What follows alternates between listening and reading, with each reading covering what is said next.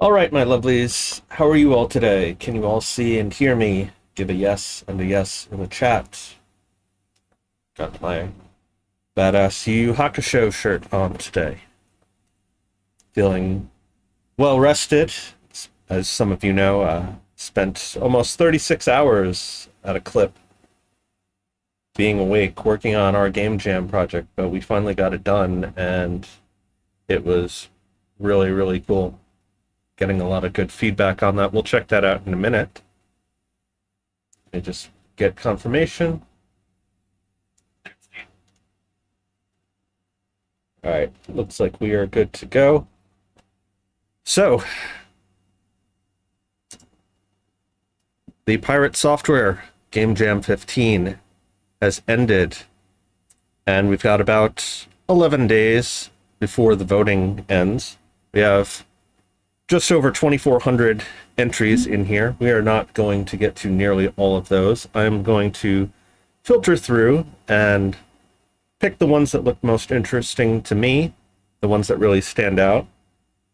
Or if those of you in chat who have Game Jam submissions of your own, you are free to recommend those to us, and we will check them out and give you real-time feedback. What I plan to do, and I actually saw somebody do this for my first Game Jam, is we're going to play a bunch of the games. I'm going to give my thoughts on them and then move on to the next. But afterwards, I'll later go back and timestamp the video. And then for each of those games, we can comment on there, and I will just put a link with the timestamp to that. That way the creator will have access to my thoughts as well, and anybody else that reviews that game. So, for those who don't know, a game jam is a project in which you have a limited time, in this case 2 weeks, to make a completed game, all the way from planning to publishing. And the theme for the Pirate Software Game Jam this year was Shadows and Alchemy. So if we come down here to the voting criteria, so we have playability, theme, cleverness, artistic style, and judge's choice. I'm not really going to follow this to the letter, but just to give us an overview of how the judges are going to be scoring these. So playability, is it clunky or is it polished? Is the game tripping over itself? Is it in a half-finished state? Theme implementation, how well did you apply the theme? I think in our case, we applied it pretty well. Cleverness, is there anything interesting or unique about it? Art style, and then basically a wild card category. So while we're still waiting for a couple people to roll in, I have pinned to the top of the chat, this is the link to our game, Spellweaver. It is a point-and-click puzzle game, similar to Doodle God, if you're familiar with that game. Basically, the idea is you have a whole bunch of elements here. You click on them, it spawns stuff in the world. You drag them onto each other to try and make new combinations. And then we have a recipe book here that will just catalog all the ones that you unlock. There are 443 in total for you to find. And actually, I started scripting out a video in which I'm going to talk about how we made just massive amounts of content for this game, and how you could potentially also make massive amounts of content for your game in a very short period of time, including the coding, the data structures, and the artwork as well. So if that sounds interesting, subscribe and you will get notified when that goes live. And one of the twists applying the shadow element here is that you have a spotlight over the game. In fact, let's run the game here. Rather than me ramble about it, you can actually see it in action.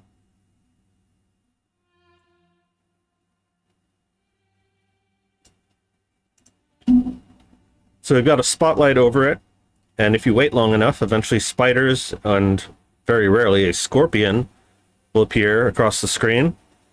You can click on them to kill them.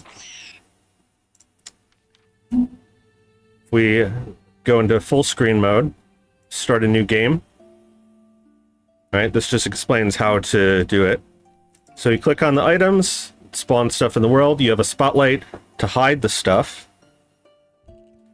So just providing a little challenge so that these spiders, when they come along, you don't always see them. If they get too close to an element, they'll be attracted to it. And if they grab one, they will try and take it away. And if they make it off the screen, then that element is just lost forever. Okay. But casting these costs points, and if you run out of points, then you lose. So you're basically just trying to combine elements together.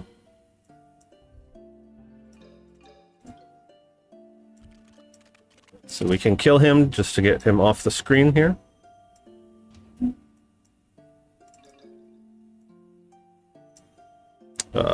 Let's do fire. Right, so if you're familiar with Doodle God, this should be pretty familiar. There are a couple Easter eggs and alternate endings as well. As a challenge to you, see if you can pet the dog, and see if you can find the Pirate Software Game Jam. But if we come here... Oh yes, and clicking the spiders will get you a point as well. So here's just the recipe book. I'm really proud of how this turned out. And as you unlock them, it will show what they are. You can use this if you forget what things make. If they do unlock, you'll notice that they'll appear here. So you can kind of save yourself a little bit of time. So rather than going through and recreating energy, you can just spawn one like that. And for certain ones, if they don't produce any new product, so watch the screen up here. See how we made shadow, but shadow is not listed up here. That indicates that it's an end product and that it can't really be mixed with anything. Some elements can only be mixed with one thing, some can be mixed with a lot of things. So like the basal elements, earth, air, fire, water, dark, and light, they can be mixed with lots of things. So this is, everything has a points value. If you make something by accident and you are running low on points, or if you just want to get it off the board, you can recycle it here. So watch, our point count is at 96. I take this, I drag it here, and it just went up to 98, meaning that we got 2. So we didn't get the full value back, but we got something for it. So just a little bit of mercy there, while also putting a little bit of pressure on. And if we click this, it'll recycle everything on the board, and if we click the trash can, it'll just delete everything on the board. So we also have a hint system here. If you get stuck, it'll pull up a random recipe from the elements that you have available. So it's saying try fire with dark. So if we try fire and dark, all right, that gave us a new element. And this is not one that has any other recipes, so we can just recycle that. We'll try again. Now it's saying try water with metal. So if we hold off on that and we just click it again, it'll give us another suggestion. So we had earth and fire, water and metal. So earth and fire, we get lava, water and metal, we get mercury.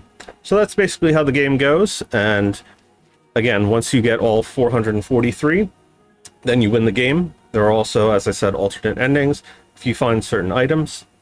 Obviously, this is a very large game, so we don't expect you to complete it all in one sitting.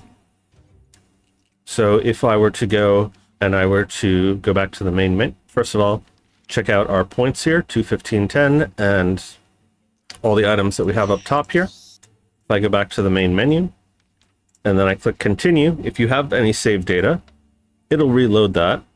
Whereas if I just go to new game, it'll start us over then. So nice little quality of life thing for you guys. So if that sounds like fun, give it a try and be sure to leave us a review.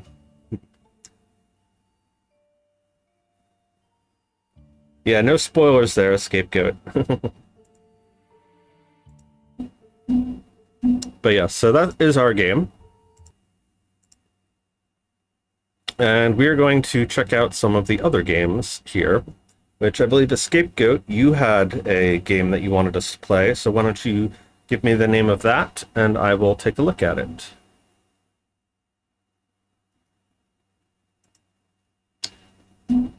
So if we go to Pirate Software, I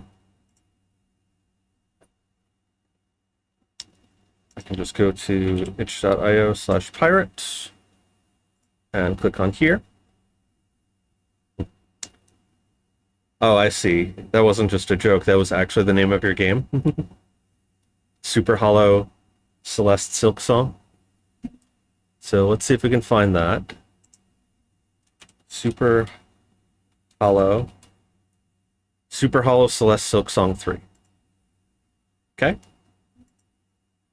So this is our friend Scapegoat's game that they participated in as part of a team, if I recall. So view game page. So we got some pixel art with some, it's like flipbook style animation. Oh yes, I remember you showing this off in the Discord. So submission to Pirate Software Game Jam 15. For whatever reason, Bloom won't work on web version. Interesting. I'm not sure if that were you using Unity or something else for that? WebGL itch Bloom.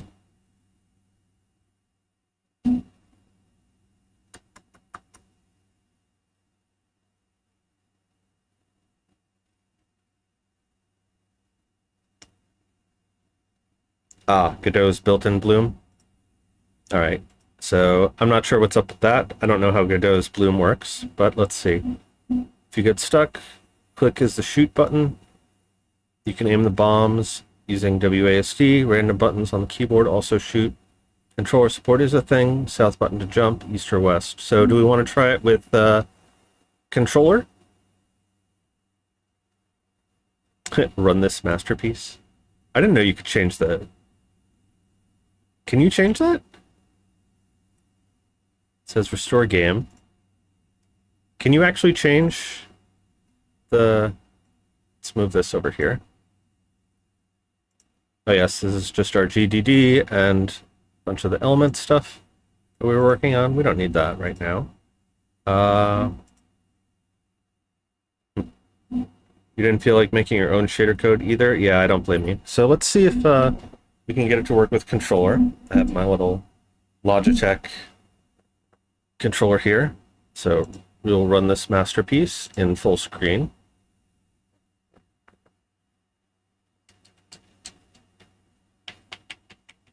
Okay. I don't know if that's because my controller's not working or the controller support isn't working.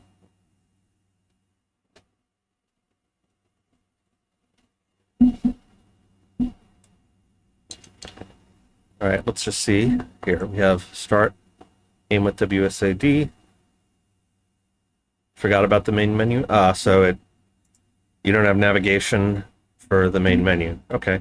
Game should work though. All right. Do you want easy mode or just start? I guess we'll start. Okay. So we can throw bombs. Okay. All right, very good. We can move, we can jump. Very nice fluid movement so far. Liking the music.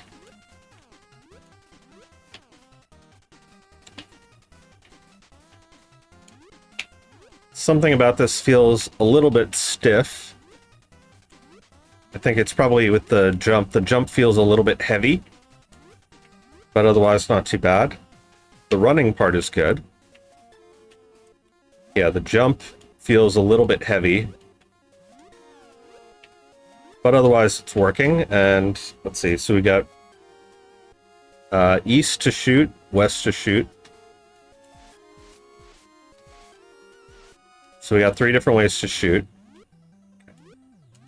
Can we shoot down? Yes, we can shoot down. Can we shoot up? Shoot up. We can shoot diagonal. Okay. Alright, so we can shoot in basically 8 directions. And it looks like if we shoot down, we get a little bit of an extra jump. So I've not played Celeste, but we'll see. Let's see, I see a secret. Oh, not quite high enough. Okay. So, how do we get up there?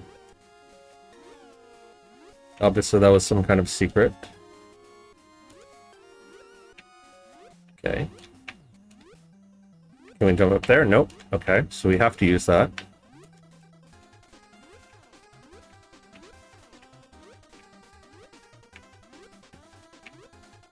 Ah.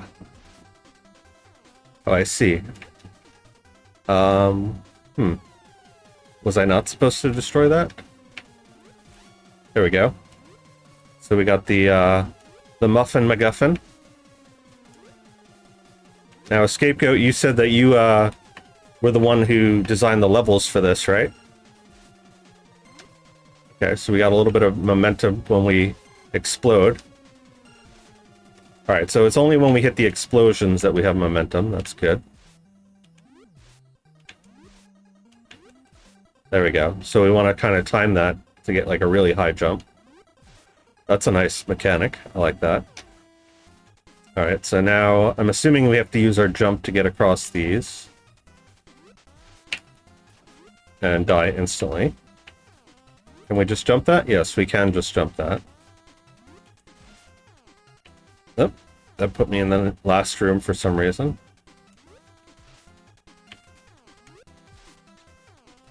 Somehow I have a feeling that's going to be a useful skill to learn. There we go. Ah. We have nice parallaxing background there, I see. I was wondering if that was going to be the case. Okay.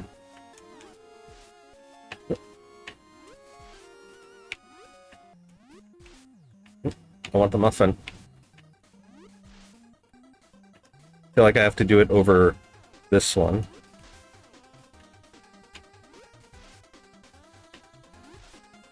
Oh, not quite. Can I do it off of this? Yes. Okay. Yeah, I didn't think I was going to make that. So we have to time like a diagonal jump. Not like that. Yeah, like that.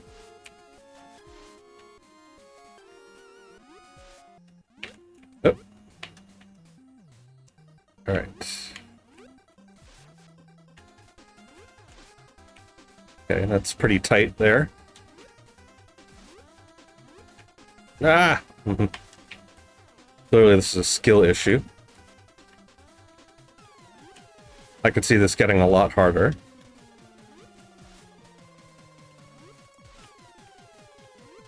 No, I want to do diagonal.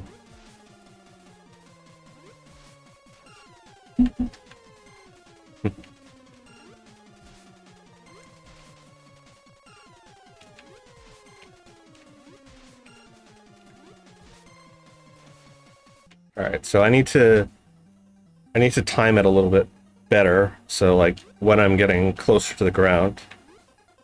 I don't need to be airborne? Ah, okay. Good to know. Well, I kind of feel like I need to be airborne to get over that.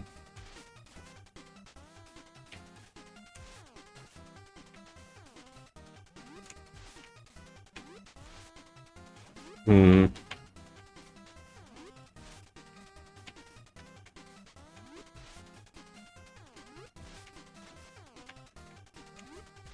There we go. What if I just do that? There we go. And we got the thing. And I don't think I can get up there. Is there any point in trying to get up there? Oh, I see. So I start back over here. Oh, that could be tricky. If I try and do like a wall jump kind of thing. Let's just keep going. I see. So we have a nice rest spot here. And I completely whiff, just like in Rune Fencer Ilia. With the ball puzzle, after you get the energy strike. Okay. Nope, not back down. It also doesn't help that it's summer and my palms are sweaty. Knees weak, mom's spaghetti.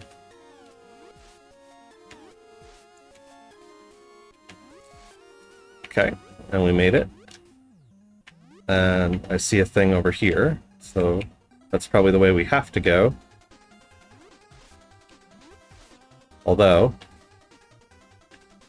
should probably try to get that muffin before we go any further.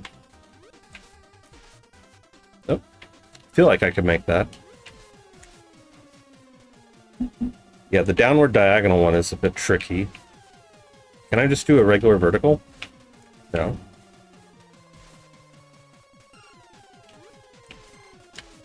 Almost. Oh. Okay, so that might be something that you want to fix if you were to continue this game, is technically I didn't make it up to this platform yet. It's registering that I made it up there as a checkpoint. So let's redo that, because that's not fair, really. Yeah, it's putting me up there. Let's do it properly.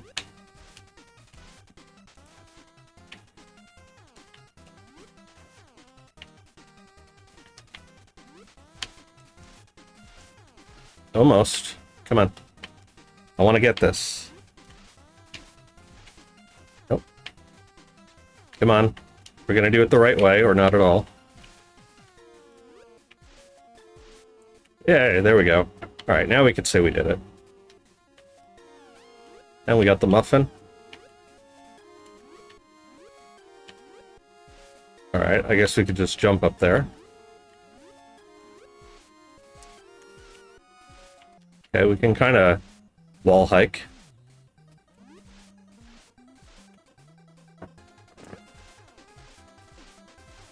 There we go.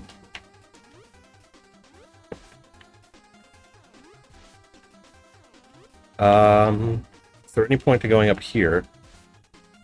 Okay, that's another area.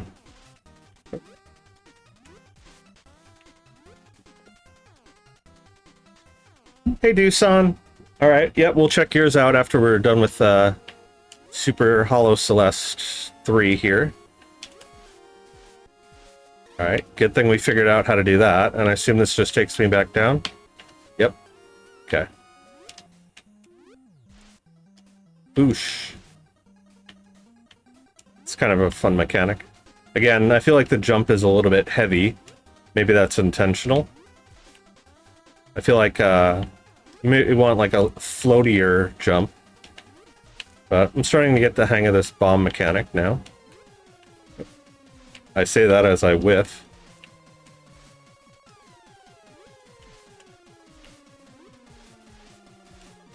Can we just try going up here?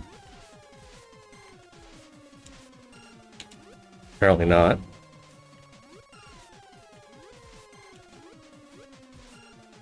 Maybe if I try using, oh yeah, that's a lot easier if I just use the D-pad. Because trying to use the joystick, I have a lot more directions I can go. Whereas if I use the D-pad, I can just make it go only in the direction that I want. So trying to do those diagonals is a lot easier with the...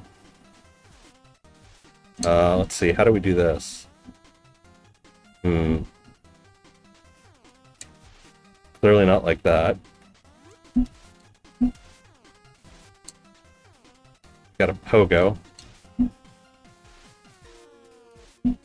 Almost.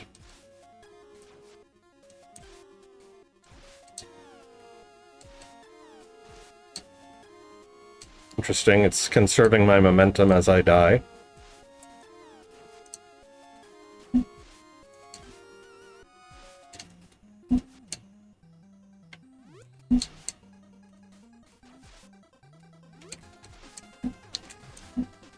That's tricky.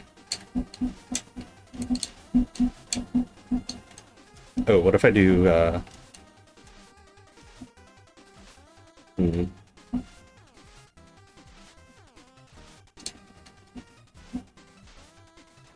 Nope.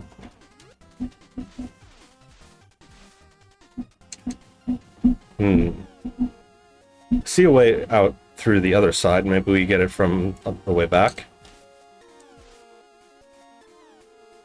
See. And I'm just kind of floating on the air there. So that's clearly a bug. Interesting. Not allowed to go there. Oh. Oh, I see. Are these hidden platforms? Ah. That explains why I could stand there.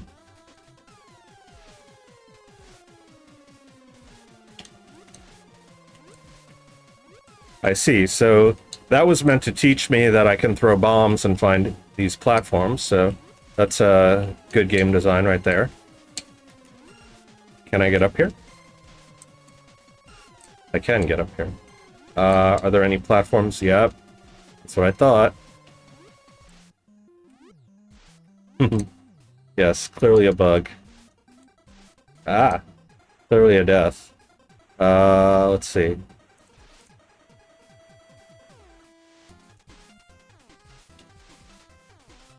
Ah! That's a little tricky. Are there any, platforms over here? Probably not. There we go. So now we want to get on the left side there.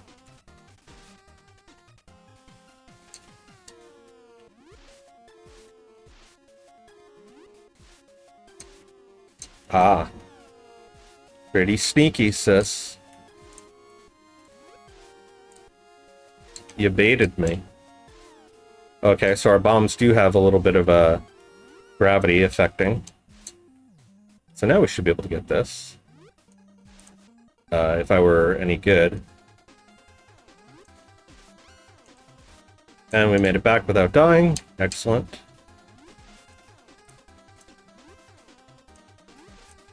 I just want to show off this extra thing, just for my OCD.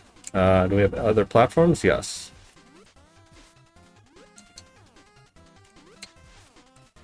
And I still died anyway. Wow. I suck. Yep.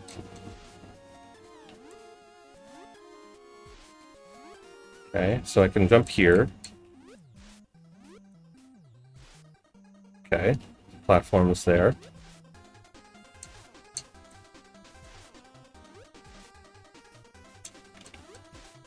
Any more over here? Okay. Getting a sense of what we have to work with. Okay.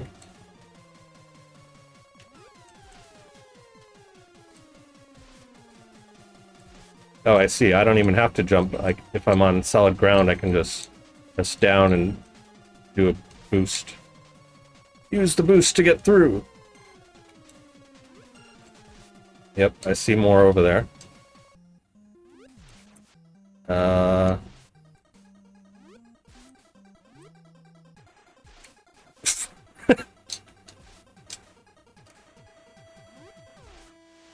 Something tells me I should be able to do this, right?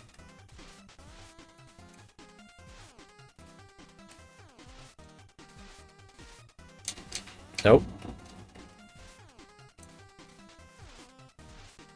I gotta be lower when I do this.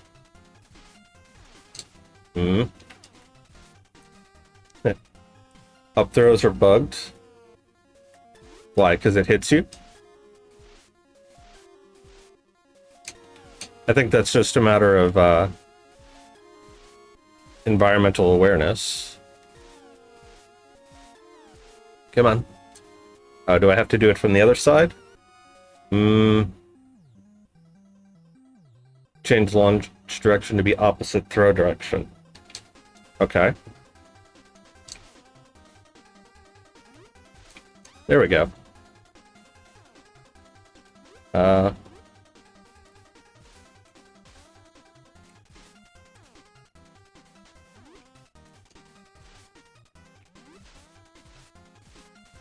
I was fully expecting there to be a wall there.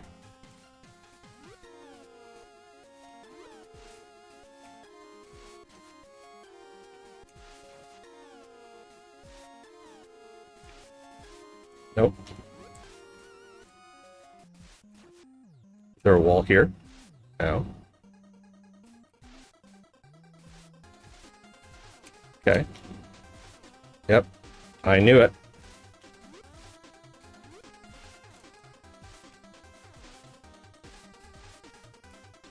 Should be able to bank a shot. Come on. There we go. All right. What else? Come on, I know there's more.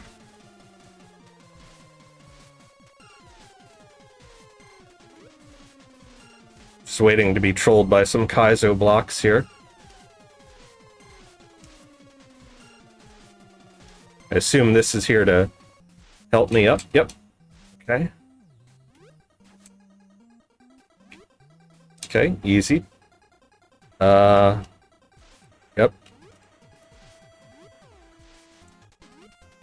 Oh.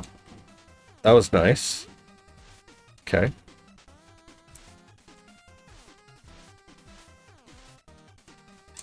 And we got the mushroom, the muffin. We probably want to come at it from the other side.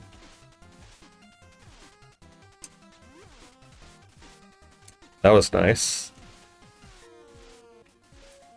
Starting to get the hang of this. There we go. And anything waiting for us here? Nope, just a big open area. So moving on. And I see a flag, so that's probably the end.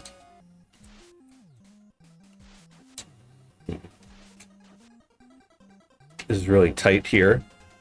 So I'm probably going to have to side launch myself.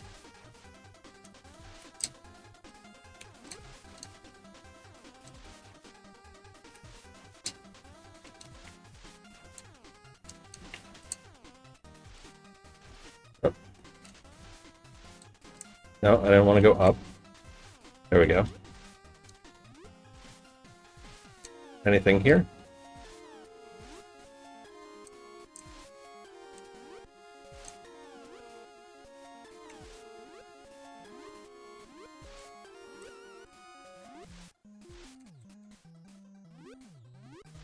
So far, I'm not really seeing much in the way of how this really meets the theme. It's like, I guess we kind of have shadows in the form of a cloaked figure and dark background. Not seeing too much in the way of alchemy. I guess bombs are supposed to be the alchemy portion. See, like if they were potions, maybe that would make more sense. And what's the gimmick here? Awesome. Alright, so we managed to beat that. And so one thing that's kind of missing is a way to get back to the main menu. Oh, I see, they're game jams. Okay. Not muffins. That makes sense. So yeah, very nice level design. You did a good job on that, Scapegoat. Again, like I was saying, I don't see a lot of influence from the theme in either Shadows or Alchemy. So that would be something to consider. I think that might wind up hurting you in the running. Also, like I mentioned, the controls are very good. I was able to pick up on the wall jumping eventually, just through trial and error. And I think the structure of the levels helped reinforce the gameplay there. Again, the only thing I really felt was lacking was the jump button felt a bit heavy. So if we were to look up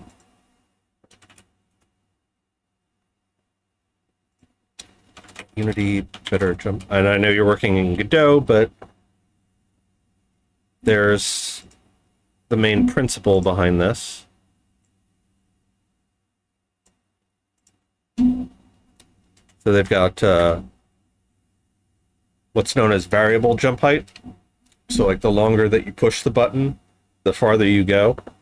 I don't know if you're the one responsible for the coding. I think you said you just did the level design.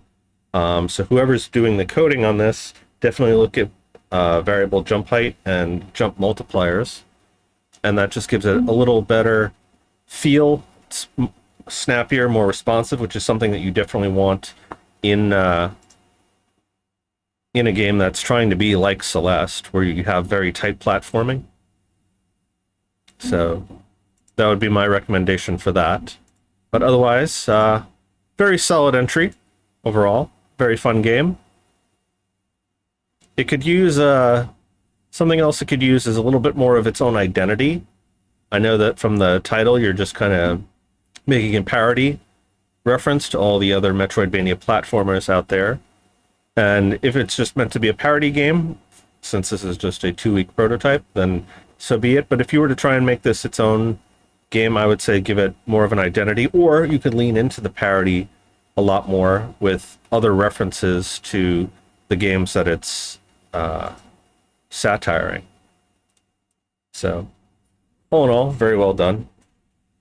Oh, you have a very old jump, but it's not a high jump. Okay. But like, you understand what I'm saying about the jump, right? It feels very heavy. I don't know if that was something that you intended. Oh, they are potions. Okay. All right, so maybe that's just because it's the pixel art style, but the alchemy part was not reading particularly well in there. So just something to consider. Again, I don't know if the judges will hold that against you, but if I see that, maybe that's something that they see. Anyways, hello, Alex. How you doing today, buddy? So we had Dusan here, who wanted us to look up a game called, what's it, Kindle the Flame. We'll take a look at that next. You did a bit of everything, but all the art, audio, and one sound. Okay. So just take that as a learning experience. It's not meant to be an insult. Again, part of the process is to learn and grow and get feedback. So we have Dusan Magat. I hope I'm pronouncing that correctly. And he has a game called Kindle the Flame. This is his first project. We'll welcome any feedback. So, yes, this is for the Pirate Software Game Jam. So let's take a look at this. As an alchemist, searching for the most volatile potion, you must combine and process ingredients. Once prepared, you can mix them into a potion and throw it into the flame to keep it alive. If the fire dims too much, your fears will start to manifest. And it goes out completely, you will die from fear itself. Okay, so I'm getting sort of like Don't Starve vibes, where we have to keep the light going to stave off the madness. So something that I would recommend, just in terms of presentation, since you said this is your first game, is you have this store page, and Itch actually allows you to customize the theme. So you can add a banner here, you can add thumbnail images. If you go under where it says published, you can add thumbnails and a cover image.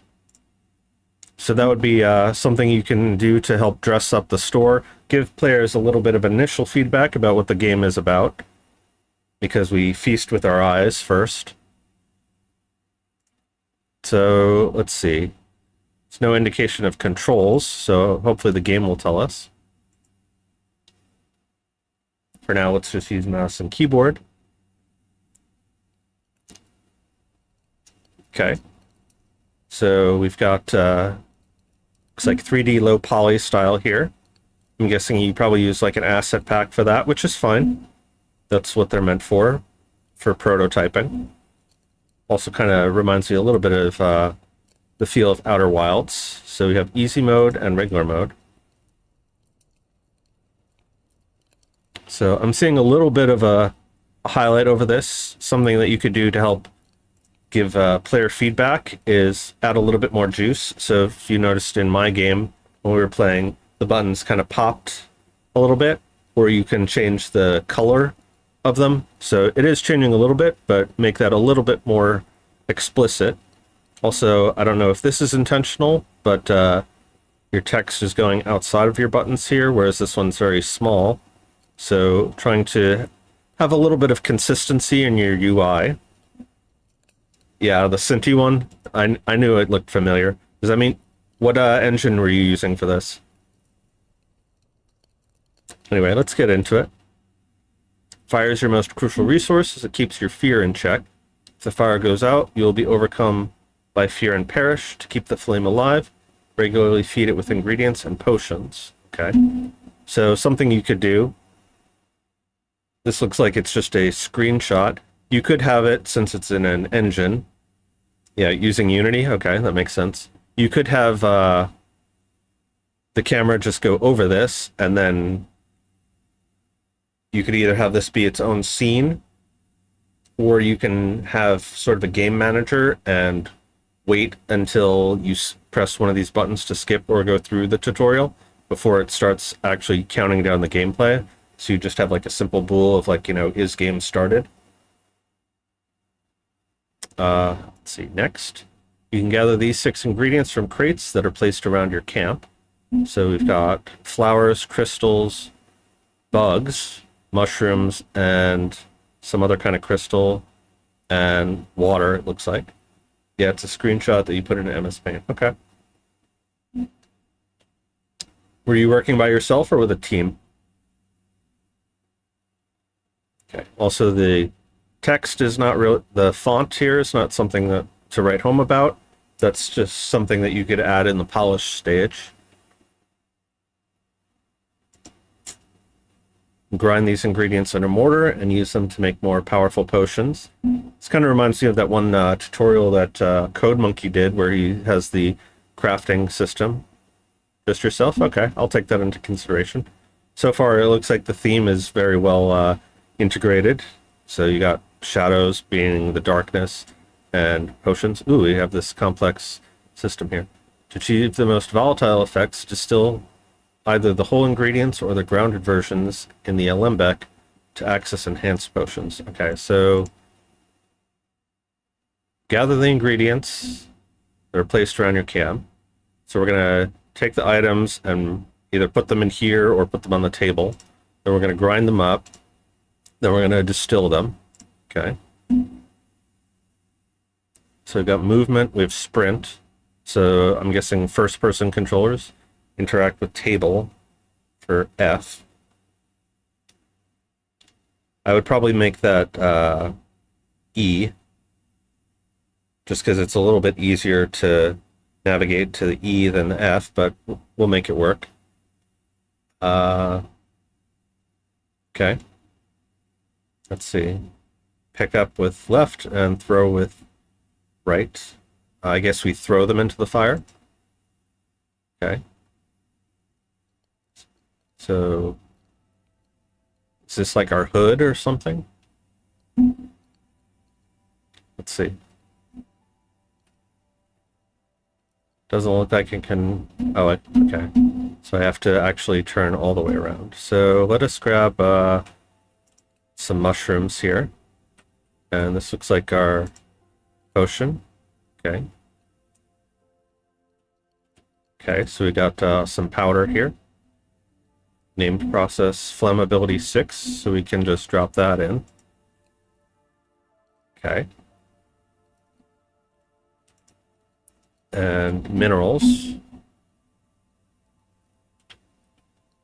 So one thing that I'm noticing is I have to actually physically pick up and move the mouse like that, which is a little bit clunky. So I would say maybe have it be that when I press left and right, I rotate instead, and then I can rotate my position. Let me pause this while we're waiting. So have it be that when I press left and right, it rotates me, and then I just worry about forward and back motion. And if I want to go in a particular direction, I have to turn to face it first. That just feels a bit more natural.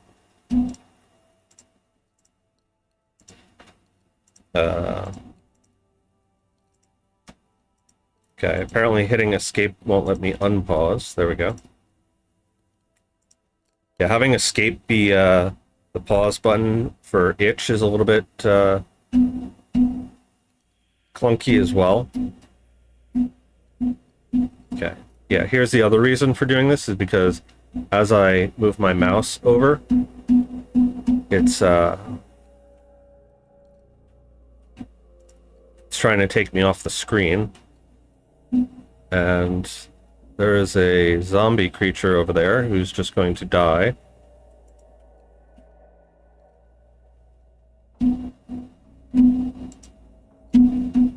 Yeah, because like now I can't even turn all the way around, which is a problem. Come on. See, like I got it before, but... So that's very unfortunate. Come on. Drop it. Drop it like it's hot. All right, let's restart this. See if my doing anything with escape probably screwed me up here. So I guess play on easy mode just gives you more time.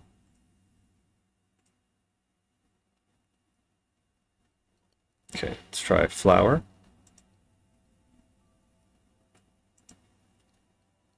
And can I do more than one? What happens if we take this to the alembic? Okay. And doesn't want to distill unless I'm missing something here. Or maybe I have to distill water. There we go. Oh, I see. It's going to put that into the powder. Alembic needs 2 ingredients. Got it. That makes sense. And cool. So we got a potion. Herbal infusion. Flammability 16. So we got a lot from that. Oh, we have another set of alembics over here. We got a big old crystal. And can we just take any 2 ingredients? Or does it have to be water? Interesting. So we'll let that set on the fire for a bit. Grind that up. So we got processed powder. And put that, and our other one should be done by now. I'm noticing it's going like off of the bar there. Okay. So we just got plus 20. And while we're waiting for that, let's go and mix up another batch. Interesting. I can put that, depends on what order I put them in. So here I'm distilling gems into water. And this should be done. And I probably should have started another one, but we're here now. Yep. Okay. Can I take 2 of the same? I can. And I want to take that. I'm guessing that the different ingredients allow us to do different recipes. Beaten water. Can I just put this down somewhere? If I eat it, it disappears. And so that didn't do anything there. Let's take the bugs. Okay, so it's got to be different elements. It can't just be the same. That at least is good.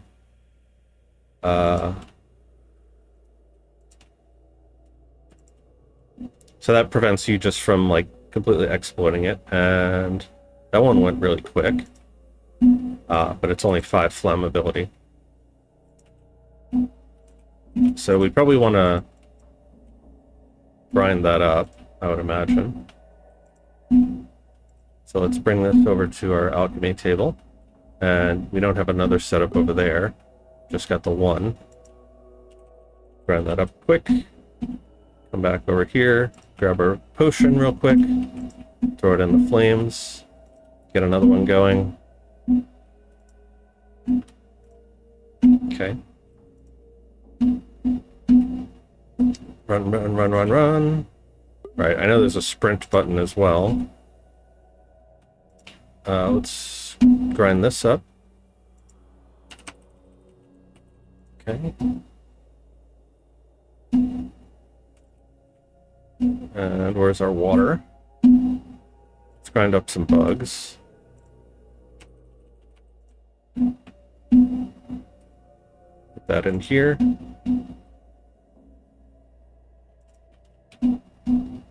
Aqua essence, and we're running out of light really quick. 2 process ingredients create strongest potions. Okay. So it seems like grinding them up was a good idea. Yeah, because this is only flammability 1.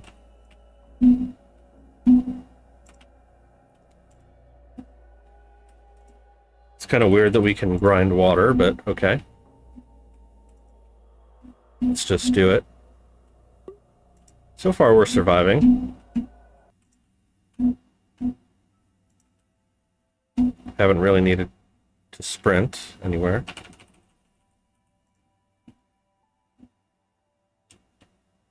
I don't know if this is just part of the challenge, but it'd kind of be nice to have another mortar and pestle on the other side, since this is the only one. But I guess that makes it difficult in that we have to manage our time, or maybe have the ability to place down stations. It's like if you could decide what your layout is for better optimization, give the player a little bit of choice in that regard. But the game loop seems solid now that we figured it out. It's mostly just the controls that are a little bit finicky. But we're managing, we're making do. And we're back up to 75. We're back up to 80.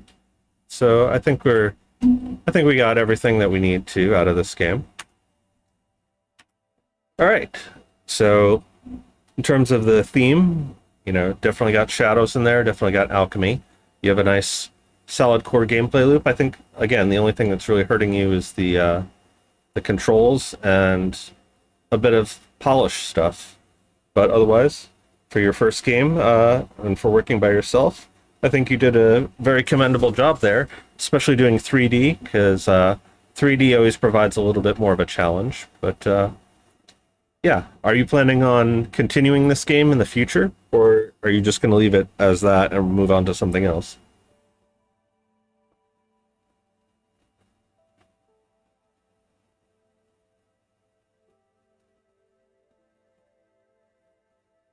I'll wait for you to respond.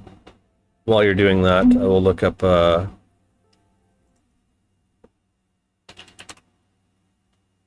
Alex's game.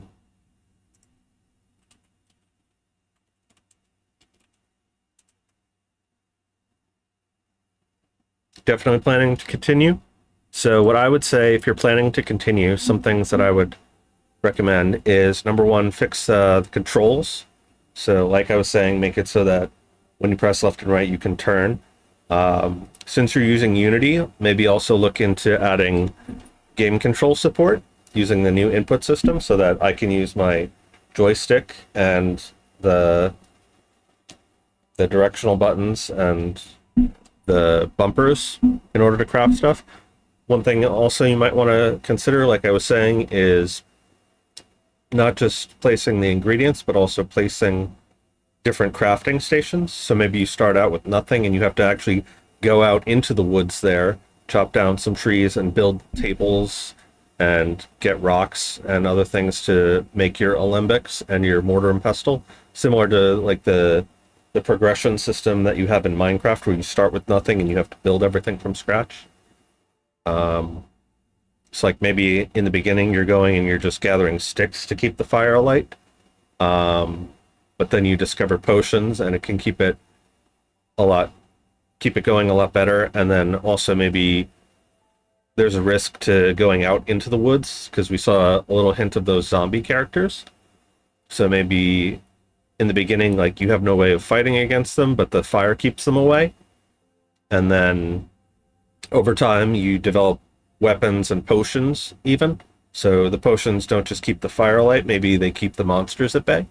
That would be something cool that you could add as a gameplay mechanic if you were to continue this on into the future. But like I said, very solid entry for your first game jam, and I wish you luck going forward. All right, so now we have Alex's game is Shrouded Legend. Username Puzzle Frog. Let's see. Did I type it correctly?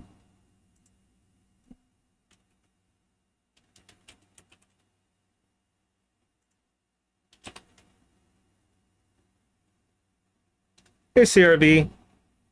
You're the music man for Shrouded Legend? Okay, so we're going to be looking up your game next, which I'm not seeing it here.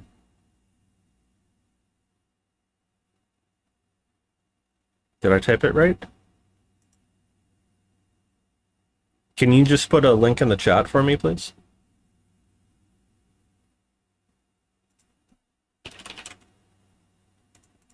If I just look up Puzzle Frog.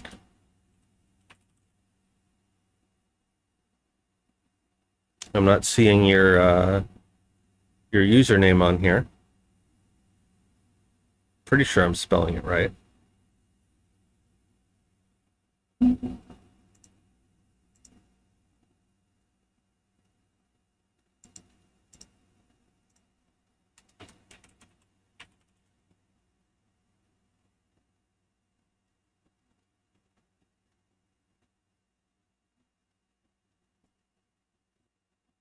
Yeah, Alex, if you could please just put a direct link in the chat, because I'm having trouble finding it.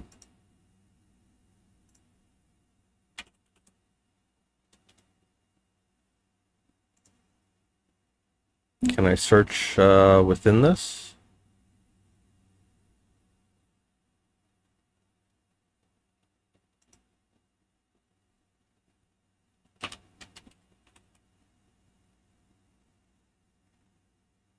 Shrouded Legend, there we go. Okay. I got it. All right, so just like what I was telling Dusan, just take a minute to update the theme and background and screenshots for your page here, just to give it a little bit better marketing and to give us a sense of what the game is like before we even jump in. Also, a description at bare minimum would be nice, so that we know what kind of game this is.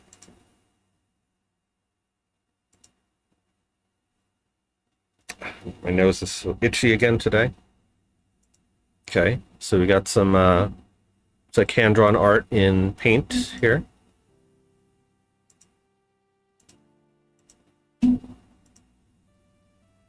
right, so like I was saying to Dusan, also having the a little bit of responsive UI wouldn't go amiss, because I had thought maybe we soft locked there for a second.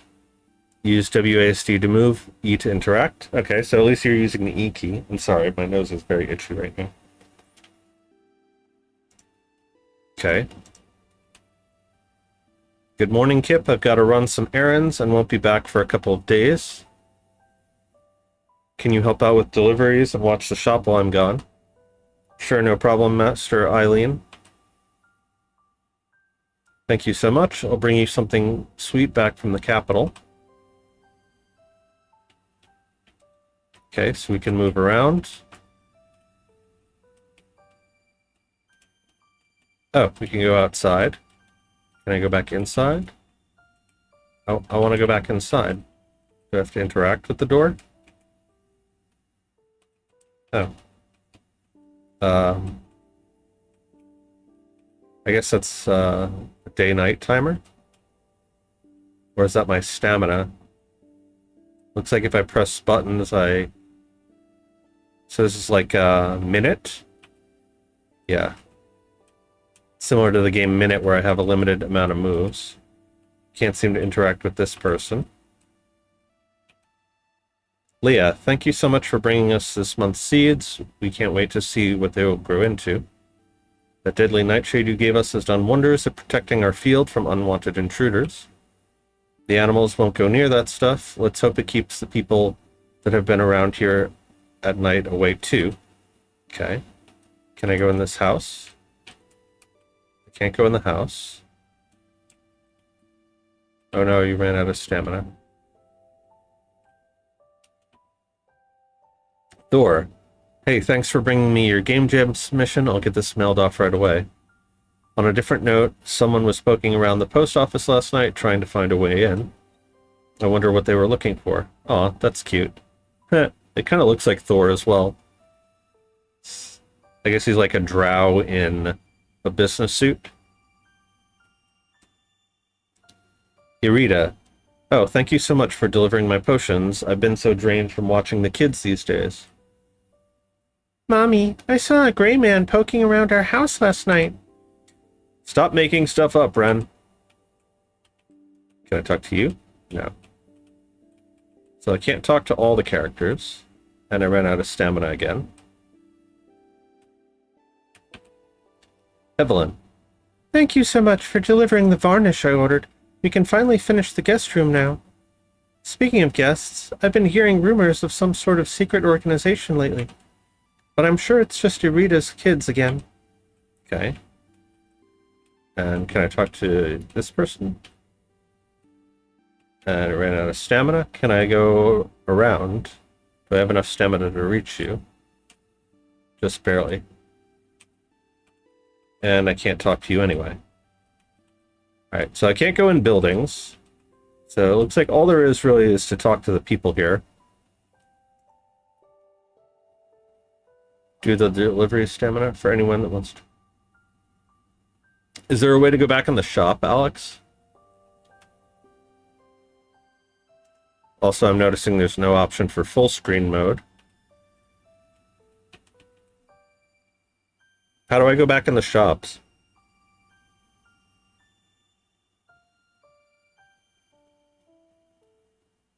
Yes, you can go back in the shop. How do I go back in the shop? Because hitting interact isn't doing anything. Do I have to be in a specific spot?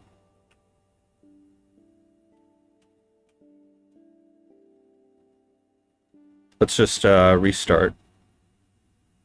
Changes may not be saved, that's fine. New game. Yep, let's skip that. Alright, because we didn't try interacting with any of this stuff here.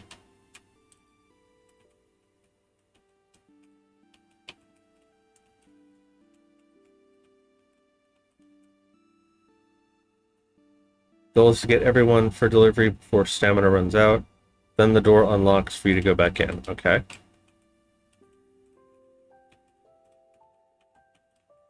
So I can't pick up any of this stuff. So I have to do all of them in one run, essentially.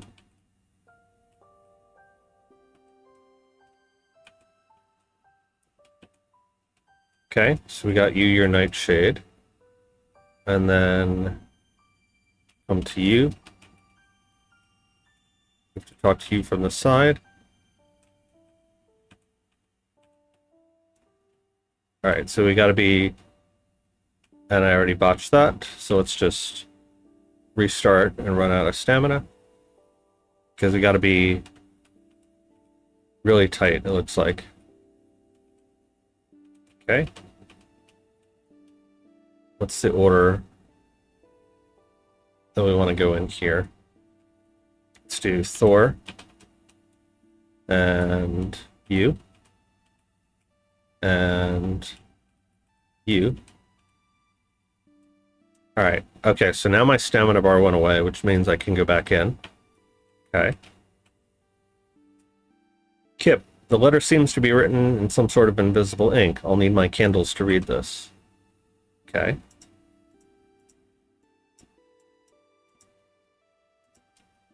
Oh, I see. Oh,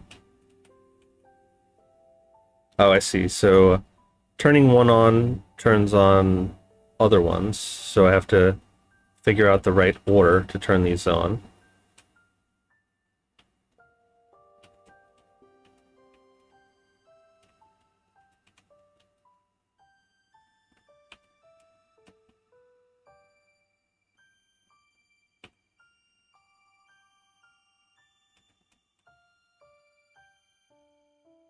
Okay, and probably this one, and then this one. There, I can read the letter now. To my dearest Eileen, inside this chest you will find the Philosopher's Stone, and with it limitless power. The Akka, I assume that's supposed to be Akka, not AKA. The Akka have found me, and I am sending this to you in hopes you will keep it out of their hands. For if they are able to break Nomura's Yeah, for if they are able to break Nemoras out of his prison, all of Aethera will descend into peril. I have locked the chest with a magic seal. I trust you are able to break it, for you are the land's strongest alchemist. Keep it secret, keep it safe. Best wishes, Prospero. Ah, Tempest reference. Chest is locked. I must figure out a way to break the seal. Okay. Just a little maze navigation. Very nice little mini game series so far. Okay, it's open. Oh no, the villain. Give that to me. We have been searching for the Philosopher's Stone for centuries. Hand it over or else. Or else what? What happens if I say yes? Ha, we got the bad ending. Alright, so similar to with Dusans, it would be nice if you had some way of going from here back to a new game.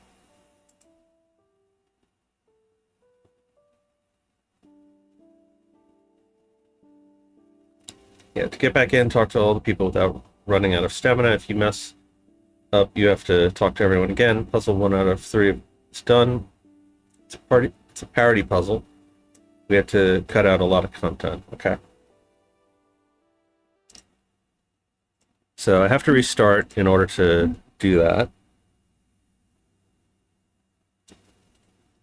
So it seems mostly a lot of little like quality of life things.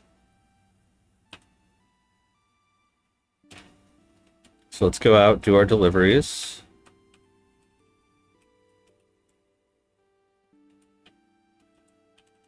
Talk to Thor, give him his game jam.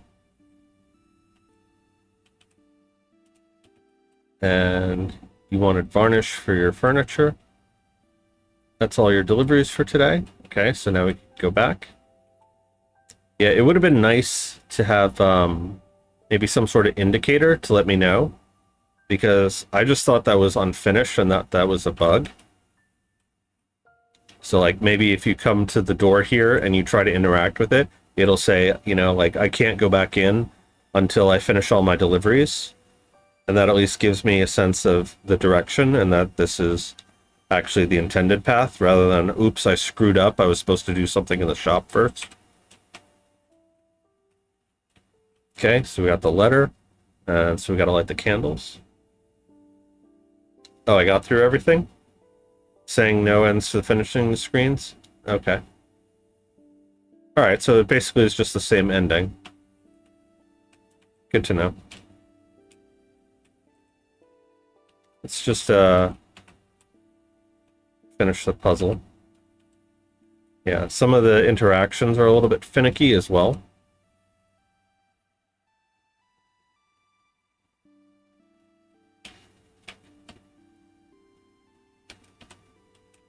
So like, I feel like I should be able to interact with this up here, but I can only interact with it down here.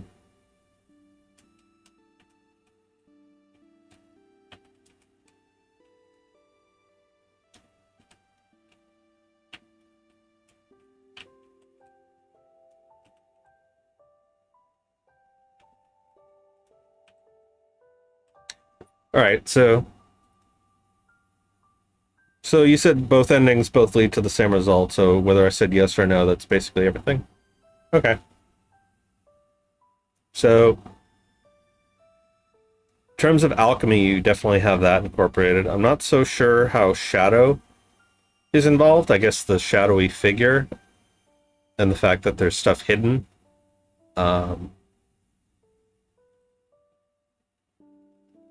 Yeah, what was the intent to have, like, you know, well, Thor did say that shadow could be other things like secret societies, and you did mention that there's like some sort of secret society trying to steal the Philosopher's Stone, so was it just the two of you working on this? Yeah, the Akka. Was it just the two of you, or were there more people? Also, what engine did you use?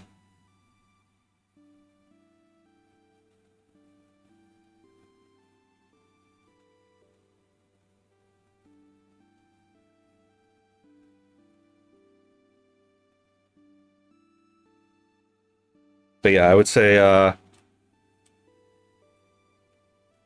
you have a decent control system here. Interact system. You could do a lot of things with the interact system. You have a series of nice little mini games lined up. So it's mostly just about content expansion and, quality of life things. You had 5 people use. Oh, right, you used Pygame. I'm not familiar with how Pygame works. For 5 people, so one person did the music. I assume one person did the art. One person did the programming. How is it split up? Because for 5 people, I feel like you could have done more with this, especially given how much I was able to do in my game alone.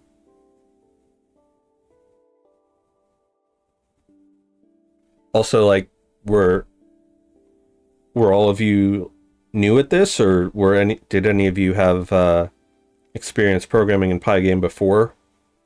Because that'll affect my feedback as well. If this is like all of you are very new at this and you're having to learn the engine as well, that makes sense why it would take so long to do this.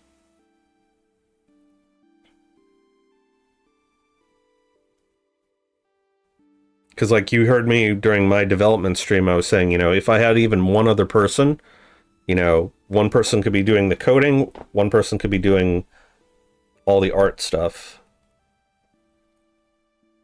2 did the programming, you were busy with other stuff, and you were a noob. Okay. Right, so having IRL stuff get in the way makes sense. And then being new at this also makes sense. Okay. So I can grade that on a curve then. What do you feel could have been done better?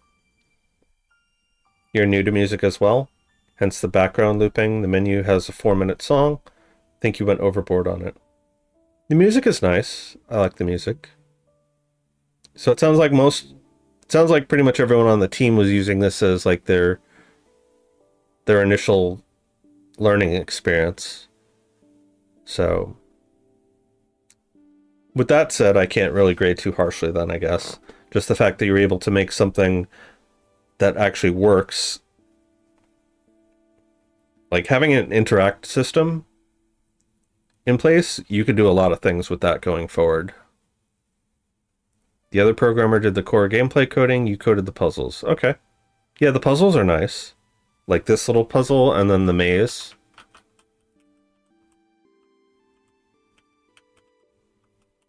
All right. Is there anything else you'd like me to offer feedback on? I assume one person did all the artwork.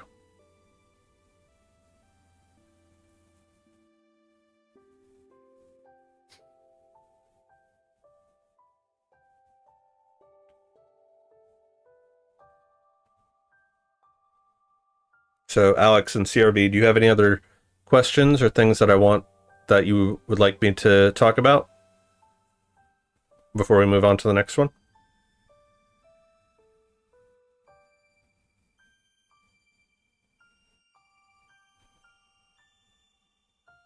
Are you guys planning on continuing this game? Are you guys planning on doing a different game?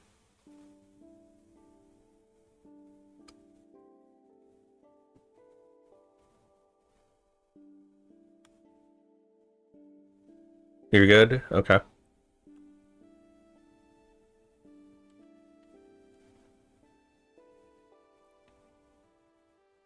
Probably continuing? Okay.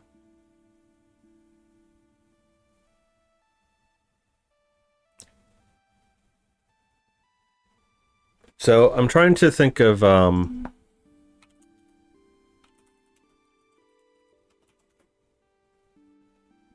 so the art style gives me like Final Fantasy 1 vibes a lot. Is that sort of what you guys were going for? Is like that retro top-down RPG style?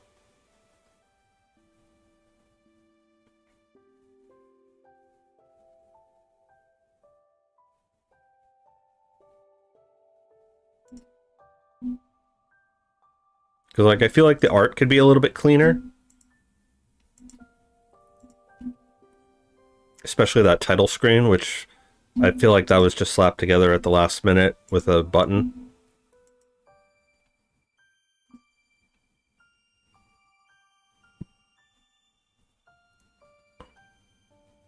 Let's take a look at your GDD.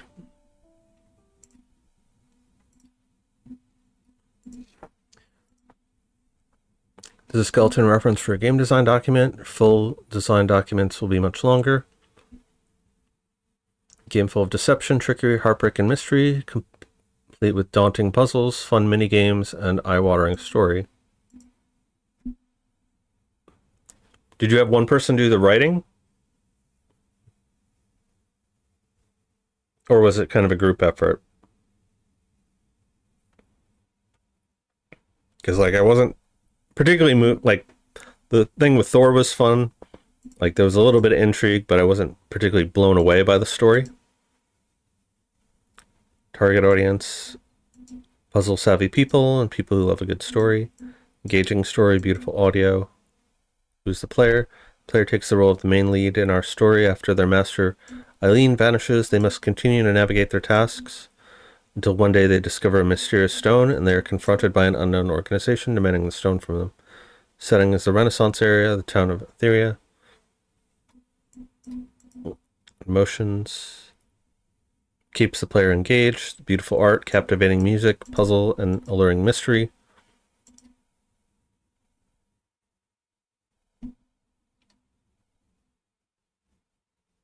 Okay, so you got the core loop. Player progresses through the level solving various puzzles while following a coherent story.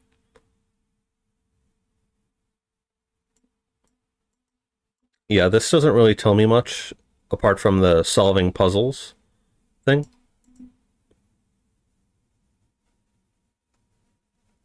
So I feel like a little bit more work was needed into going deeper into some of these elements.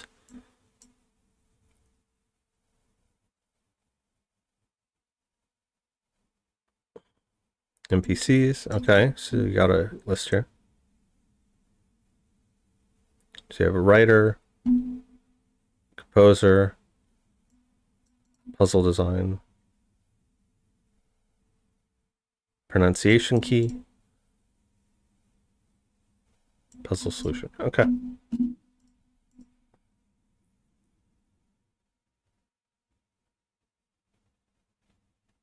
One writer with feedback changes. We had a writer. We had to cut a lot of content from the rest of the team. Okay, so it sounds like between being new at this and also having, you know, real life stuff get in the way, which I understand because I know for previous game jams, trying to coordinate my team, they had a bunch of IRL stuff get in the way, and that really hurt us in terms of productivity. Takes 3 to 4 days to code a puzzle, as I'm not good at coding. The puzzles aren't the problem in this. You know, you did a good job on the puzzles. So I'd be interested to see, you know, if you guys had 6 months to work on this, what the state of the game would be like then, because then you'll have plenty of time to work around all the IRL stuff and to get familiar with the tools that you're using. So, Alex, you're frequently in chat, so let me know if you guys plan on continuing this, what the state of the game looks like in 6 months. Okay? Sound good? And if you don't plan on continuing, then don't worry about it, but yeah, it sounds like you guys just ran into some difficulty spikes and real world stuff getting in the way. Yep, you're welcome. All right. Anybody else in chat have a game that they want to submit? If so, speak now or forever hold your peace. In the meantime, hey Kriaz, we're gonna look up a game called Hellshade, okay? itch.io /jam pirate entries Hellshade. I assume this is you.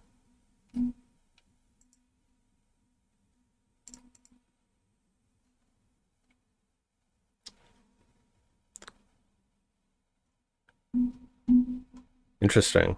So see, they already worked on their theme page. You awaken to your... Also, something I noticed is you've got screenshots, which is good. All right, so it looks like 3D. We got a inventory slots here, a lighter, giant skull in the background. Okay, so it's like a 3D horror survival game.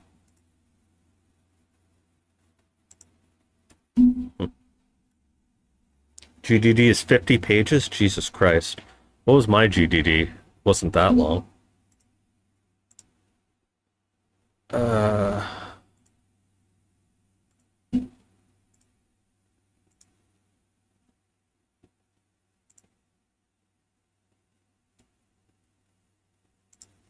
How long was my GDD? Because I was pretty thorough with my GDD. Mine was 28 pages. Yours is 50. That is remarkable. Although I guess technically I also had item lists and stuff.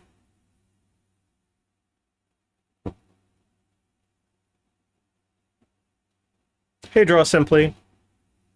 Yeah, we're gonna look at Hellshade first, and then I'll take a look at your game. Oh, you also have the GDD in your game. Nice.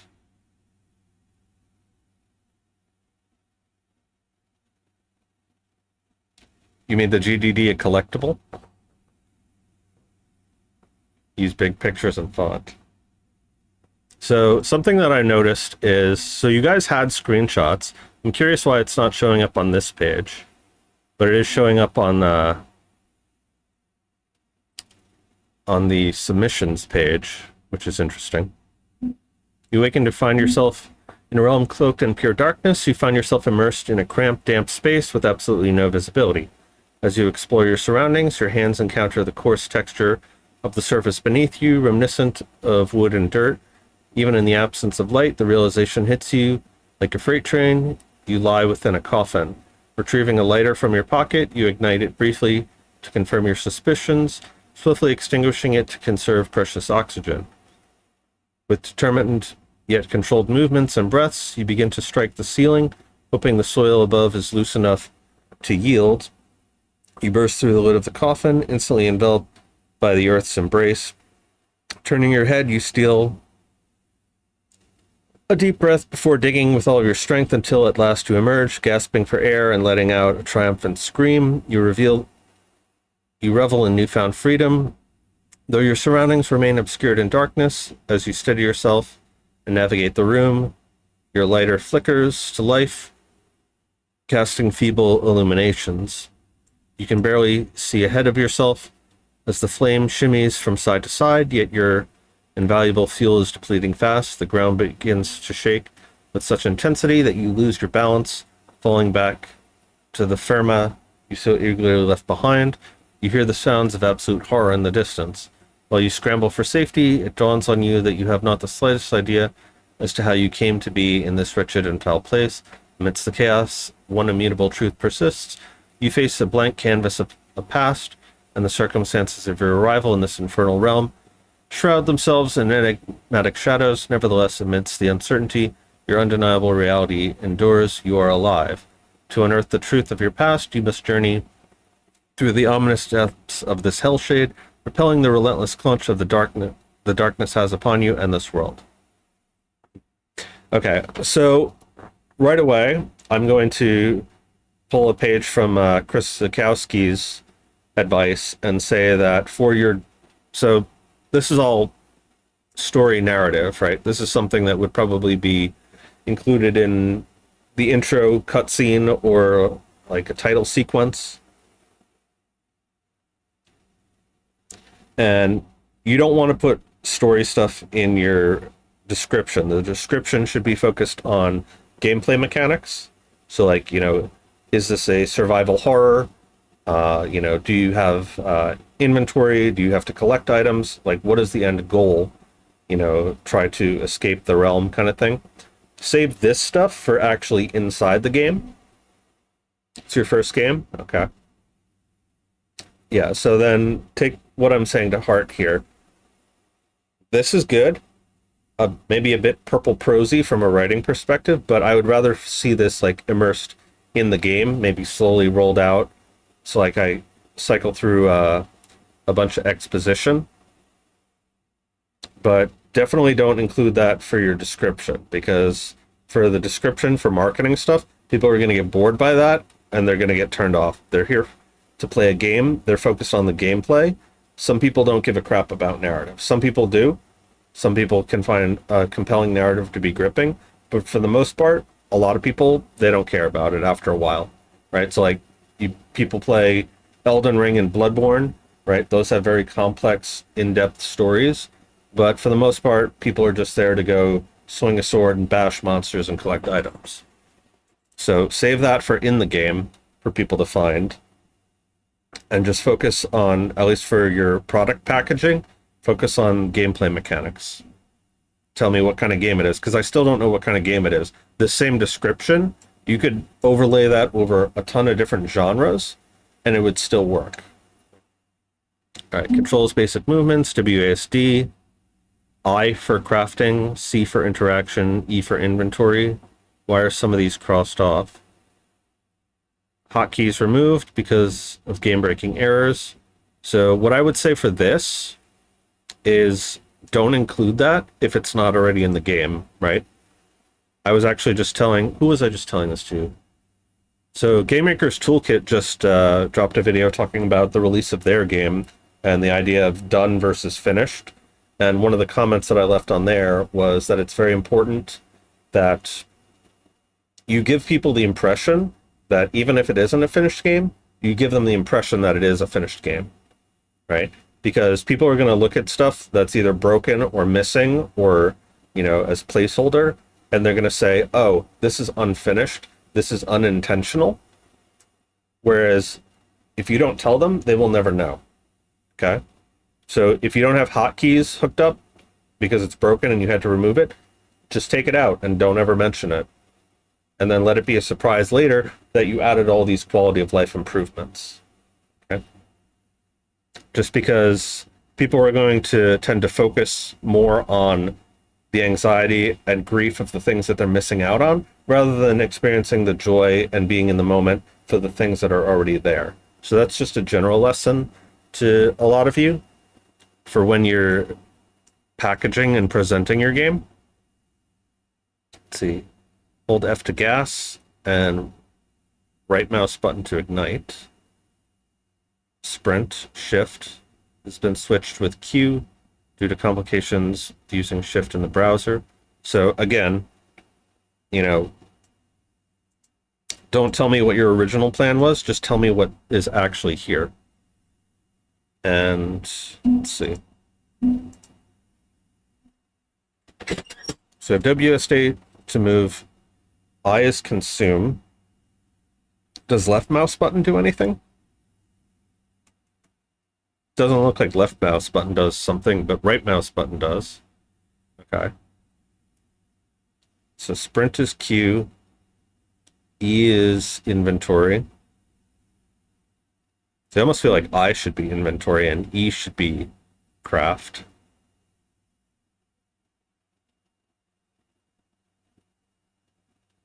Left mouse button is fire. Okay. That would be good to know. All right, let's just get into it.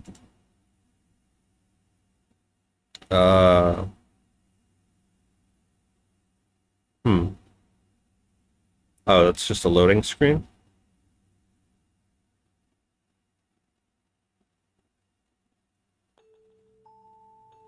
Okay. Hey, Andre. All right, so I like the music so far. Very creepy. I like the little spinning stuff. I kind of want it to continue spinning. No full screen mode.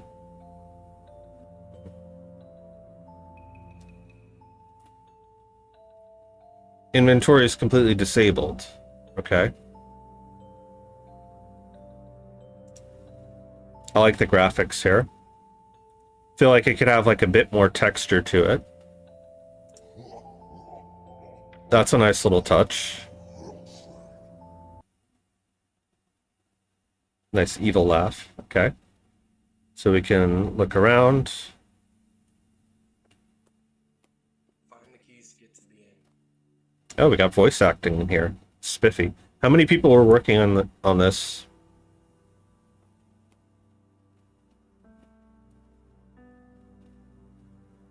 All right, so just like I was saying with Doosan, you know, the fact that I have to use the mouse to look around and that I'm using left and right to strafe, I would almost rather use left and right to turn. Just because if I go off here, like now my mouse is off the screen, I can't keep turning anymore. Which is going to be a problem later on, I imagine. Alright, so I got stamina, I can sprint.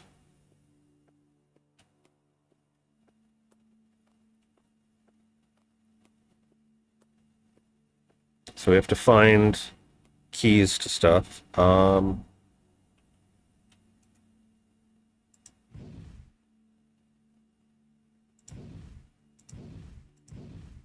Okay, so I could shoot magic. I assume there's going to be enemies. Right mouse doesn't seem to be doing anything.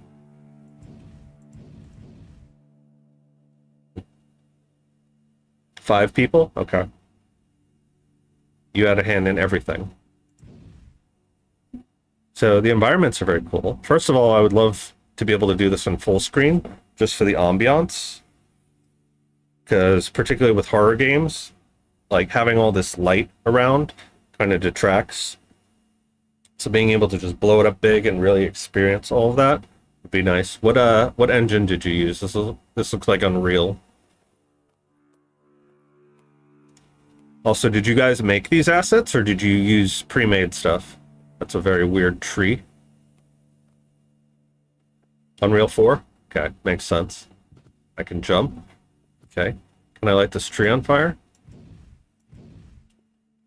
You made all the assets. Good for you. I assume was it like one or two people in charge of just making the assets?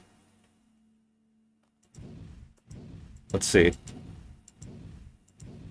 Nope, we don't really have normal maps on these, but that's okay.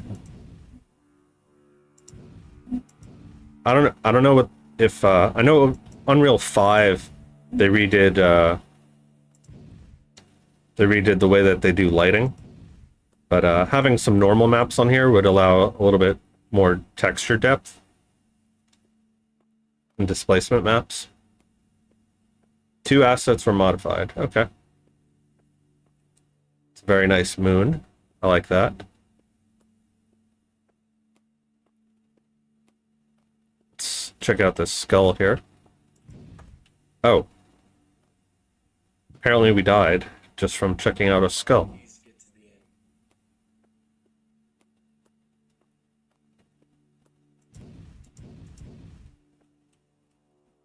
end. Okay. These look a little bit low poly compared to all the other stuff that's very high poly, like the ground, very high poly. The ground looks like it's got proper normal maps and texture maps, whereas these look pretty low poly. Anything over here? Oh, I saw something. Yeah, inventory you said is not working.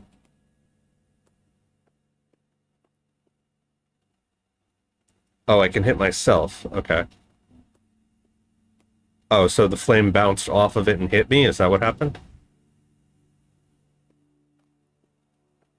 Oh, nice little lamp here. I'm always a big fan of like these iron wrought lamps. Let's see, there's a door here. Ah, that's a nice little touch. I can knock on it.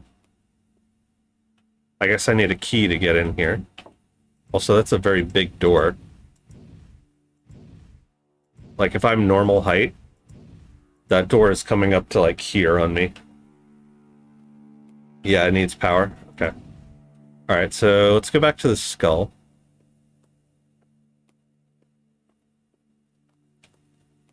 Yeah, it looks like this was just reused. That's unfortunate, because that could be, like, at a distance, that looks really cool, but up close. Let's see. Can I light this? I can't light the lamp. I want to light the lamp. What's this? Power.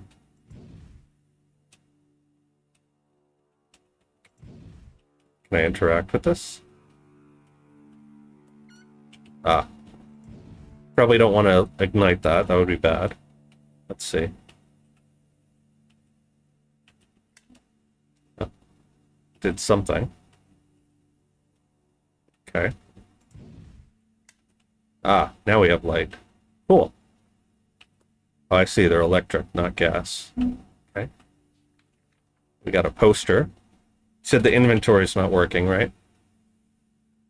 Yeah, don't tell me how to play it. I want to figure it out. Key. Alright, we got a key. Is there anything up here? Alright, we should probably figure out what's through this door.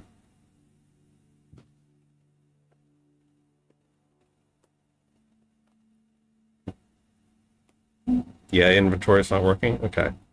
So... Okay, now we can go through here. And that looks like a trap. Feels like that's gonna hurt me. Alright, so now we're inside here. What does this get us?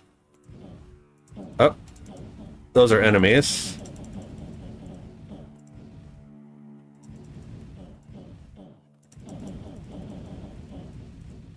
Sound design in this is really good.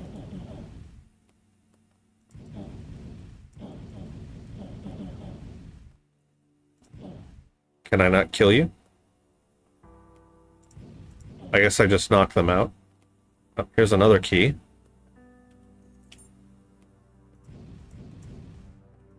Alright. So I guess now we go back.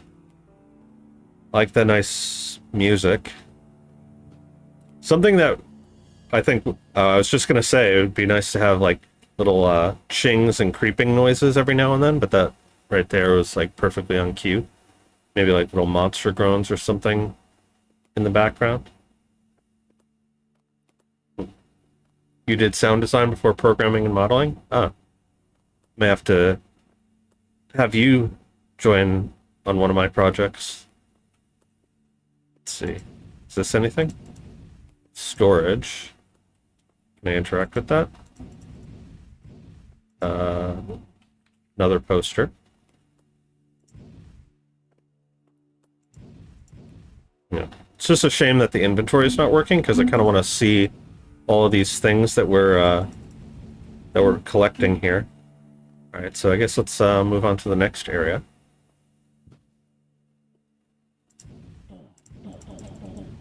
Oh, we killed ourselves.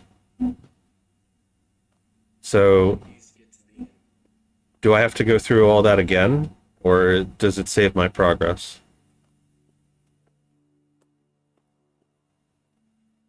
We'll get it done, though we really want to do our best on this. Okay. So it sounds like you're planning on continuing this after. Yep, nope. Yes, I have to restart? Okay. Alright, so let's go up here, since we know where we're going.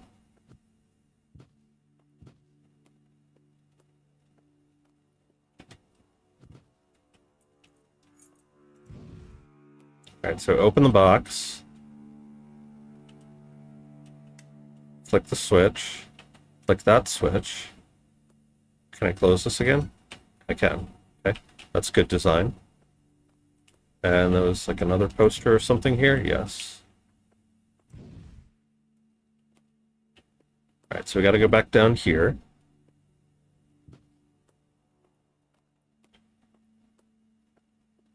Are you planning on adding controller support? I feel like controller support would help a lot.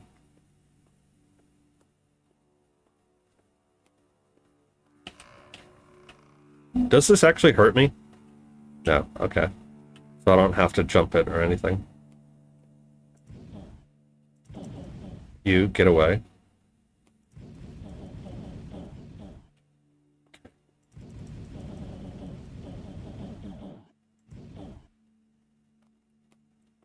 I assume once they're like dead on the floor like that, they're incapacitated. Alright, so we got this key. I kind of feel like the keys, I shouldn't have to interact with them. I should be able to just walk into them like the posters. Having to interact with the key, especially such a large key, is really weird. Is there a reason why these doors are so big? Maybe if that's like a mystery to be solved, then maybe don't tell me. But like maybe we're in a realm of giants and that explains why there's all these huge skulls here. That would make sense. I mean, I guess part of it, the point of the game is that it's supposed to be a mystery that you figure out why you're here. Alright, more of you guys.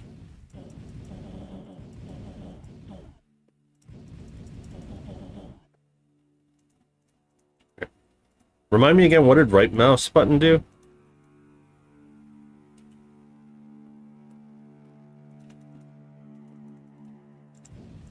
Also, it looks like I can't really light the lighter unless I'm forgetting controls. Oh, there's something up there. That's just the moon.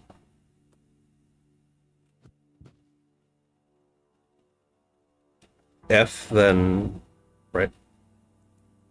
Ah.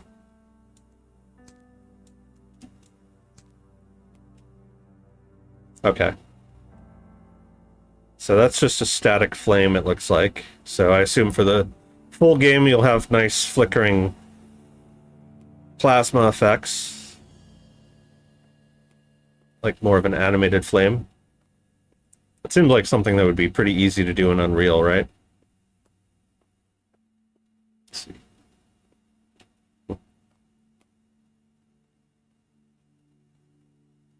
What do you mean not itch compatible? What's not itch compatible?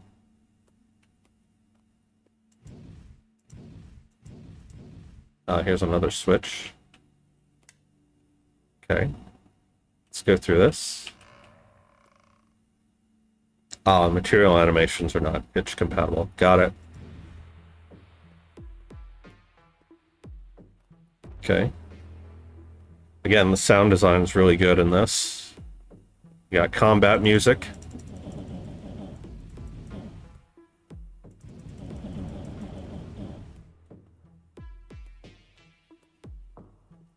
Let's get you guys before you sneak up on me here.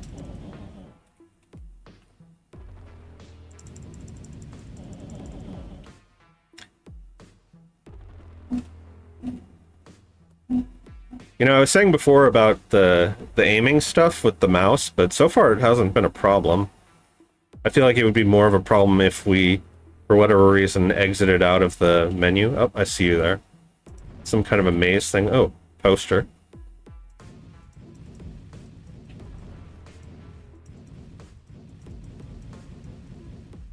Kinda... oh, right, we can press F and read that. I wanted to read it before, but... so, like, I feel like the way you have the keys on the posters interacted with, you flip that, make it so that I have to interact with the posters in order to pick them up, rather than just auto-pick them up. Or I guess it won't matter once the inventory is fixed. Like, I feel like I should be able to interact with the poster and just walk into the keys. That looks like Pit of Death. I see you there.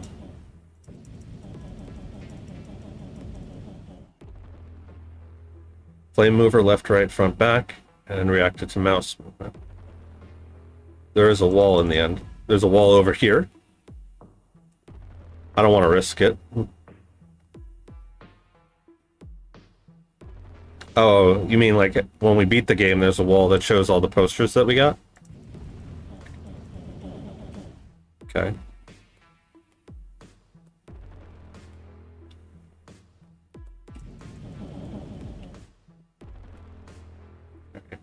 So far we're exploring. Ah, here's more posters.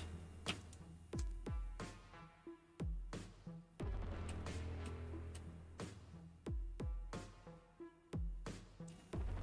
want to get closer, but I can't really read it. This is where having full screen mode would help as well, because it would make this a lot bigger. Async and Hycon.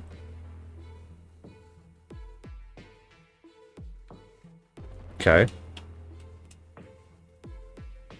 Alright, I guess let's just gather them. Oh, Sagittarius. Something about controls.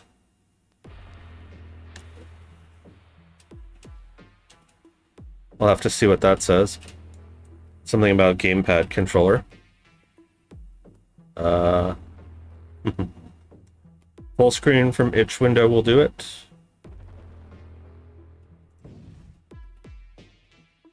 Ah. There we go. Thank you.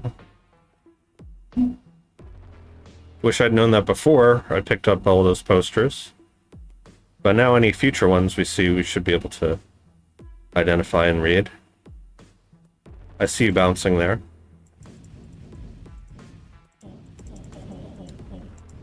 So far this area is like pretty big with not much in it. Ooh. I like how the stars map there. Got nice mountains in the background. Is that just a skybox for the mountains? Oh. Thought you could sneak up on me, eh? And I see a poster here.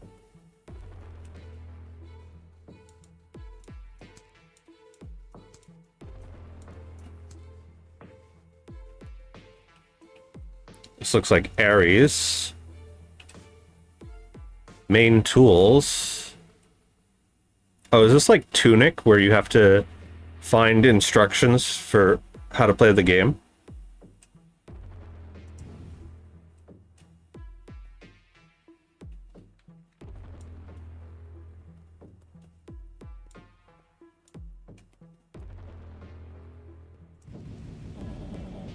Because that would be kind of cool. If like part of the game is like you go through and you figure out, yeah, that would be a good idea, right? So like the posters could tell you, you know, different things that your tools could do and unlock secrets. And so it's something where like if you had played the game before, you would know all along what it was. But for the first playthrough, you have to figure it out. And we're, yep. I was gonna say, I just saw my health go down. Right.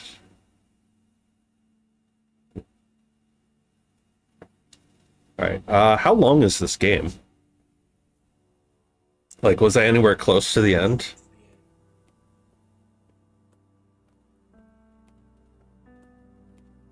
Because, like, part of me wants to go through all this, and... Oh, that's, Aquarius. Ah, I picked it up. Not that long, there are 5 keys. Alright, we'll keep playing a little longer and see if we can find all the keys. Is it like my game where it's going to be like a multi-session thing? Or can I complete it all in like 20 minutes if I min-max everything?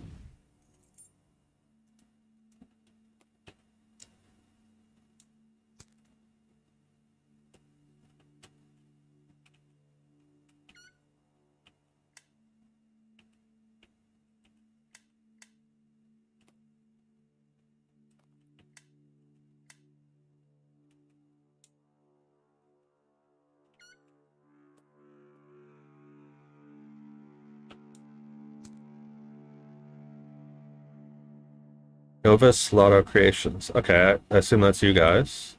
Oh, okay. I can, if I interact with it, it'll... Okay. Good to know.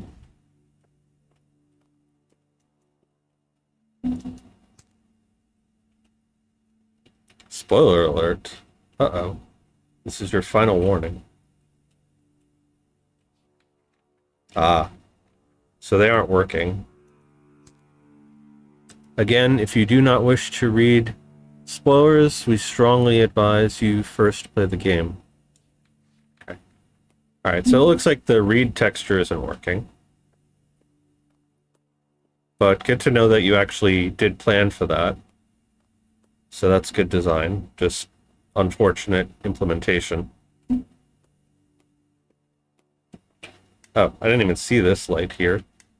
I guess all of these doors have lights.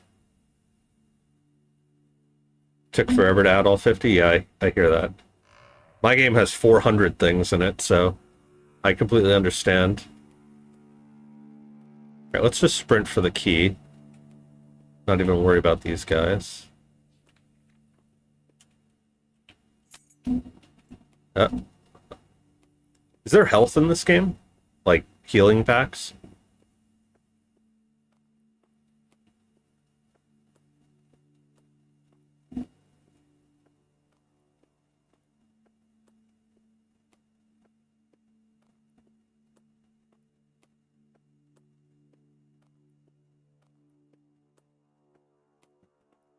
You planned for health packs, but they're not actually implemented. Got it.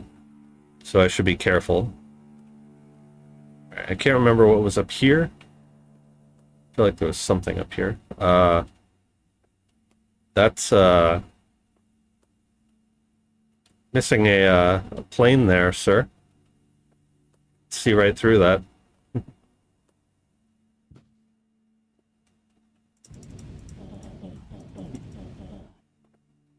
This kind of remind me of like choo-choos from Zelda. All right, we didn't go this way before. Let's I feel like this is where like a secret or something would have to be placed. Let's see. And I picked it up again. Can't go on the skull. So far I'm liking this a lot. We haven't really gotten it to any alchemy stuff yet. Is that actually implemented in the game, or not yet? Because you did mention that there's crafting stuff. Can I go up here? I can go up here.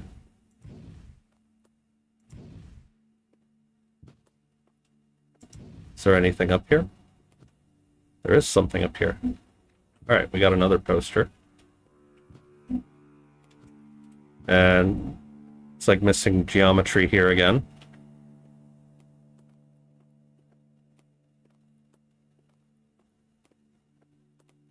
And some spooky woods. Yeah, that's what you had trouble with. It was so sad. You had to cut it out. So there's no alchemy or crafting. Got it.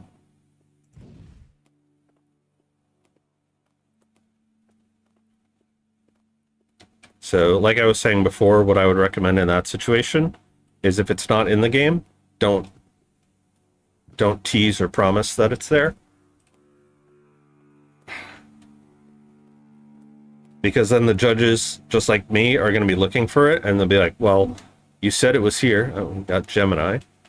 You said it was here, and it's not here, so marks off for that. Whereas if they didn't know that that was intended, then they'd be, oh, apparently I can't jump through that. But I want to go up the tree. You got to add geometry to that tree, and then put some kind of secret up top there. Let's see, what else we got here? Anything back here? Oh, more missing geometry. Oh, and we can just go up here. All right. So all in all, so far, I think it's a really solid concept. It's just coming up short on the execution. But definitely a good foundation. Can I open this? I don't have a key yet for that. That's the end door. Got it. Another poster. Some Jeff Bezos looking character. Actually looks more like Northern Lion. Anything over here? Yes. Good thing I checked. Collectibles, there are 50 in total.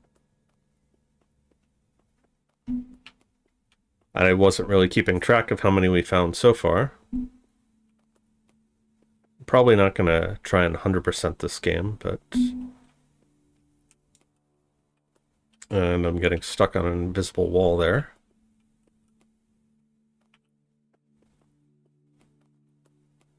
Or maybe I was just pressing the wrong button. Alright, let's go back to that other area where I know we had a key.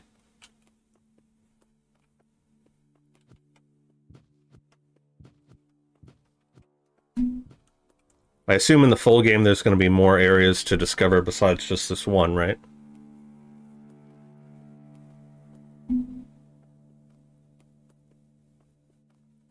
Hey, Cywiz. Yep, we'll add your game to the queue. We have someone in line before you, though. So once we're done with this, then we'll take a look at that, and then we'll add you to the list. You want to go as hard as you can on the art? Yeah, the art looks gorgeous. Whoever your modeler is doing a real good job.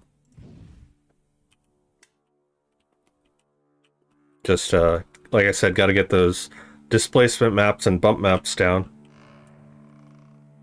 Alright, so we know that there was something around the back here.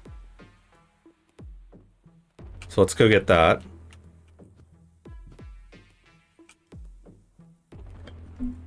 Something else, as I was mentioning Chris Sikowski before, is he advises people to, like, particularly indie companies, to make a horror game. And so this definitely has that kind of a vibe to it. Not quite sure what these enemies are intended to be, if there's a reason why they look like that, or if that's just placeholder.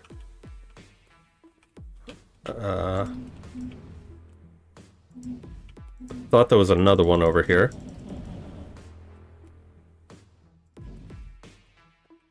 Yeah, we got a bunch here. Alright. And was there one over here, I think?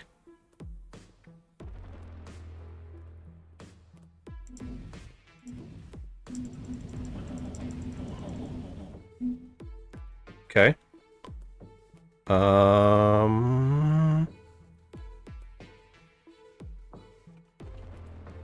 Alright, so there's probably going to be something in this maze. And watch out, because we didn't kill all these guys yet.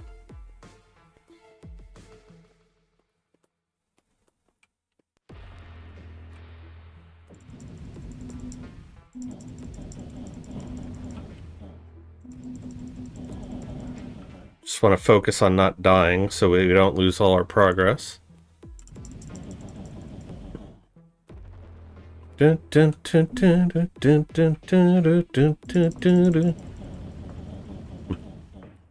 said you had 5 people, so I assume one person did the music, one person did the programming? Or I guess Unreal uses blueprints. Or did you guys use C++?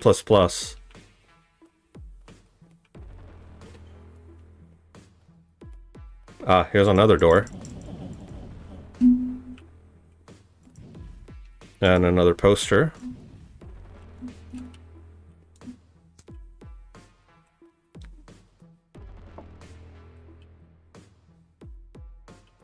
Ah, we're dying. I'm dying. I'm cute and I'm dying. Fuck off, Jesus.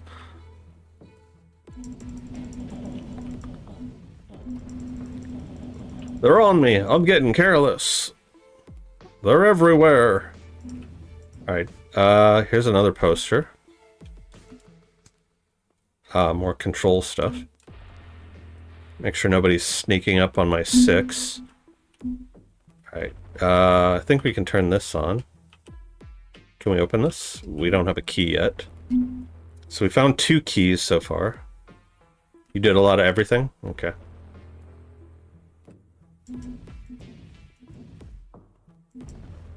Anything over here? Doesn't look like it.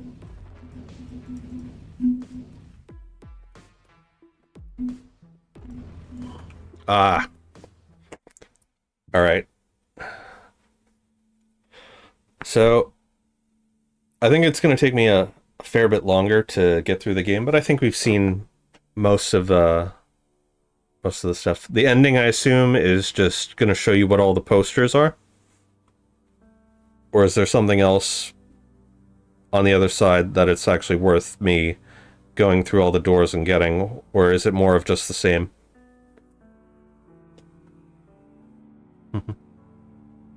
Yep, draw simply, we'll get to yours next. It's a small animation. Okay.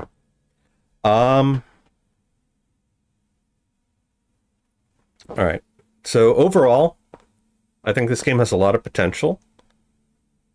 I really like the art style. I really like the atmosphere. The sound design is very good. A couple little fixes to the geometry and the texturing. Um, Honestly, I'm not really a huge fan of you know, the fact that the fire can kill you as well. Also, the not having health pickups in this makes the demo pretty brutal. So, like, if you had health packs in this, I would just blaze on and continue. But I think I'm probably going to end it here. Did you have any questions for me? Things that you would like feedback on? Because you said you're going to continue this, so I definitely think you should. I think this is a worthwhile project. It's just a shame that you weren't able to incorporate the alchemy and a bunch of the other planned features. No questions? Okay. Well, good luck with the game jam. Like I said, I do think the judges are probably going to dock you for not having the alchemy stuff in place. But, definitely come back in 6 months' time and let me know what your status is on this game. All right, so with that said,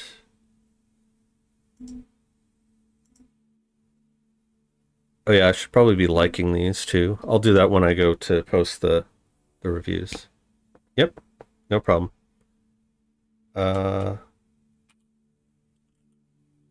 Husakai by Soyabird.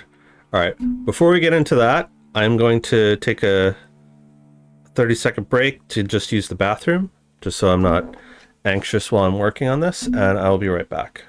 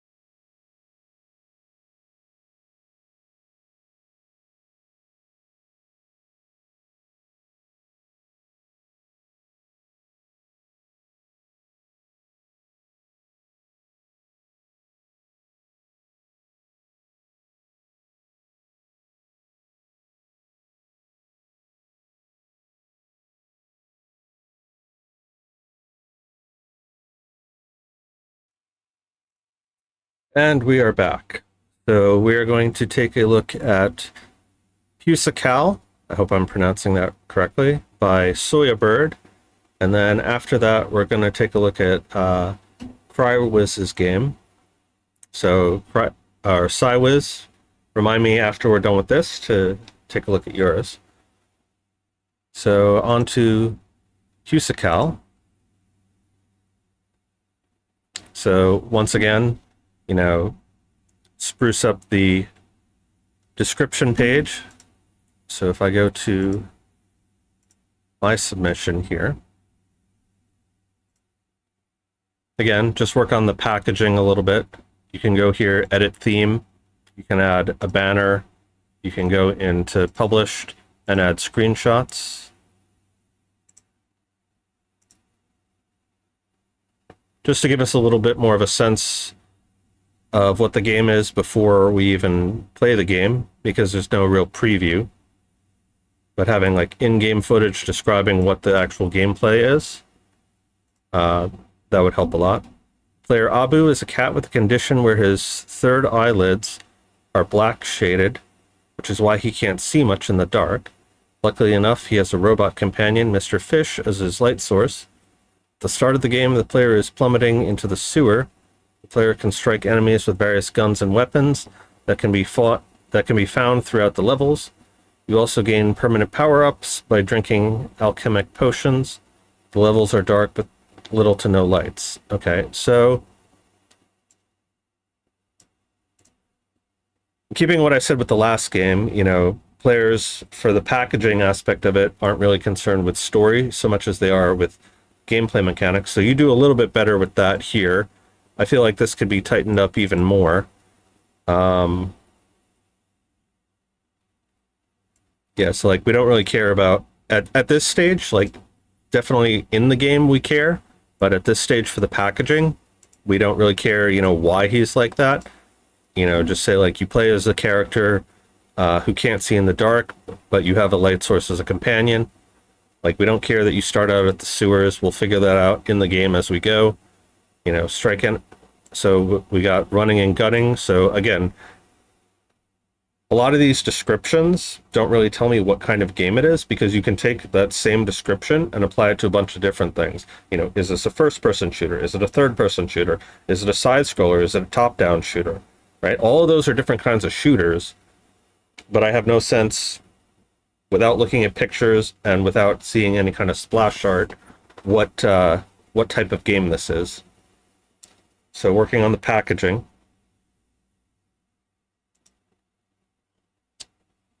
And do we have full screen mode? Yep, no problem. All right, so we got a cute little cat here. Ooh, we have a nice custom cursor. I like that. I think I saw somebody's comment say that there was no controller support, so we're probably going to have to use keyboard for this.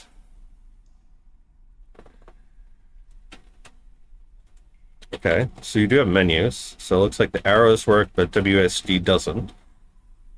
What engine did you use for this? Options, controls. Oh, interesting. So it does have WASD, but not for the menus. So we have space, shift, dash, inventory. See, I for inventory, that makes sense. Use Godot, okay. How many people on your team? Pause, escape. Again, you know, escape for itch.io games is tricky because hitting escape exits the window as well. Just one person, okay. You said your husband, yes? All right, so left mouse button to shoot, right mouse button. Okay. All right, so we'll try not to pause because pausing escapes. Is there a full screen mode? Settings, there is full screen mode, okay. See, because if I hit escape, it goes out of full screen mode. Then I have to hit escape again in order to pause. That's just something with the web browsers. I have a feeling that a lot of people are not aware of that. Credits. So Raymond Intal. So programming, design, animations. There's animations in this, okay. Sound design. So far the sound design is very good. All right, let's just see again. Jump, shift to dash. Okay. Settings, full screen. Back. And let's just get into it. Okay. Not really sure what this menu is for. Because like if I hit play, I want to start, so this seems kind of superfluous. Or if you're gonna have this, maybe this would be for like when you have like new game continue, but then I would like to see the splash art. I do like the dripping sewer effects, that's nice. Okay. You got sort of the Hollow Knight entrance here. Cool. Nice reflections in the water there. Very snappy controls. So, Alex, if you're watching this, or I'm sorry, was it the Scapegoat? I think your game, the first one that we saw. This is kind of what I'm talking about with regards to the jumping. So I can just tap it, and it does a short hop, but if I hold it, it does a bigger hop. Something like that in a Celeste-like game, in a Metroidvania, is definitely what you want. W or space to jump, so we can go that way. Hide, show, or hide inventory. I like the diegetic menus, the diegetic tutorials here. So let's see what our inventory is like. Okay, so that's that.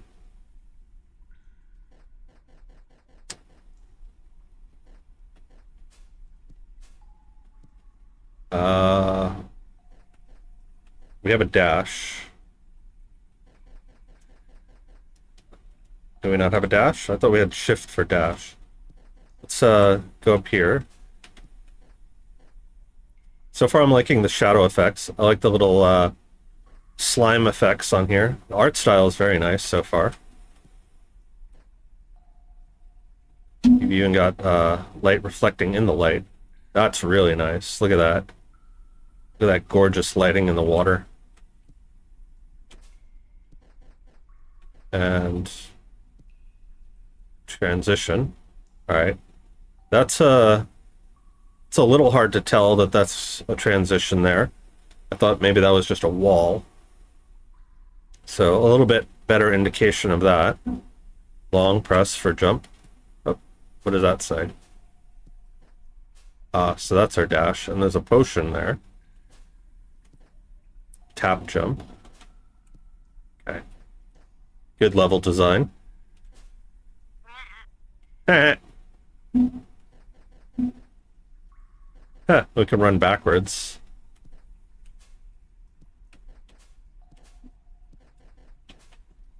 Okay. Can I go up here? Can go up here. Yeah. I want to go up. I want to go up. I want to go up.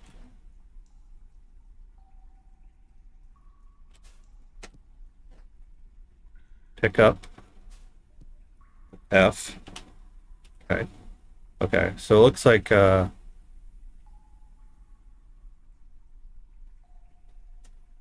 that consume the potion? Okay, that was not what I was hoping for. Do we have to hold it? That was skill issue there.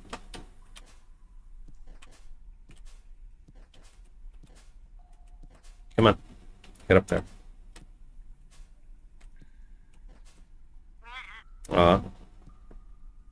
That's my fault.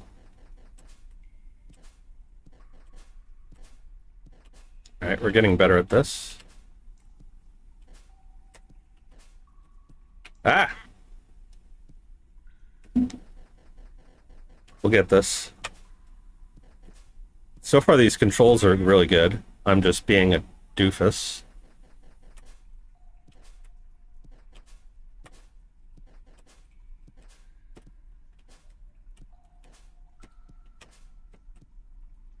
F to pick up.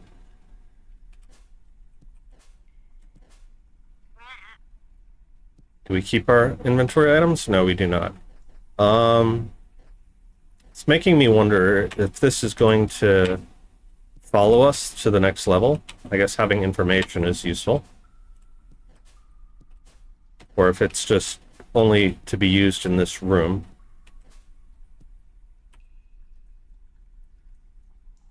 Alright, so...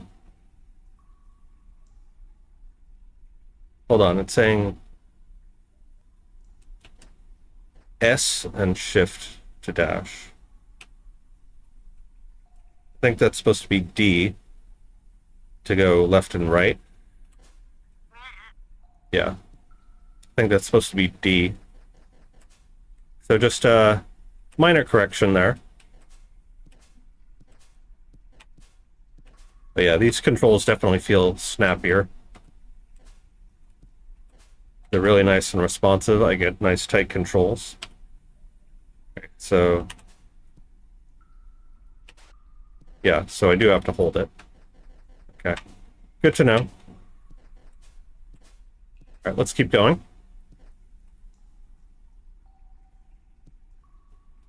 Yeah, crunch time. Understandable.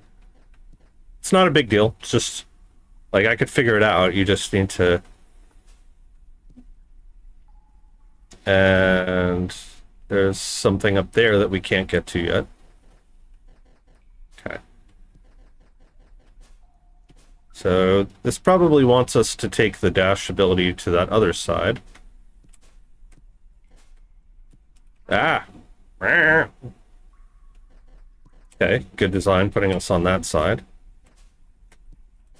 Oh, we don't have it anymore. Oh, we do still have that. Okay. Interesting.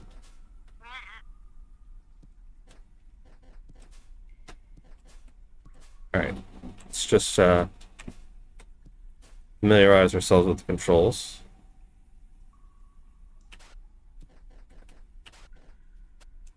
Okay. Can I do a short dash? I want to see if I could do a short dash.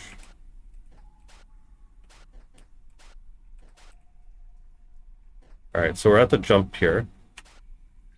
That was if I just tap it, I get to about here. Alright, so it looks like there's a little bit of variability in the dash. Maybe I'm just hallucinating that. We need to do short hops there.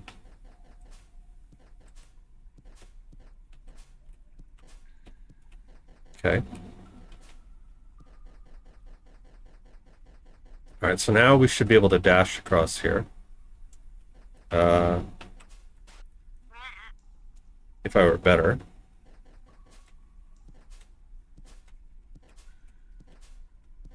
Putting me all the way back there is a bit punishing.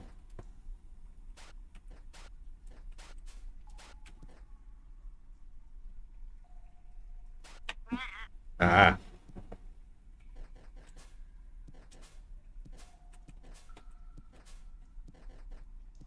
Kind of wish this would set me back here rather than all the way over there. So like if I make it to this point, have that be a checkpoint. Just so it's not as punishing. There we go. Ah, I overshot that. See, because now I gotta do all that again. It's not a huge deal, but, you know, a little bit of quality of life. By the way, I love our little run animation here. That's really cute. This character is super cute. I like it. I could see this being like a very iconic character in the future. Kind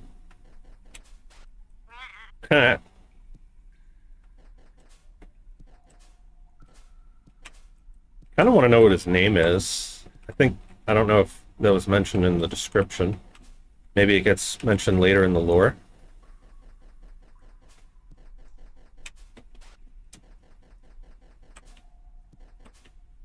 Okay.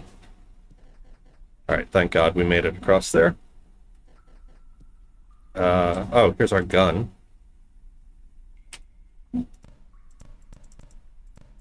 We got a toxic gun, so that means enemies are going to be showing up soon.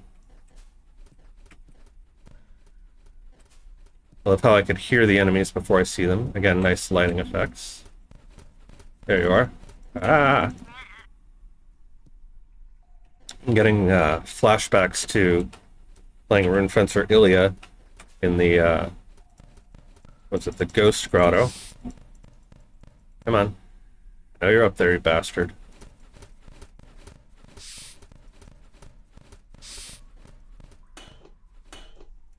Oh, he's hitting me. Right, you did mention Abu. Okay. Oh, it's based off your cat. Okay. That's cute. I'm more of a dog person myself, but he's a cute little guy. Let's see. Yeah, let's go up here. So I noticed that when we were in the level with the dash and just now in the room with the revolver that it seems like the item respawns when you die until you get through a checkpoint. Because like now we have the revolver and obviously we have the dash. Kind of don't want to try that.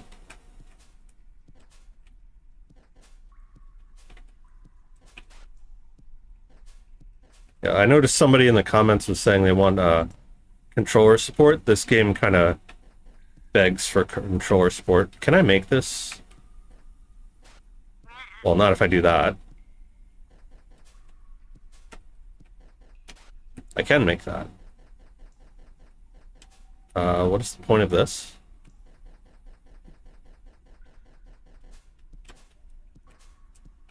Okay. So far, good level design. See something here. Okay. It's a hint.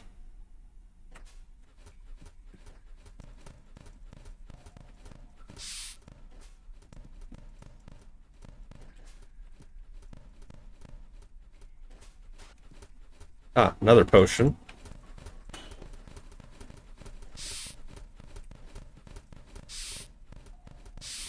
Okay. Good enemy design. Any more? This looks like a double jump. Yeah, double jump. Okay, so I can just do that. That'll be useful. Now I don't necessarily have to dash. Oh, okay. I see. So this is actually really good design because this is telling me exactly what the limits of my jump capability are. Sorry, my nose is very itchy. I really like this. That's a good touch. That's good design. Just, I need to not suck. Yeah, that jump feels so responsive. And also, I like this too, because this is telling me that I have to do a longer jump versus a shorter jump.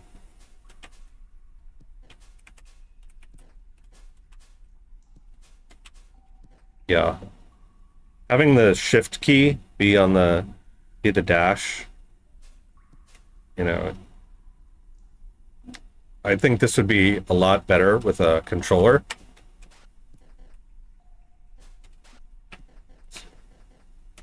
I mean, this is fine. We're making it work. And we got another weapon.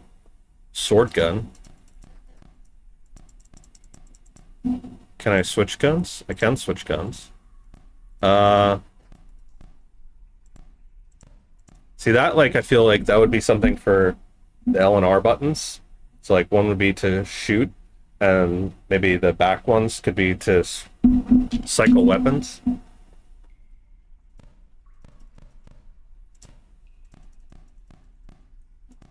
So I'm guessing this will also do melee damage if enemies get too close.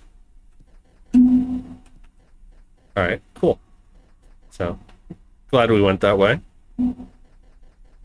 Oh, hello.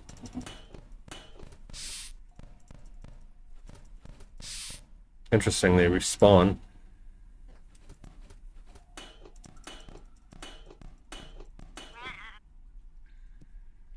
Alright, so it doesn't look like it's actually doing melee damage unless there's something I'm not getting about that. Like, that's telegraphing that it should do melee damage, but it doesn't look like it's actually doing it.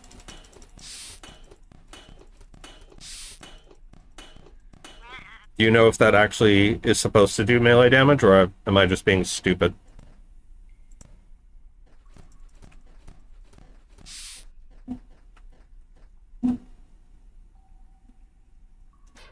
Ah! Press right to attack. See, I had forgotten that, so maybe having that in the spot where we had the gun, having it be like, oh, press the thing to attack, just to remind me. Because, like, you've been doing that well for all the other ones so far.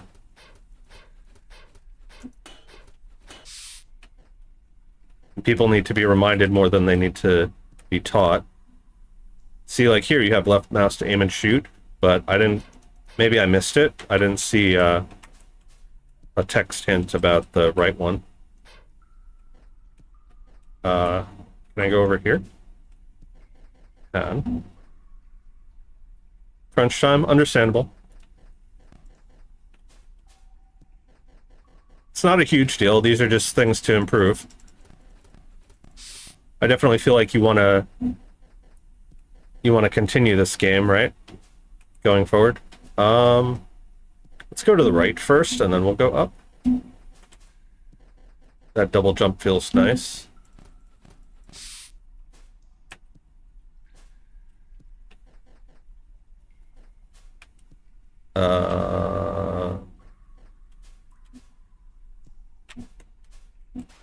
Okay, just barely make that.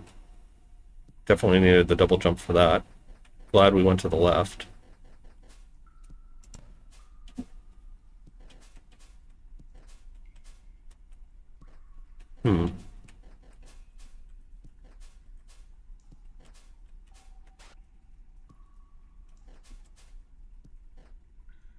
That looks like a one-way passage, so... Taking my experience from Rune Fencer Ilya, we're not gonna go anywhere that looks like it would be a one-way passage just yet. Unless that one-way passage is to death.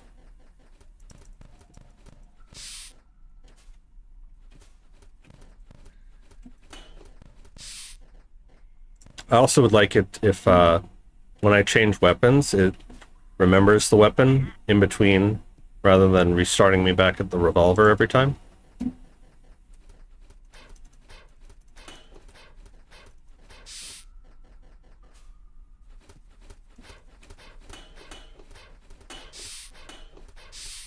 I like that the sword can attack multiple enemies at once.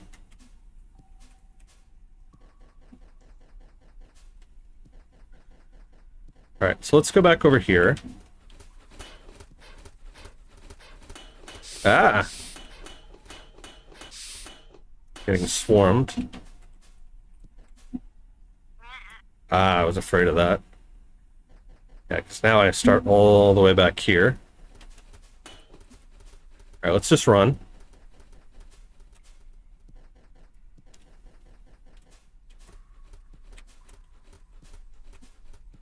Alright, checkpoint. He's doing it as a minigame now? Okay.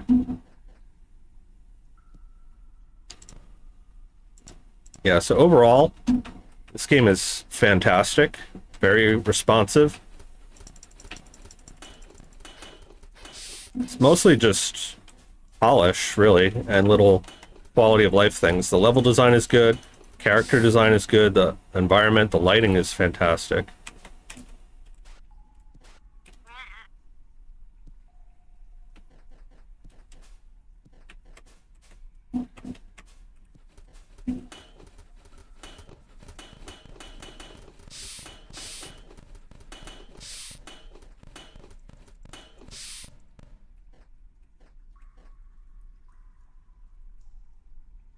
Trying to decide whether I want the light to always be behind you or not.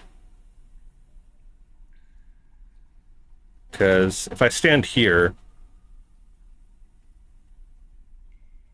I guess maybe that's... Because, like, on the one hand, I like you having agency and having it be a separate thing, but it can be a little annoying at times having it be like this, where I'm facing the other way, and like I can't see what's right in front of me. But I guess that's part of the point, right? Alright, we're up here now. Again, I would like very much for it to remember what weapons I'm having.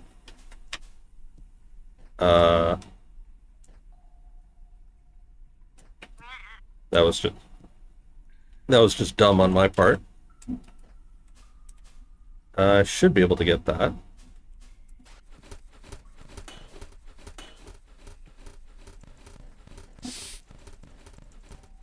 Get out of my face. See, like right there, like I'm in like a blind spot where if there's an enemy right above the light, I can't see him. So that might be something you have to decide whether you change that or whether that's actually the intended design, and it's supposed to be difficult.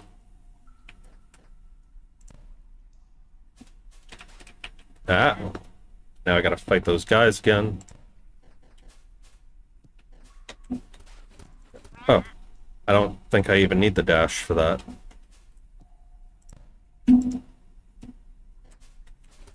I don't. Okay. So I just gotta be more precise. And not fall off like an idiot. Yeah, because like having to reselect the gun every time is kind of annoying. Also, is there... It doesn't look like there's coyote time in this. Do you know what coyote time is? So basically, if I run off a platform, I have a limited amount of time before I can hit jump again. And especially if I have a double jump ability, I kind of would expect that, you know, if I'm on the ground, I can jump twice. Whereas if I'm in the air, I should at least be able to jump once. There is coyote time. Because I just tried it there, and it's not jumping. Alright, so there's coyote time if I go off the ledge, but if I'm in midair already, it's not allowing me to do a double jump if I'm in a falling state. It only seems to do that if I'm touching ground. Maybe I'm just not hitting it fast enough. But that's something I would expect in a game like this.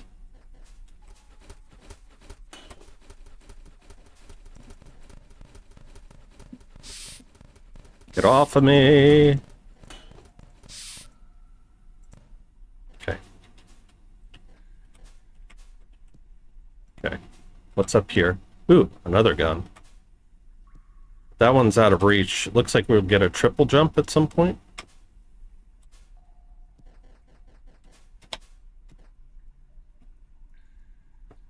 He said there is, but it's like 0.15 seconds. Yeah, so I just noticed that the coyote jump, the coyote time when I tried doing it there, but it's more so the right. So like right there, I just did a coyote jump.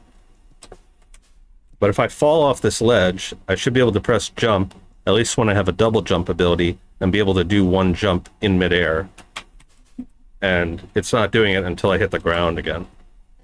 Can I make that? Yes. And this just puts us back here. Okay. So we got a sneak preview at another gun type, but we can't get it yet because we either need like a wall climb or a triple jump that we don't have. So let's just move on.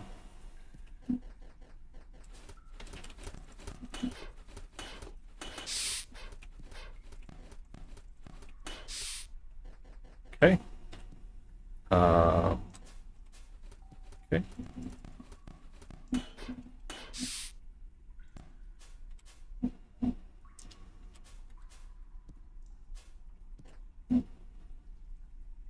Oh, I can dash up. Interesting. Oh, there we go. That's the wall dash.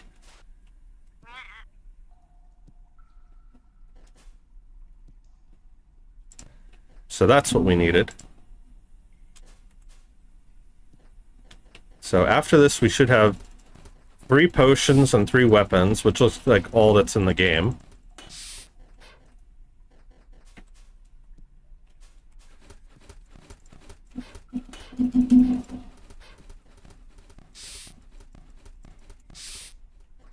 Very tense here.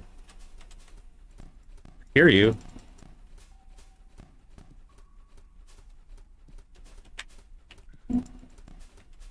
There you are. Okay.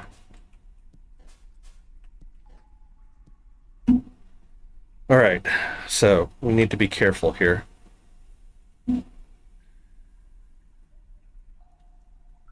So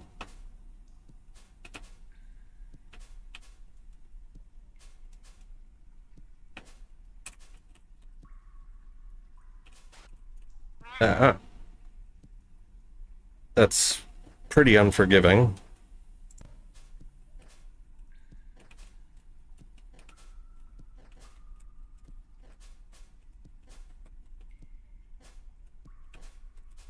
I'm playing sloppily right now.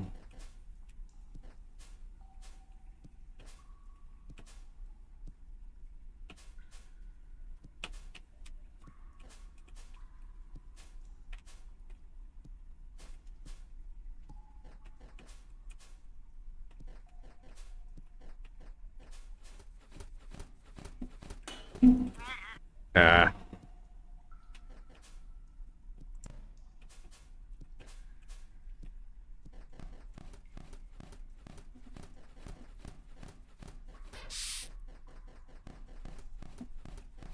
So I'm assuming that once we get all the weapons, that'll be more or less everything.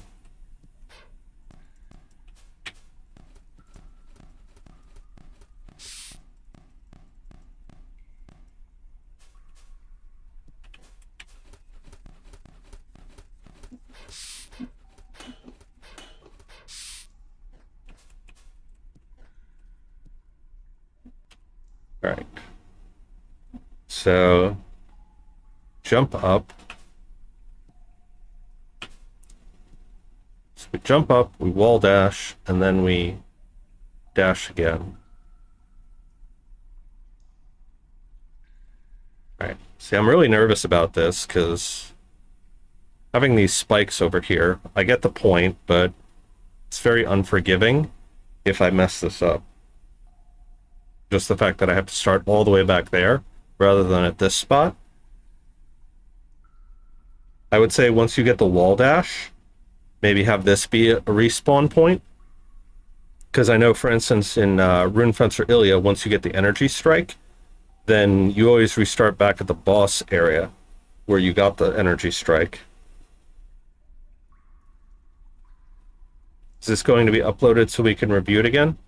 What do you mean? So the VOD will be available, right? Like if you're talking about after the stream, yeah, I plan on time stamping it, and then I'll go through and submit a link in all of the comment sections to each game that I review.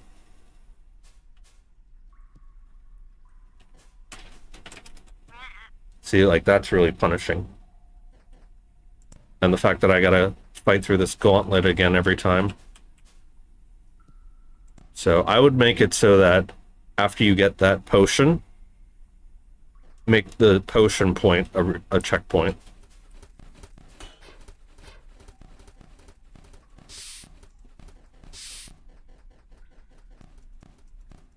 Just because having to do all this work just to test out the jump ability is really kind of unfair.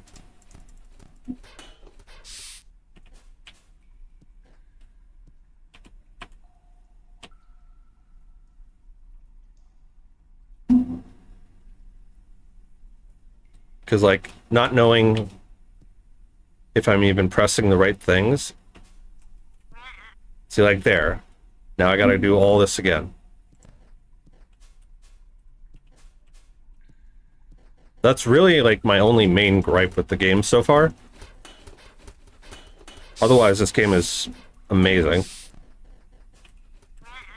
Again, unforgiving. All this just so we can learn how to do the move. Not even using it yet.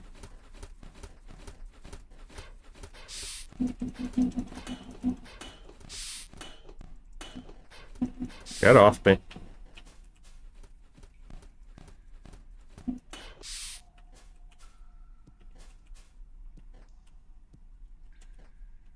Okay.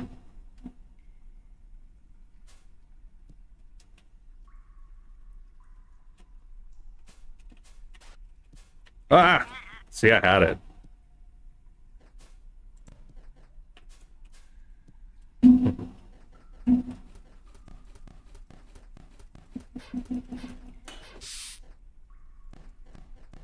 Going almost 3 hours so far.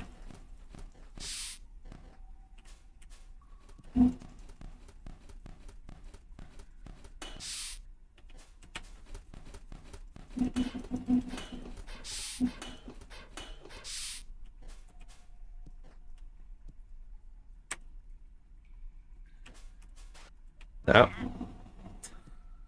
All right. So we have the other gun. How much more is there after I get the last gun? Because, like, I get the point.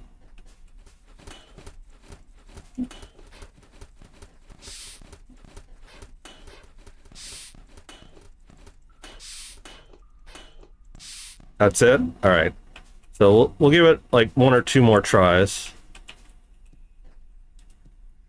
But if this is too difficult, then I may just say... Or even, you know what? Even if you don't make this a checkpoint, get rid of these spikes here.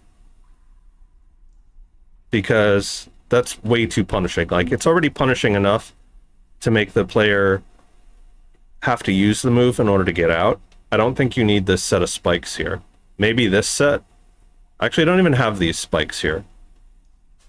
Because the only way out is to successfully do the ability. So get rid of these spikes, and you can have this same layout with spikes later once the player has mastered the ability. What you want to do is create a safe environment for them to test out this ability.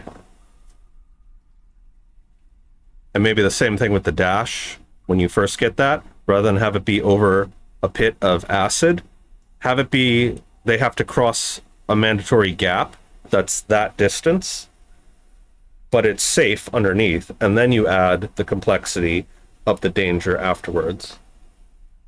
Or just change it so that, you know, they respawn at the pickup item. One of those two has to change, because this is too punishing for a tutorial. And, like, I'm an okay gamer, but for somebody who has no skill at all, that's just way too much. Have it be one or the other.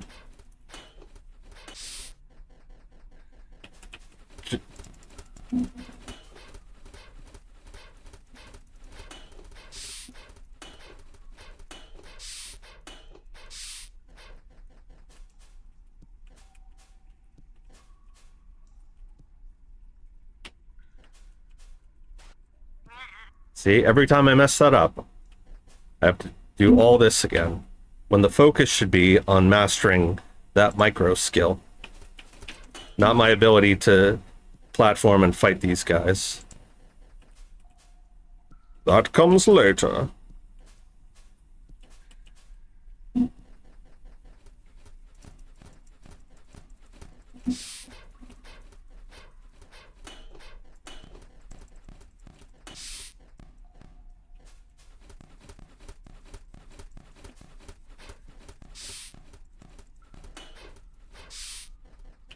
At this point, I just want to get through this as a matter of personal pride.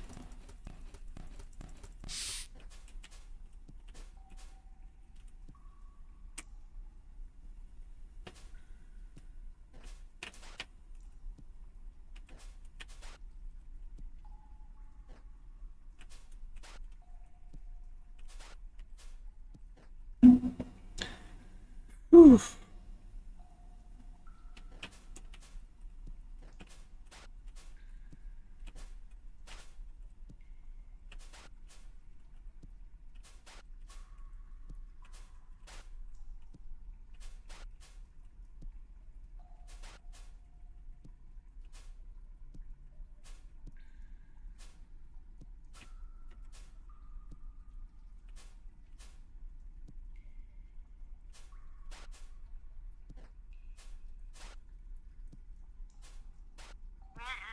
Yeah. Alright. We'll give it one more shot. If I don't get it after this, I'm sorry. I'm just going to have to call it there and say you're going to have to rework this.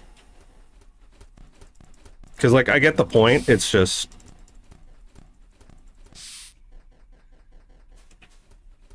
until I figure out what the ability is, having to do all this is just too frustrating.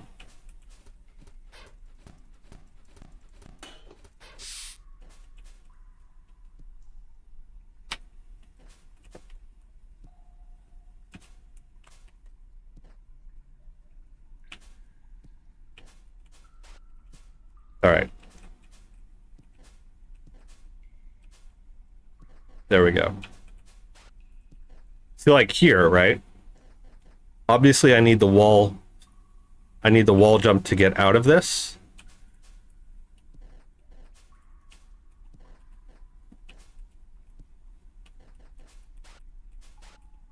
Okay. And there's no spikes here. Right? So I still have to learn how to use the ability. So what I wasn't getting before is that in order to do the wall dash, I have to jump, dash into the wall, and then jump again, pressing left and right. So that wasn't clear. And the fact that if I didn't do that, I fall into spikes and have to do all that again made it difficult for me to figure out that that's what was going on. But now that I have time to play with it and experiment, now I can get it consistently, you see?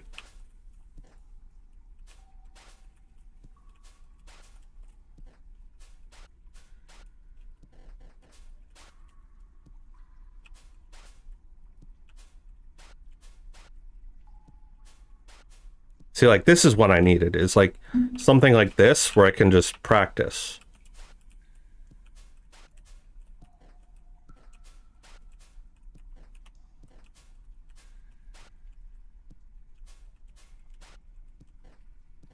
Oh, interesting. So I can double jump and then do it. That's good to know. That's easier, actually.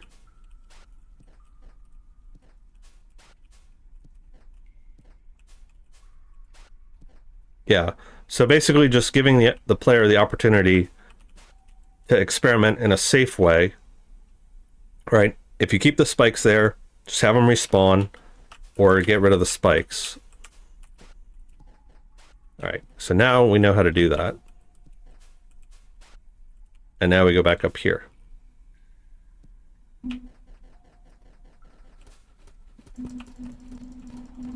Almost forgot about you.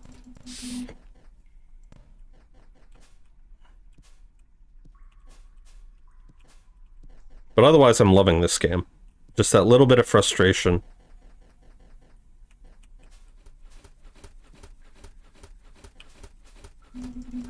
Ah.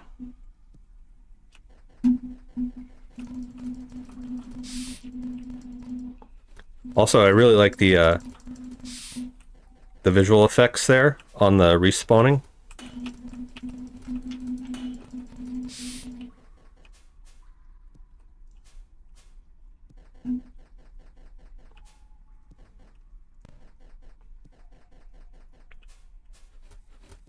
Come to me.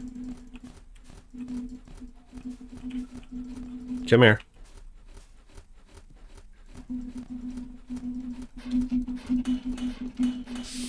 Also, are there going to be health pickups in this game? I assume you didn't add them because of crunch time, but...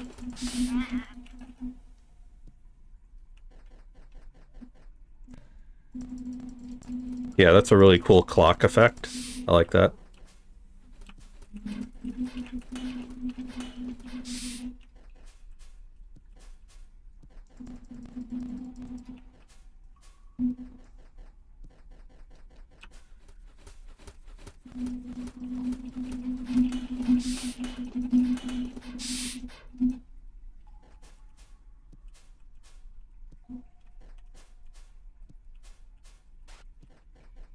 Alright, we're getting the hang of this. Yeah, so controller support would be really nice, and a couple of quality of life improvement things would be really nice.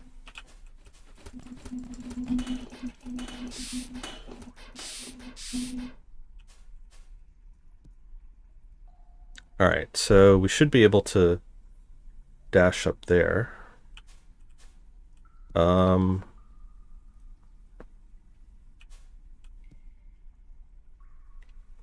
Do I want to do it from this side or this side? Ugh.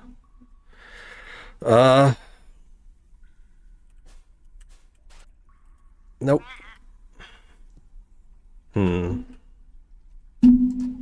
It's gonna be tricky.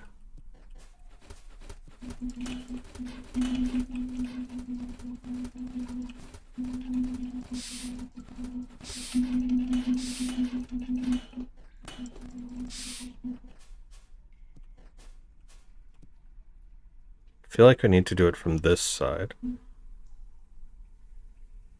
Something else I didn't try is, can I do multiple wall dashes? Do I need to jump, dash, jump, wall dash?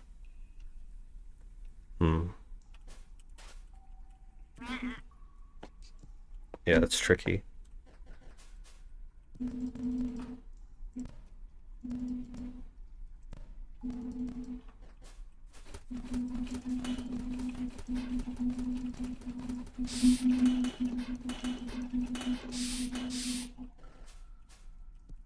Ah. Alright. What happens when I get the gun? Is that just the end?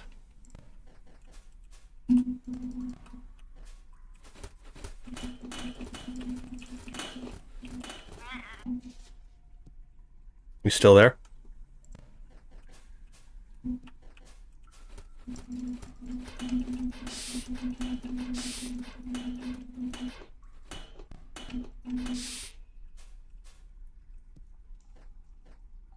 Almost looks like I should be able to get that. Oh, there's a boss fight. Okay. So then we should probably try and actually get this.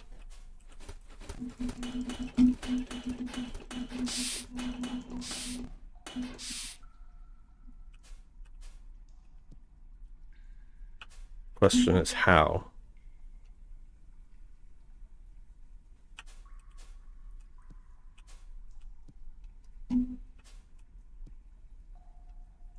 So like I feel like I almost want to try and see if I can do a double dash.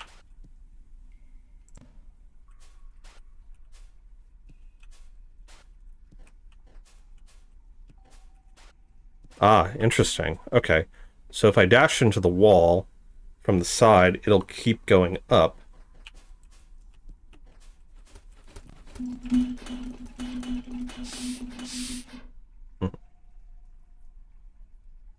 Hey, Lofter. Yep, we got 2 people in the queue already.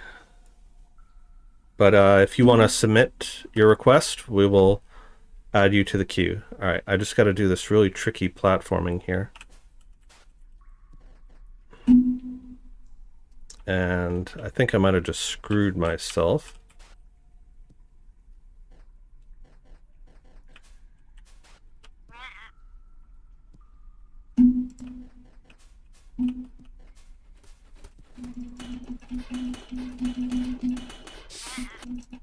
And I'll just take the hits.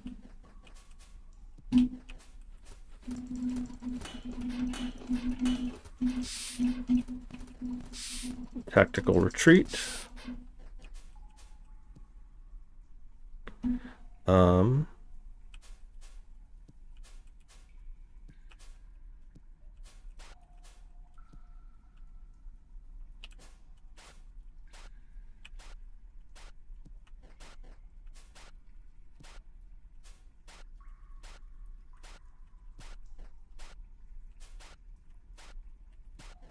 Okay, so I can do multiple wall dashes.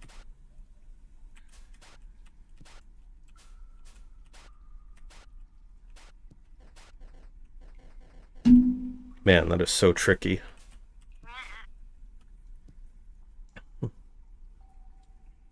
Yep, just put the name in chat, and I will get to you in due time.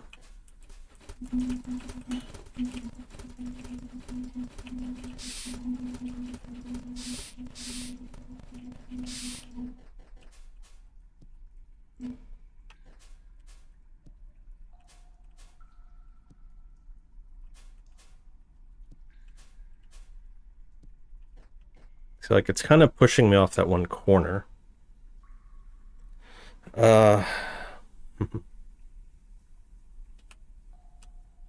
Yep, that's fine.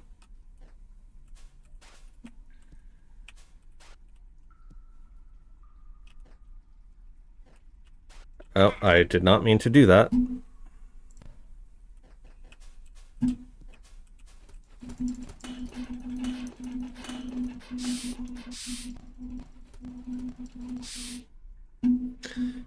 Okay.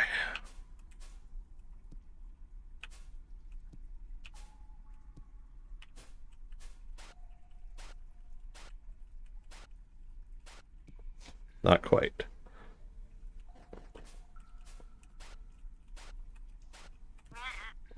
Hmm.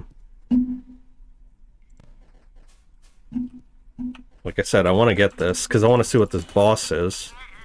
So that way I can give you honest feedback, but if we can't even get to the boss, then that's its own problem.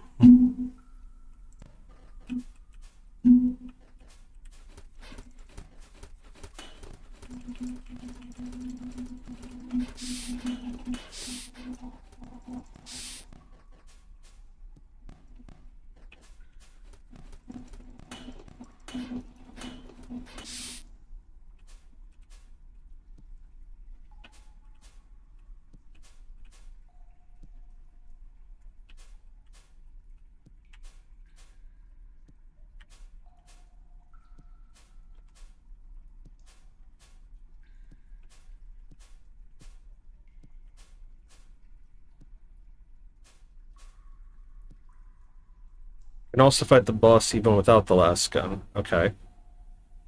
Am I like even on the right track here? Like, I'm trying to think of what the sequence is to actually get up there.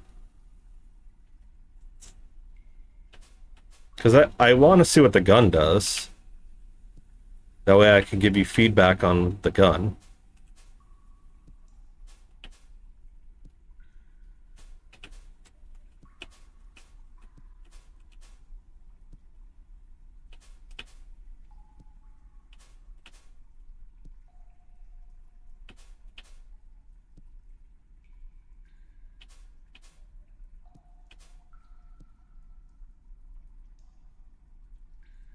See, like, I gotta jump, dash, jump, and then dash.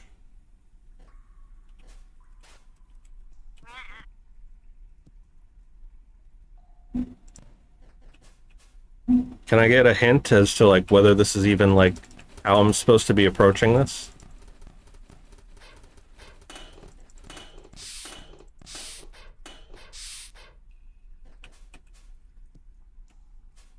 Like, should I be coming at it from the left or from the right? I feel like I'm supposed to be coming at it from the right. Or I just had a really terrible thought. Since I can do multiple wall dashes, am I meant to be going up like this stair stepping kind of thing?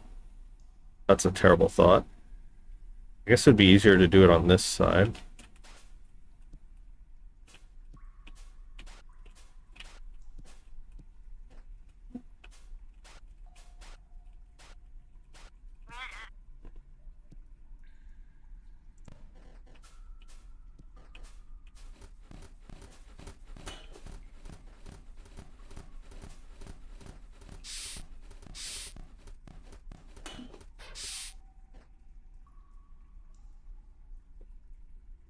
He said he's also having a hard time getting the gun, but it's doable.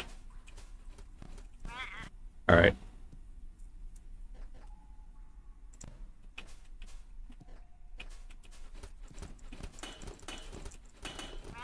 So it sounds like this is a skill issue. I'll give it one more shot, and if we don't get it, then I'll just move on to the boss without the gun.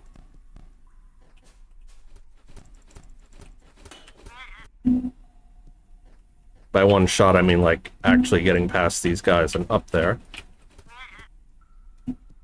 rather than taking stupid fall damage.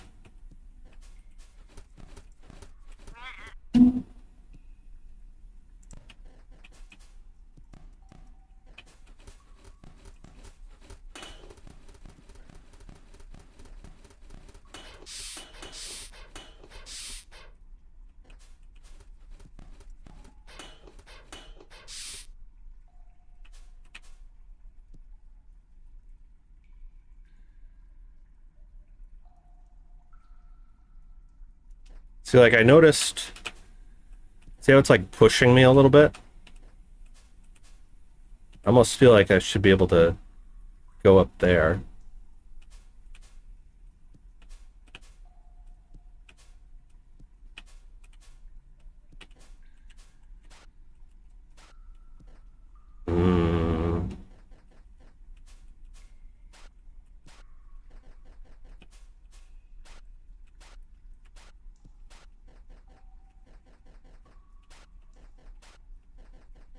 Hmm.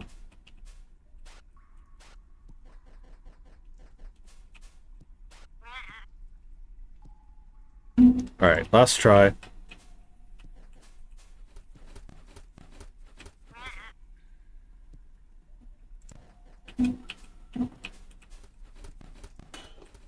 One thing I will give you credit for is the game makes me want to keep trying.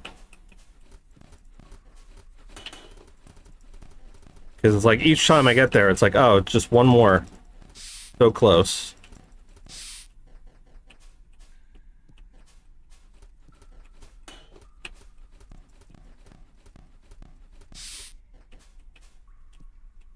All right.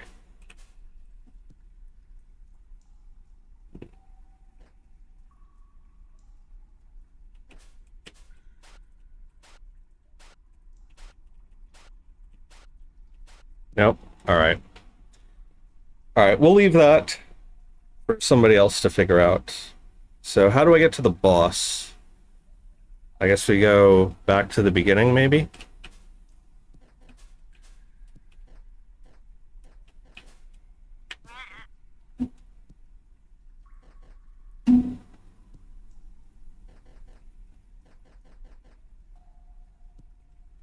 Because you said I can get this... I can get to the boss without the gun, right?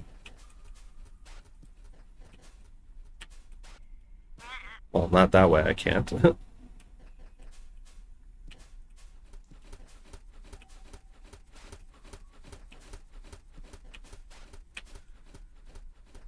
All right, was I not able to get up here before? Oh, no, I was. All right, where is the boss?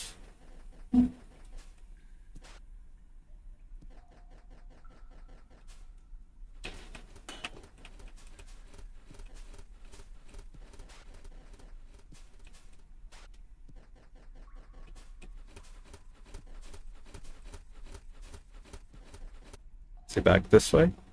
Yes, he's at the beginning.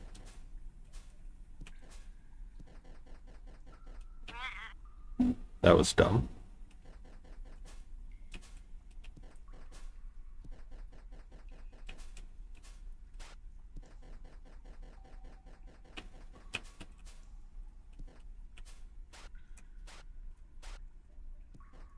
Beginning far left. Yep, I was just gonna go there. Oh, right. Wasn't there like an area where we couldn't, like it was too far to reach?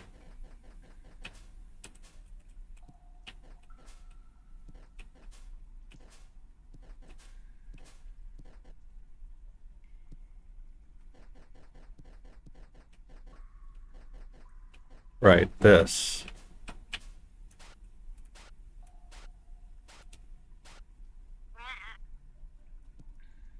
Man, that is brutal.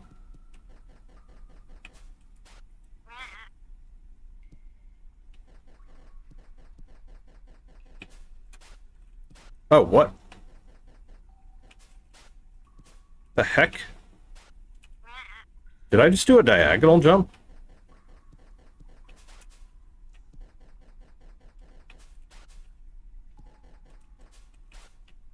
I did. Oh.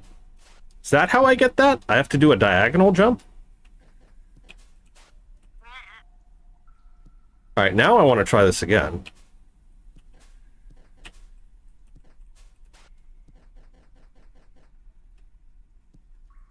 Also, again, I think this would be a lot easier with keyboard, with controller versus mouse and keyboard. Because then I really could do those diagonal jumps.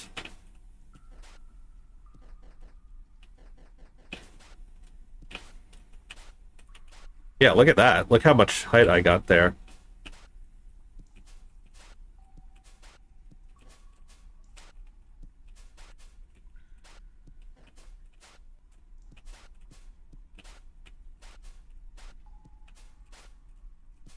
Speedrunning strats.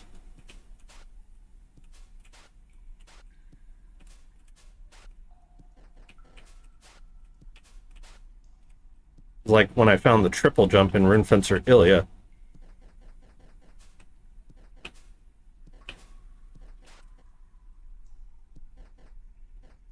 now I feel confident I can actually make that. Since I'm not just limited to dashing in one direction.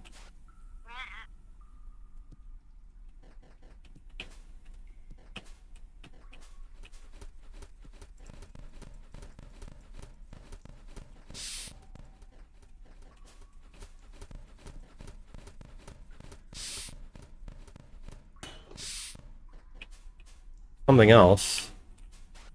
Yeah.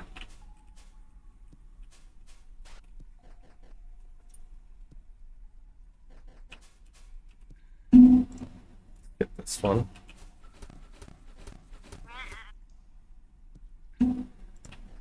Alright. We could do this, chat.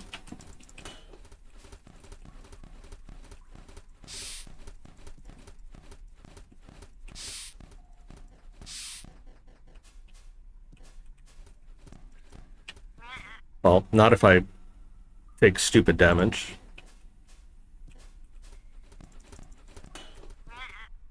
Again, having that ability to jump in midair would be nice.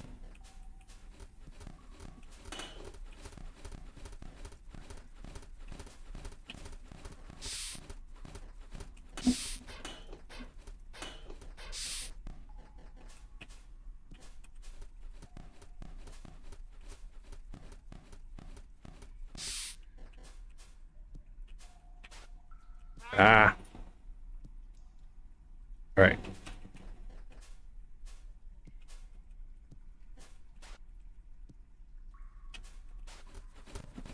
See, like that move, if I did that at the right time, I should be able to get this.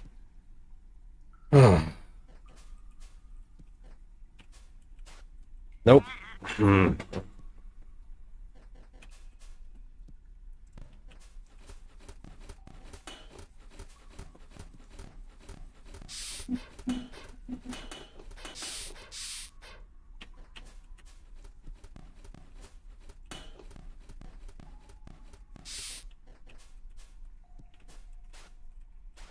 Ah. Saw that, right? I almost had that.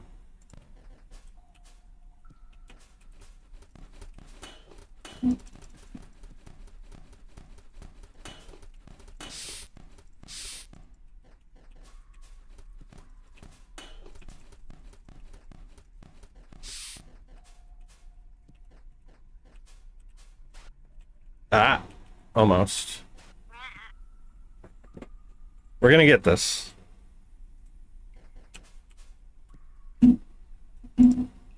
Three hours later.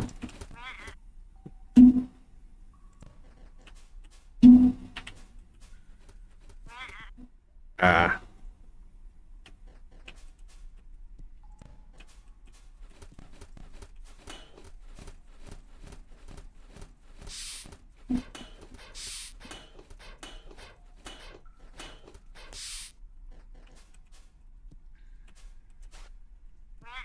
All right.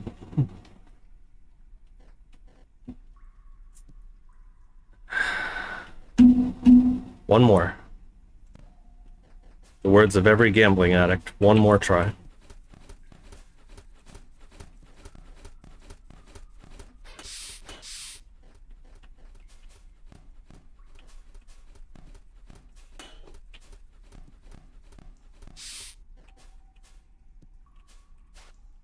All right. All right, let's just go to the boss.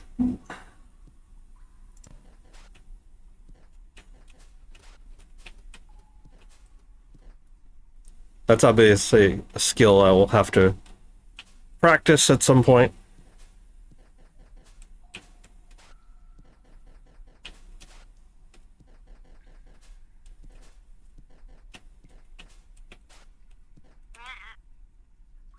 As is just basic combat and jumping and platforming. Because I do have other people in the queue that we want to get to. And it's not fair to them if I just spend all my time on this one game. As fun as it is. Wow.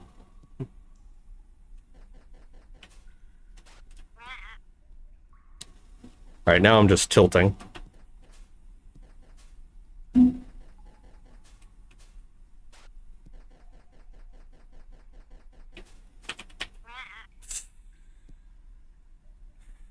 Goose Fraba. Goose Fraba. Hey, Codeflick. Playing one game the other night, Shadow Force or something. It was kind of addictive. Had to make yourself stop. Yeah. To this game's credit, it is very addicting.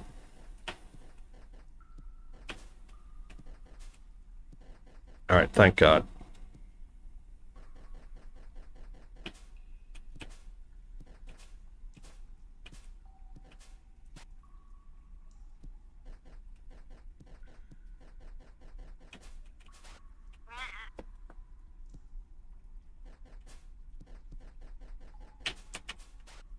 Hmm.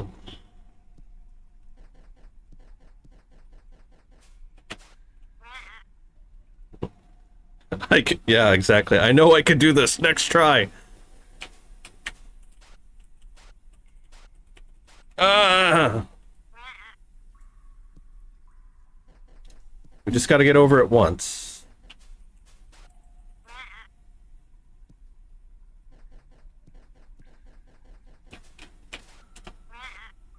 Nope.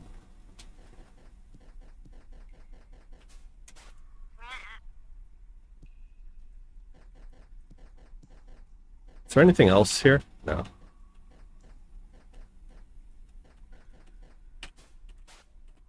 There we go. See? If I could do that on command, then we could have had that other gun. Ooh. Hello. Oh, hi. It's like a Teenage Mutant Ninja Turtles boss.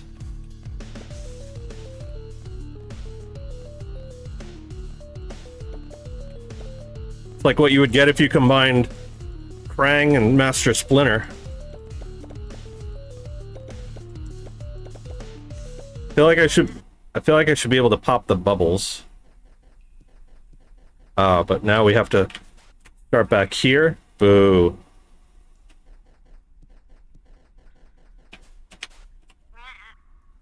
Alright, that's a big turnoff.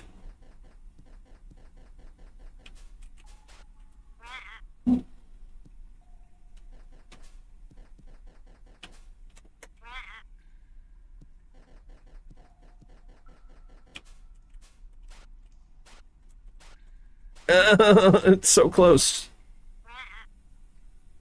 Yeah, he does look like Baron Harkonnen.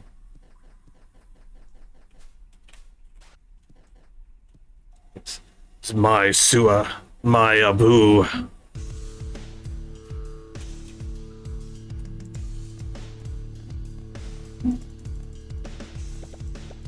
Yeah, I wanna be able to pop the bubbles so that if I shoot the bubbles aren't gonna hurt me.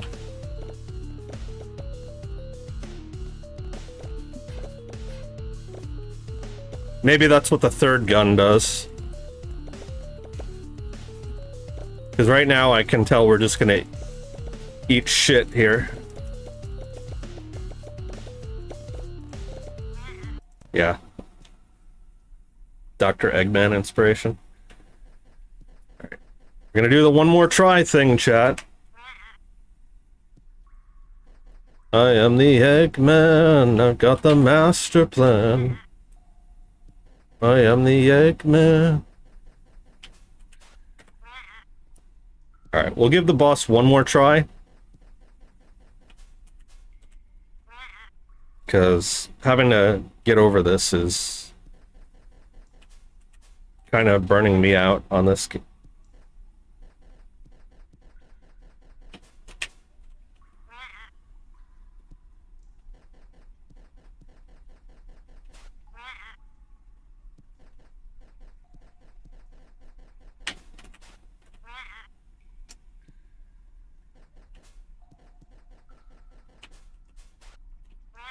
It's like watching the Cuphead tutorial guy.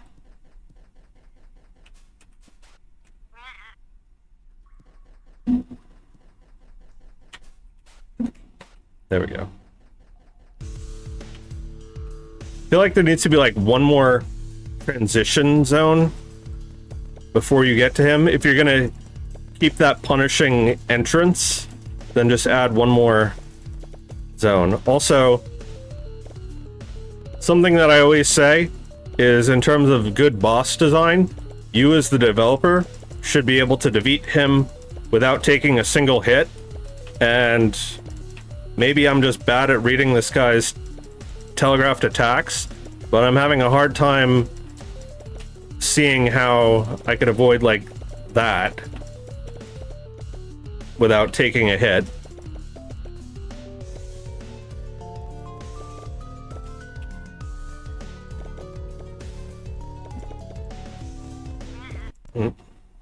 Maybe I got a dash.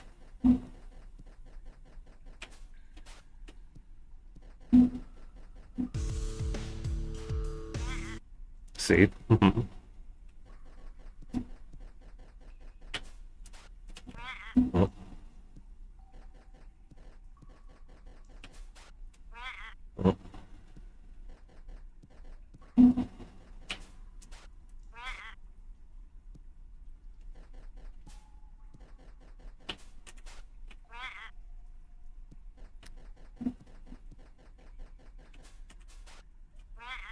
Alright, we'll give... How long does he take to defeat? It seems like he would be a while.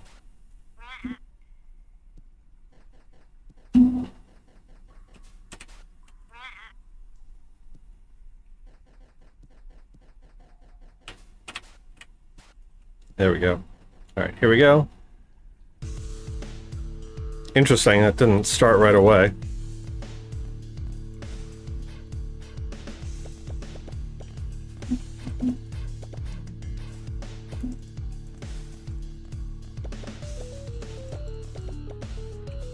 See, like, that seems unavoidable. Maybe I'm just bad at this.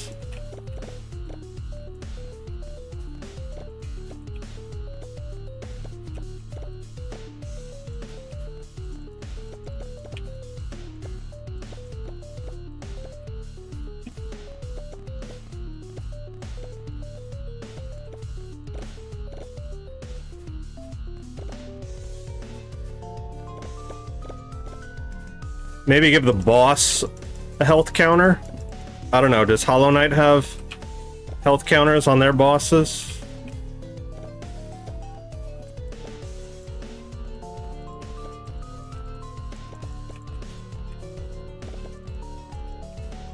Okay. Somehow managing to make it on 1 health.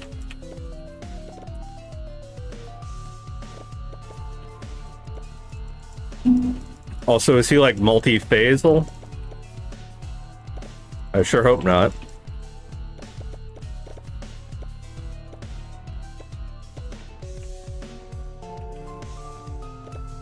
Alright, now we're getting into a rhythm here.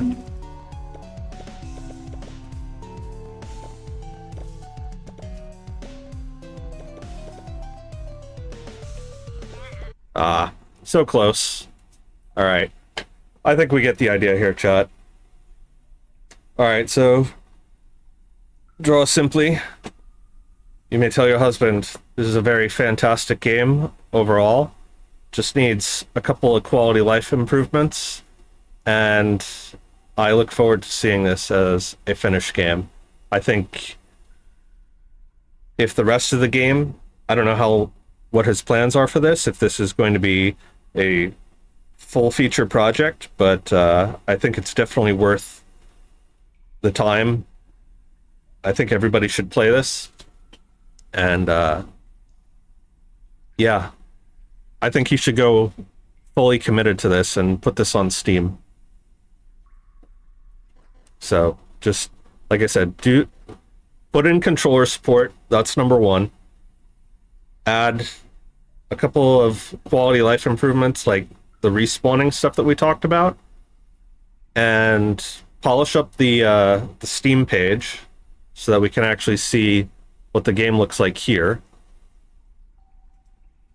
And then add like a couple other transitions and those little fixes to the diegetic menus. I think do that, and this game will be absolutely rock solid. But thank you for sharing that with us, and we will be moving on to the next one. And like I said, you can check the VOD if you need to go back to this.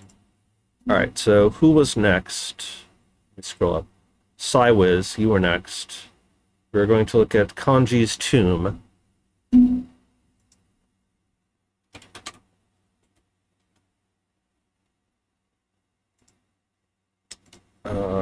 itch.io/pirate. You are very welcome.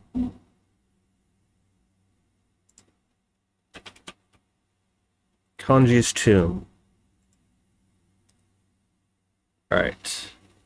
Cywiz, if you are still in the chat, give me a yes.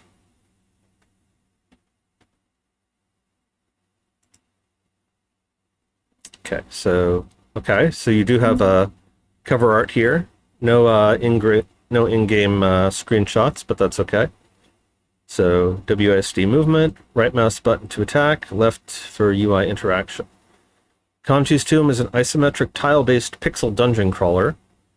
You are a master alchemist that conducted a failed experiment and found yourself teleported and trapped inside a dungeon. Armed with only your basic casting ability, you need to explore the maze and face evil creatures, corrupted by a mysterious shadow power, find mysterious recipes and ingredients along the way, and use your knowledge of alchemy to get out. Find recipes and their ingredients throughout the maze, and use your knowledge of alchemy to craft 7 different liquids for casting to help you escape. All right, so for the last 2 entries that we looked at, I had talked about the capsule description. This is a fantastic capsule description. This tells me exactly what kind of genre it is, what kind of game it is, and it tells me about the core gameplay mechanics. So all of you who are watching this, right, try and make your capsule description something along these lines. That is excellent. The only thing I would add to this, Sai, is get some, since you have the option to upload this, get some in-game screenshots going so we can actually see what the game looks like. But fantastic capsule art, really good stuff here. So this gives me high hopes. All right, so UI, left, right, got it.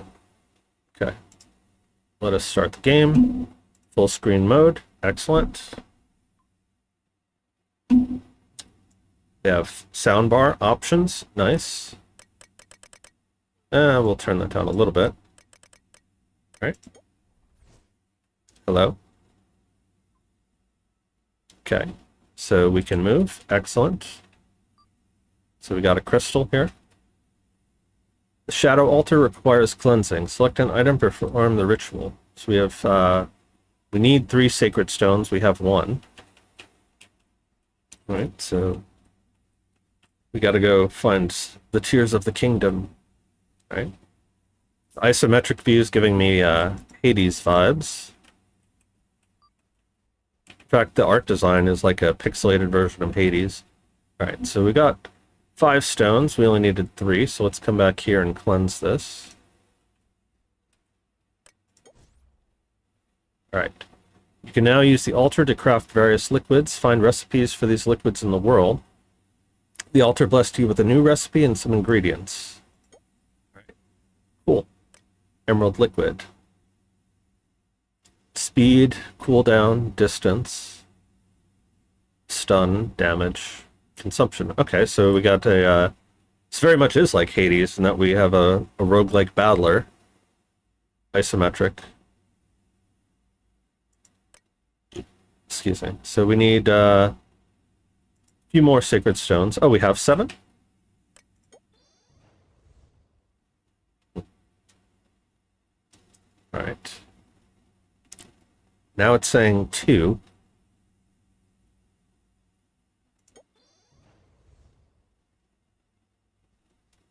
Interesting. So you now have 4 lives left. I now have 3 lives left. That's concerning. I now have 4 lives left. Oh, I see. So by equipping that, it changed our health here. So, okay. So we can right-click to attack. So I assume we're going to face some enemies now. Noticing the movement is getting a little stiff. Oh, crap, we ran out. That's not good.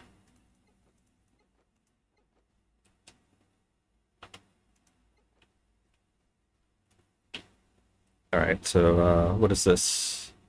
We have a feather. Another feather. Oh, nice cutscene. Showing us the enemies. Hello. Hello there. General Grievous. There's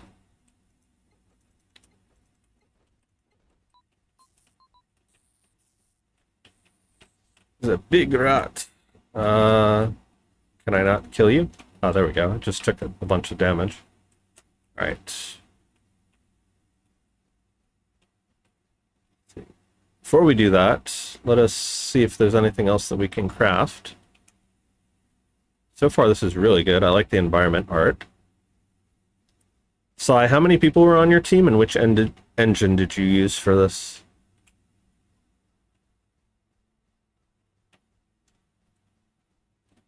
Let's see. Violet liquid. Speed, cooldown, distance, shield.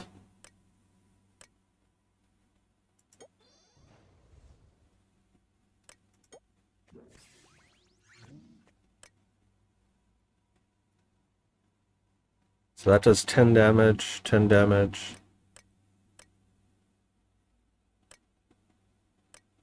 So this has longer range. So let's try not to waste them. One thing I am noticing that's missing is background music. So makes the environment seem a little bit empty. You know, even if you just had like a placeholder track. Found the exit. Requires an item to activate. Dungeon flower. Yep. Cool. Now we're on the next area. And this looks like a new item. Wings of some sort. Can we get in there? Yeah, not having background music makes this feel a little bit empty.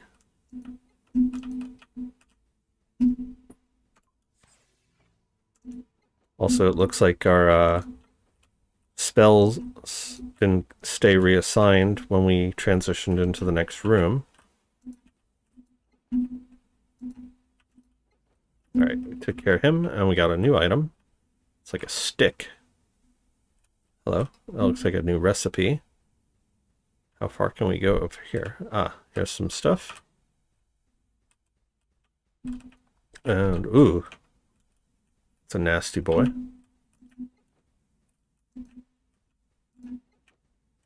Attack you from afar. And we're out of those. I don't know if this is intentional, but when we cast a spell... Wow. Okay, so lives, like, we can only take one hit, it seems. Here's another. Shadow Altar requires cleansing.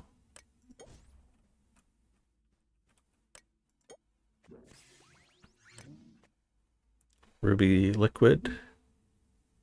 Damage 35, yes. Okay, so we don't have enough to do any more. But if we run into those ghost guys, now we have a really powerful attack. And it looks like it lowers our life if we do that.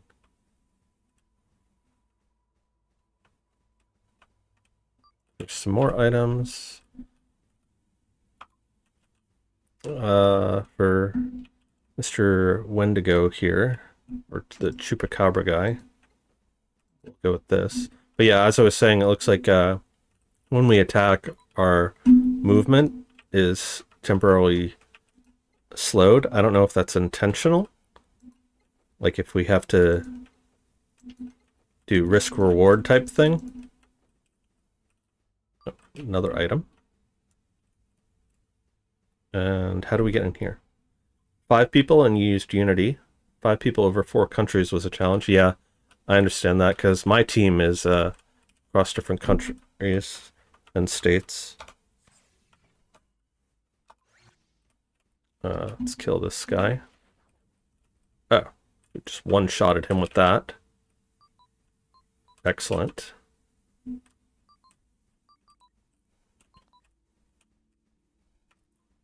So, what was the distribution of labor? Like, what did each person on the team do?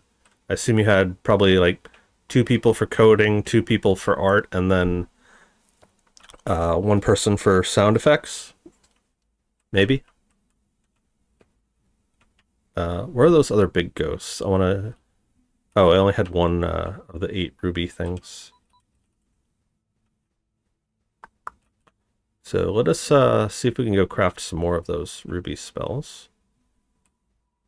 If I can find the entrance. Is there anything over here? There it is. And there's a spooky boy.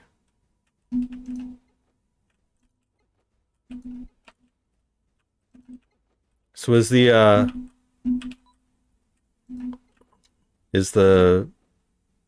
vulnerability here where I can't move and shoot, is that intentional or is that a bug?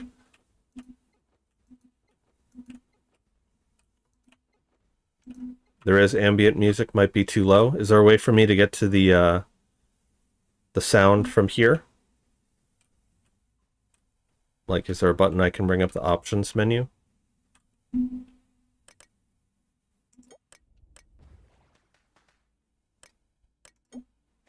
Oh, this one looks new. Crimson Liquid. That does 15 damage. Okay, so it looks like they're ranked in order in terms of damage. Azure. That's probably going to be 5. Oh, that was 2. Interesting. Huh. So Azure seems like really good, but it's only on slot 2. And I'm guessing the skulls are going to be the things that we need to exit the level. Excuse me. Alright, let's go find those ghosts.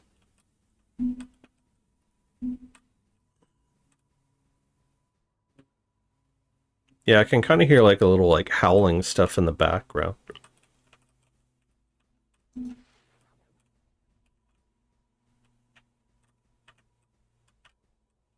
Oh, looks like I got both of them. Oh.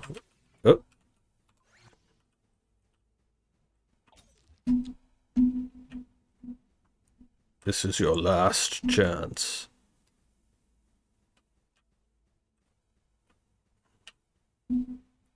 Jabba, this is your last chance.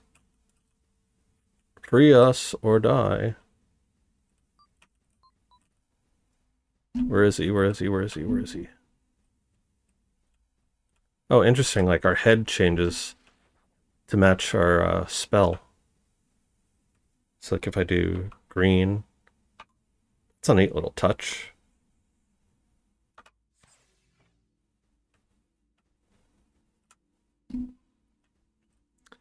It would be nice, like, if I could hover over these and see what their stats are. Because I forget.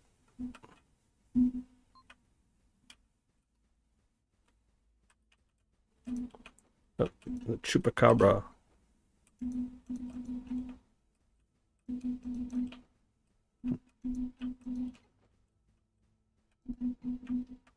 Come on.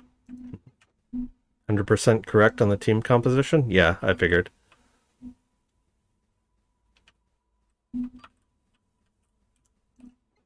But yeah, the art looks really good. Everything about this looks and feels really good. Just needs a bit more polish. And again, you know, work on the adaptive soundtrack.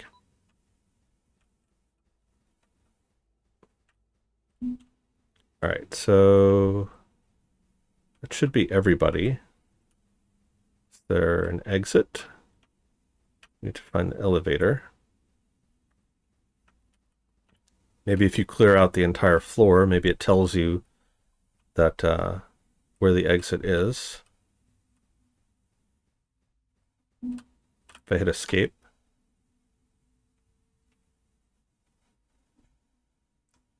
Nope. Uh-oh. Oh, there we go.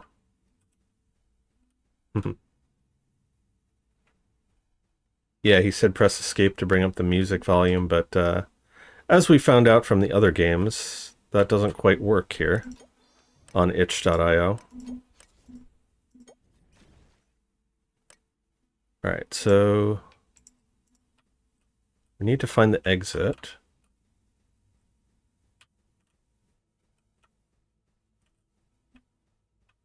The other thing is like the area is like a little bit too big and open. Hey, Prozer. It's going well.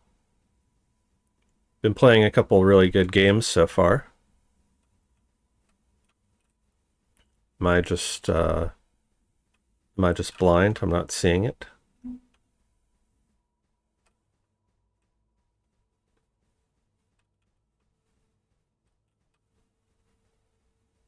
Is there an exit on this floor? Oh, there it is. Okay.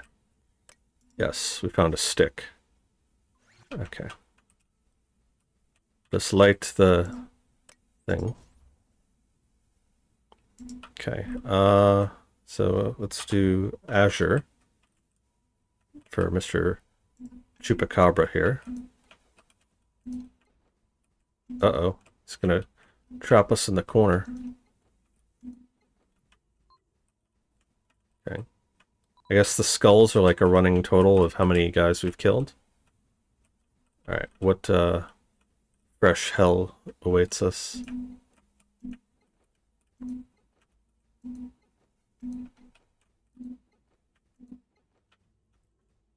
Saving my oh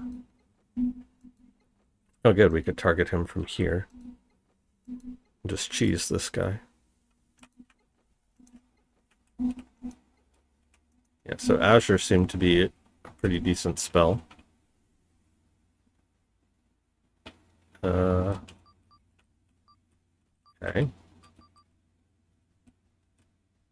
Yeah, the level design in this is really good. More of you guys.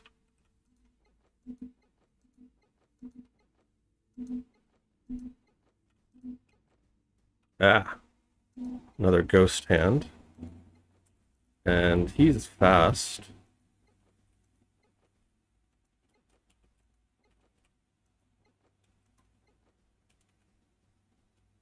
Let's get our 8. I said 8. Uh-oh.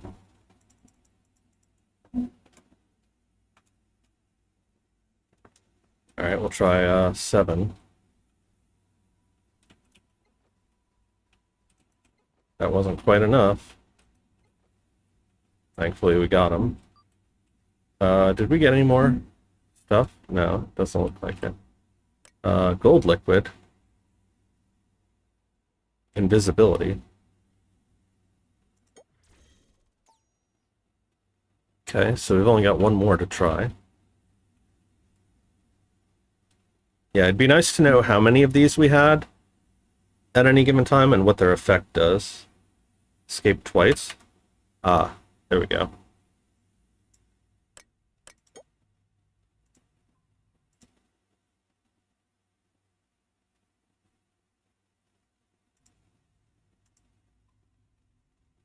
Exit top left of map. Oh, you're just... Alright. Seems like chat is delayed a little bit. Yeah, it seems that... So hitting escape the first time on itch will cause it to exit full screen mode, and then hitting it a second time. Oh, there's more of you.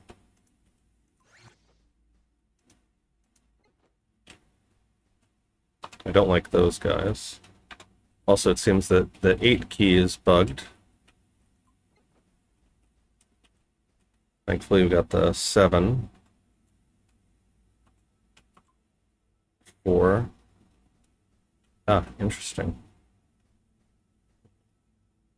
That's a Haunter. Yeah, it does kind of look like Haunter. And unfortunately, we can't use our 8 one. And we're going to have to get in close. And we just have our basic attack left. But we should be able to outrun him. It's more the Haunter that I'm worried about. Specifically that. Died. Try again. We start from the beginning. How many levels are there in this?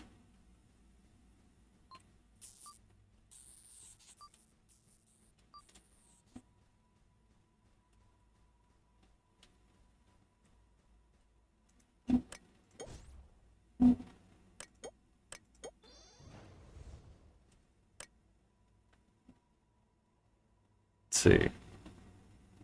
It's got a distance of 5, a damage of 10. Alright, so we need to not waste ammo.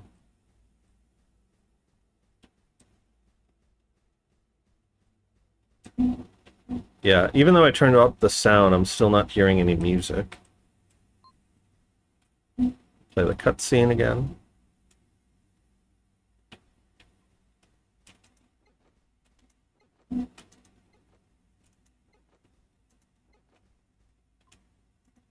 In fact, you're not that tough, so let's just not even waste our spells on you. Da, da, da, da. Dun, dun, dun. It's like the monkey playing the Sonata of Awakening. What's a good length for a game jam game? It depends on the game. I mean, if the game is solid and it keeps you engaged, right? So like my entry is very long just because there's a ton of content to be found. Need another feather. Beware of the Haunters. Oh, there's something there. Next to the Chupacabra.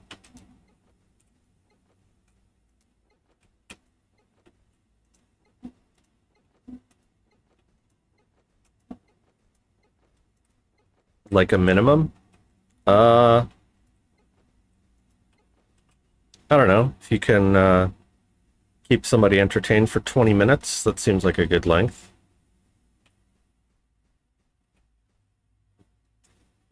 We'll miss these streams. These streams were daily. Would I play other games too on Sundays other than Cult of the Lamb? So Sunday is generally whatever game I feel like streaming at the moment. And I'm really into Cult of the Lamb, so I'm going to be playing that for a while. And then sometime in this month, they should be releasing the Unholy Alliance update, which I want to get either Draki or Dryden to play with me. Alright. We have 3 feathers. We can now go light the beacon for the altar. Oh, hello.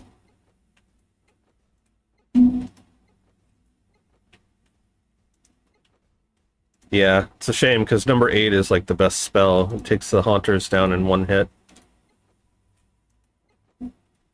But, I mean, it happens. It's a prototype. It's to be expected in a game jam. Oh, that's the thing we need. I think that was a Crimson. Yes, cleanse the altar. Get Azure. Violet. Violet is decent range, but high cooldown. Nothing more to see. Ran out of time. There was a black liquid at the end. Alright. We'll see if we can get back to the end there. Collect a bunch of stuff. Let's use 2 against Haunter here. Just so we could stay out of his range.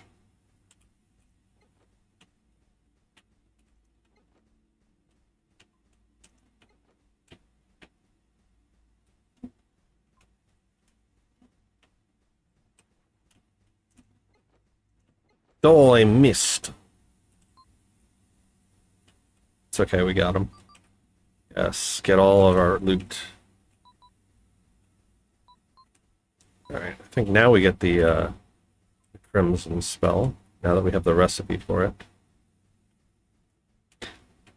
Oh yes, the circuit emojis. So, if you guys are liking this stream, we do have memberships available. For as little as 99 cents a month, you can get additional perks such as badges and custom emojis, all of which I made by hand. And then at higher tiers, you'll be able to join members-only streams in which we do more things like this, where I give you direct feedback on whatever projects you're working on, or you guys can pick games that we play, or art that we make. And I'll do whatever it is your little hearts desire. So yes, hit that join button, become a member. We would love to have you here.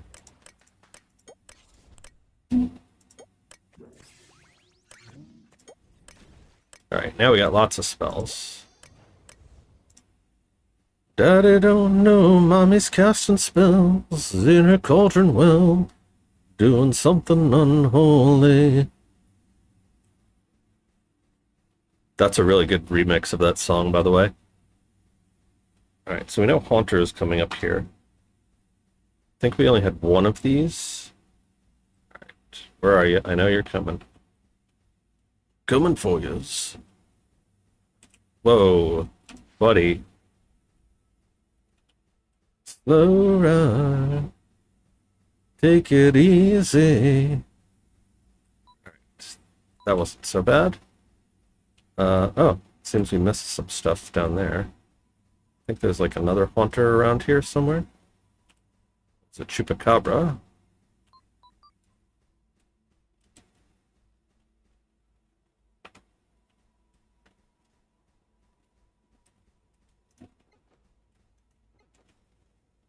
You messed up when you left them. Now you're a prisoner. We'll torture you slowly. Oh, the dark magic. Oh, the dark magic. Thought it said I have 5 lives left there for a second. I'm like, how did I gain an extra one? We got another crimson, it looks like. Anybody else? I think that's everything here. Alright, so let's move on. Deposit stick. Deposit stick. Get another crimson, another azure.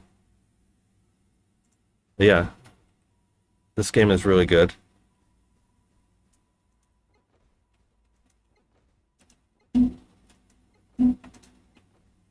Uh-oh. It's gonna flank us.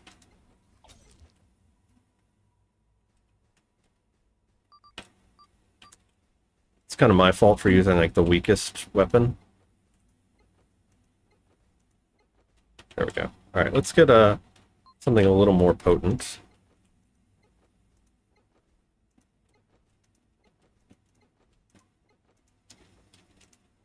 Yeah, I think, like, the biggest weakness of this game is not having, like, really good music to go in the background. Just feels like dead air, which means I gotta compensate by commentating. Although it also kind of has that vibe of, like, a ye old arcade game. Alright, and then there's a haunter up here. Let's deal with you guys first.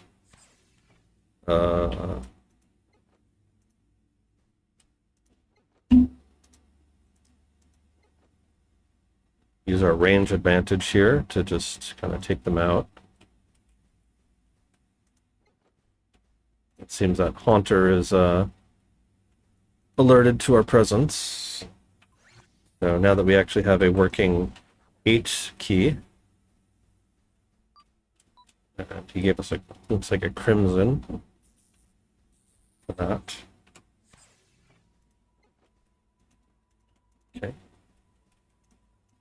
Don't let him get too close, and we should be okay.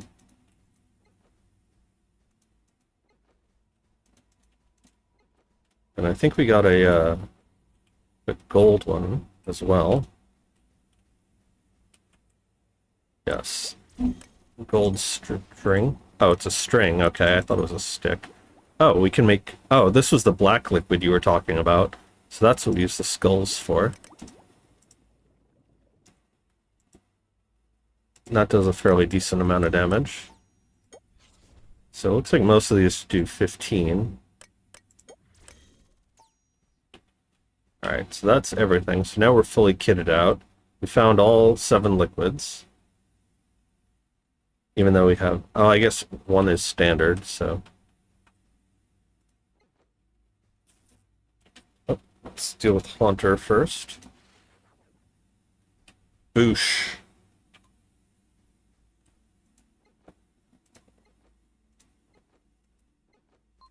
Alright. Just take our time, be careful. And we're out of our good spells. Oh, I guess that worked. Okay. That wasn't so bad. Oh, okay. I guess that was the end. Oh, so we were right there. Alright, cool. Very nice game, Cywiz. Good job on that. Not a whole lot I can say. Did you have any other questions for me? I would say just keep doing more of the same. Again, add the music, add the little tooltips, and yeah, should be really solid. Nice use of alchemy, nice use of shadows. Definitely fitting the theme. Loving the Hades vibes.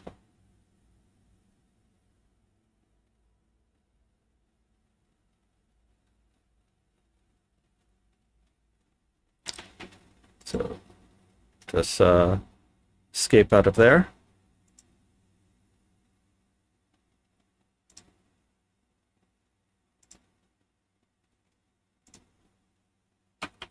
So if you got nothing else, no other questions, we'll move on to the next one.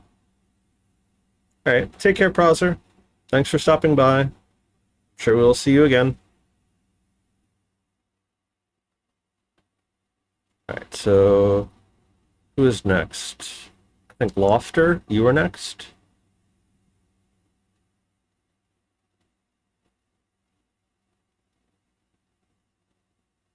Your game is called Vile Elements.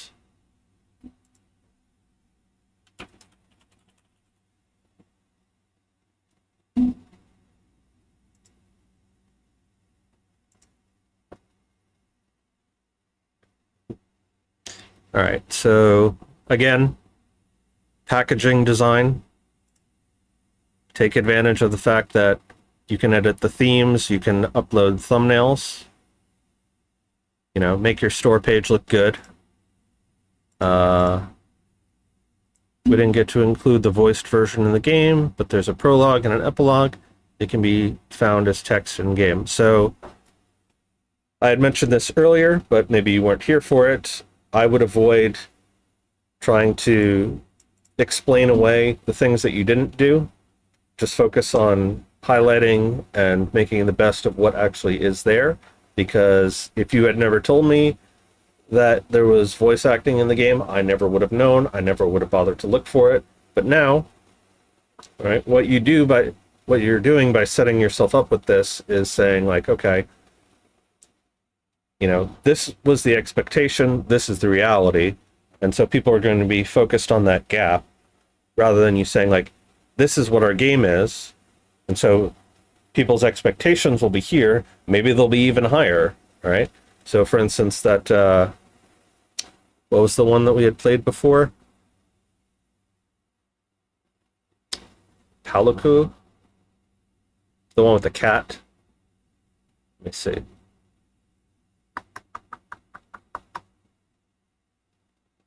Let me see if I can find the name for that. Pusical. Yeah. Right? So my expectations going into that were about here, but then the actual experience was way better than what I was expecting. So focus on what is actually there and don't worry about explaining away the things that aren't there. All right, Cywis, thank you very much. Sure to give us like, share, sub, comment, all that stuff. Also, we have pinned to the chat is our game Spellweaver. So if you guys want to give that a playthrough and give us a review of that. All right, so back to this. Tell us about your game. It's a top-down Zelda-style puzzle game where you see the fundamental elements of the world and mold it to your will or solve puzzles. So again, I know that this was included as part of the forum, but you want to include this in your basic description as well, telling about the gameplay mechanics. Kind of like what we saw with the last game. All right, so I didn't see what the controls were. Maybe it'll tell us in game. Ah, controls. There we go. Okay. Nice little background music there. See, even just that little bit helps a lot. Nice little plague doctor guy with the elements swirling around. So controls. Number keys to select a vial. Spacebar to use the vial. R to open up the mix menu. Escape. We're going to have escape issues. All right, so R. And the number keys. Does that include the number pad or just the numbers up top? I guess we'll find out. 4 elements form the foundations of this world. By distilling these elements into their purest essences, alchemists transform mundane matter in their pursuit of wealth and fame. However, the purified elements are volatile, and there are strict rules in place due to the risk. I'm getting Full Metal Alchemist vibes from this. The Shadow Alchemist is infamous for delving into both novel and taboo experiments without fear of either costs or consequences. He is a master of the craft who desires only to satisfy his curiosity. Alchemy is a means to an end, where the ends always justify the means. Little witty dialogue, or little witty narration there. I like it. His research has led him into an ancient laboratory that may contain the void element, a substance that shouldn't exist. Pure void could allow the 4 elements to mix and interact in ways beyond the alchemic limits of matter. With vials in hand, the alchemist descends. Okay. Could spruce this up a little bit with like a nice scroll texture. Like we're reading it off of some ancient parchment. All right, so we can move. So let's see. Okay, so it's only the top ones. All right, so having to do that with, so I'm guessing this is fire. Okay, water. It looks like it's dropping down from the ceiling. Earth. Oh, that's wind. And earth. Okay. So is this like a roguelike? What does this do?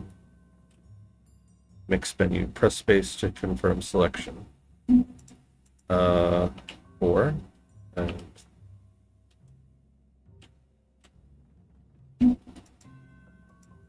okay. What did that do? I guess we can't really see.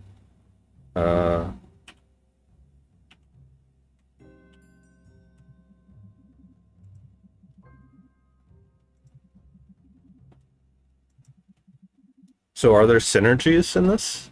Is that what that's supposed to do?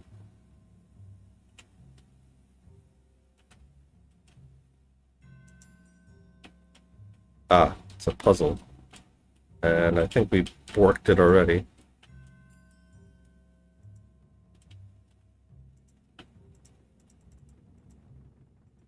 I think I pushed it to the wall and now I can't get it back up. For now, all it says is that the candle is in the middle of the room, and that's why you need to escape. Okay. So, did I just bork the puzzle here? Did these things on the wall do anything?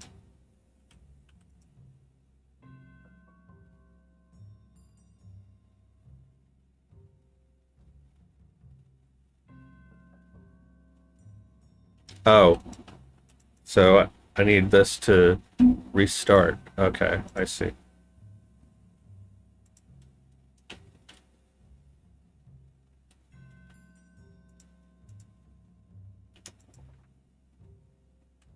Oh, I see. Ah, okay. Let's see. Do Earth? Here. I feel like Earth should do something to this. No? Fire?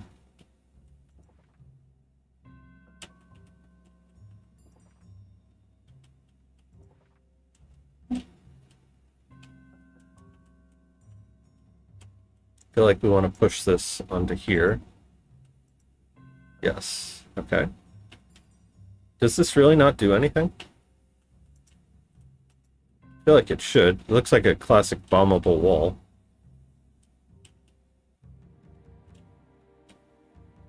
It's got like a little, almost like he's skateboarding kind of motion to his animation. Let's light these fires first. No, just texture? Okay. Let's see. Do we want to fill them with earth? No. Do we want to fill them with water? We do want to fill them with water.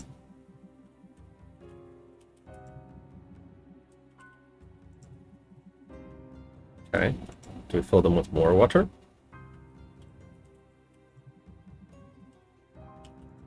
We got a key.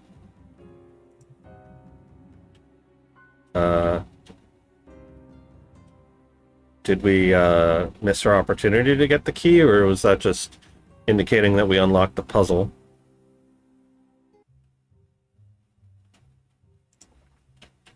Yep. It's a shark. Dun, dun, dun, dun, dun, dun, dun, dun, dun, dun, dun, dun. Let's see, what are these things? Interesting. Oh, interesting. The wind puts out the fire.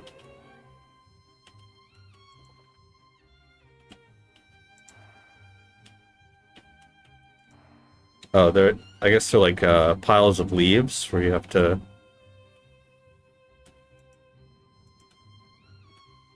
Let's see.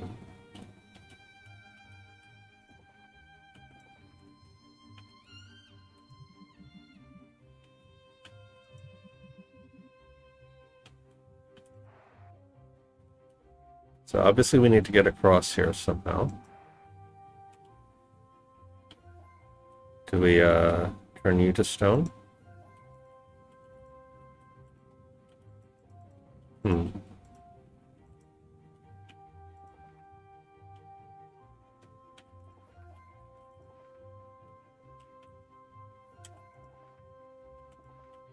Can that burn the shark?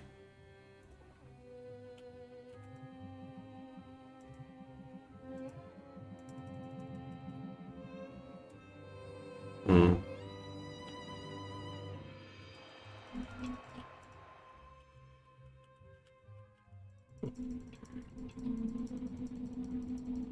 Nothing. Is this what we need the mixed ones for? So if we combine water and earth.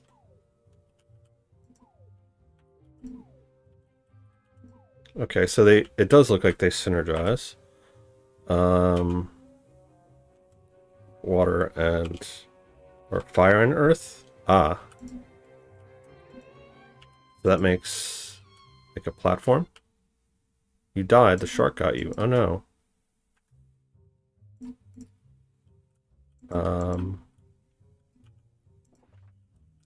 So how do we deal with the shark?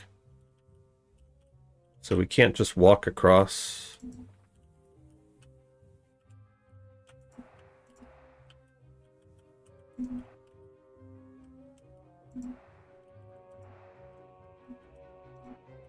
What else can we try? 3 and 4? No. You're losing your mind with excitement right now? Why? What happens if we do fire and water? Can we mix the same ones?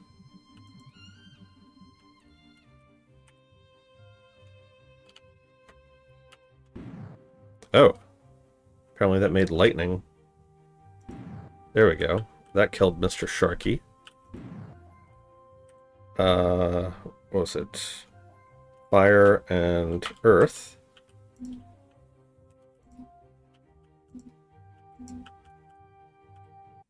There we go. Okay. Light the beacons. This looks like a pit of lava.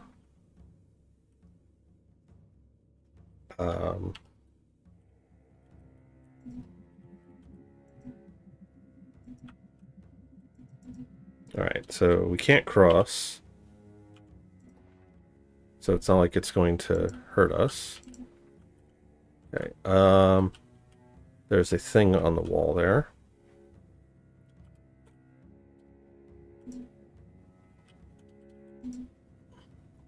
Apparently we can't throw stones at you. Well, maybe this is what we need the wind stone for. No. Let's try this again. No.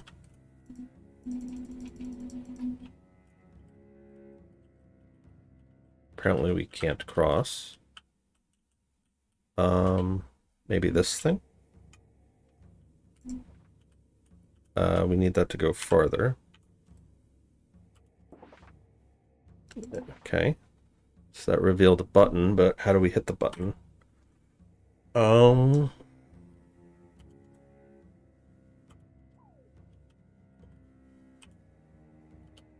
2 and 4. No. 2 and 3. That's lightning again.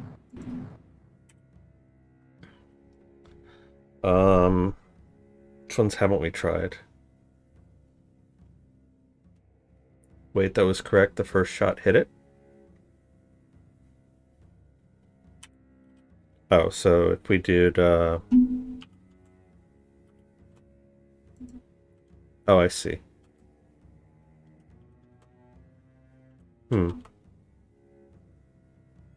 Yeah, I see the left button is pressed, but the right one...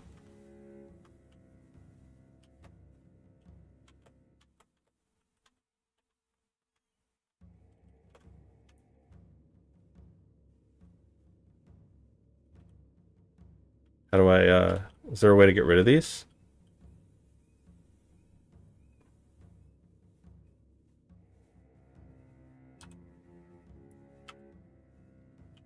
Water and earth. Ah, I see. It's using them up.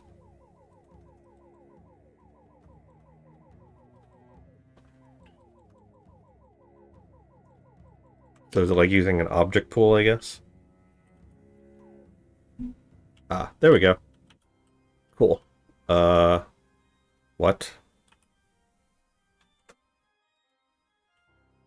No, I didn't want to escape.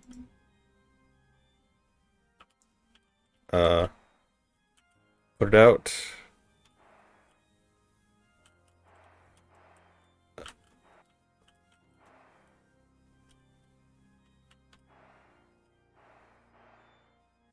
Yeah, I was gonna say, died.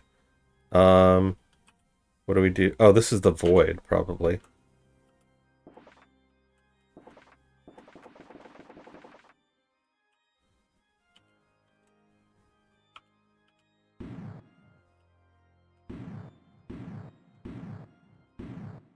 So is that the void? It just kills us after we find it?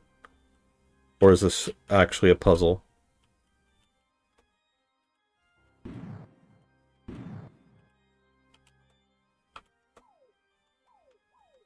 Correct? That's the void, it just kills us?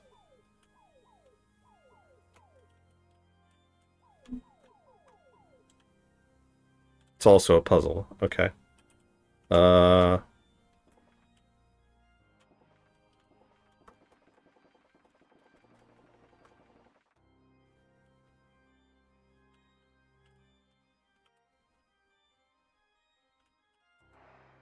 See, these are lit, which makes me think we need to unlight them.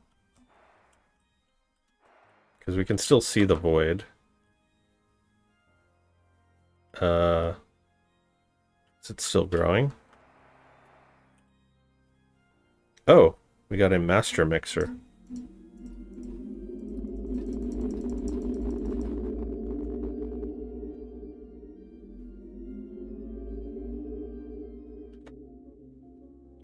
As the ancient crucible crumbles around him, the alchemist is forced to combine all 4 vials at once. From the unstable mixture erupts elemental shadow, the dark matter of creation. As the opposing element, it renders the void inert.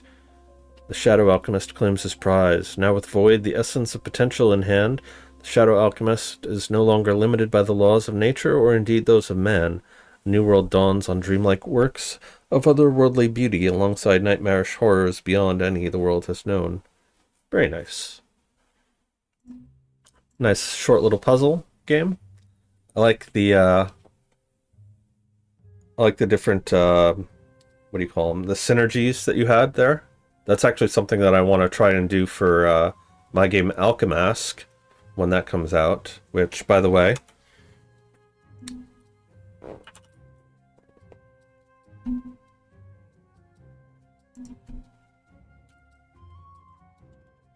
game design documents. So if any of you has not seen this yet, our channel has put out a comprehensive guide to game design documents in which we go over our game, The Alchemask, which is very similar to this, actually. Where was it? In the sense that it's sort of like a top-down Isaac-style shooter, where you have elemental magic and they have different synergies. You can burn things, you can freeze things, so I'm very much a fan of that. Did you have any questions for me as far as this? I'm not really sure what other advice I can give you other than to just keep doing more of it.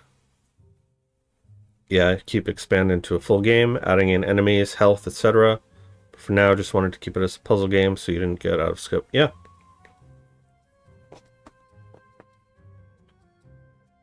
Alright, cool. So, very nice. I think you could do a lot with that.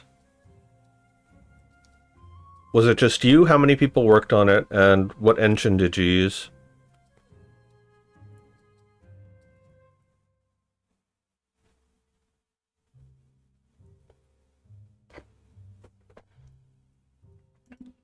Yeah, if we go to...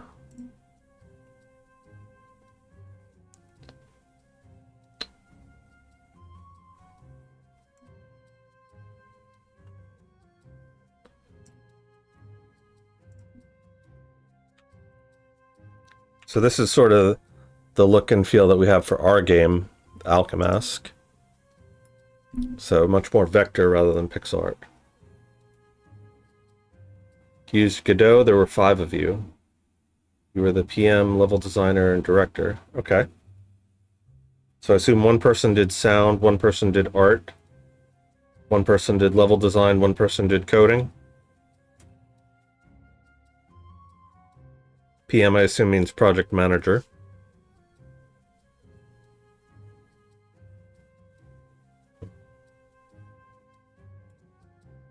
One person did art and coding.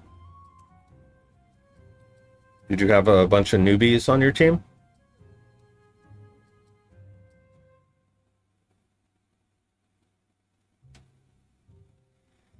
Or was there real-world stuff that got in the way? One for sound, one for coding, a writer.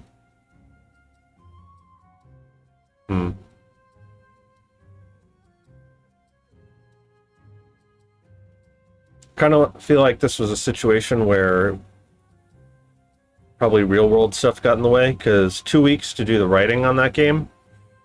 You all have real jobs. One of them is straight up a musician. The other was a coder but hasn't done anything in a while. Yeah, I know what you mean by real jobs. That's what I meant by like real world stuff getting in the way. So it's not like you could sit here and dedicate 12 hours a day to it. It's more like a couple hours here, a couple hours there.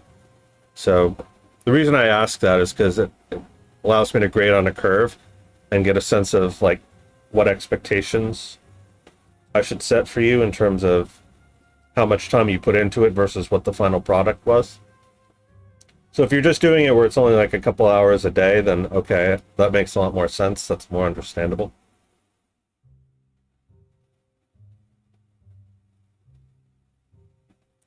Hey, Benji. You're the musician? Yeah, the music is nice.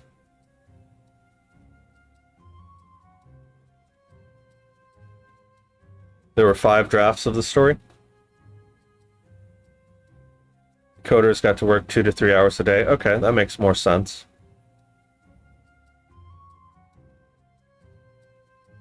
Right, but you understand why I'm asking that, right?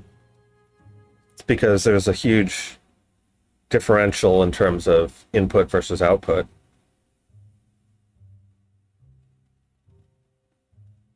So like if you were doing, 12 hours a day on this with 5 people, that would be a lot different expectations for what you could accomplish versus doing only 2 to 3 hours a day. But yeah, that makes sense. Was this your guys' first game jam?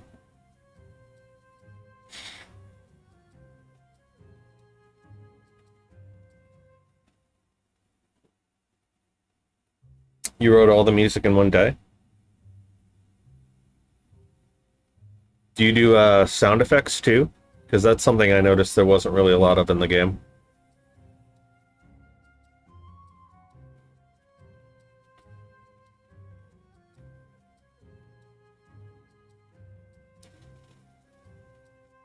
Was your first game jam together?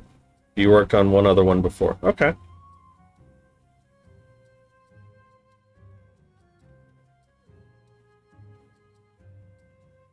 There were sound effects, they were just low? Okay.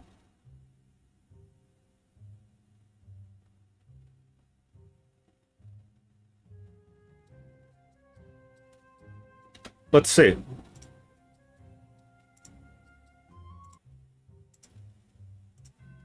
Maybe I just had my sound down too low. Oh, okay, yeah, you're right. There are sound effects. Or at least some things have sound effects. Yeah, it sounds like they're getting drowned out by the music. Alright, so I could definitely hear them, but they're getting drowned out by the music.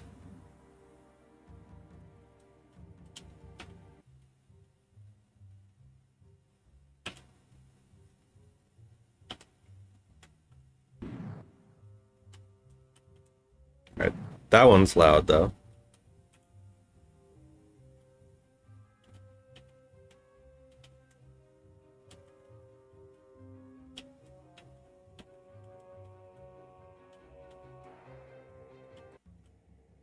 Alright, I wasn't sure. Yeah, so if you had, so here's my game. We wait for this to load up.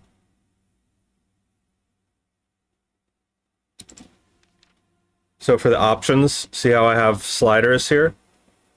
You can control how loud or quiet the music is.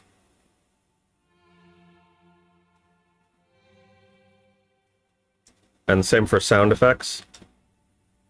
So if I click,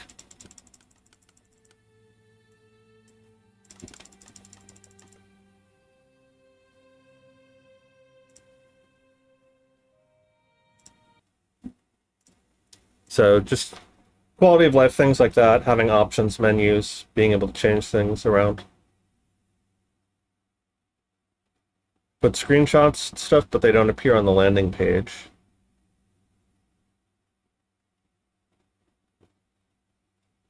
Yeah, I think you have a solid gameplay loop that you could easily turn into a full game, and then just do like what Mark Brown on GMTK does, where he has like a huge database of puzzles. So GMTK puzzles.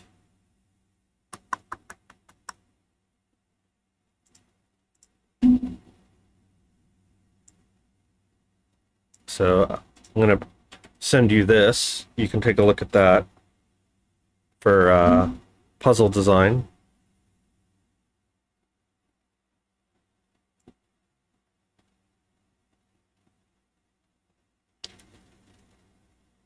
Let's see. Yeah, so he has a whole bunch of different slides for each one. So you can change around the order, and then somewhere in here he has a giant database. Yeah, here we go.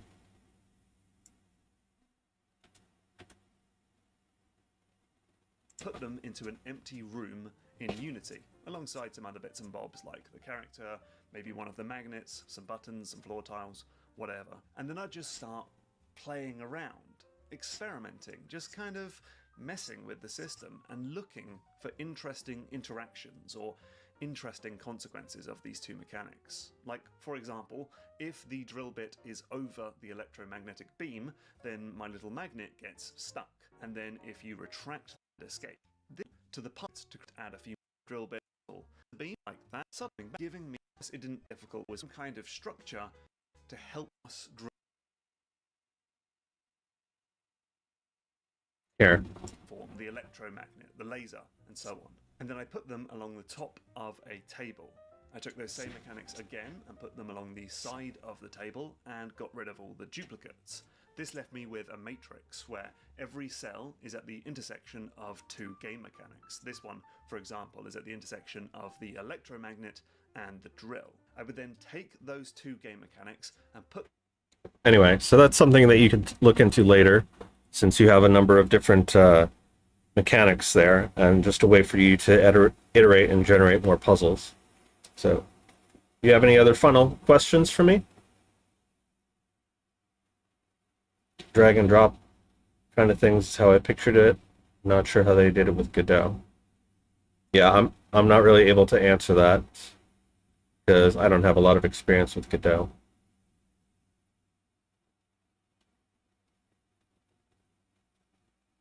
Was there enough explaining? Kind of went by Egoraptor's game design template. Well, I am a huge fan of Egoraptor's philosophy of designing through level design. In fact, like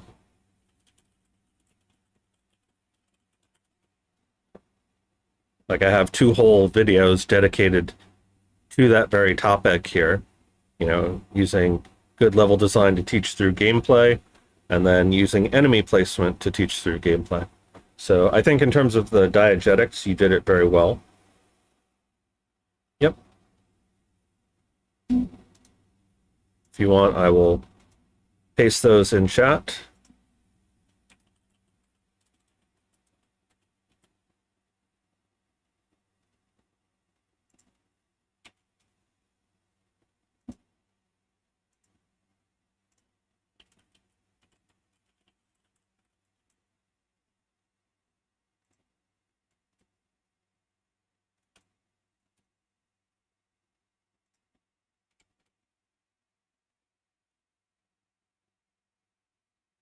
Yep, there you go.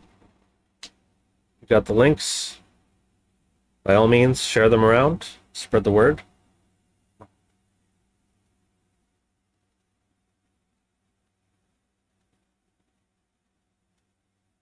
But yeah, so like the what was it, the Pusilac game? Pusical? The cat game that we were looking at earlier, that had very good level design, where you're actually teaching through diegetic means, you're teaching through not just exposition, not just through symbols and icons on the wall, but also the specific placement of the elements in the room, and sort of directing you to, there's really only one path. That's definitely something that's a lot more important in Metroidvanias, but also in puzzle games in general. So like a Zelda game, for instance. So in your game, for instance, the fact that you have fire, earth, water, and air, and it's basically just a matter of tapping into people's preconceived archetypical notions of what those elements do or should do. So like I think in your case, the level design one would be a lot more valuable. I'm talking about the idea of things reacting the way that they expect. So like once I figured out that it was a candle, then it's like, oh, okay, so then we can light this with fire, pushing things with earth, filling things with water. With water and air making lightning. I mean, it's not the most intuitive thing, but just through sheer trial and error, was able to figure it out. So we got there in the end. But yeah, very good puzzles. And good luck on making a completed game out of that. Do you have any other final questions before we move on to the next? Thunderstorm route. Okay. Water and air currents make storms. So that's something that you could probably fix on the art asset side, where instead of making it just be a light, like a lightning bolt, have it be like an actual thundercloud. All right. Well, thank you for that. All right. I'm going to take another bathroom break, and then we will be right back. So I think we have anybody else in the queue? Code Flick, I think you were next. So if you have a Game Jam entry that you would like us to take a look at, then kindly submit the name and I will look at that when we get back. Or anybody else who is in chat, if you have a Pirate Software Game Jam game that you entered and would like us to play, I will take a look at that when we get back.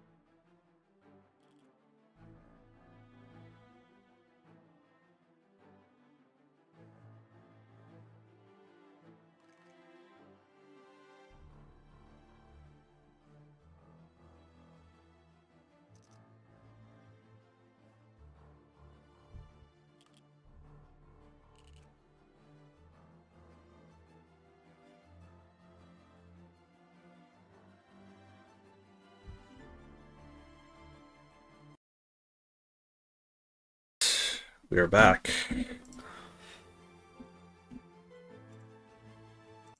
And I got myself a drink of water and a snack. Alright. Hello, Starboy. Been using our guide on making a GDD. It's been helpful. Awesome. Very much appreciate that. Also, the very rare 1 in 20 scorpion appearing. Squash that little bugger. Alright, so anybody in chat have any more Game Jam games they want me to look at and review? Let me actually message out the Pirate Software Discord.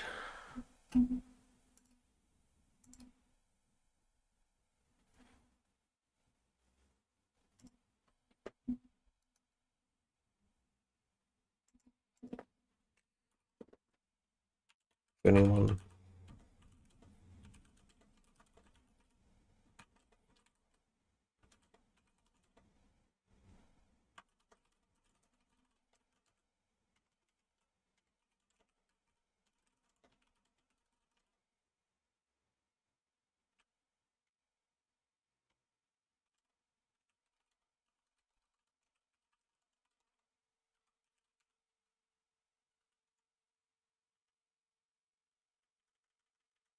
You give feedback on?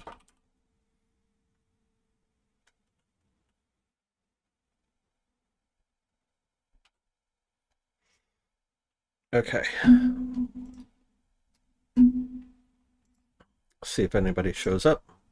Starboy, did you have a Game Jam entry that you wanted me to take a look at?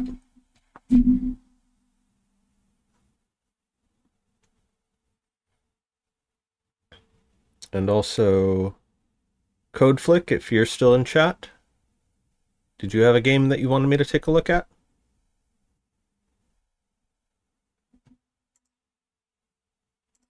If not, then let's actually move on to another game that caught my eye.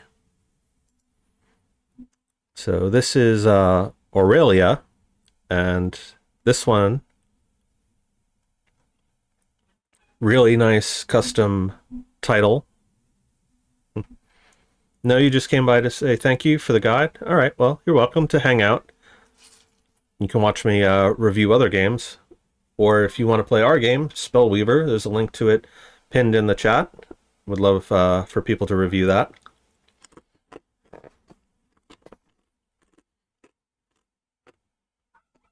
So in the meantime, we're going to be playing this game Aurelia. Have a very nice custom title here. I love the font. I love the gold gradient on here. The art style of this looks absolutely gorgeous. From what I can tell, this is looks like a Celeste clone. So let's see. If your game is running slow, playing with reduced particles is recommended for higher performance. So we've got WASD, space, left mouse button, and left shift. Okay, so very similar to the cat game. Follow Aurelia, a young aspiring alchemist, and Wispifer. I guess that's how you... A Wispifer. A glowworm with a nose for sniffing out the best potions and materials, or so she says, as they traverse towers and dungeons and more on their quest for acquiring the lost recipes needed to defeat an unknown foe. So just like we've been talking about with some of the other entries in the series, you know, for the packaging, no one really cares about the story stuff. They want to know about gameplay mechanics and what kind of game it is. So like I can kind of get a sense of that from your screenshots here, which is good, but you would also want to include that in your packaging. Let's see. They've got art director, gameplay design, sound effects person. So the dice goddess. So it looks like a team of 3. And voice acting, Okay. Let's take a look at their game design document, actually. Because if their game looks this good... Oh, yeah. Oh, yeah, that's the good stuff. Look at that. Definitely Celeste, Hollow Knight. That's a professional GDD right there. Player whose primary objective is to reach the end of the given room gets around by running, jumping, and dashing. The primary challenge of most rooms is in the form of level-unique interactive obstacles, which allow the player to get around hazards in different ways. In addition to platforming, the player has sometimes to fight and interact with enemies in the level to progress. Okay, so it's like Celeste if Celeste had combat. So you got running, jumping. It's very cute animations here. I don't know how long it took him to make this. Dashing. Attacking. Alright, so you shoot to attack. Potions. The player can grab optional potion pickups from around the map and bring them to the end of the room to collect them. If the player dies while holding a potion, it goes back to where it was initially. There are typically one or more potions per room. If the player dies, they'll be sent back to... Alright, so there's a death counter. So, hooks. So kind of like Sly Cooper platforming here. Very cute.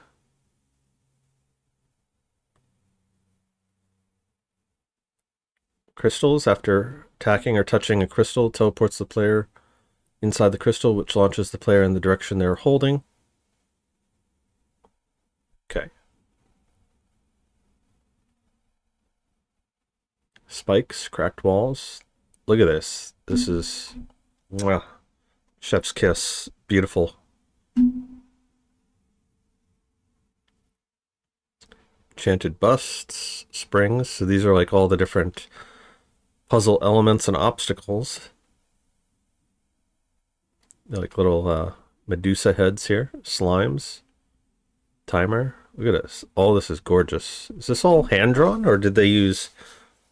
I can't imagine they used pre-made assets.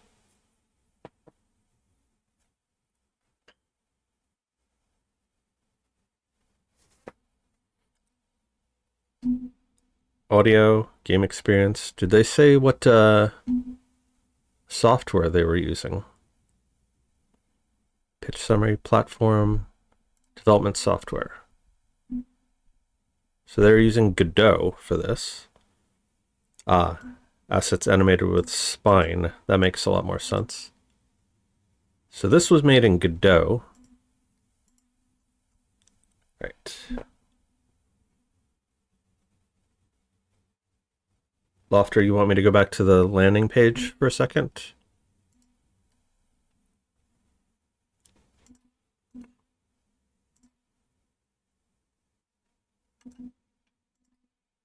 Yours is only a single page long.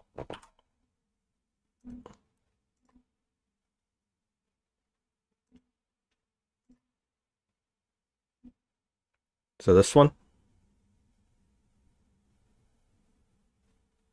No, yours was what was the name again?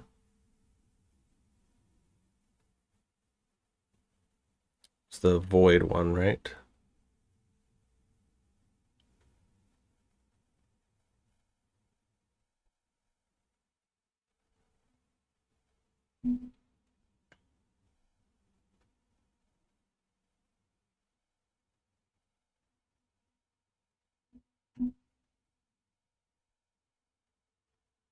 File elements, right.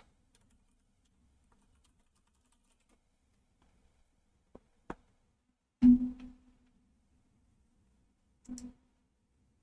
right, real quick detour from this, and then we'll get back to Aurelia. All right, so what did you want me to show? Oh, okay. All right, yeah. So now you got these working. Okay, awesome.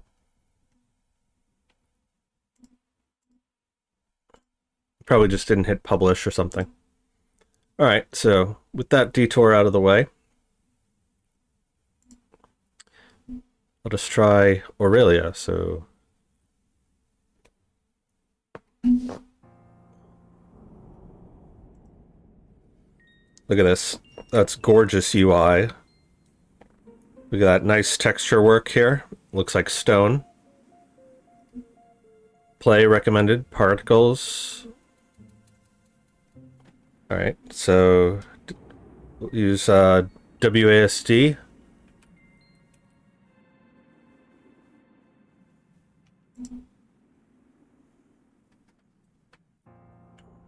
Yeah, I think that will probably be best.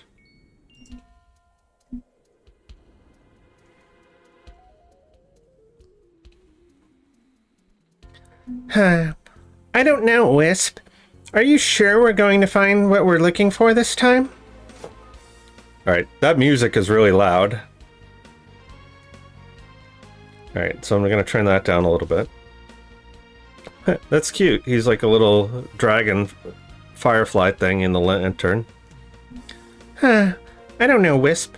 Are you sure we're going to find what we're looking for this time? Of course we are. I can smell those beautiful brews from here. Really? All I can smell down here is mold and dust. I guarantee they're here. Has this glowworm ever led you astray, Aurelia? Alright, so he's the glowworm. I mean... Don't answer that. I, Wispifer, promise we'll find potions here. You gotta believe me. Wonder if they're using some kind of text animator to do the... or like CSS type thing to do the fonts. Alright, let's get going then. Oh yeah, look at that nice juicy animation there. Okay. Alright, so the jump is like feels like a standard height. Yeah, looks like it's only a single variable height. So I jump and I go set distance.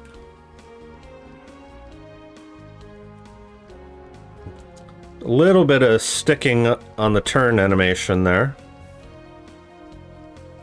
Since they're going this polished, you know, like this is just a prototype, but if you were going to do like full polish on this, maybe have like sort of, you know how in Sonic, when they're running and he goes and he's going fast enough, but then he turns, he does like a skid kind of thing. And it's like, and it goes the other way. You could totally add something like that. Maybe add little particle effects coming off of her feet. I didn't see an option to... Yeah, that doesn't look like there's any options menu, although this is, again, very gorgeous UI. I was going to say, is there an option to toggle the sound for the music and stuff, but it doesn't look like there is. So adding that would be a nice consideration as well. All right, let's go. Space to jump.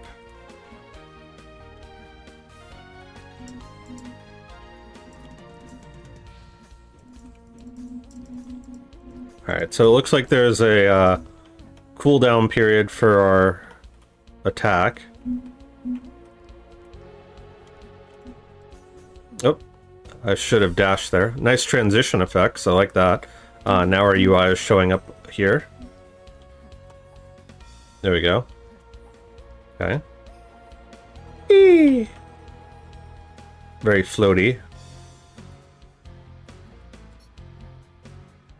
Okay. So, jump, dash,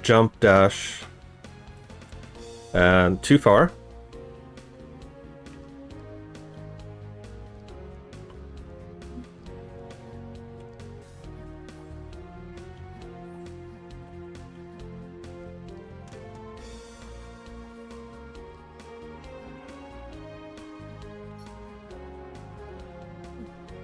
I see, we only get one shot at those. You can kind of do speedrun strats already.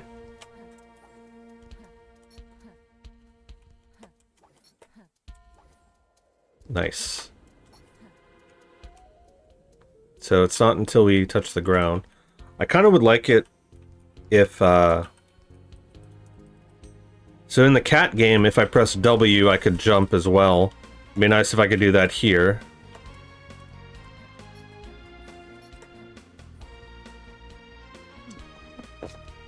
Also, having controller support for a game like this would be really useful.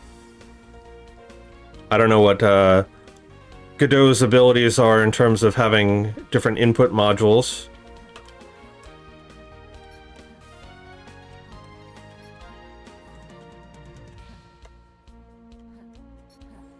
Oh.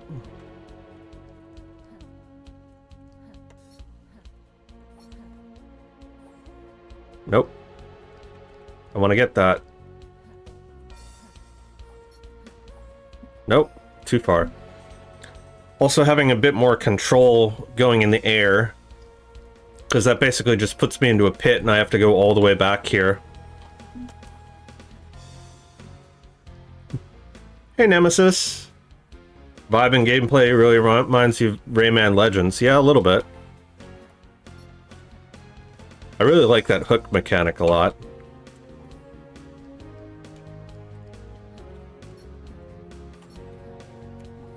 There we go. Alright, so now as long as we don't die, this potion should follow us back.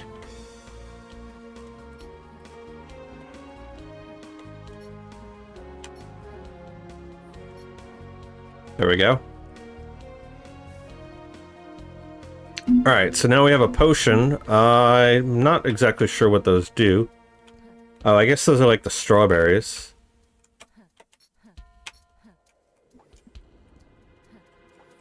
No? Yeah, because I can't move when I'm in the air, which I guess makes sense in terms of physics, but in terms of gameplay, not so much. Ah! At least I don't have lives or anything. Well, we have the death counter, I guess. Hmm.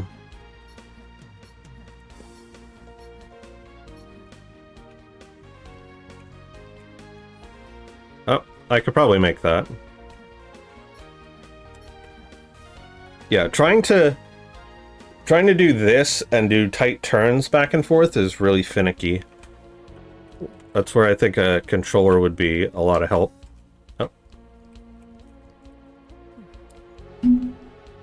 I was noticing that with the cat game as well.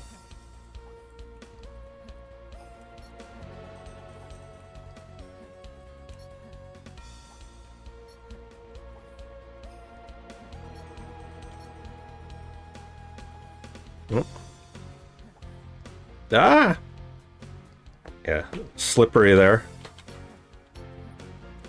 I feel like the cat game had tighter controls than this. So we want to go... There we go.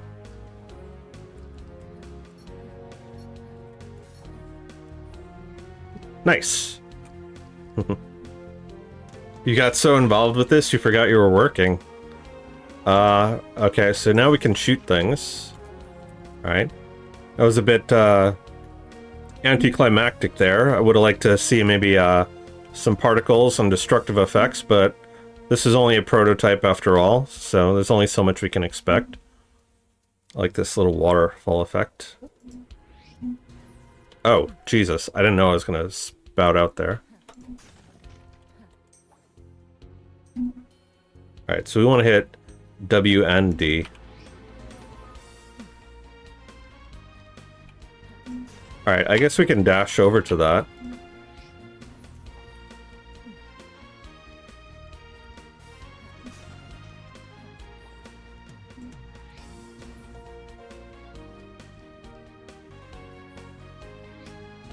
Nice.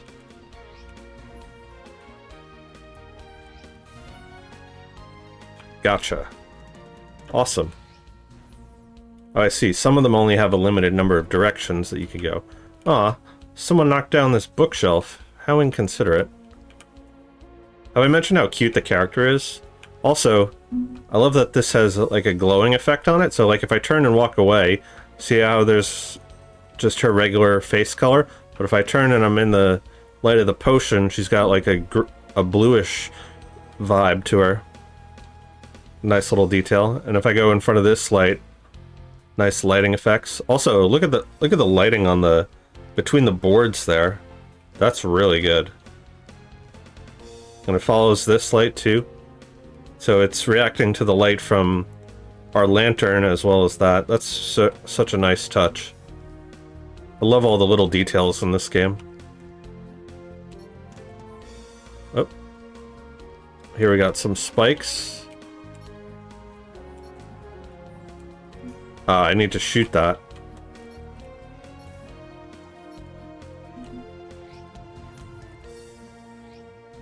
Nice. Is there something up there? No. Okay, that wasn't so bad.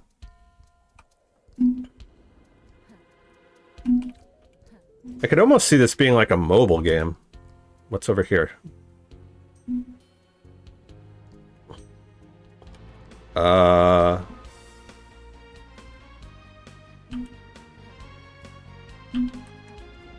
guess we want to come down from that.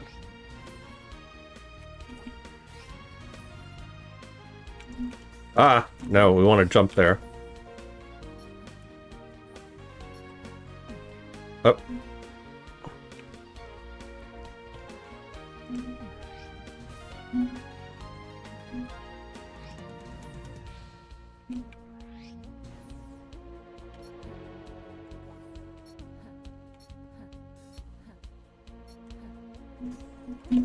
Ah, other way.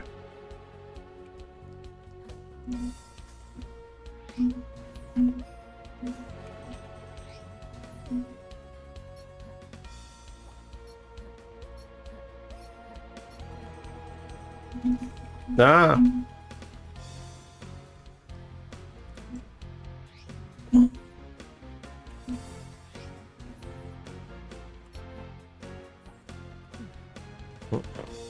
Yeah, it's that turning that's really tricky with the keyboard. I guess I have plenty of time.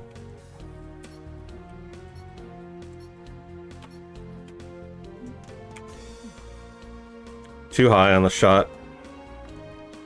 But we got this. See, that part's easy. It's these that are...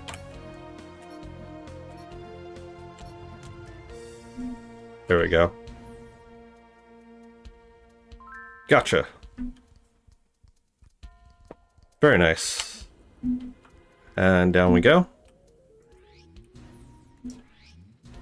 Where am I supposed to go here?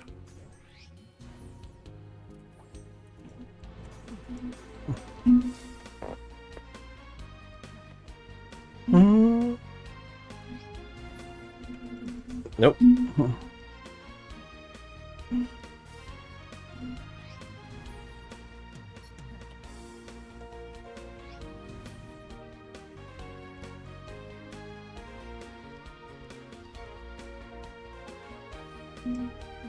Nope.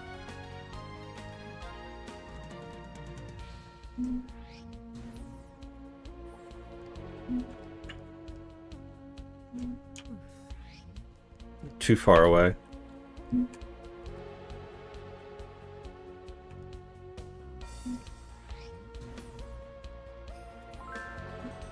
Ah! I guess that's how we have to do that.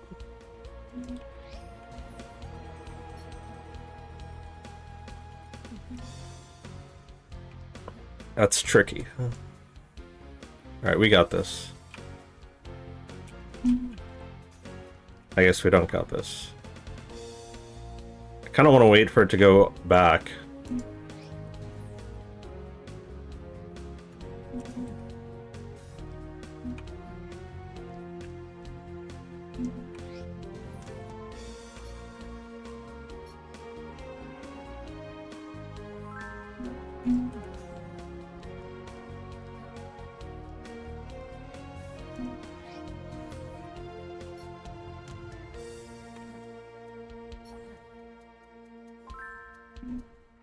Nice. Oh, wrong way. I gotta make sure not to use those too quickly.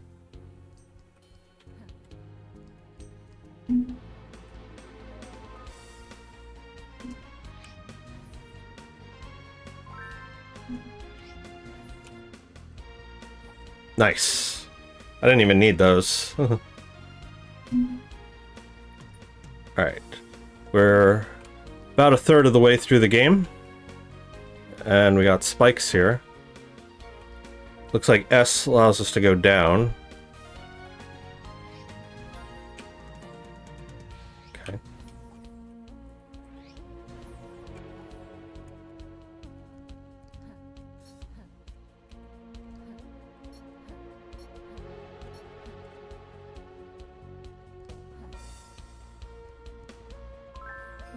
Ah, there is a platform there.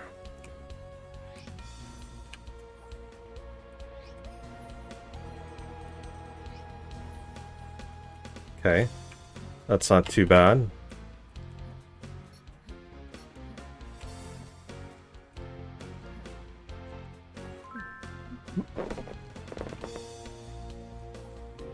I thought I could make it across that with just the dash.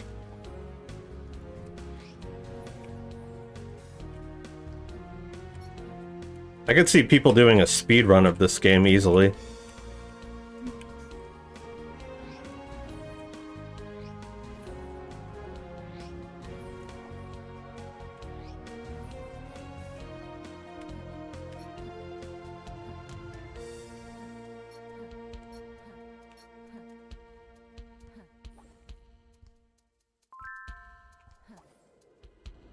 Okay.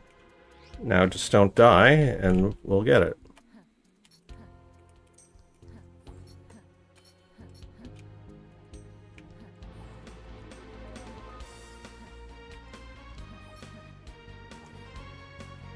Ah. Now I gotta get the potion again.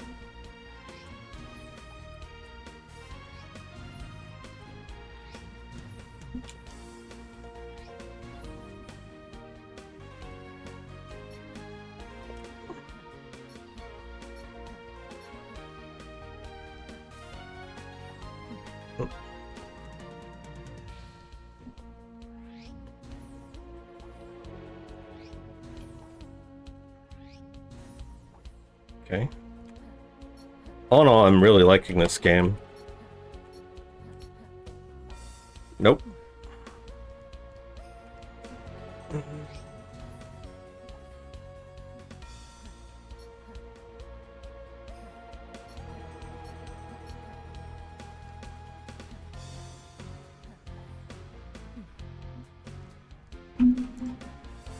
Trying to get a sense for the distance.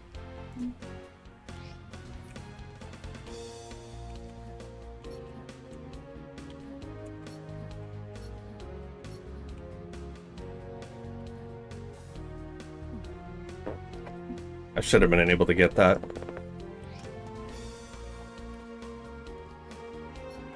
I've never actually played Celeste, so my muscle memory for games like this is kind of lacking. Alright, loop back around. Not that way.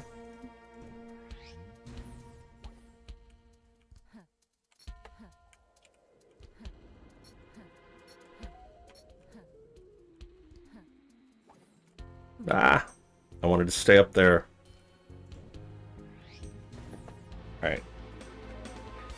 Let me turn my fan up a little bit. It's...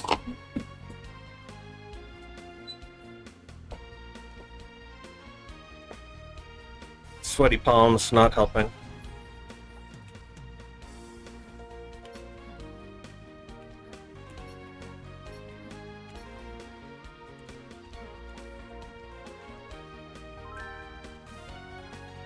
Just barely made that.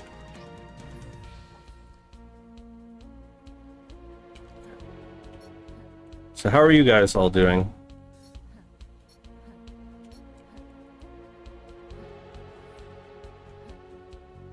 Okay.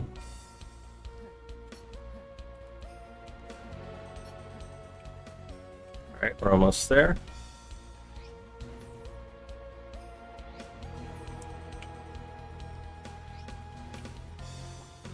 Oh.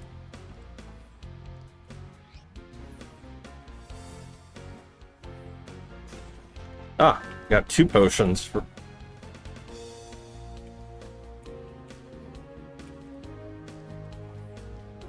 Nice. Bank 2 for the price of 1. Oh god. Oh, these are the springs they were talking about. So what's the timing on this? I guess that.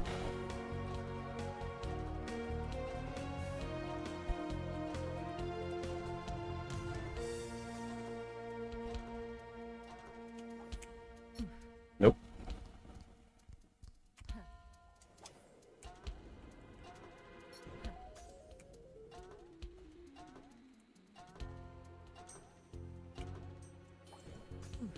Ah.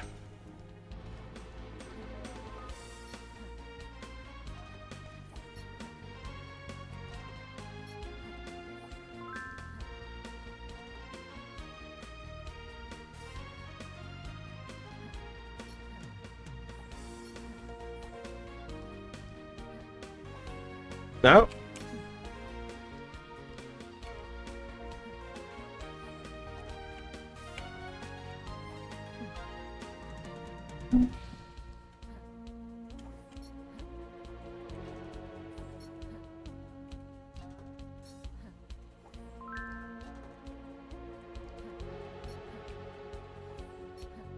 Nope.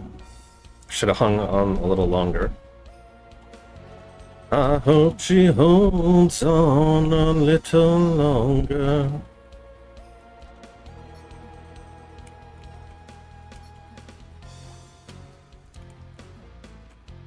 Come on, I see you. That's actually pretty well hidden.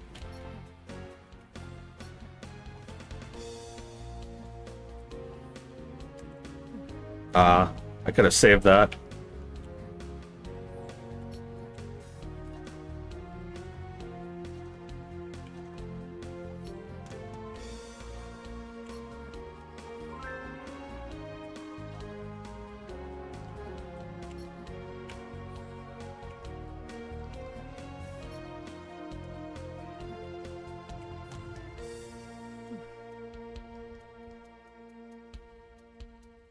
Do I know anyone that needs game localization? Not off the top of my head, no. Why do you ask?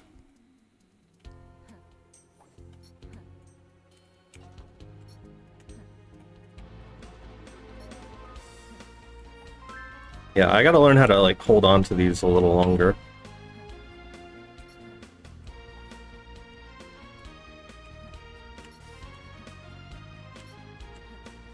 There we go. Oh, these are the laser eyes. I like the design of these statues. It's really cute. And avoid that. Can we jump over these? We can. Okay. Not too bad. Good level design, introducing us to that in a relatively safe way. Wait for these to pass.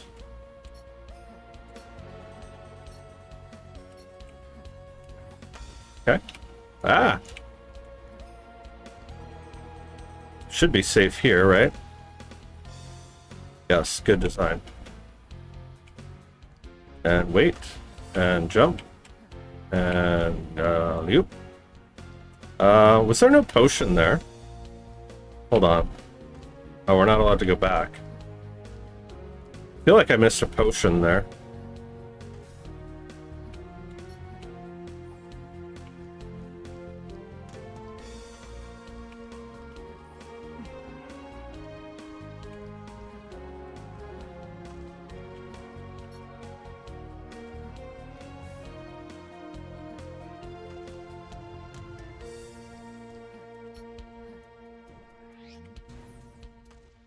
That's got to be where the potion is.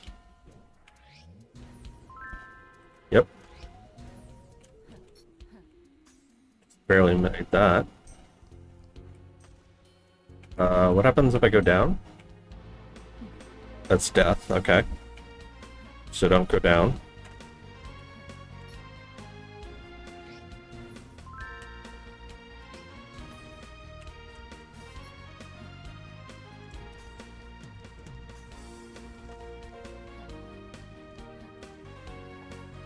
Ah, hit the wrong button. You're thinking of doing game localization in Hindi? You have to make some money so the localization idea can do that? I don't personally know anybody, but I could see why you would think that. That's a good idea.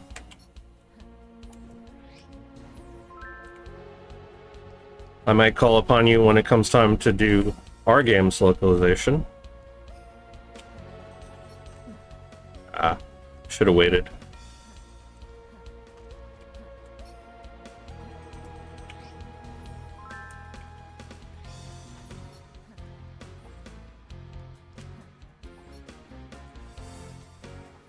Oh, saved it.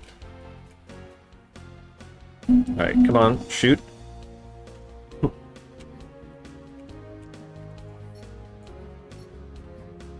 Alright, there we go.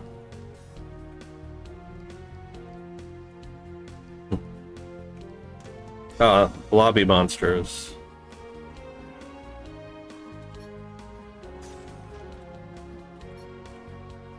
What's over here? Another secret level.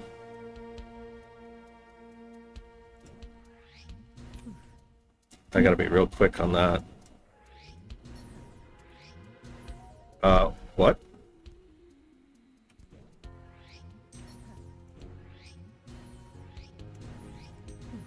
Oh, I see.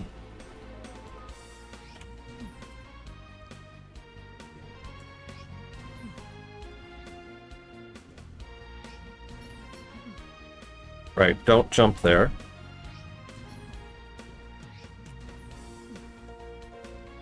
Apparently I can shoot through the spikes. I'm not sure if that's intended.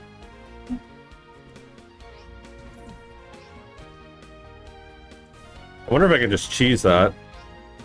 Not fast enough.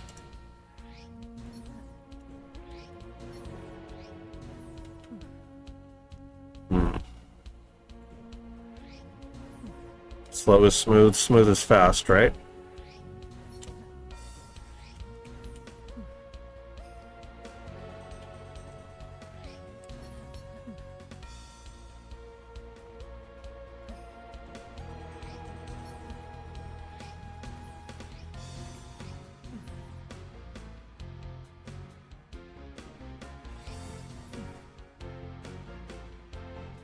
It's the timing.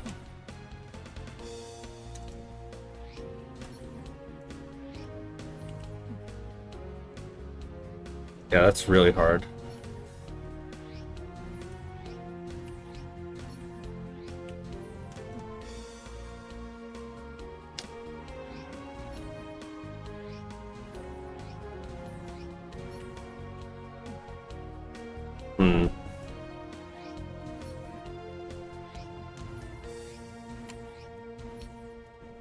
Ah. There's still a long ways to go there, too.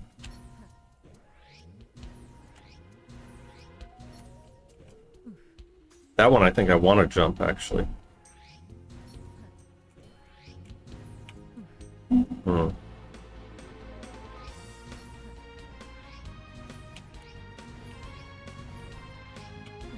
Oh, I almost had it. There's a spider under your monitor. Did it crawl out of my game?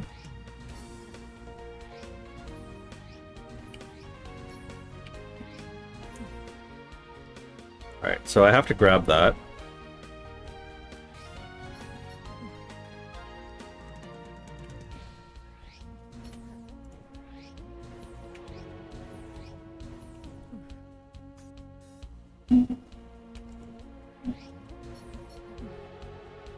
Too many jumps.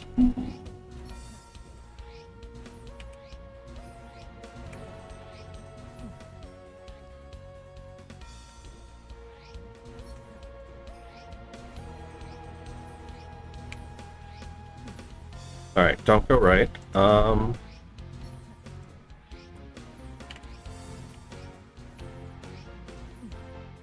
Again, I gotta grab that.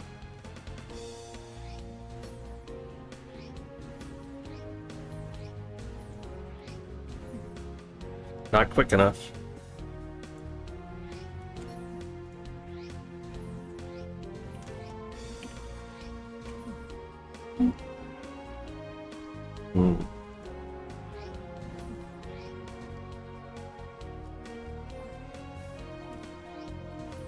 I almost shot through that one to the next one.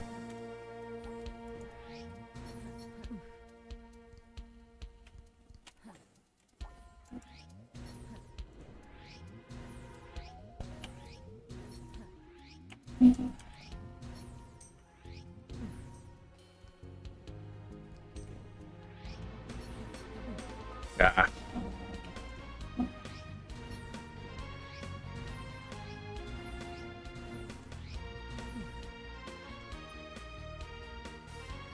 Alright, we can do this. Nope.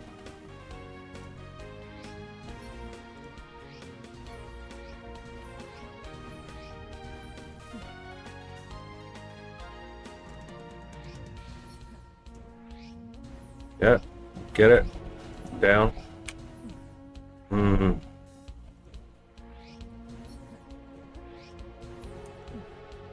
A lot of things to keep track of on this level.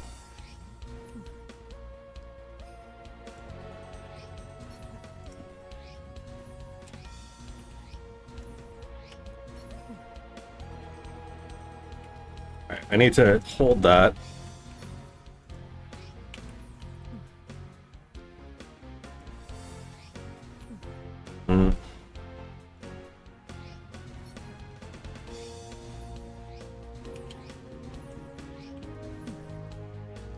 It's always that one. We can just get past that. Hitting too many times.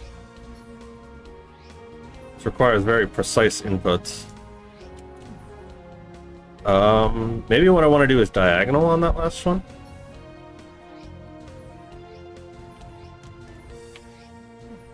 No. So I can't cheese that.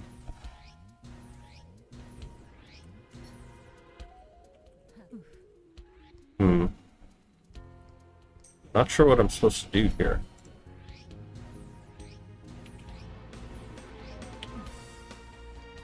So, like, I don't have enough time to react.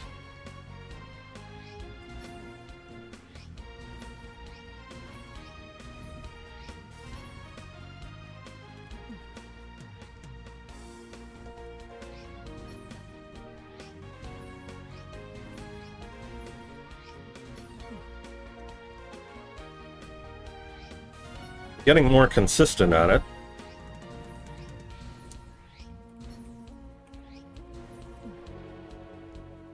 See, I don't see anything else to shoot over there.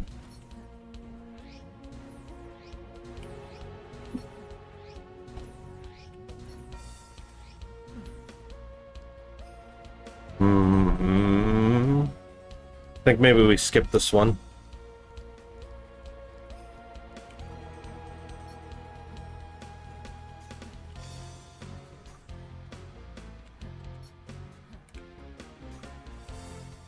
Okay.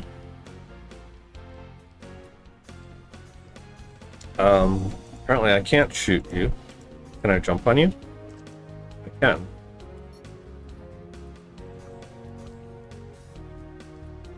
Alright, so we definitely don't want to jump on you.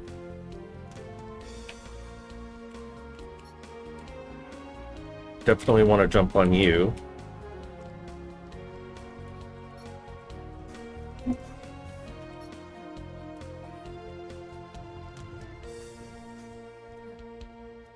What happens if you just run into me? Okay. I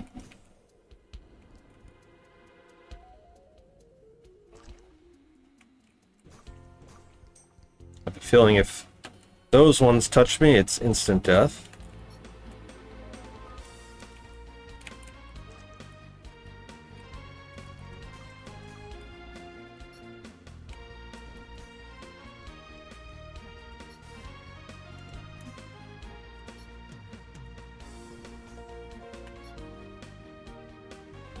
It is a cool game. It's called Aurelia. This game was made in 2 weeks, by the way.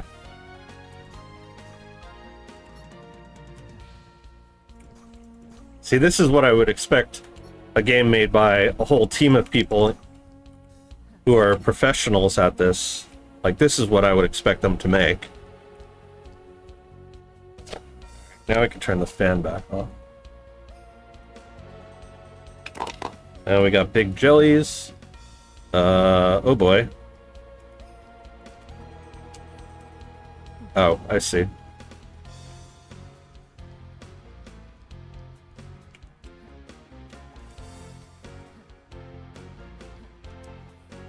Okay, that wasn't so bad. Now we just gotta not choke.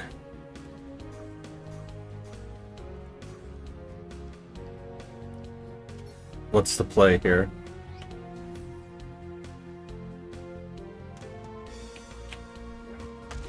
Oh, sounds like a boss.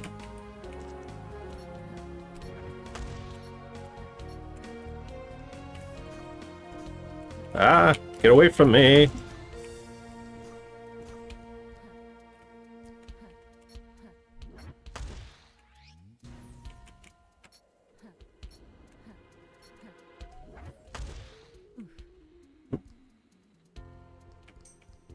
And unfortunately, I can't go back. I can't go back to where I came from. How many hours am I planning on streaming? We'll see. I've only been going about 5 so far, so...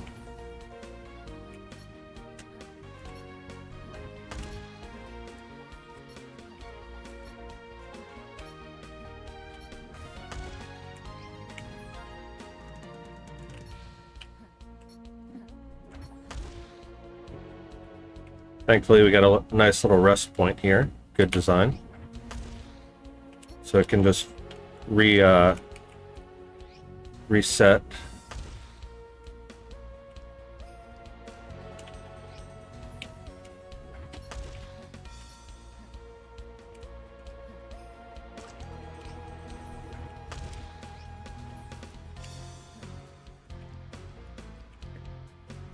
It's kind of remind me of the fireball things from Sonic 2. Right, that was easy. I guess these are symmetrical. Yep. This is like the final ascent. That's so satisfying. And we made it! Thanks for playing. 9 out of 15, 112. Very cool game. So, that is Aurelia. That is how you do a Game Jam game, chat. That is fantastic. Most of the things that could be improved about that game are either just adding controller support or adding options menu for things like sound, or just little polish things like, you know, dust trails and sliding stop animations, things like that. But that is fantastic.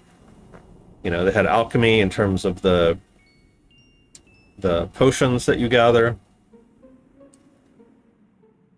Beautiful, beautiful game. I would expect that one to be... I haven't seen any of the other games, but I know just from the general consistency and quality of Game Jam games that this would probably be top 10, I would say. Without having seen anything else. Right.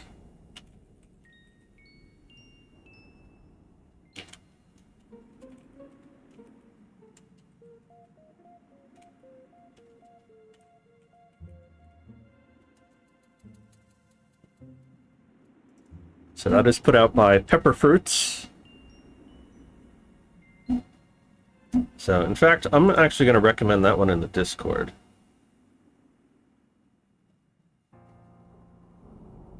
So, under gaming. Going through the Pirate Software Game Jam entries. This one game, Aurelia.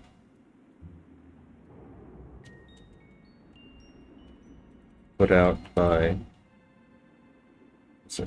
Pepper Fruits, is really amazing and a true showcase of what Game Jam game can look like when you have a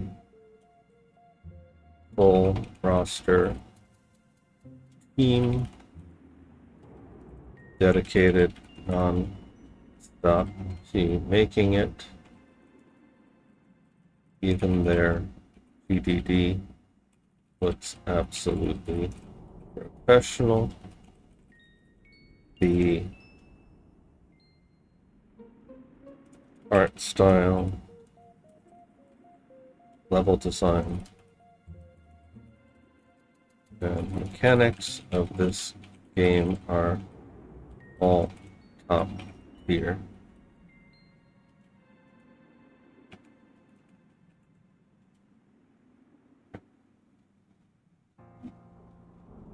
So that is Aurelia. Like I said, definitely worth everybody's time. And I'm actually going to make this a post as well.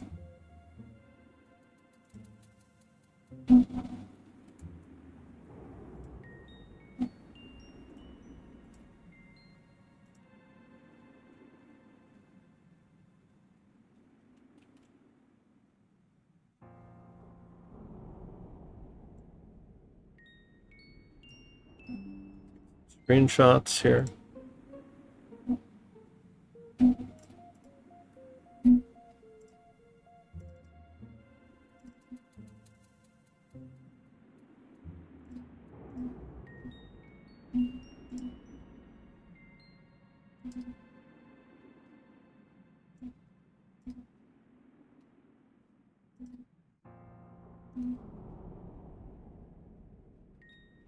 Can I just drag this here? No. Can I drag it from here? No. Alright, but I'll just save this.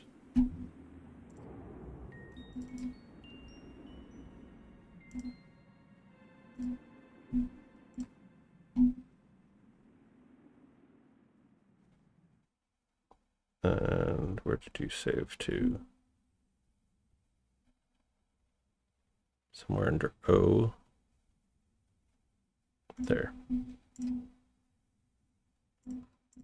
Alright, that's good enough.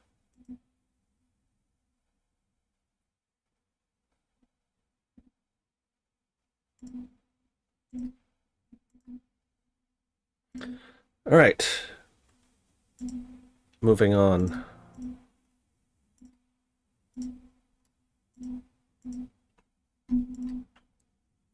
Okay, so that is like what, 6 down and 24,200 more to go. 2,429 to go. Hey, Tiger Shark. You're the lead writer for Shroud Legend. Thank you for the tips and advice you gave us for our game. It was super helpful. We originally wanted the story to take place over 5 in-game days, but I guess there's more to that. Yeah, ran out of time. Yes, 2,423 more to go. All right, so let's see. Also, if you guys are liking the stream, you like our feedback, what we do, be sure to give us a like, share, sub, and join us. We have membership rewards. Speaking of Sonic 2, apparently Souls Midnight is playing a Sonic 2 Doom mod. We'll have to check that out later. That sounds intriguing.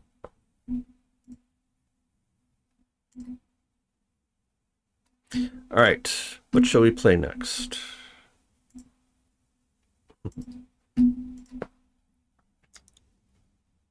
Wanted to add, after you complete the first stamina puzzle, all the characters have new dialogue, but thank you for playing. Yep.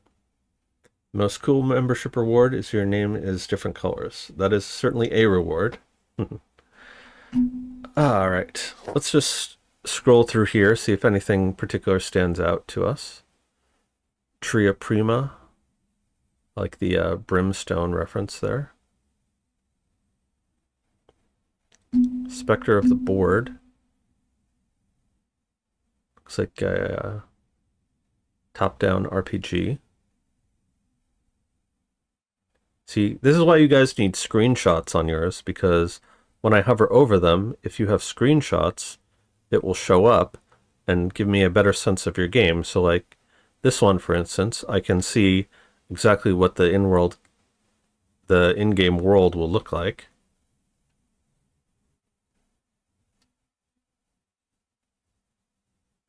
This one kind of reminds me a little bit of the Heartbound game.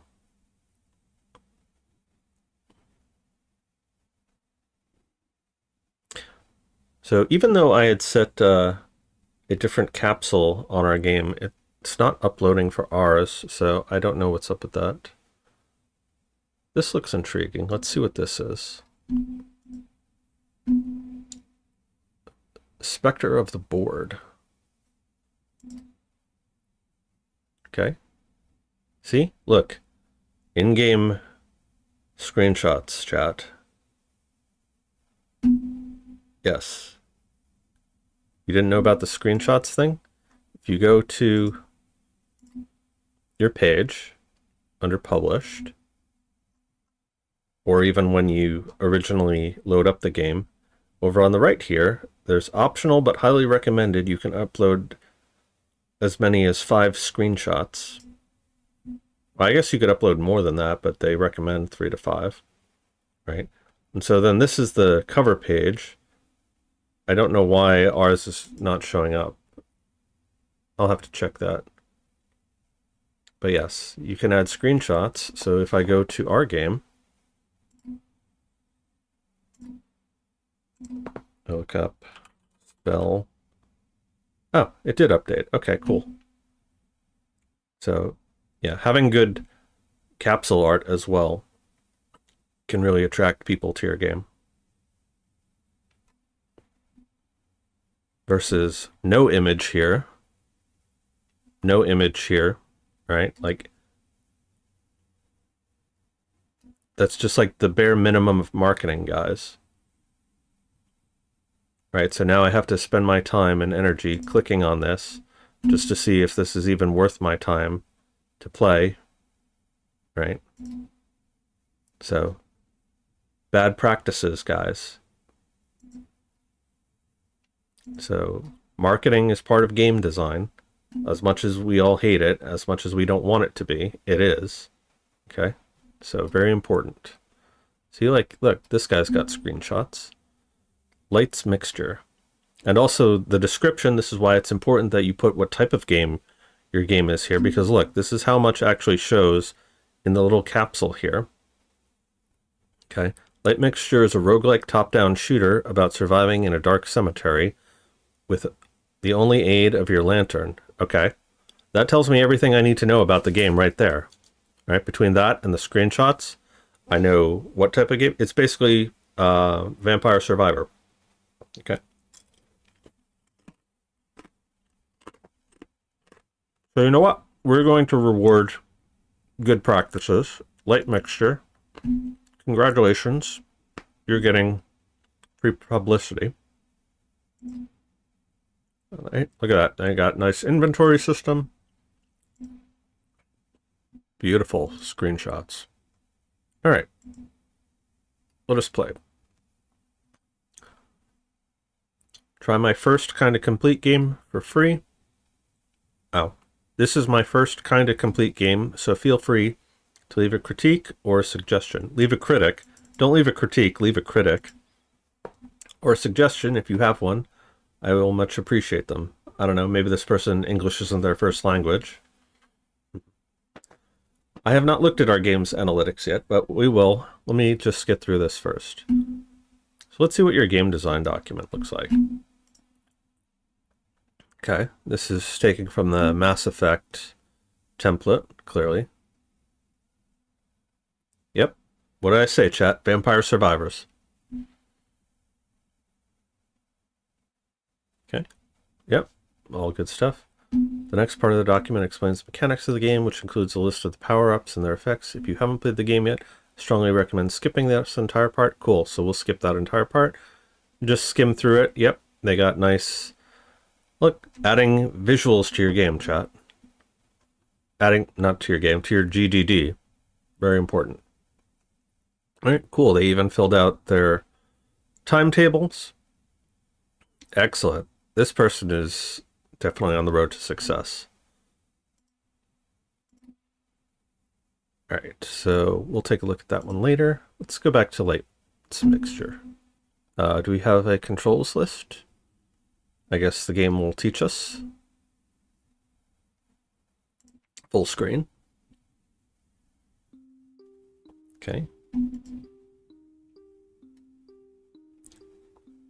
So, nice. So for the people that came before, I was explaining about how you want visual indicators on your UI buttons. Right, this is good. I can tell where I'm hovering over. Okay, music by Crochet. Good, music. How to play. WASD. Okay. Q to interact. Okay. Or A button.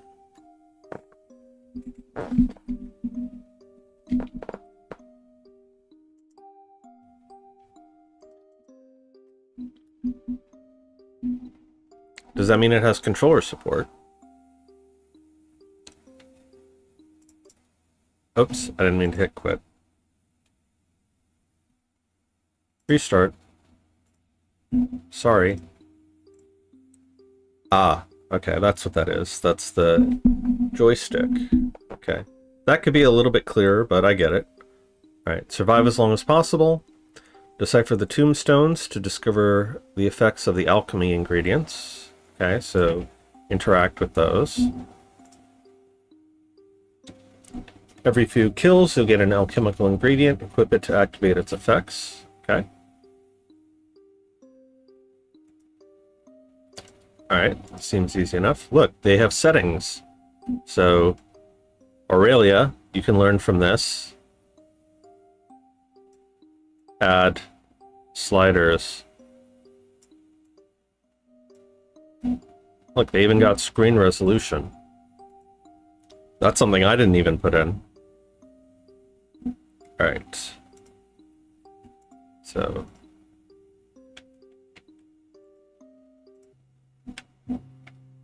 Okay, we're moving, we're moving, we're moving. Oh. Mr. Man coming out of nowhere here.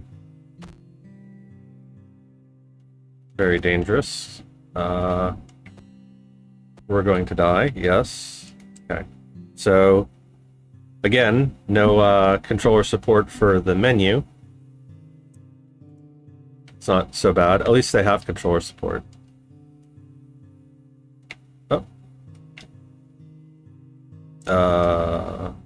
Again, no menu support. Oh, I see. It's shooting automatically. Right, up, up. Okay, not sure what that means. Yeah, if you are going to add controller support, you should probably consider adding it for the menus as well. But I don't hate it. At least I can move and do stuff.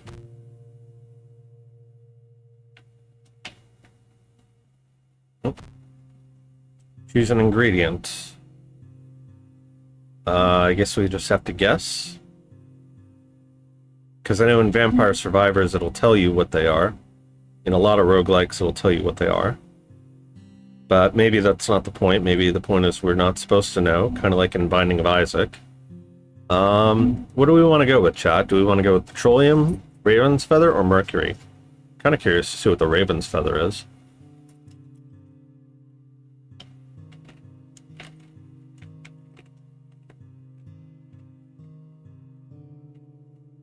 Go with the raven's feather and immediately take damage. Ah, die.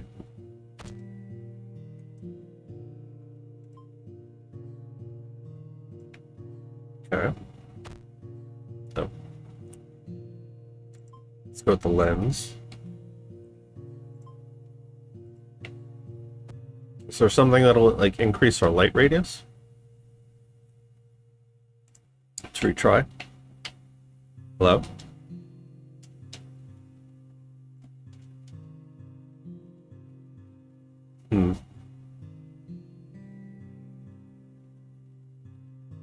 So one of those looks like the Mercury thing. Not quite sure what these runes mean. One's got a circle, one's got a perspective grid. And then these both are the same.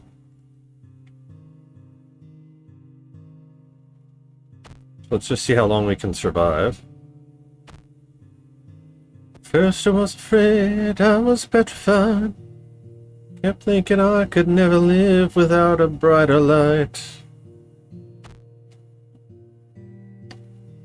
What's that? Lucite? Petroleum or salt? Let's go with salt. Oh, found the edge of the map.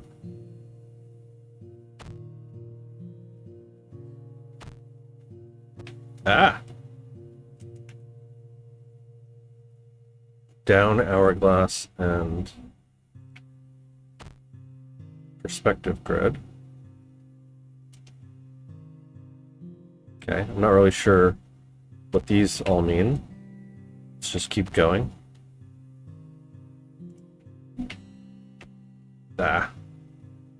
So I guess we need to first survive long enough to figure out what this stuff means. It's like up, X, up. I'm not sure what these are supposed to mean. It's like right, up, X, up. Is that supposed to be a shoulder button? It's like Helldivers where you have to input a code.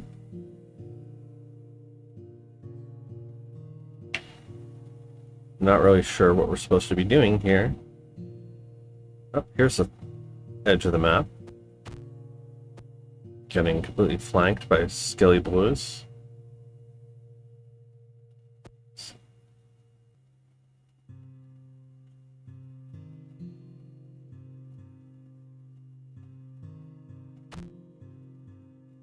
So, like, there's very obviously shadows. There's very obviously alchemy in this. It's very obviously getting our ass kicked by flanking skeletons.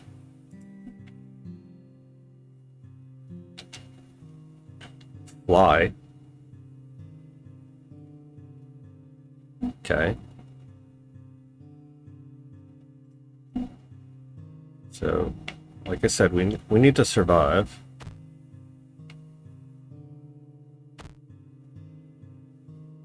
Oh, now go. Walk out the door. Just turn around now. 'Cause I'm not dying anymore. Dragon's Tooth. Okay.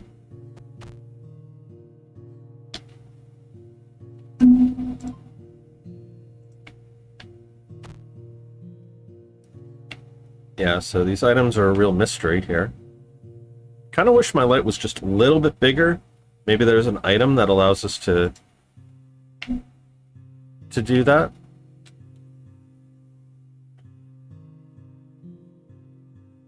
So some kind of, that's got to be the lens. So up and whatever that is. Still don't know what that is. Can you get stuck on there? Looks like they can collide with the... God damn it.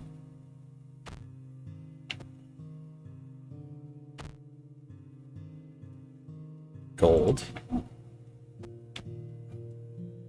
This game is brutal. See, I think part of the challenge is by not being able to see as much.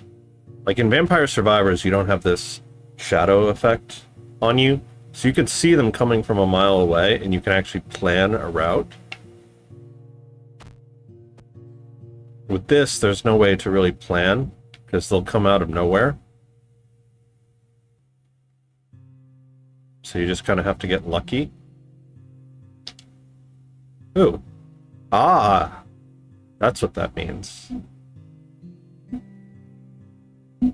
So X is light, and alter is health. Hopefully these stay consistent. Bismuth, okay. And bat wings.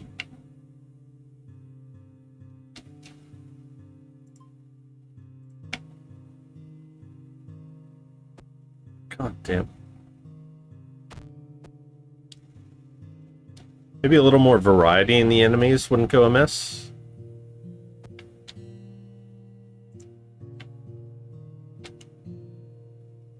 Alright, so... what's that? It's like either salt or gold or something. Goes to light. This is not health. This is something else. So light and... something.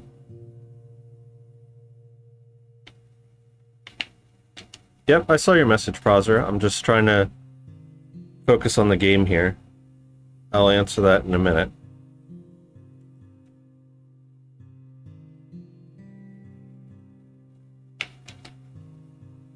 Okay, so these do stay consistent. That's good. Salt is slow.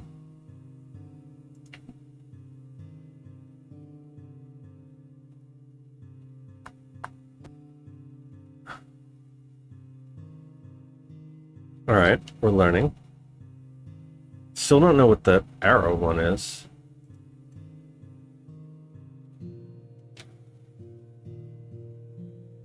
So, bat wings turns into something, turns into health. Or dragon's tooth up and health. Okay. That's time. I could have figured that one out.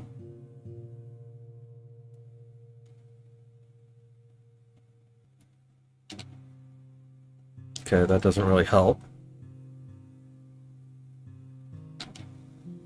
Oh. So this is saying that the fly gives us more light. So we do get an option for more light. We just have to get the firefly element. God damn it. Alright, see, we're learning. Yep, we got that one.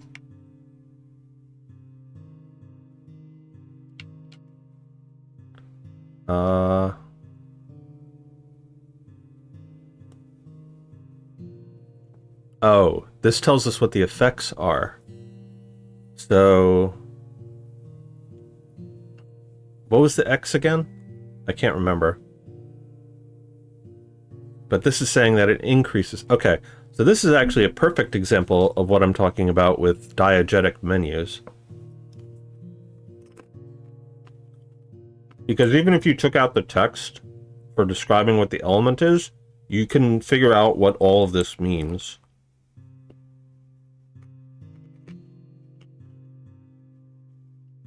So this is saying it gives us light up. Increased light. So whatever this like ghosty looking shape is, we want that because that'll give us more light. Okay, that's good.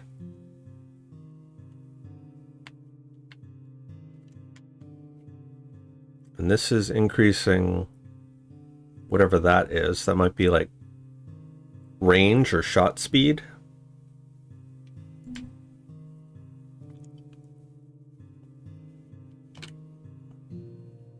Yeah, we saw that one already. Okay. All right, see, we're starting to get the hang of this. Yeah, salt is slow.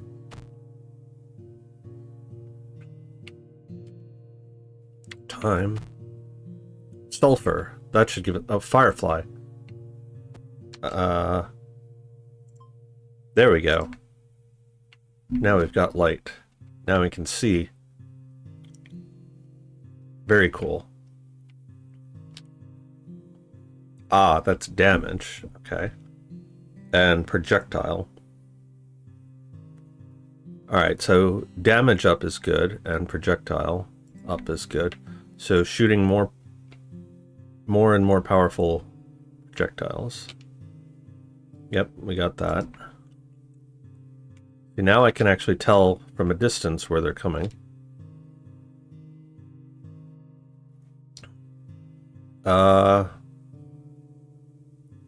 got to be like reduced fire rate or reduced cooldown rate.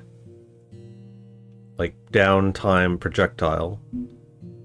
So reduces the time between projectiles. Got it.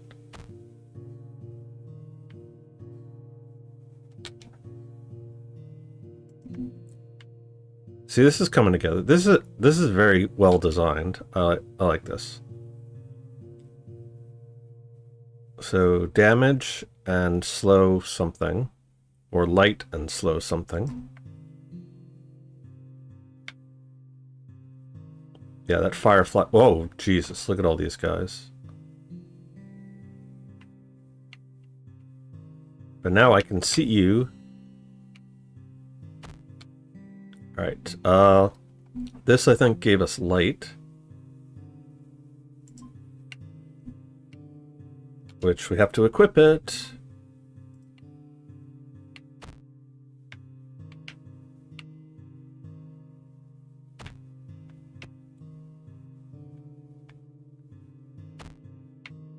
Alright, see, we're starting to get the hang of this. And just lead them on. Now that I can actually tell where they're coming from, this isn't so bad.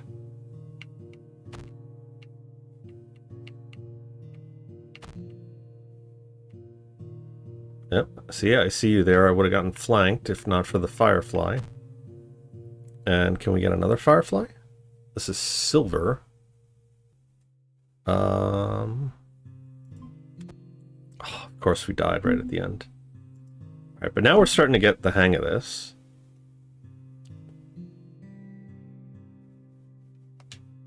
Let's see. So like arsenic or silver.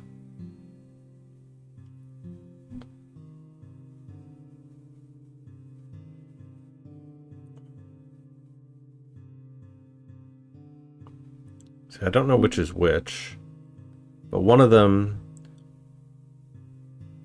gives us damage and slowing effect, and the other, I don't know what this is.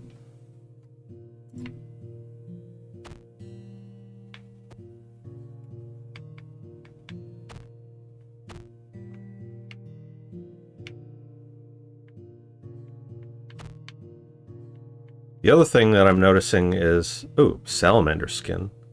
Gold. Oil. I was going to say, the other thing I'm noticing is that one thing with Vampire Survivors, why that game is so popular, is because the guy who designed it used to work on casino games and programming, I want to say, slot machines.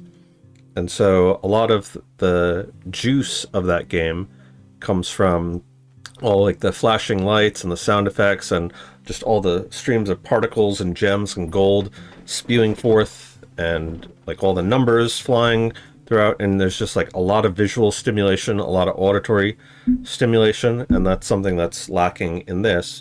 But I think what they were trying to do is just focus on developing the core mechanics out for the base prototype.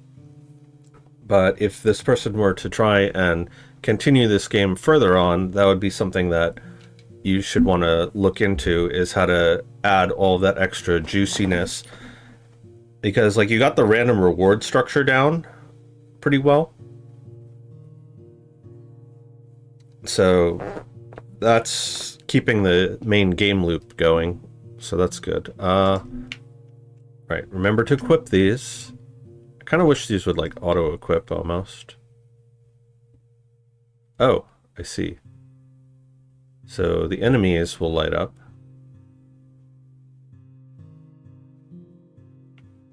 So I guess picking gold was a good idea.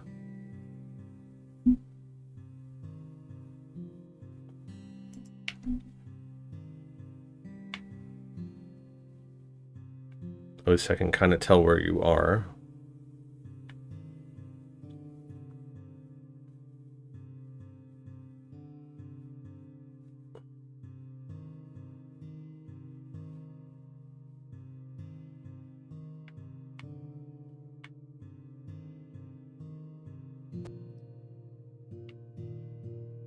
Yeah, some more sound effects I think would help, because like even though there's music, and I know there's the effects of when they die, but like having more hit effects, like every time they take damage or every time I shoot, that would add to some of the juiciness of the game. And that is a long conga line of skelly boys. Oh, God damn it. But it's good. It's fun. I'm enjoying it. You know, like the graphics aren't anything to write home about, but the gameplay is solid.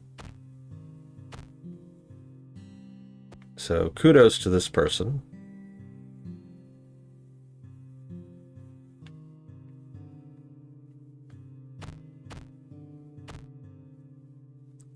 Phoenix feather. So there's apparently several different kinds of feathers. I also like that they all have unique silhouettes, so that's good. So like you have feather, then you have like feather with a line through it. So you can at least tell what they are, even without colors. Silver? We haven't done salamander skin. And I feel like we're about to die any second here. Alright, so they do have like hit counters going off, but because it's dark, you can't really see them too well.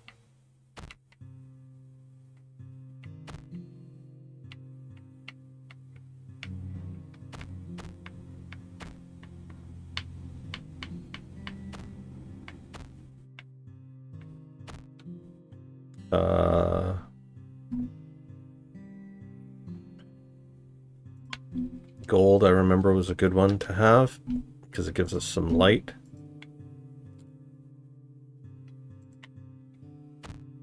Having to switch back and forth between the mouse and the gamepad just to exit the menus is not that great.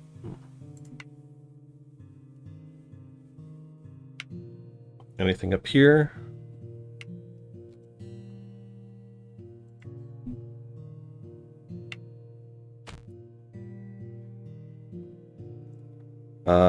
This I think is the salamander one, so that gives us damage and projectiles. So the salamander one is actually pretty good. These look like they both do the same thing. I don't know if that was intentional. But this is actually giving me some ideas for Alchemask as well, in terms of the ways to communicate diegetic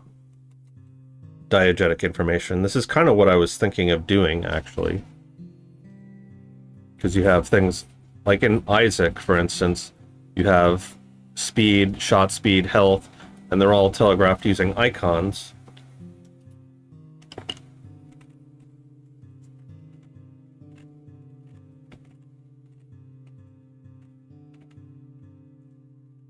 So to like your question before, browser, about localization,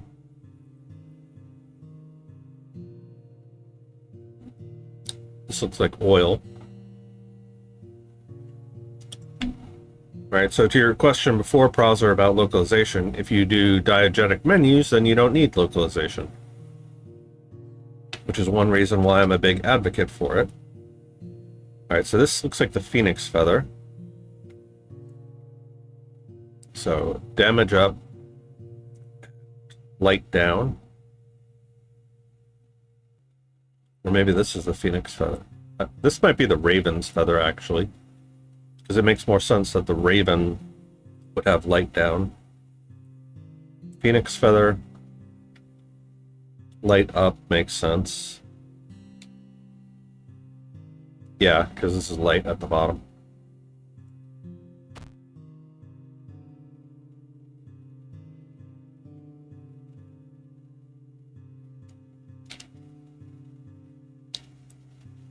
One of you is just a straight damage up. I don't know which one.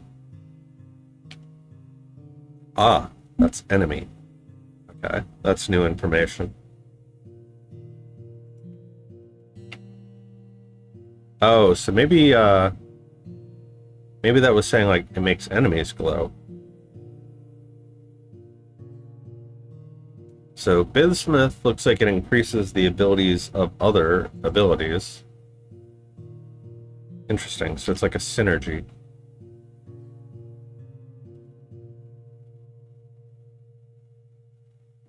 Ah. So this might be gold. I think we have gold on.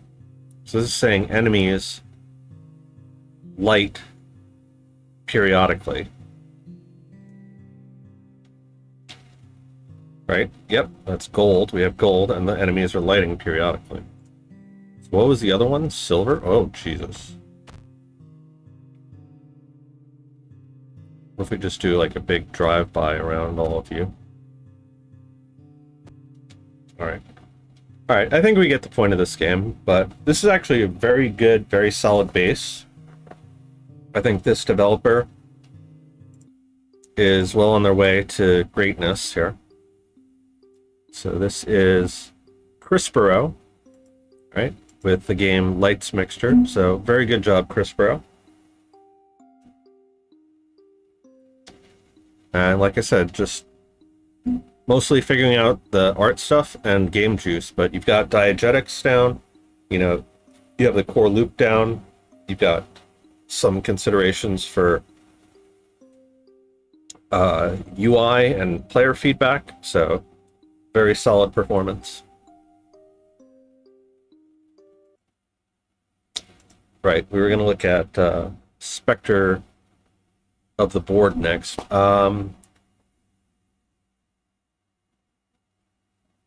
Right, Prozer, you wanted to look at our analytics before we did that. So let's see, analytics. So we've got 64 views, 2 downloads, 38 plays so far. I guess that's on that particular day.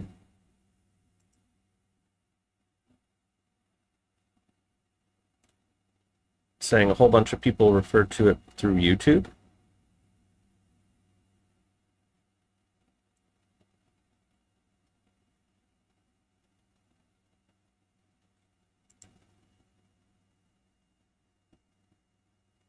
Oh, is that because I had it, that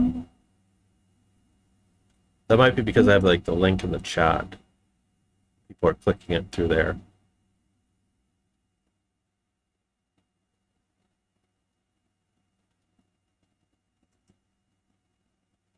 .61 browser plays, 4,600 impressions.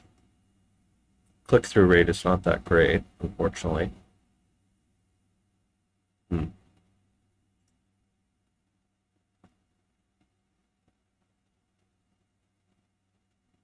Couple new follows.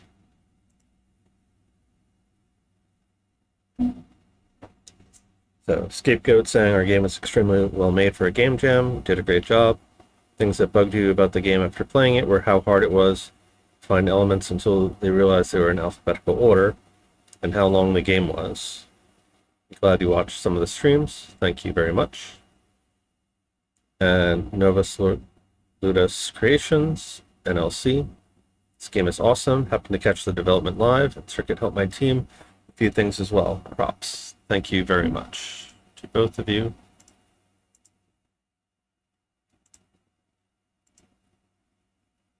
Okay. So, if anybody is watching and they would like to play our game, Spellweaver, circuitstudios.itch.io/Spellweaver. We also have it in the description and in the pinned comment. Or not the pinned comment, the pinned post in the chat.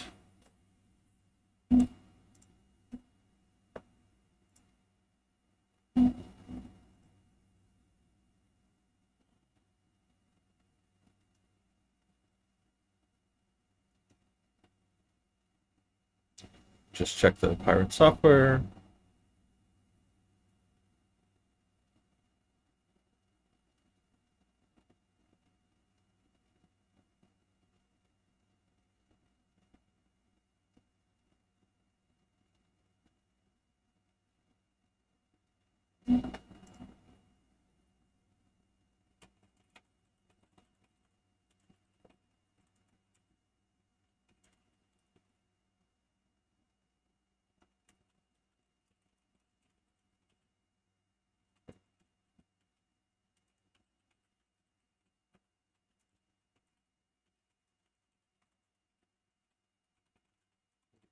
RDT people who show up in chat and will give my feedback.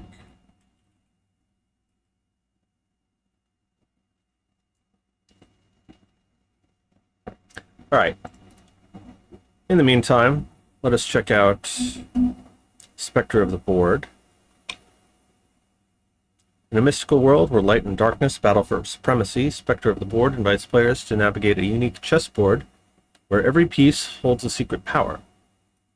Play as a mysterious chess piece that fades in the light, constantly pursued by the relentless Light King. Use the ancient art of alchemy to transmute parts of other pieces, gaining their abilities and strengthening yourself to survive the chase. So that sounds incredibly unique, giving me sort of like Pokemon vibes here.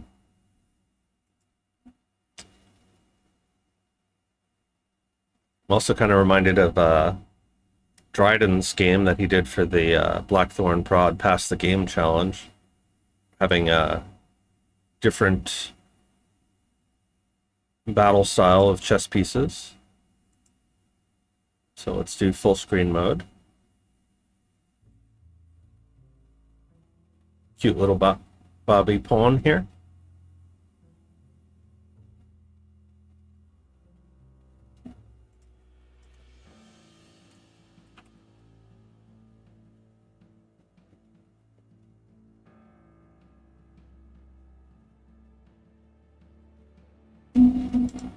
All right, so WSD to move, I for inventory, space for confirming, escape for settings. We have controller support. So D-pad for movement. Not sure what that button is, but okay.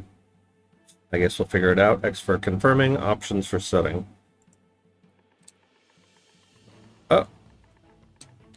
It's like an automatic side scroller. Oh, it's turn-based as well. Alright, so Y is, I guess, our inventory.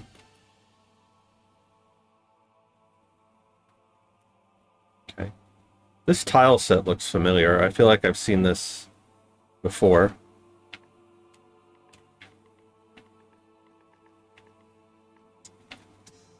Nighty McNightface.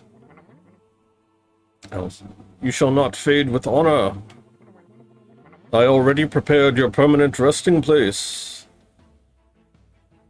Oh, I see. So we're battling through text.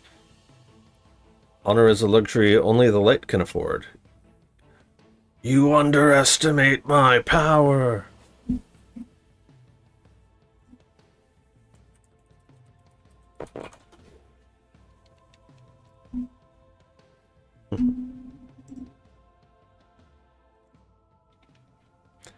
Alright. Give me 1 second here. Got new faces in the chat. Hello, everyone. I will get to your games in a moment. We are currently in the middle of reviewing Spectre of the Board here. You have a question, does light matter? You mean like lighting in your games? Let's see. What do we want? Do we want honor as a luxury? Or you underestimate the resilience of specters? We'll say we underestimate the resilience of specters. Oh. Oh, I see. So it's like a like an Undertale QuickTime event. This guy won't stop chasing me. Oh, we found the king. You can't run forever. As long as the light fades, I will come back. We'll see about that. Oh, Jesus. I guess I died. As a pawn of light, I will shine through your darkness. We'll see how long your light lasts. Then let us fight and see who truly holds power. Prepare to be engulfed in darkness. The battlefield will decide our fate. Okay. Alright. I see. So we have to outlast the different waves. Okay. Ah, we found a rook. Oh, neat. So we defeat them and then we acquire their abilities. Valar. She's crazy! Don't go up there! Probably referring to the queen. Actually, do. Huh? I fear for no one.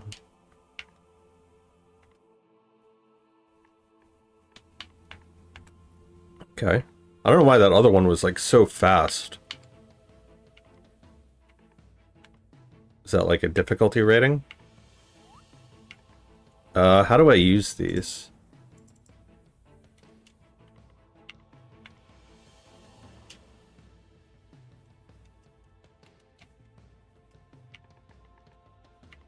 Oh, there's a chest. Picked up the chest. Your darkness has no place here. Surrender and I might spare you. Shadows never truly die. They merely wait for their time to return. Then prepare to be vanquished by the eternal light. Eternal light. We'll see how long your light can last. Light fades, but shadows endure. Ah! We died. Hey, didn't you fade away already? No matter. The king will be here soon. Then let's see how long your king can hold this up. Your king's arrival won't change you. Okay. I really like these chess minigames. Let's try to avoid combat if we can. Oh, interesting. So it looked like he was doing sort of like a knight move. Watson. Ha! Caught you by surprise. This will be an easy win for me now. Didn't see you at all.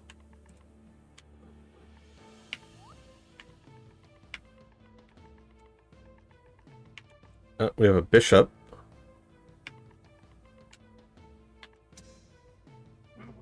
Oh, I see. So, looks like the bishop, he only moves diagonally, and then the knight only moves in knight moves. So I can kind of predict where they're going to be.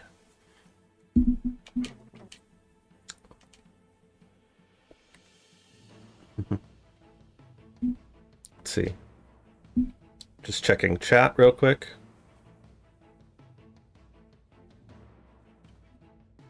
King Bane. Oh, I see. Okay.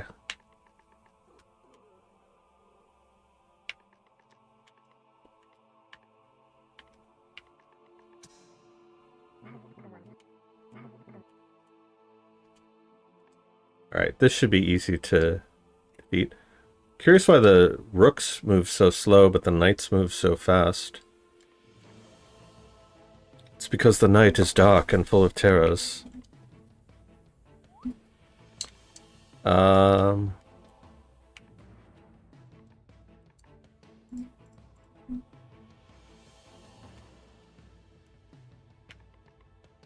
know what these actually do for us. That's the queen. It's mine. My own. My precious. Mine. Mine. Mine. Oh, Jesus. How do we avoid that? I don't know how we avoid that. Do we just have to, like, get lucky and be on the right square or something?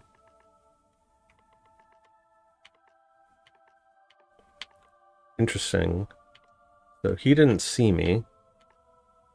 Is it because I'm not within, like, a knight's move of him? So, like, there's a bishop coming up. Qui. Just you. Just you.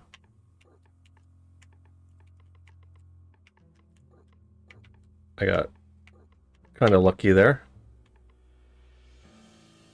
Bishop's Pride.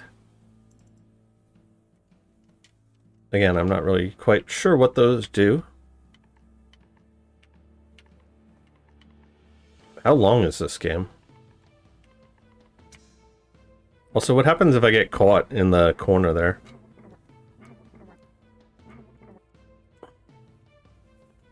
Prepare to suffer.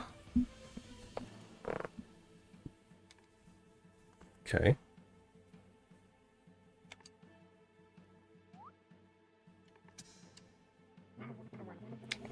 Apparently we found the king again.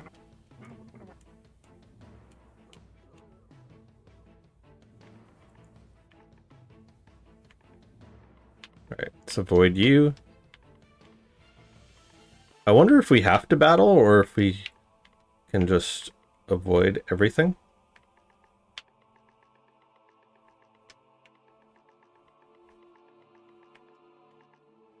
Seems we're out of his range. Let's avoid Nighty McNightface.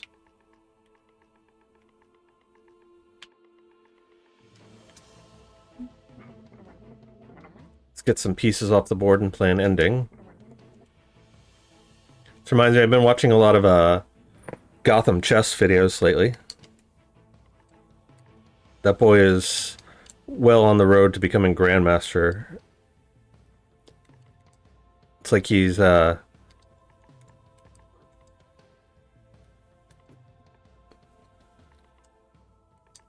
like he's caught a second wind or something. He's just completely unstoppable of late. I think whoever his coach is doing a lot of good for him.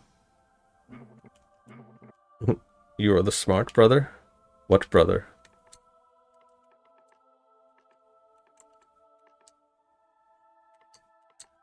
Okay, getting lucky there.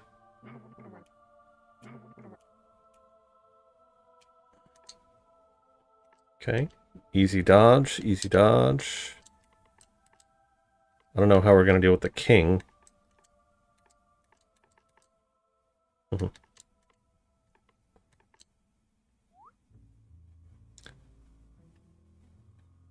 You didn't know Gotham Chess was competing again? Yeah, he's doing Title Tuesdays. And then he was in some kind of IM tournament recently. Can't run forever. My lady, you can't run forever. As long as the light fades, I'll come back. Alright. So I'm not really sure how we defeat the king. But, yeah. I think this is pretty interesting. Certainly unique mechanics. The only thing I'm a little bit confused about is like why certain pieces are so fast and like what you're supposed to do about them. And I also don't really know what the purpose of their remains are. That wasn't particularly clear. Transmute part of the pieces, gaining their abilities and strengthening yourself to survive. Did it explain that in the tutorial? X for confirming.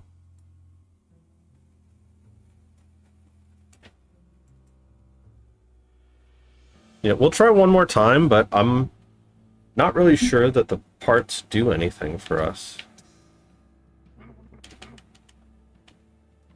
Because, like, these guys are easy to dodge. We can avoid them, no problem. Okay. And it looks like the screen is, like, constantly moving to the right.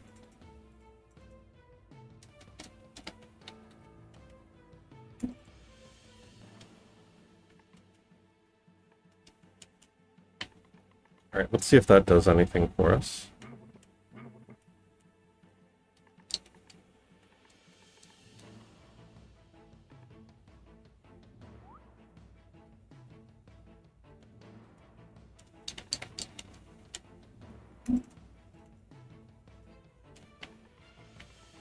Do I have to leave it open?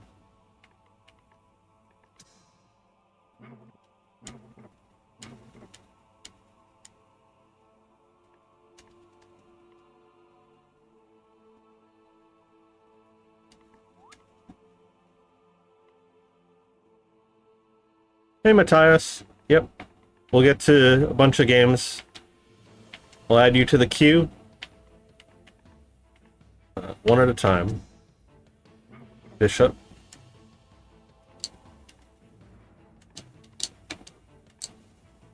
He took off a sliver of health there. Ah! Got lucky there.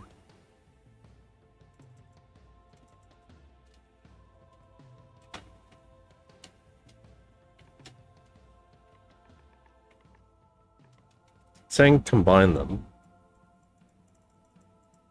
I don't really know how to combine them.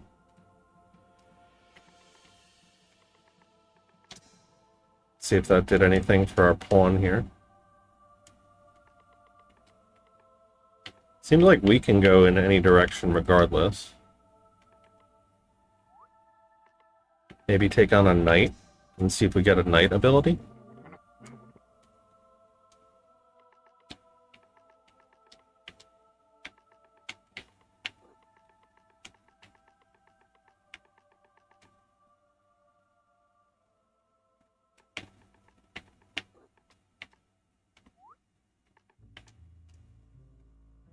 Got a lot of pawn causes.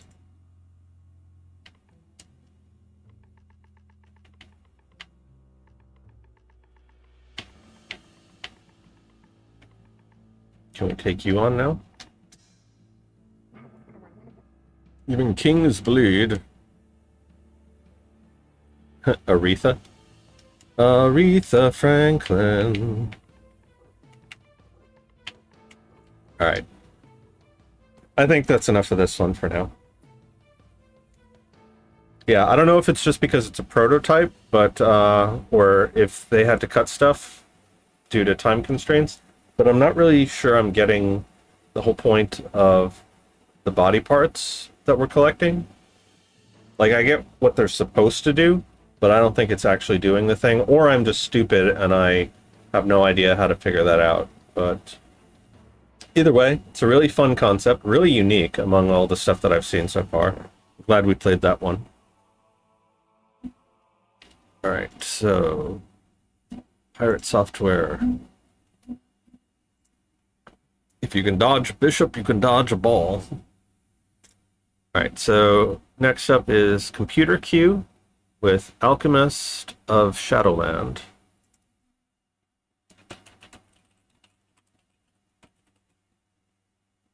Okay, Quentin. Ah, yes, I saw you in the Discord. So, Quentin, I'd like to know what engine you used and how many people on your team. So, first of all, really nice capsule here. You got great art here, use of custom fonts. Quentin, I work as a systems engineer and web developer. Okay, so I expect big things from you. This game was made by forcing web technology into game development, created engine features as the game needed them, mainly leveraging TypeScript, Svelte, and Matter.js. Okay, so we got physics systems in here. Somebody's been watching Coding Train, I see. The game is a survival deck builder. You're an alchemist who has been transported into a shadowy world. You must kill monsters, grab gold, and upgrade your character to survive for as long as possible. Outro. This was my first game jam. I had a great time working on this project. And read more about the project in the GDD. Alright, let's take a look at your GDD for a second. Okay. Which theme? Shadows, alchemy, both. Okay. Transformation, creating materials. Okay. So that's just describing how you're planning to implement the theme. So introduction. Alchemist of Shadows. Did you do this art, or is that just something that you found? Deck building roguelike survival game. Survive eerie shadows. Spawn point will be a safe zone where you can augment your wizard and prepare for the next wave of creatures. You have to gather resources, upgrade your character to survive. Okay. Style, inspiration, between lands. So it's a deck builder, but based off of Minecraft and Don't Starve. Okay. Like Lovecraft I get. But this I'm a little curious to see.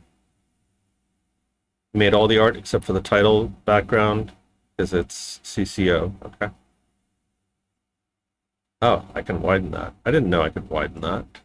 Now I can actually see the chat. Okay. Using Java. Infinite deck builder, gameplay, nice. Mapping out your loop. So this is kind of reminding me of, so for my game, we originally wanted to combine deck building with the alchemy combination so that you gain effects when you unlock the items and then use those effects to then go build custom cards that you then take into battle. And when you battle, you get more points to then unlock stuff. But unfortunately, we had to cut out the card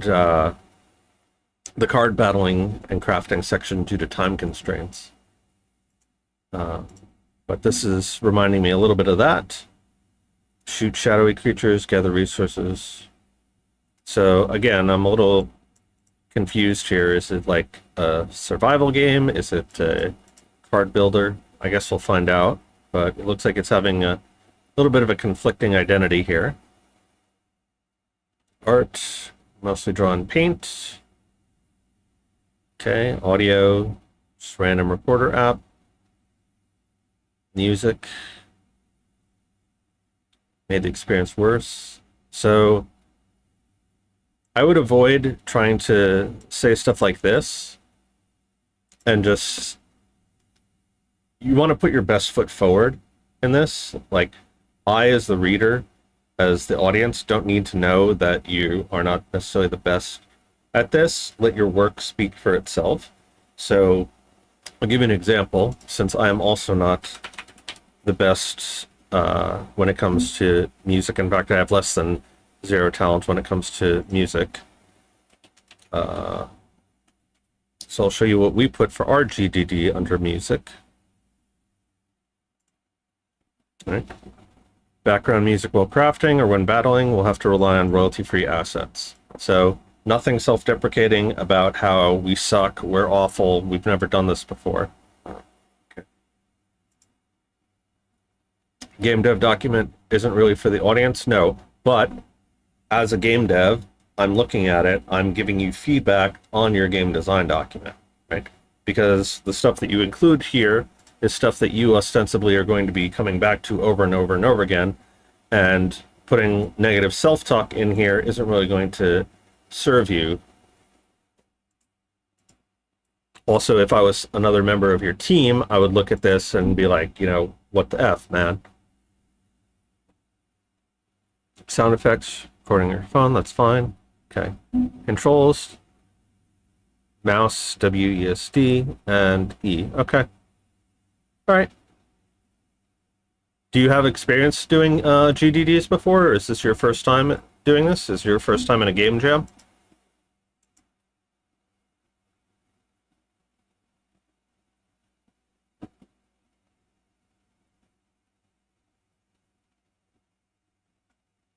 Oh, so to your point, you asked a question before about the last game, about how the theme was incorporated. So they had alchemy in the form of, you have the different body parts from the chess pieces, and that you were supposed to combine them to augment your own abilities, but I don't know how that was actually practically implemented if I was just missing it. And then shadows, it said in the opening monologue that like you were the black shadowy piece fighting against the light or something like that.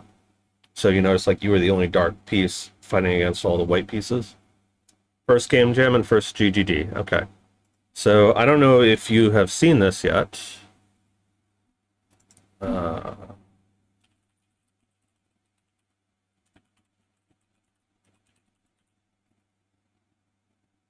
So on this channel, we made a comprehensive guide to GDDs. I'll paste that in the chat so you all can take a look at it if you haven't seen it yet. But that'll give you a pretty decent overview of, you know, what they are, when you make them, why you make them, as well as going through all of the different sections of them. So if I go to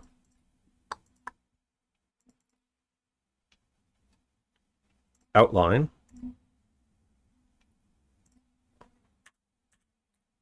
so you can see all the different sections that we have, and then going through each of them one by one, filling them out, explaining what you do, why you do them. So hopefully that will be helpful to some of you watching this. But let's actually take a look at your game now. And where was it?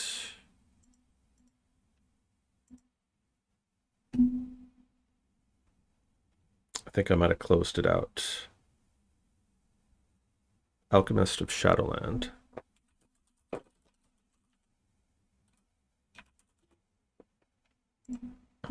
All right, so at the end of the day, your game has to speak for itself. So let's see. Go into full screen mode, settings, okay. Nice, you've got settings incorporated, walk. Oh, can rebind the keys? Really? Nice. I think I'll leave it as this for now.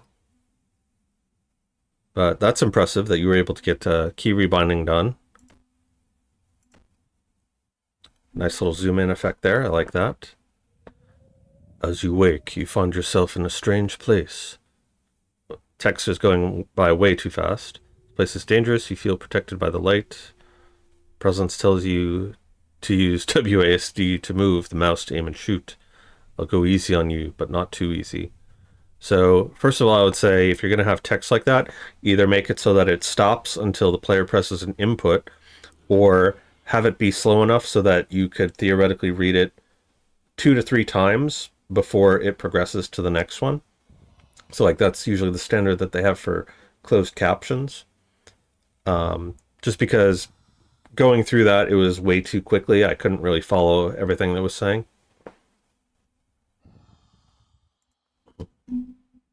As an Azerty user, you take a lot of importance in bindable keys. Got it. All right, so we're moving. Okay. I'm guessing this is our spawn area. So crafting altar. So we can improve move speed, casting speed, or spell speed. I guess let's do movement speed.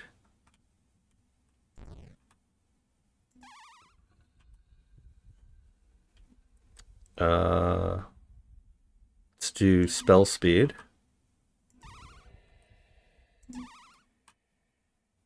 Alright, I need 10 more coins to craft. Okay.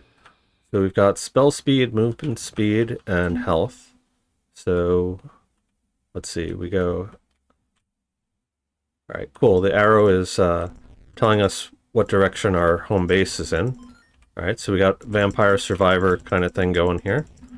Kind of like the other game that we saw before with the graveyard. And way too many things here. So the real question is there going to be permadeath? Alright, looks like the coins go away after a while. So we need to kind of swoop in here. Protected the portal against 11 monsters. Great job, you're a natural. Okay. Alright, I guess let's play again. You can hold down left click. Okay. So let's see. Can't do more movement speed. Spell damage, sure. Spell damage. Movement speed. It looks like movement speed is going to be really important to start. Just so we can maneuver around and get more gold. Okay. Character is a little bit hard to see against the background here. So I'll show you in a second what I normally do for stuff like that.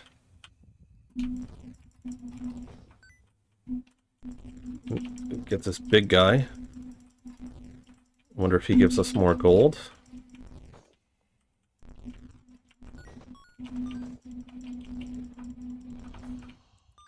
Looks like they all give us the same amount of gold.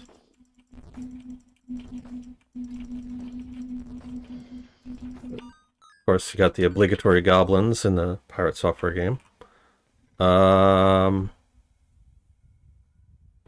Let's get health regen. Oh, that's a very generous health regen. Can we do more? Need 10 more. Okay. Come on. Where are you? There you are.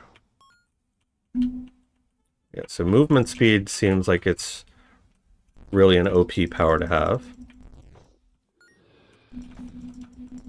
So far, I haven't really needed more in the way of damage.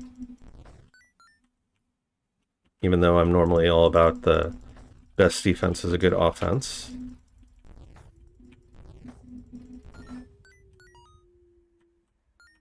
Come on, one more guy. There's no indication of like waves or anything.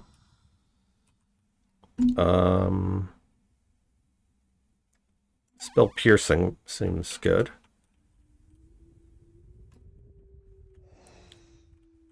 So far the actual mechanics seem very solid. So that's good.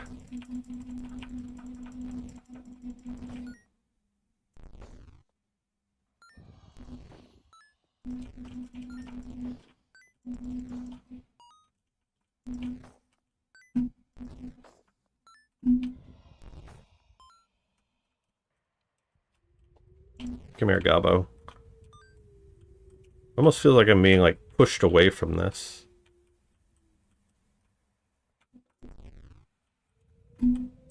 Oh, good. Get you. Now we have enough for 2 upgrades, so spell size and casting speed. Let's do offensive build. Because we only died the one time so far. How far out can I go? Pretty far. Oh, lots of guys.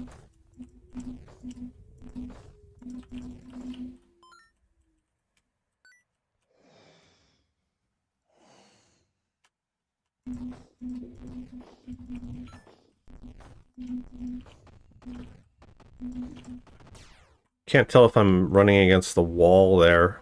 Is there like an outer limit to the wall?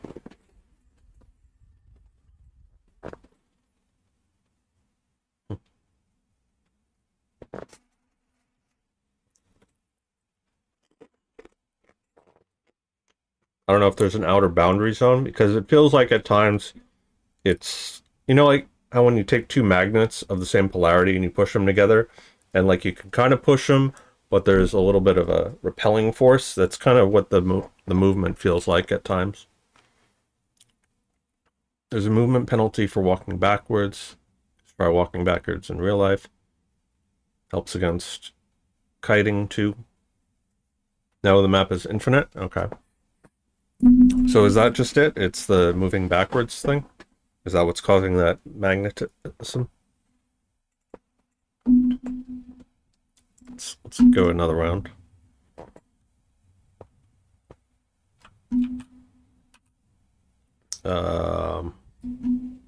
Spell size, spell damage, health regen.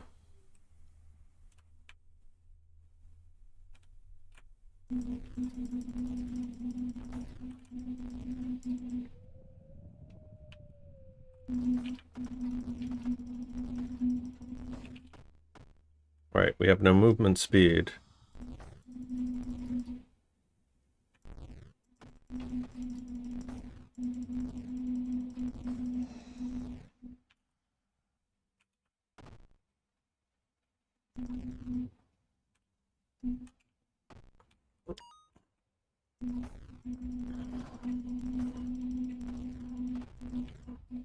Yeah, it really seems like movement is everything in this game.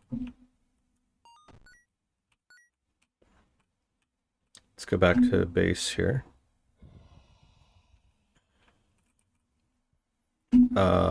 Piercing.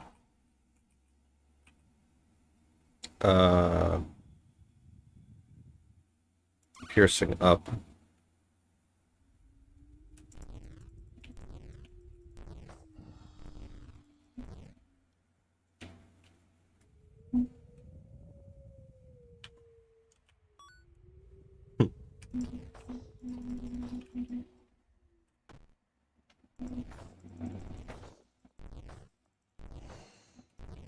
Run away!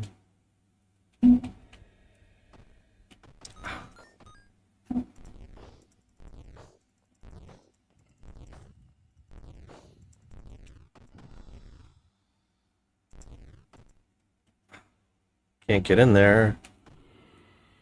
Gotta get in there. Lost all that gold. That's unfortunate.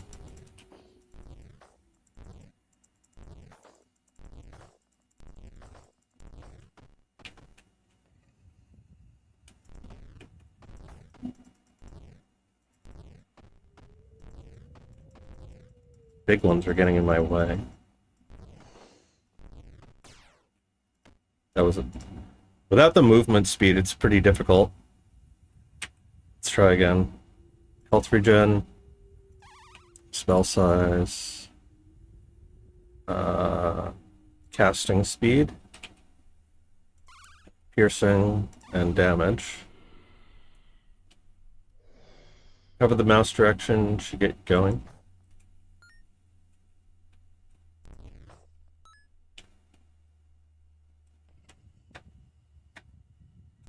Just trying to see if there's a pause. Alright,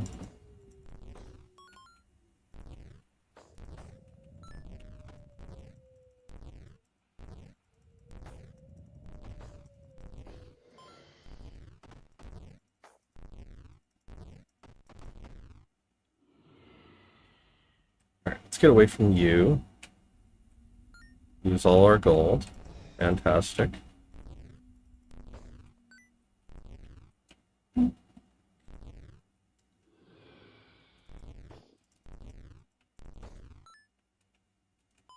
Kind of feel like tougher enemies should be worth more gold. Or at least have a... If you're doing it on a probability table... Oh, thank God, movement speed.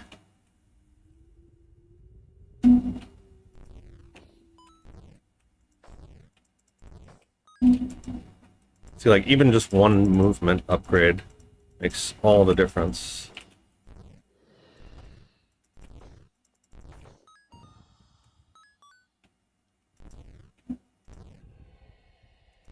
Now we need a damage upgrade.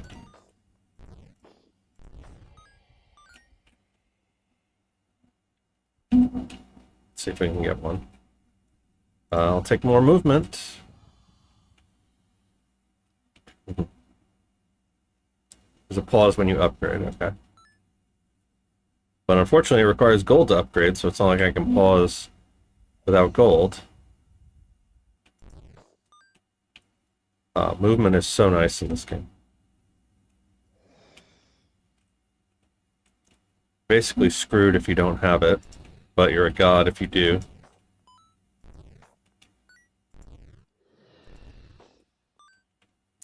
Is there knockback? That would be an interesting one to add.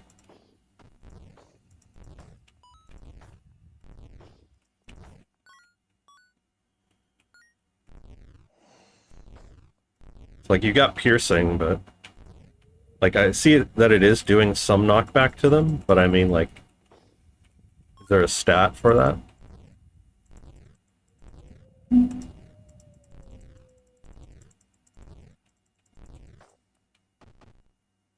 Let's go back. Oh God.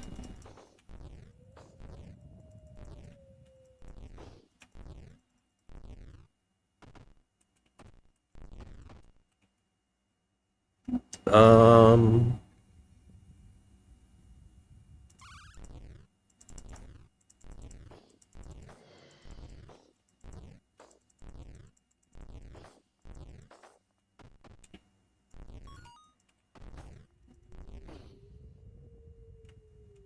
Kind of want to like lure them away.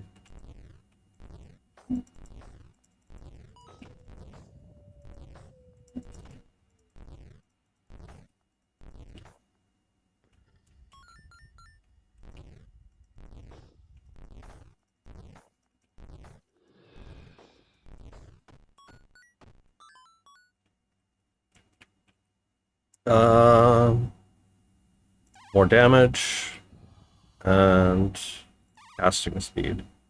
More damage, more faster, more better. Probably want more piercing. Need more coins. Compression do be hating my shader.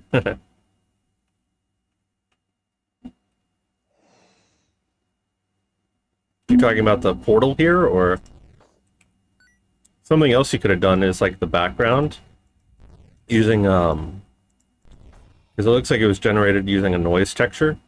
You generated if you animated the Perlin noise over time, you get sort of like a moving cloud effect as opposed to just a static cloud effect. That'd be something you could do procedurally through code, I would imagine.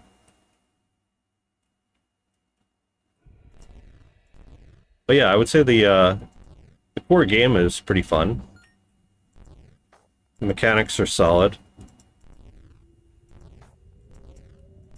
It's mostly just the... So what I was saying before, when we were reviewing another Vampire Survivor-like game, is that one of the things that makes that game so viral is that the developer used to work on casino games, and so a big part of what makes casino games addicting is all the juice. You know, the flashing lights, the sound effects, all that stuff. So having, you know, good visuals, having particle effects,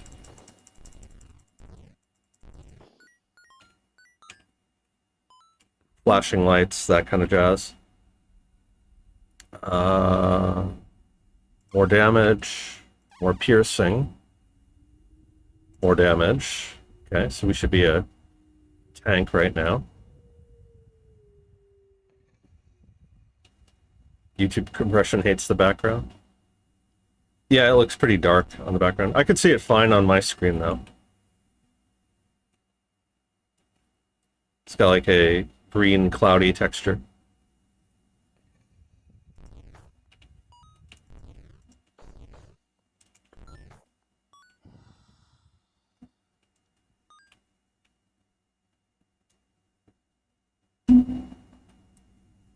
Is there like an end game, or is this just endless waves?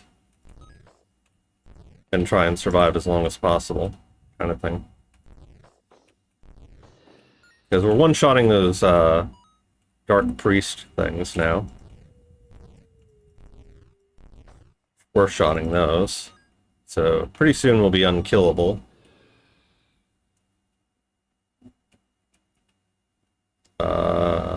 Spell size. Casting. The noise does look like it's moving, just very bad RNG seed.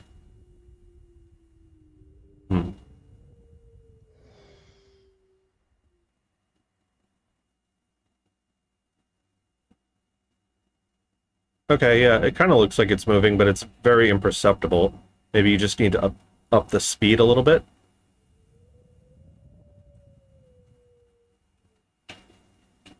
So like the offset speed. Two-shotting these.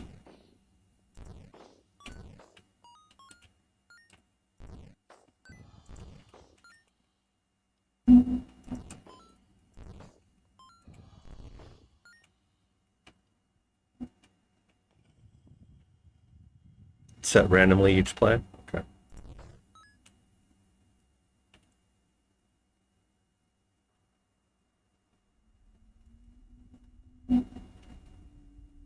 So is this a game that you want to continue on after the jam, or was this just to practice and learn stuff from?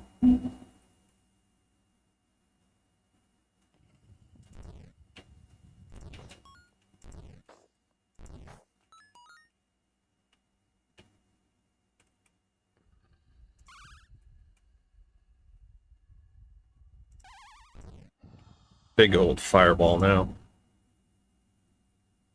Planning on implementing all feedback after the jam. Stuff like lighting and particles, you have to code from scratch.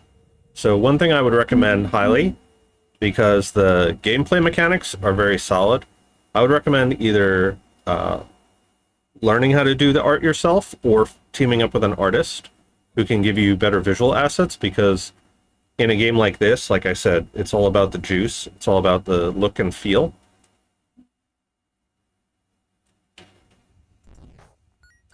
And so even though Vampire Survivors itself doesn't have particularly impressive graphics, they're at least, you know, pretty clean and consistent in terms of the style that it's going for.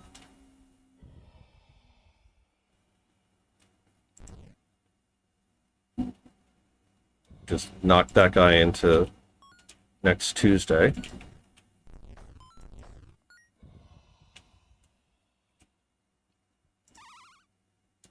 Alright, I think we'll go until we start killing, like, one-shotting the multi-headed demon here. Assuming we can find one. Because we're one-shotting that, we're one-shotting these. We're almost one-shotting those guys.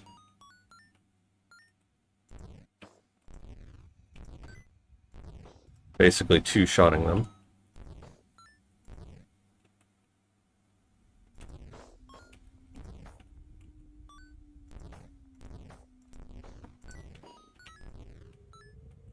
Yeah, that guy. Alright, so we just, like, two-shot him. So pretty much the other thing that you would want to do is scaling, like progression scaling, and power scaling.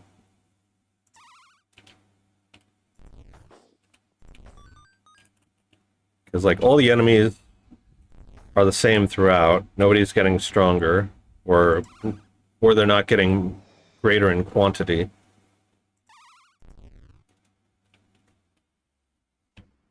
And there's a thunderstorm outside, which means that there's a serious risk that we could lose power at any second. And wouldn't that be terrible for show business?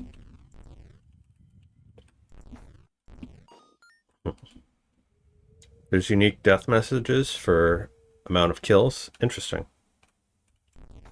But I don't see a kill counter.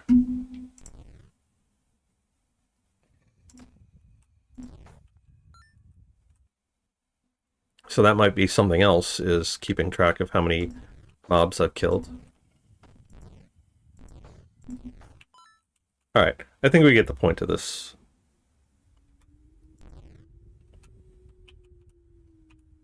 Alright, so let's take a look at the chat, because a lot of stuff has been going by while I was working on this.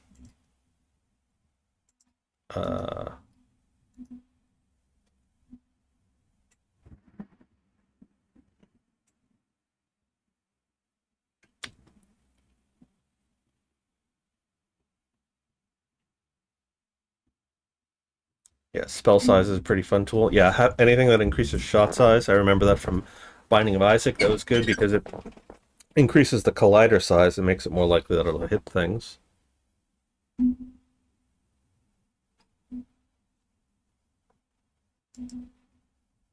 Alright, so do you have any other burning questions for me? Anything that you'd like feedback on?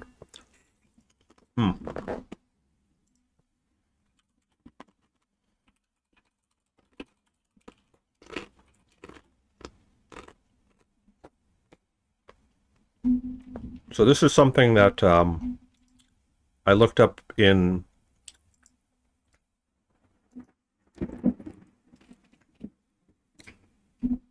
excuse me one second. So I was saying that your characters were having a difficult time standing out from the background. So when I made our tracker app, one of the games that we included was Twilight Princess, and so I was studying the UI for Twilight Princess, and something that I noticed is that on their items, all of the items have a brown outline, followed by a black outline, followed by a white outline. So this makes it, by having multiple outlines, one of a darker color, one of a lighter color, it makes it stand out against any background, whether the background is light or dark. So maybe considering something like that for your sprites if you have a very dark background like this. Just hug the enemies to death to see kills.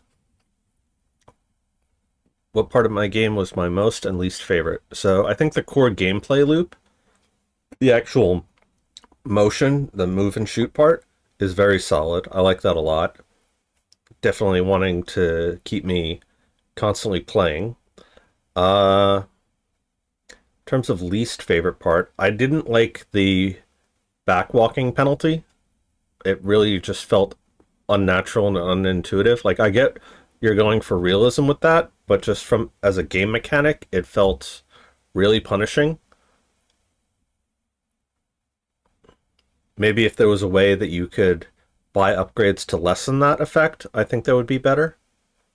But it just feels really clunky. Again, like you're trying to push two magnets together and just having them repel and not doing what the character, not having the character do what you expect them to do.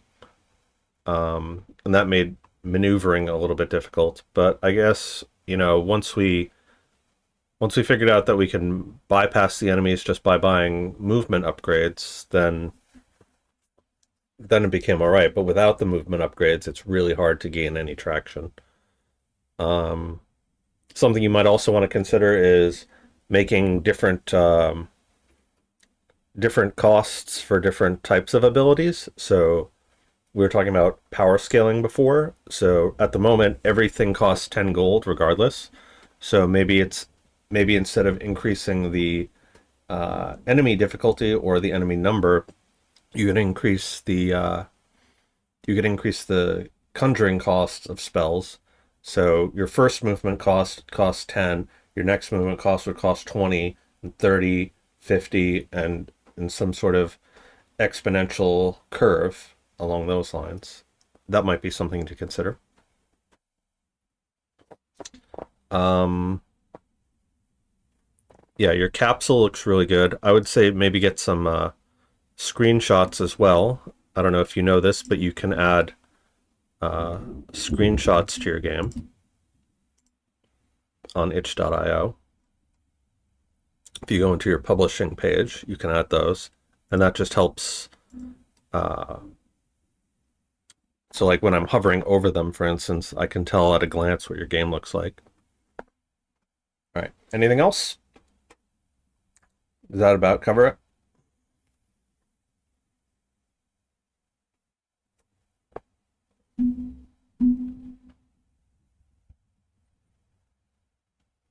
All right, so we had a couple other people in chat.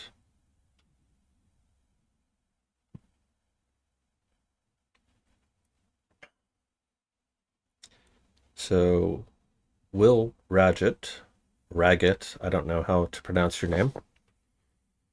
Taylor Balby. All right, so Will, you are next. So the game Does Light Matter?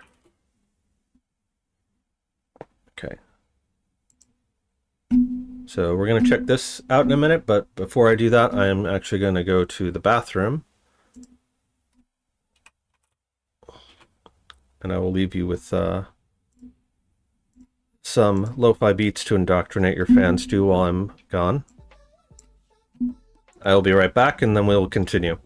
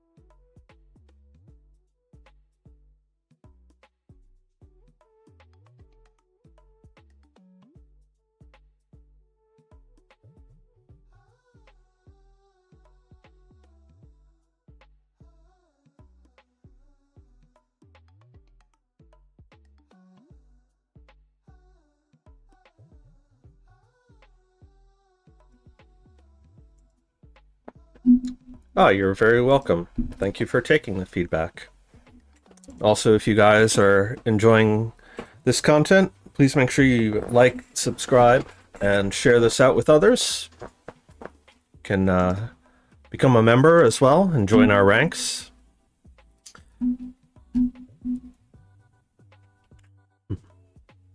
You stopped playing after 105 upgrades. It was just insanely built. Alright, welcome back, Radget. Did you still want me to go on to the next one, or are you ready?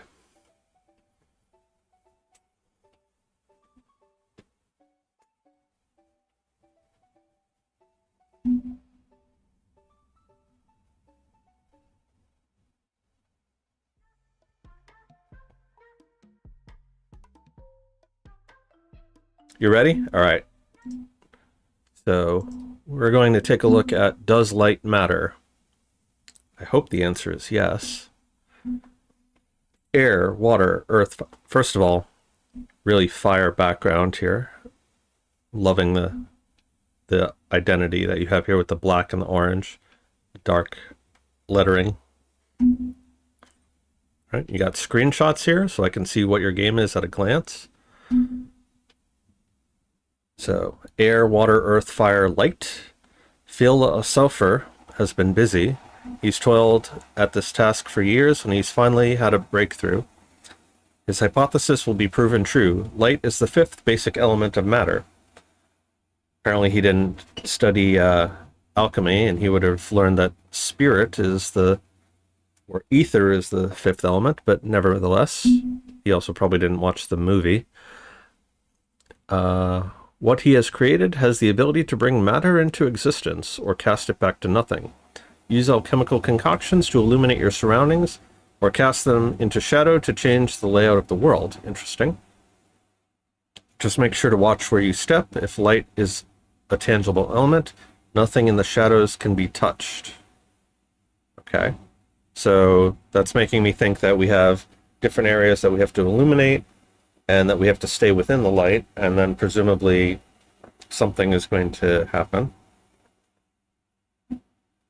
All right, so we have A and D to move left and right. Oh, I see. So it's a 2D side scroller. Space to jump. E to interact. 1 and 2 to toggle potions. Toggle light potion, toggle shadow potion. Okay. Cycle potions with the mouse wheel. Okay. So by cycle potions, I assume we mean light and dark. Left click to throw, restart, escape, main menu, egg. Have you been egg posting in Thor's Discord? All right, let's take a look at your GDD real quick. Okay, copying from the Mass Effect one. Right, theme, playability.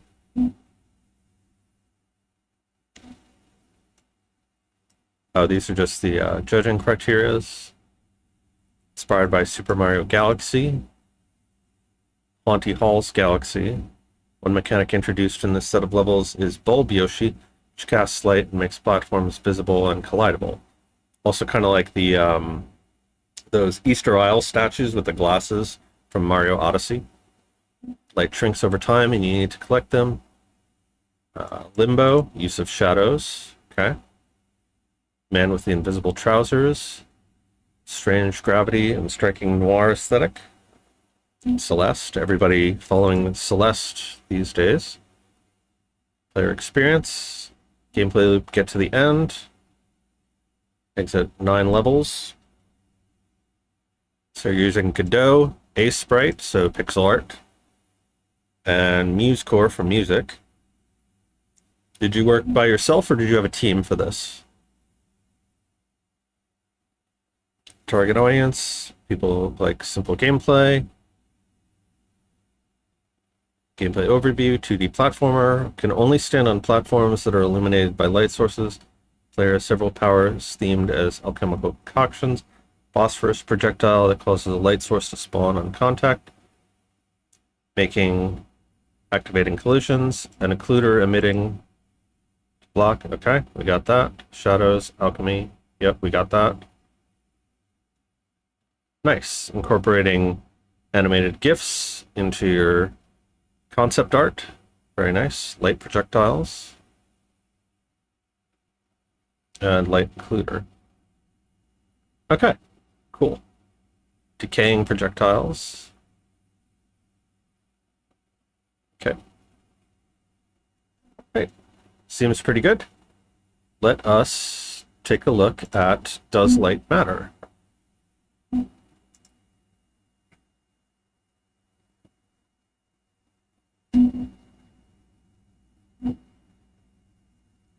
Press any key to start.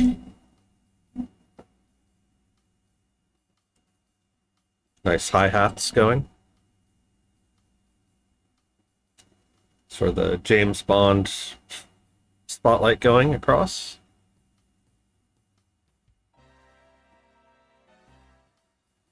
Jazzy.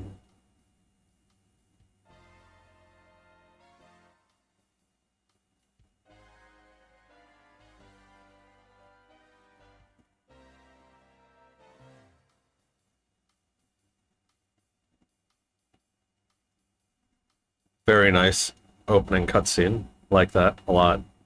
I also feel like I've seen the face that you have for the guy. I feel like I've seen that art style somewhere before. Trying to think of where.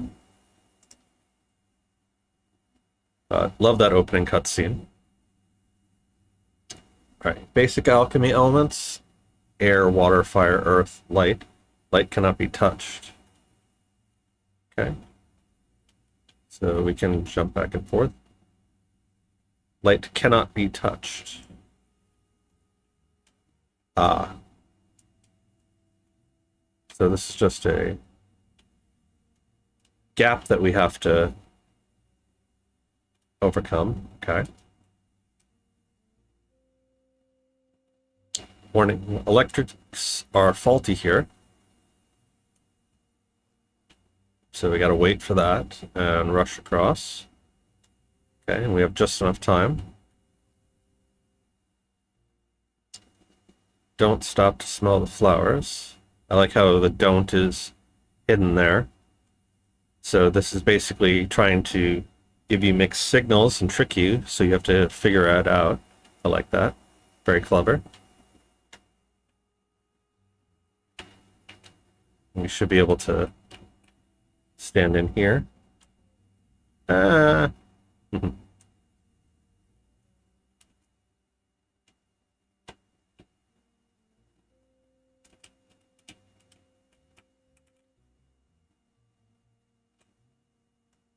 just enough to get out.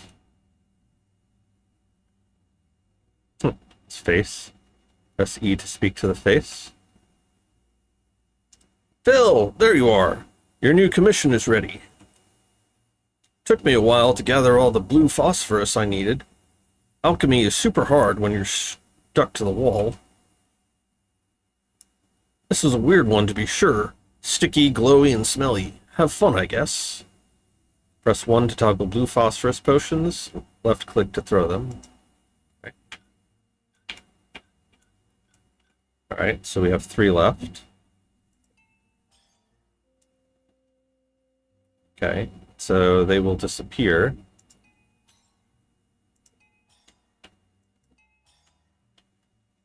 Okay. So we can make our own light, but it's for a limited time only. Ah.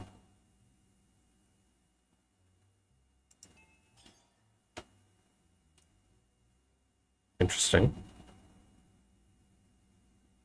Oh, I see. We'll get them back once they disappear, so I don't have to worry about running out necessarily. What? Change the angle? Oh, I see. So depending on where it collides, it changes the viewing angle, or the occlusion angle. So I want to throw it over here.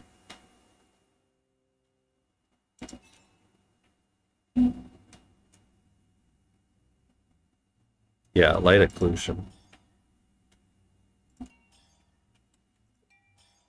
Oops.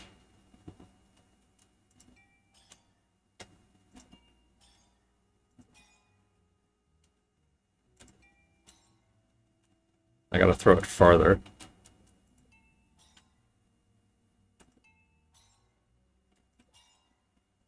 Ah, there's a gap there.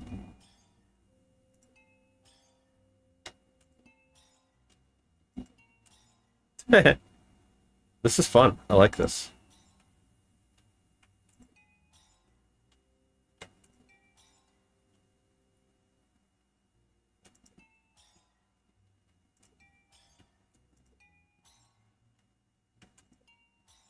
Ah, there's another one.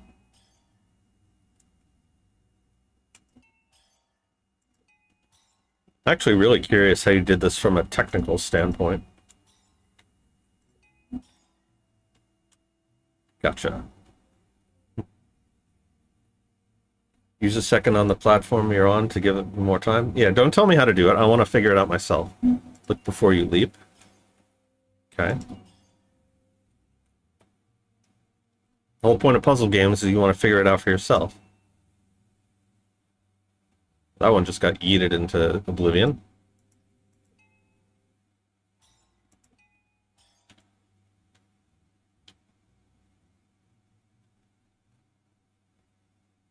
Yep. I'd love to hear the technical stuff after. I get that you're working on some experimental projects, but black sulfur? This stuff is dangerous, pal. Could swallow light completely if you're careless. Whatever, here you go. Just try and be careful. Right?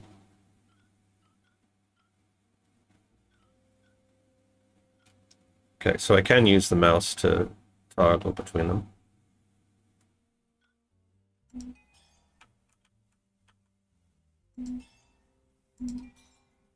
Um...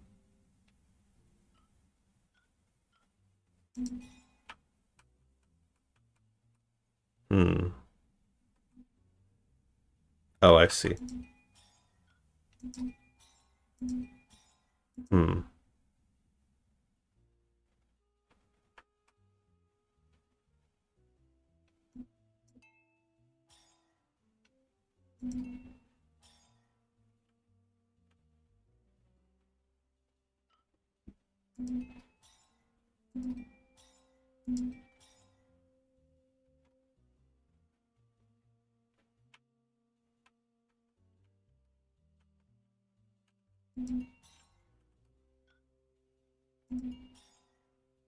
Hmm. Do I just have to be quick about this?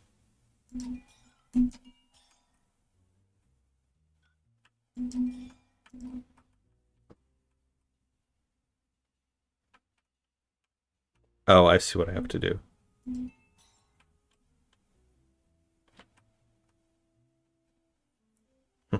I have to jump through the hole.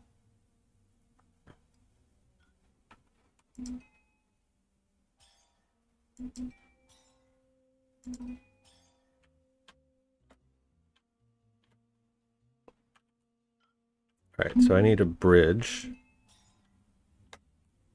Oh, that's just a hole, not a platform to stand on.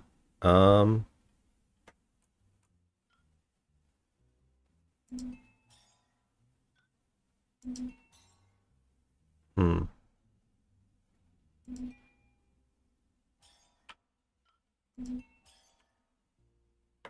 Oh. Let's see, order of operations here.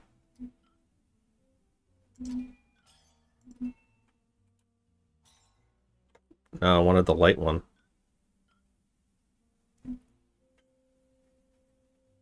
So throw you.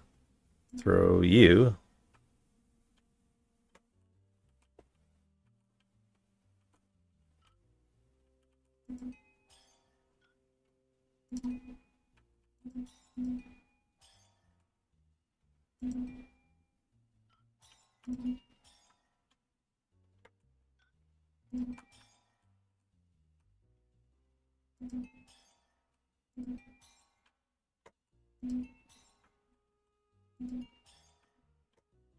Gotcha. Oh, no. I saw this, I thought that was a platform, but that's outside of the game.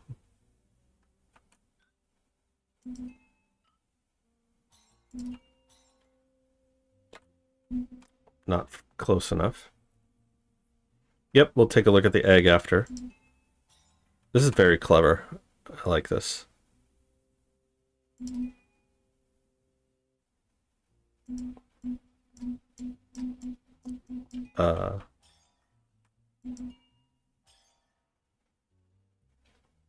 Right, so I need to throw it up a little higher. There we go. And then switch back, give ourselves more time.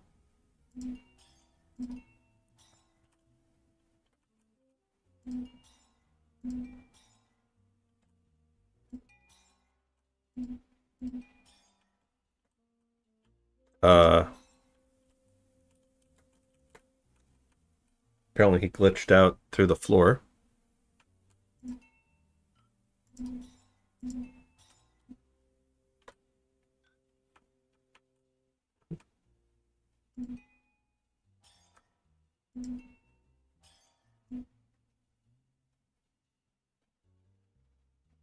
Oh, I see. If I go farther, he'll throw it farther.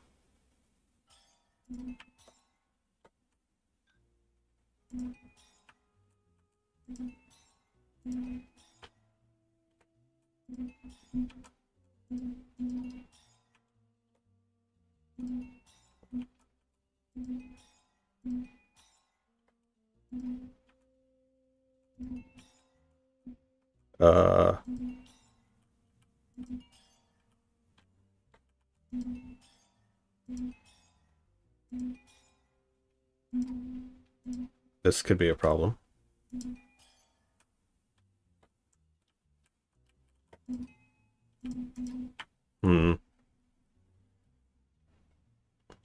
Oh, maybe I need to use the void one at the end.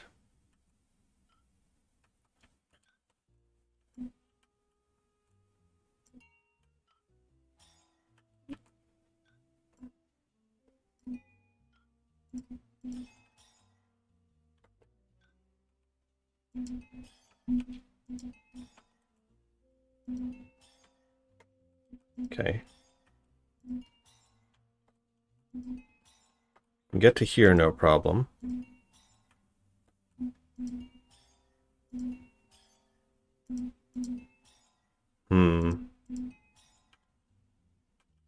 What do we do about this? Okay. Can I throw something in here? Uh-oh, uh-oh, uh-oh. Out of potions. How many levels are there in this, by the way?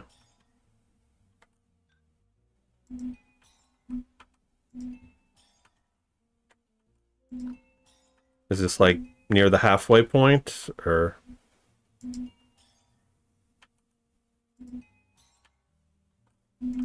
Whoop.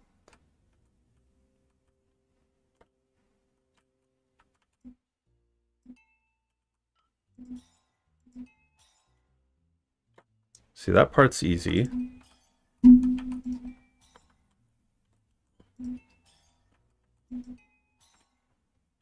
Can get to here, no problem.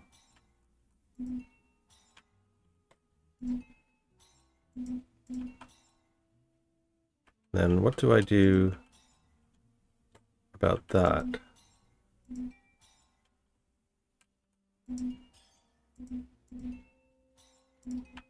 Oh. Oh, I thought that was something. I gotta get through the wall somehow.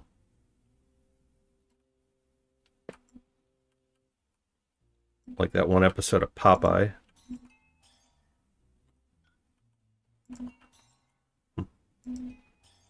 Not just yet. And we're stuck again.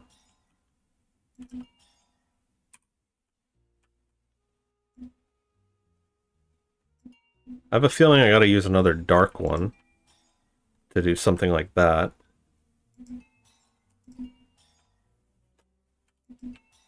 Yeah, I noticed that if it's got like slight angle here, he goes through the floor. I mean, it hasn't broken the game yet. It's not like we're soft locked. He just goes back to the start. But something to note.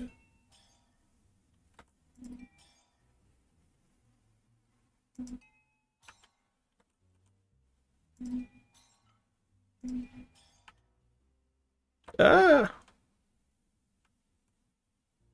I think I had the right idea there. How far can I eat these? Pretty far.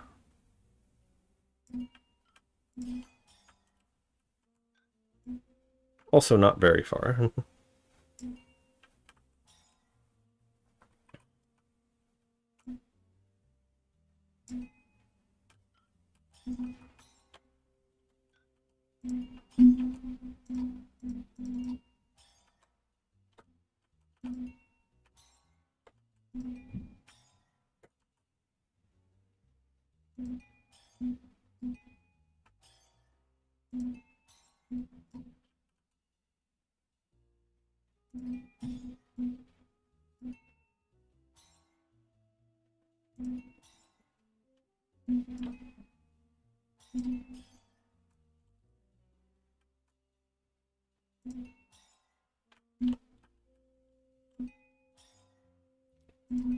Kind of want to yeet it over the wall.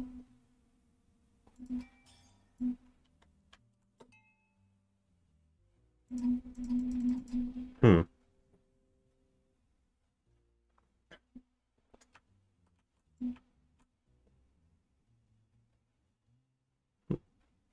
on the second to last one? Okay. The next one is super easy.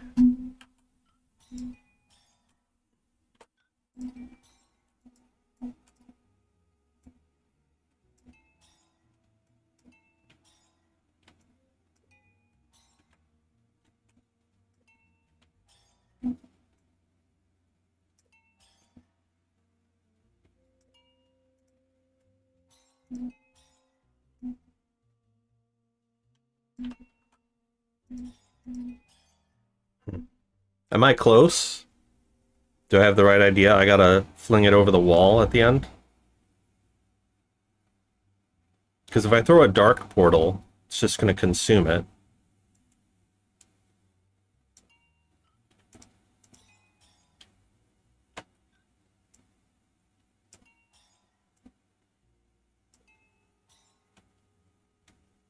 I'm barking up the wrong tree at the last platform. Okay. Good to know.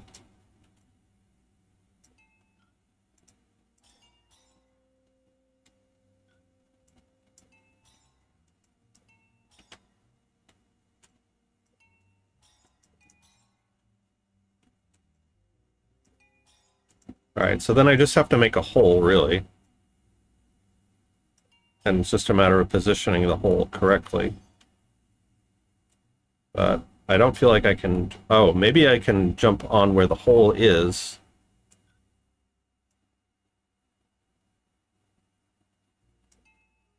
And land essentially on the wall. That was not very good. Alright, I think I know what we have to do here.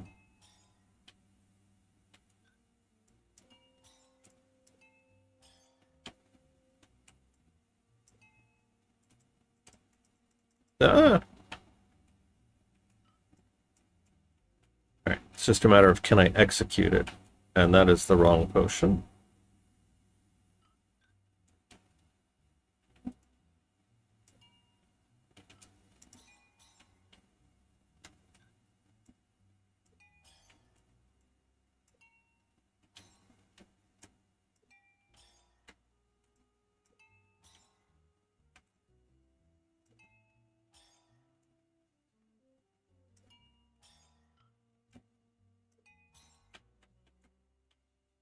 Oh, there we go. Okay. This is telling me it wants me to go down.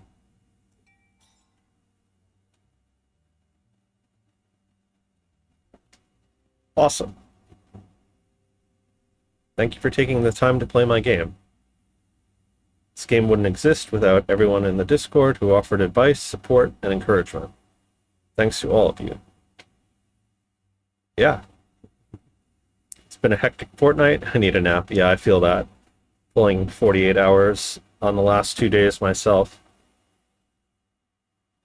So that was fantastic. I really have no negative criticism of that at all. Just a thoroughly positive puzzle experience. Yes, for the egg. What is the egg?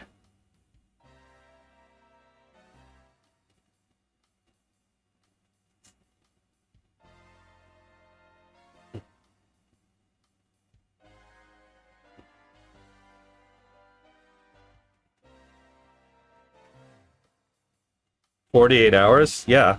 So you can check out my streams of our development.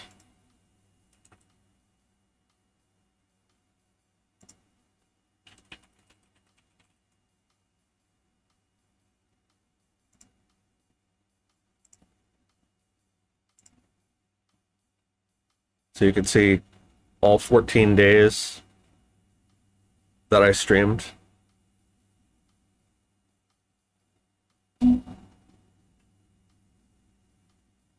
So last couple days doing sometimes 12-hour streams.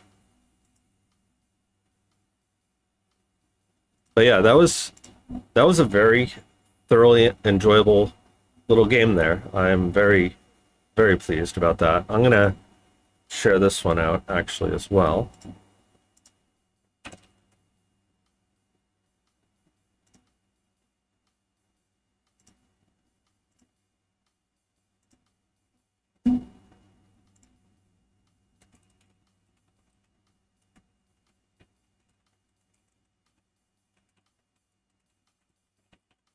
Building some clever mechanics using light and shadow. It's called Does Light Matter?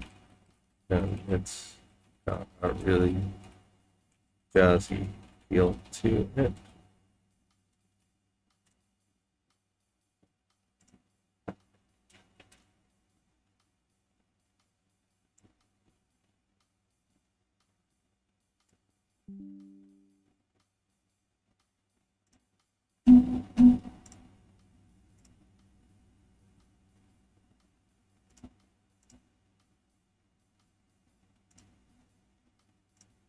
Made by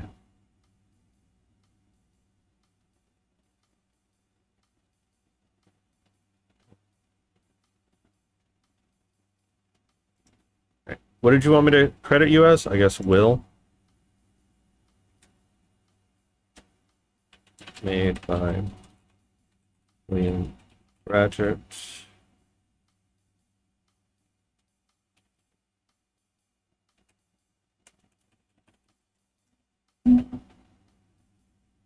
Cool. And we'll share that in the Discord as well.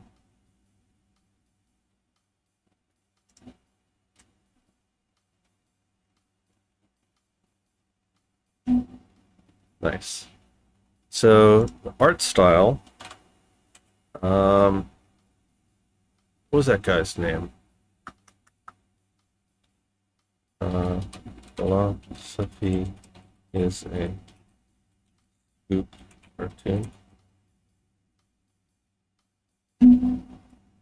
Yeah. Kind of reminds you of like the Sterner portrait a little bit in terms of the art style. But yeah, I have nothing to add to that. That was really fun. I would just say do more. Do more of that.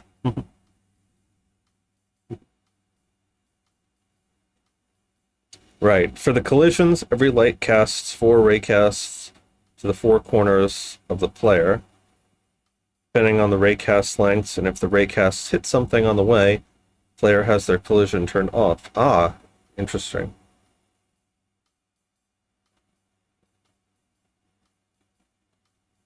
Makes sense. And then you just decrease the distance of the ray as the light gets smaller. And I assume that the dark portals also count as rays as well. Interesting. So that's a lot simpler than what I was thinking. And I guess having the simple black and or orange and white, black and orange style makes it so that you don't have to deal with any complex lighting issues. You can just use a sprite. Nice. Very cool. Did you have any other questions for me? Anything else you want feedback on? I think you're doing really well.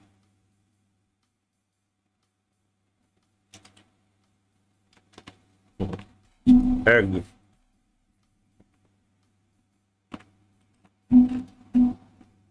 Yes, explain the egg.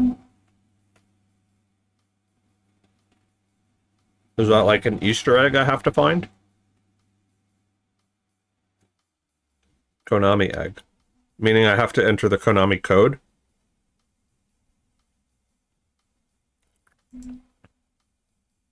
Where do I do that?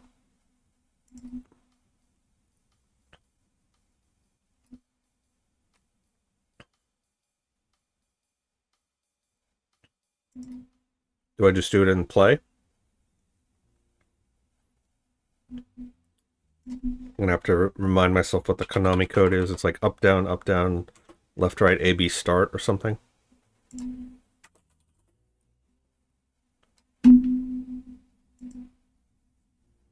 Up, down, left, right, B, A.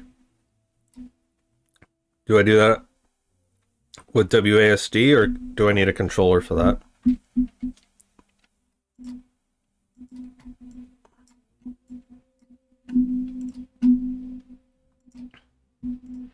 So up, arrow keys. Up, down, left, right, B, A. Huh. And turns the cursor into an egg. Nice.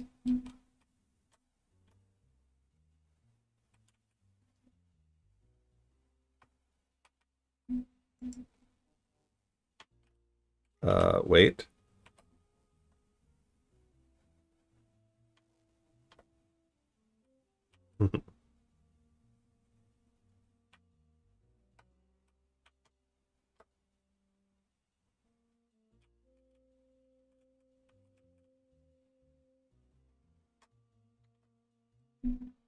We'll go till we get the potions, and then we can egg this old man's house.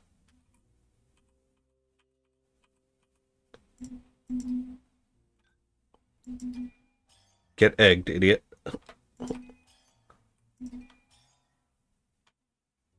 But yeah, really solid game. All right. You're likely to expand it into a fuller demo. I would say make this a full game. Come up with other interesting mechanics. So we were talking before to one of the other people who was submitting about GMTK's database for puzzles.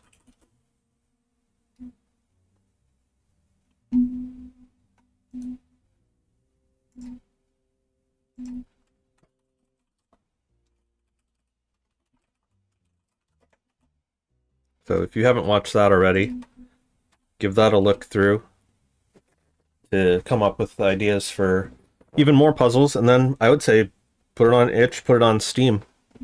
Make money off of that. I think you would find quite a following with that game. All right. Let's see, who is next? We scroll back up.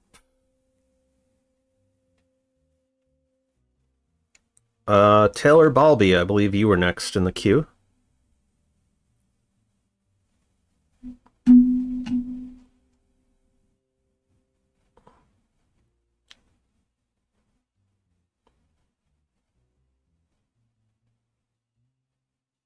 The paranormal pour. All right, so let me write these down. Paranormal pour. And then who is next after that? Schnappy. Snappy, you didn't state what your game was. Matthias, you have Cafe Negredo. Following the Jungian approach, I see.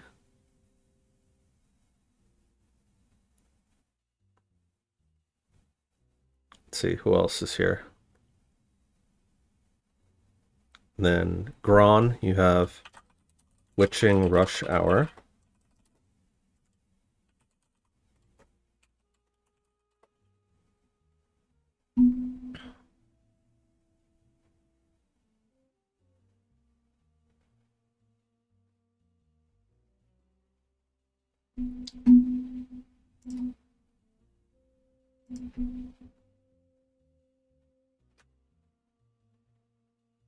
All right.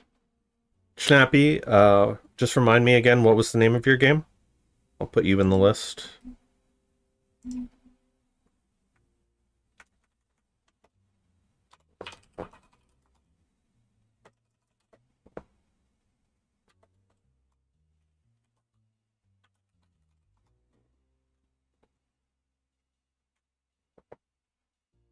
Tenebris Coliseum. Okay.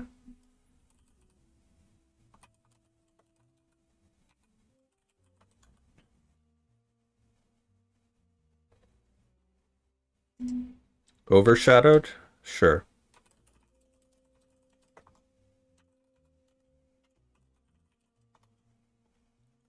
Let's see.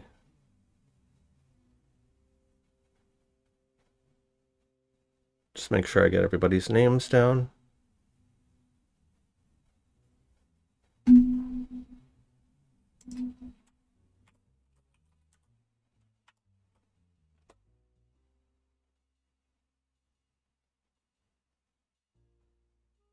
And then Cafe Negredo was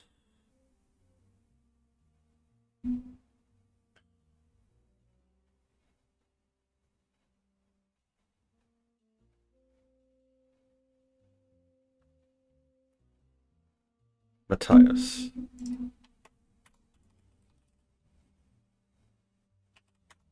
All right. That's the queue so far.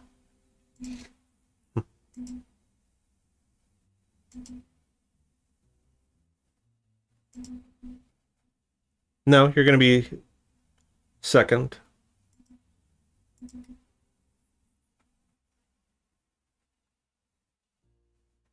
All right, so Paranormal Pour.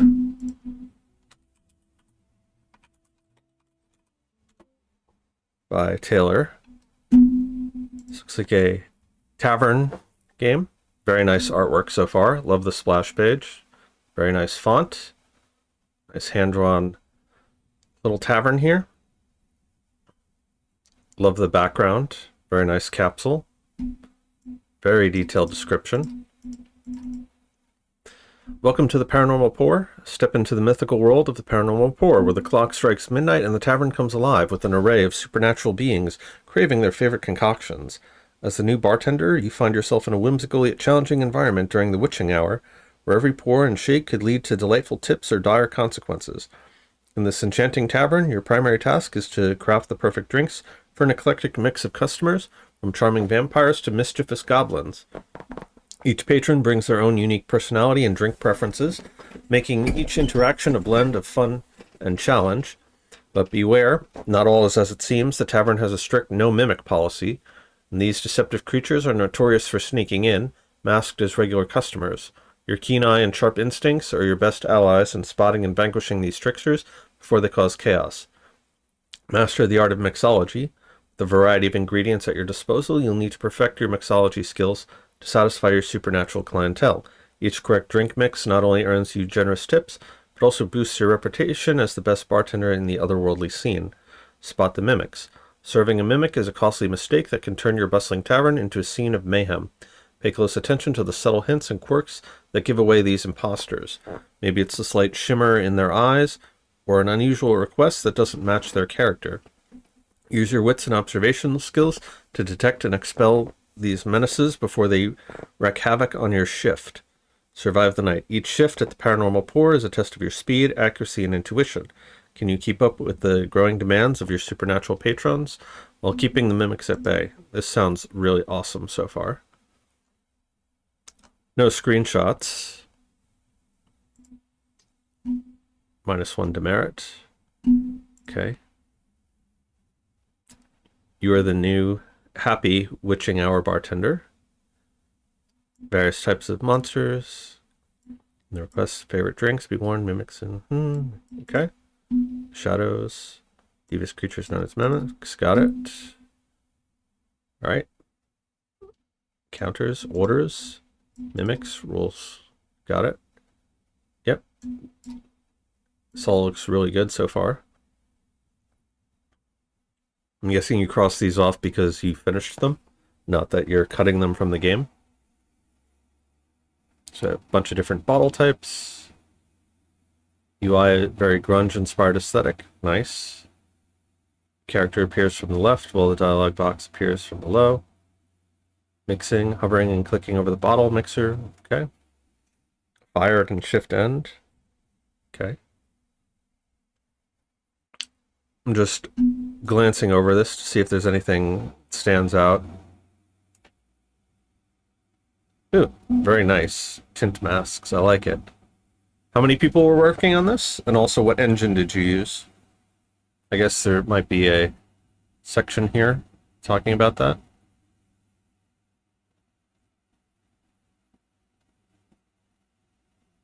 Nothing in here talking about your software.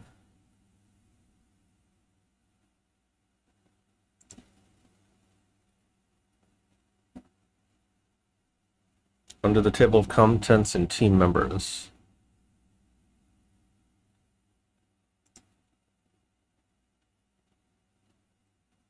Ah, 1, 2, 3, 4, 5. All team members were heavily involved in the game's design. So, designer, character and environment artist, and designer. Okay. By designer, I'm guessing you mean like concept and mechanic design, not necessarily the coding aspect. Whereas developer is probably coding. So, team of 5, I'm expecting big things from you guys. So, let's see. I have a feeling this is going to be like, what are those cooking games, like Overcooked and stuff, similar to how that works. All right, let's play. Setting yourself a high bar here.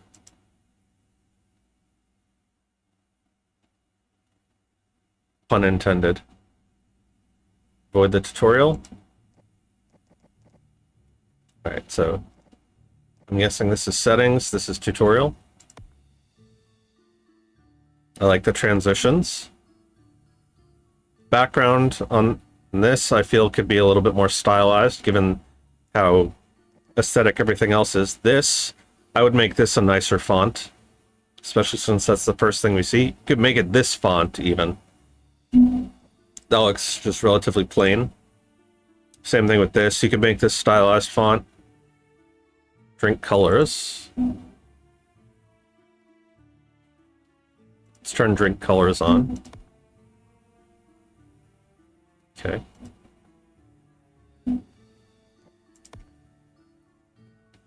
You seem new. Want to try the tutorial? So you're saying this is bugged? I should just skip this?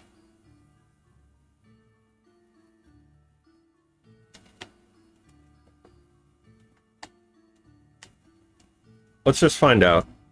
Let's see. Okay. Welcome to the Paranormal Pour, where the drinks are magical and the customers are otherworldly. You are the newest bartender. Okay. Was this something that, like, that you didn't have time to finish?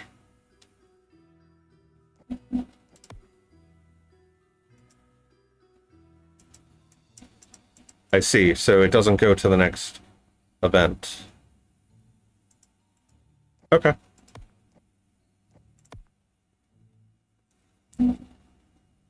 Programmer implementation. Okay, so it was just placeholder UI. Got it. Was there a reason why with 5 people you weren't able to come up with stuff like that? Were you focused mostly on the characters? You had one where you should have had a 0? Unity engine? Okay. I feel like this guy could stand out a little bit more with like some kind of outer glow or outline effect, just because he kind of blends into the background a little bit. Hello, good barkeep. Perhaps the delicious taste of sour, and if you add Wolfsbane whiskey, I will scream. Is scream a good thing, or?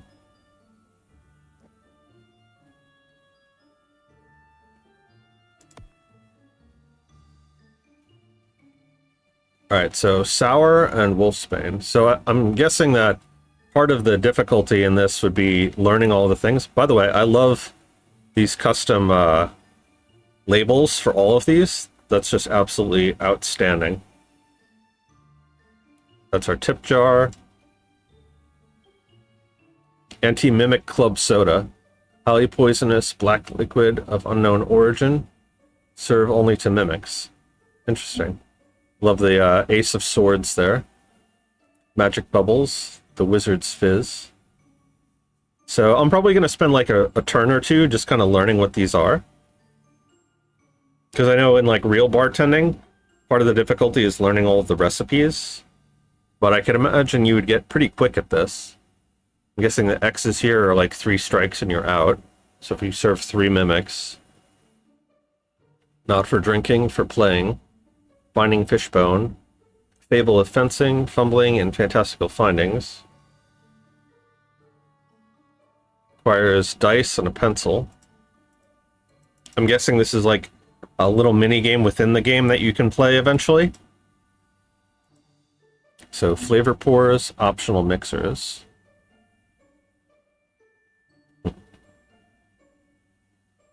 Quick guide could be color to help sweet equals yellow, sour equals blue.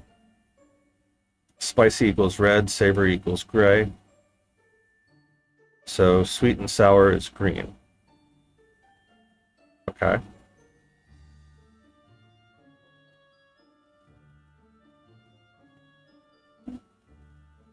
Sour is blue, you said. So Wolfsbane. So he wanted Wolfsbane and something sour. Is there a way I can go back and see what his order was, or do I just have to remember it?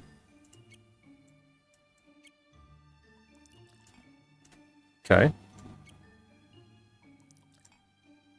Again, the slider with the UI, you know, the fact that you have all this really fancy stuff going on, including like custom shaders and waving liquids and all this, but then to see just a plain slider.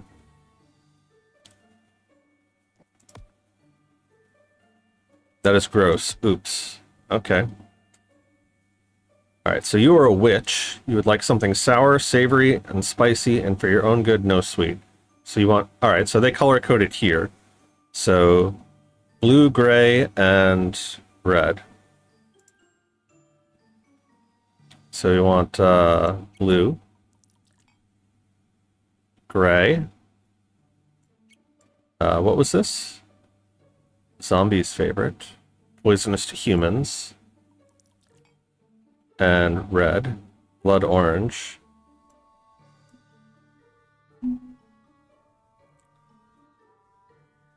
Defective, don't serve to wizards.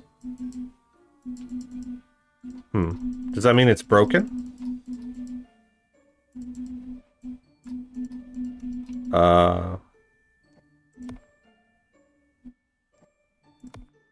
Okay. Wolfsbane whiskey on the double. Ah, that's definitely a werewolf.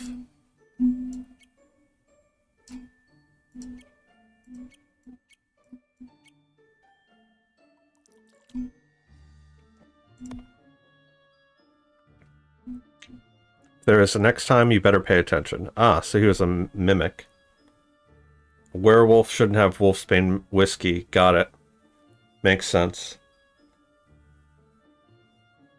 Can only do 2 pours of the top shelf. Okay. Oh, and then I have these as well as mixers. So kind of like grenadine and stuff. All right. So yeah, I figure a lot of this is just going to be like you learn what these are over time, and then you just figure it out. So like repetition, repetition, repetition, and then you can get pretty good at it. Got it. We earned negative $97. Awesome. All right. So, love the aesthetics of it. You heard my gripes about, like, you know, some of the stuff that's still placeholder that needs finishing. So let's have another go. Mr. Goblin here. Skull and crossbones on the double, and if you add blood orange liquor, I will scream. Alright, so you just want skull and crossbones.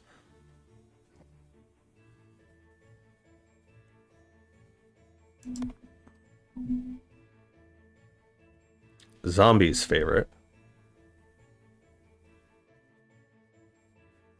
Serving to werewolves might result in damages to the establishment. I see.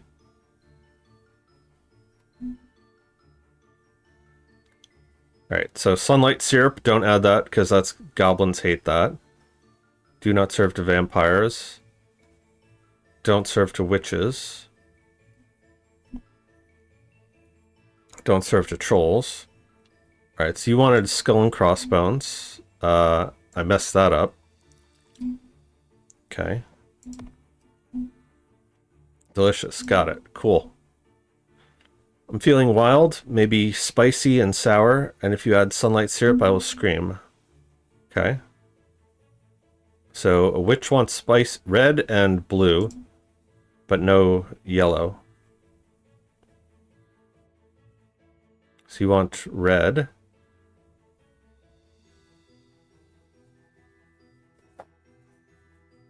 Truly enchanting, so not for wizards, not for vampires.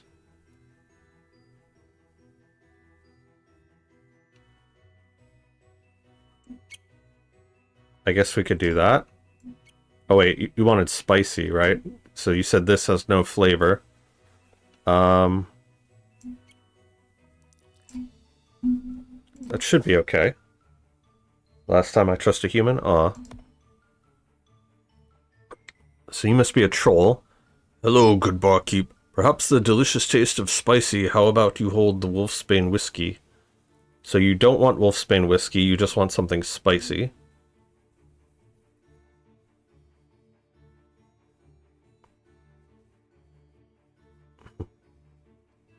She didn't want sunlight syrup, right?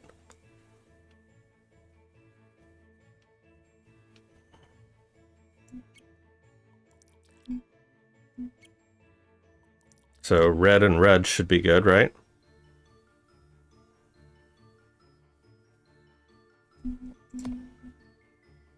Not bad. Not aggressively. Okay. Let me have something sour. So you want something blue. So just sour, not sour and savory.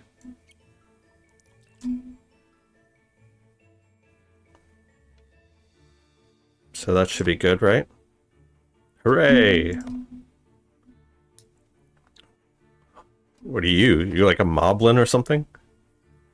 Apparently we're serving the evil Ganondorf here.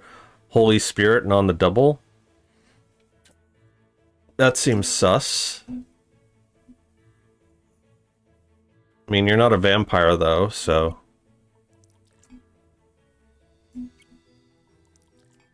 See, when they say on the double, I assume they want it like a double shot.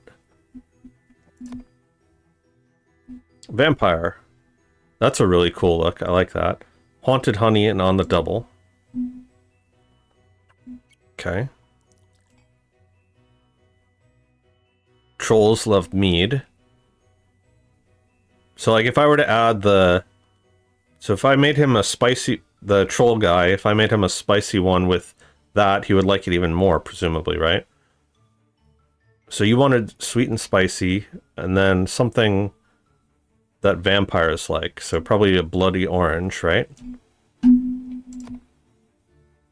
Wow, this is good. Okay. Feeling a little weird, maybe something sweet, savory, and sour. For your own good, no spicy. So yellow, gray, and sour, no spicy.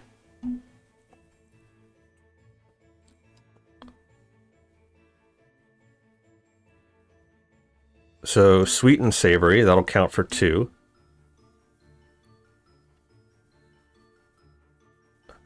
And then sour, but not wolfsbane.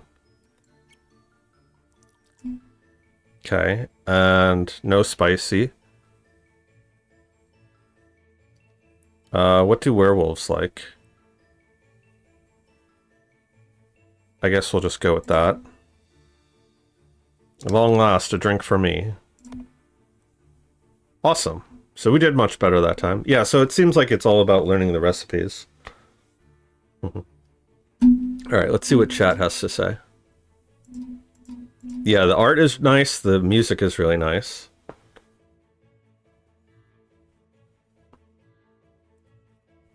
It worked perfectly, but you only broke it 20 minutes before the deadline. Yeah, I feel that. Nothing more frustrating than that. Scream is bad. Yeah, I got that. Flying Mobula did all the bottles and the labels. Those bottles are amazing. I love that so much. Reference to one of our artists' other games she made. Can't go back, have to remember. 2 pours of the top shelf.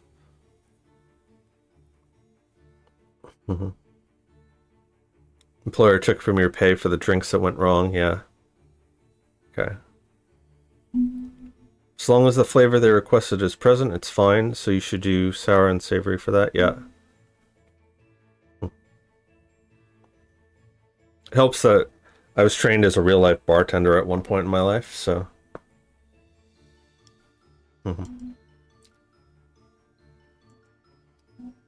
But yeah, this is really fun. Let's have another go. You have something spicy, okay. So... probably that, because it's got witches in it. Is there one that witches specifically like? Goblins hate it. Pirate Soft Game Jam. I like that. They all have Pirate Software as their brand company. Let's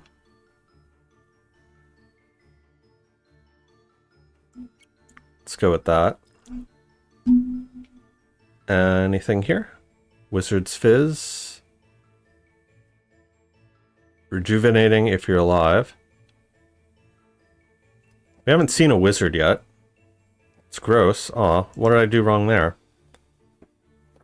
Like something sour and sweet. I guess you are like a zombie.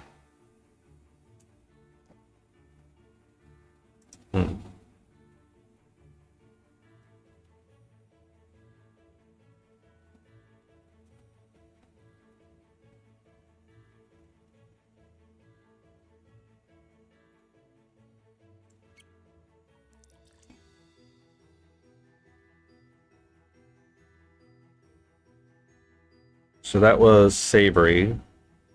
Is there something that is both sour and sweet? Sweet and spicy. Sweet.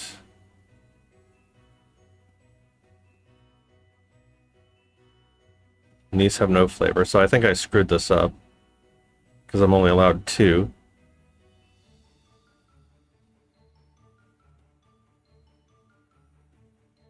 What was this? Savory? It's probably gonna hate this, but... yeah. Oh, a kobold. I'm feeling wild. Maybe sour and savory. Pretty sure that was something. Savory, sweet and savory, sour and savory. Okay.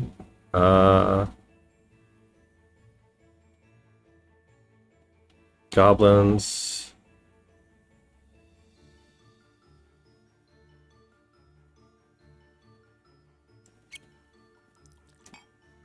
Is there a point to serving these? Like, I get this is for mimics. Let's just do a double of this.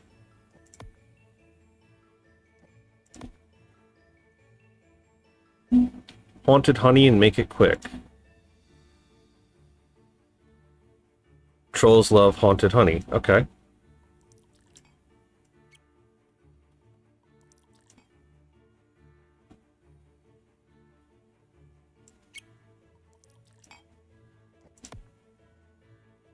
Long last a drink for me. I'd like something savory and sour, and if you add pure gold gin, I will scream. Alright, so pure gold gin. Goblins love it, so you are a mimic.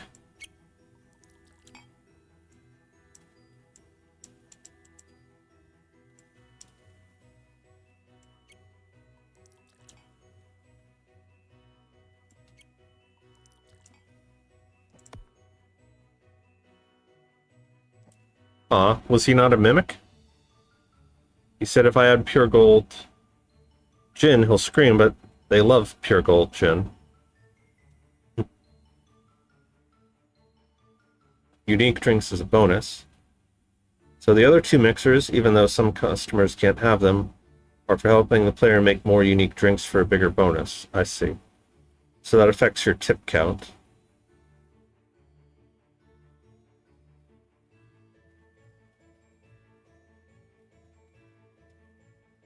Yeah, that is a little bit confusing, because saying, like, he doesn't want it, but it's what he loves by nature, that's, like, a bit conflicting.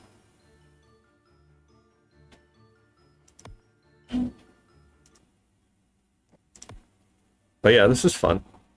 Something sour and no bewitching wine. Got it. Okay. Just sour, I guess. What do trolls like? Genuine honey, Exorcist elixir. Do not serve to trolls, so don't serve them that.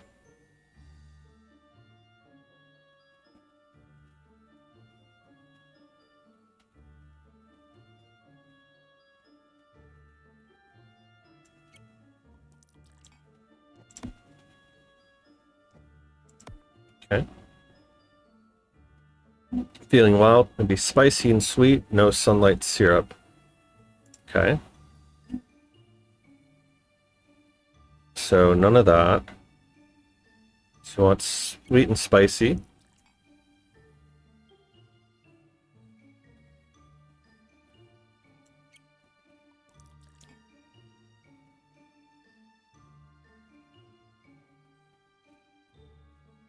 Rejuvenating if you're alive. I don't know if that guy's a lich, so is he, like, not alive? We haven't seen a wizard yet, unless that's supposed to be the wizard. Haunted honey, make it quick. I'm not quite sure what kind of character he's supposed to be.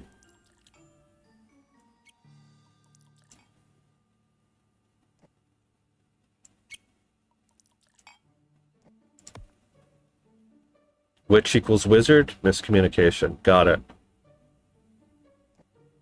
Oh, so that's why it's defective. So, what is this guy?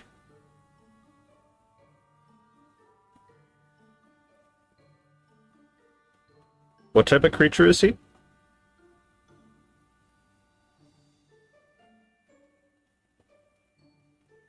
Dark elf, no bottle association. Got it. So he's a drow. So you can have bewitching wine, that's fine.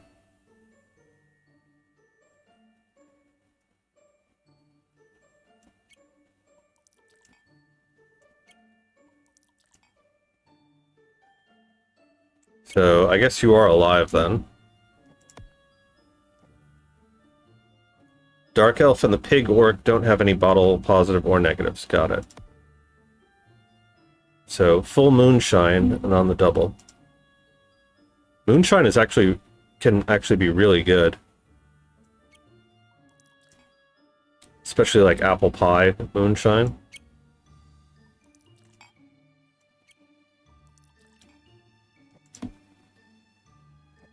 I kind of want the on the double line to indicate that they want like a double serving of that thing. I think that would be a nice touch, because then that also confines what kinds of recipes you're allowed to serve them. Feeling wild, sweet, and spicy.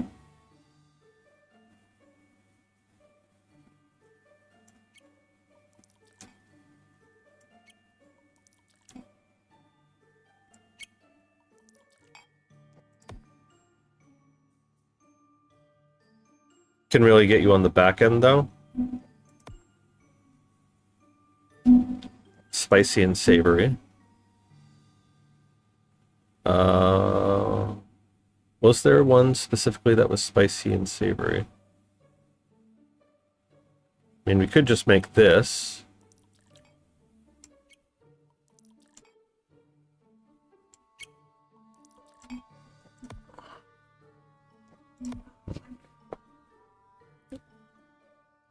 So, a vampire who wants sour, savory, and spicy.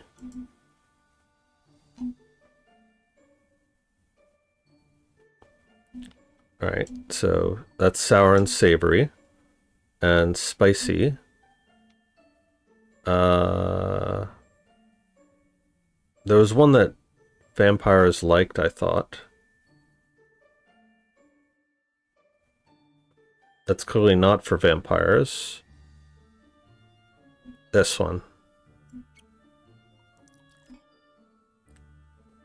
So you are not alive, you are clearly dead. So that should be really good. Nice. Wolfsbane whiskey on the double. How about you hold... That's clearly a contradiction.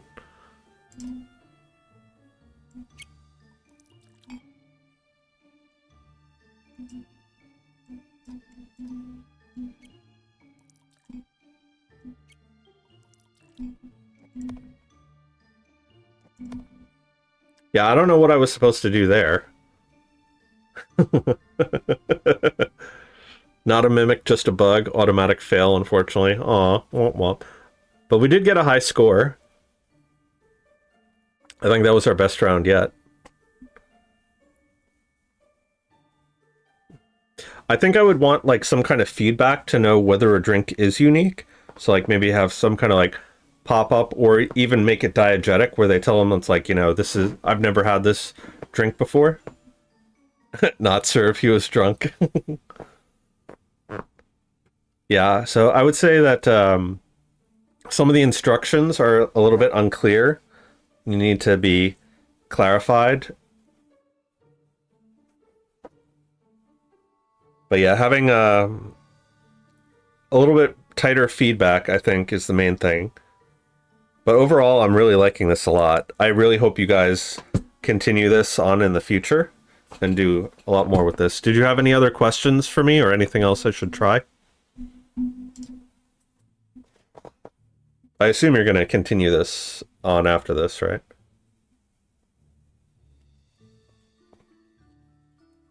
Also, something else. I know you guys only had 2 weeks to work on this, and the art on this is great. Make it even better. Right? So go like full Darkest Dungeon on it.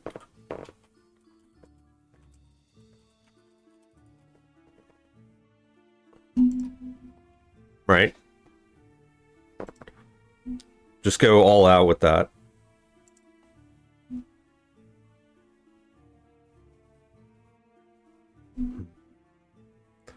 If I want to see the tutorial, there's a link to a build in the page description.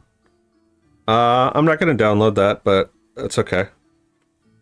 I mean, we kind of figured out how it works.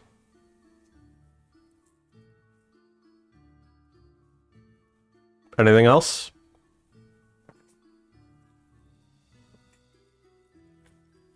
Oh, it's a web build?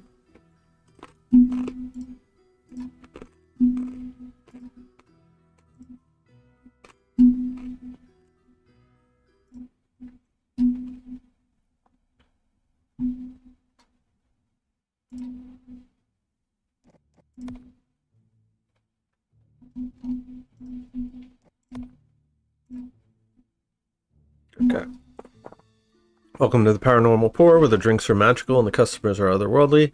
You are the newest bartender here, and your job is to mix the perfect drinks for our unique patrons. Here comes your first customer. Listen carefully to their order. Oh wow, he's like really big compared to the other guy who came up to like here. I'd like a sweet and sour drink with magic bubbles, please. Okay. Welcome to the bar. Here you'll find various flavor bottles and mixer bottles. Let's start by finding the sweet and the sour flavors. Hover over each bottle to see its label. This will help you identify the flavors and learn who prefers or cannot have them. Okay. Perfect. Now click and drag the sweet bottle to the empty glass below the pour.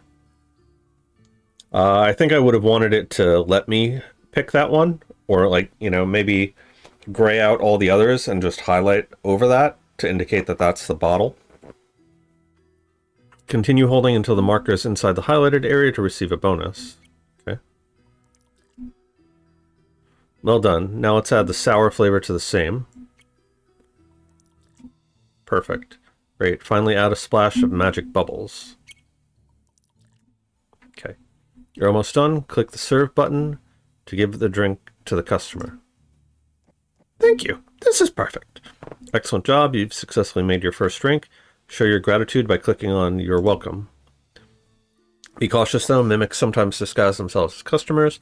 Fortunately, they aren't very intelligent. They will always order drinks that their disguise shouldn't be able to have. For example, a vampire ordering a drink with Holy Spirit. Okay. I want something with Holy Spirit. If you suspect a customer is a mimic, make them any drink you want and add Anti-Mimic Mimic Club soda to the drink before serving. Okay. Now serve the drink and see if your suspicion was correct. Blah! Oh no, what have you done? Why? Begone, foul creature. That's it. Do you want to start the game? Cool. Alright, cool. Oh, what are you? You look like a zombie. Spicy and sour.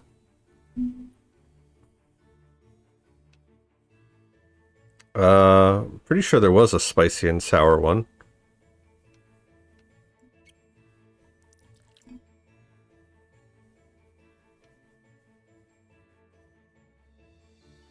I should have added that to it. With the spicy and sour. So we did spicy, so we need something sour.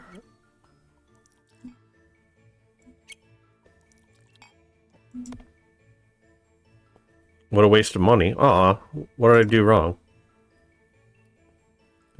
I guess this is just like a human. It's been a rough night. Let me get a skull and crossbones straight.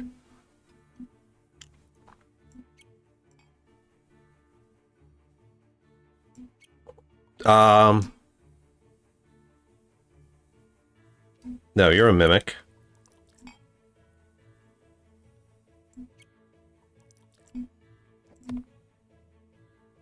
Alas, poor bartender, I have been vanquished. I'm feeling wild, maybe spicy and sweet, and no exorcist's elixir.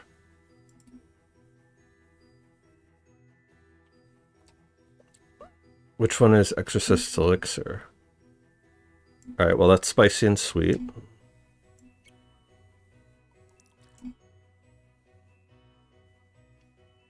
That one. Got it. Alright, zombie. Something sour.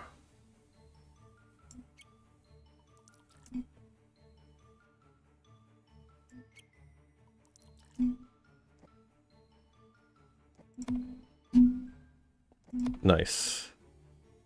Werewolf. Something spicy and sweet.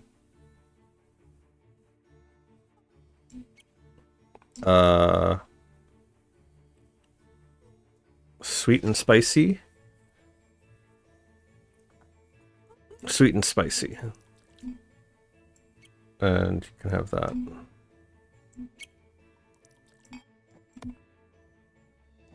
Hooray! Another human. Savory and sweet, but not wolfsbane. Okay.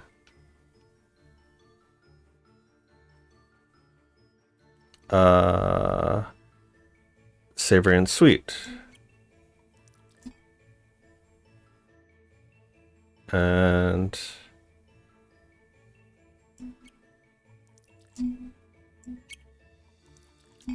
okay. Hooray. We're doing well on this one. Feeling wild, maybe sweet and spicy. Okay. There's no prohibition against that.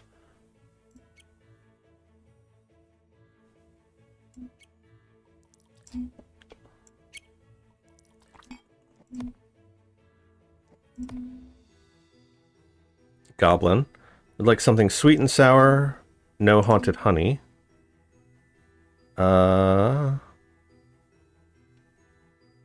Sweet and sour. Sour and spicy. Spicy and savory. Sweet and sour.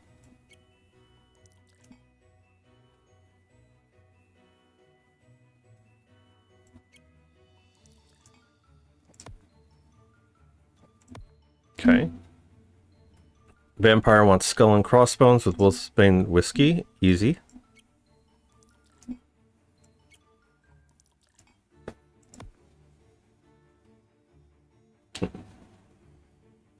Alright. Alright, Taylor. Take care. Oh, you said good eye. I thought you said goodbye. My bad. I was gonna say, you're leaving right in the middle when it's getting good, and I didn't see what he wanted. Fuck it. Just give him anything. We're gonna pretend you're a mimic. And hope we get lucky. You are a mimic, however.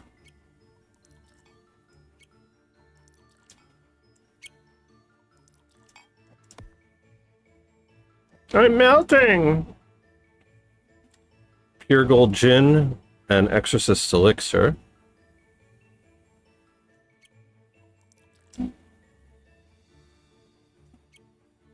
Okay.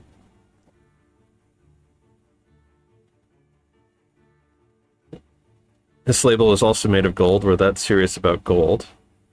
Okay. That should be okay.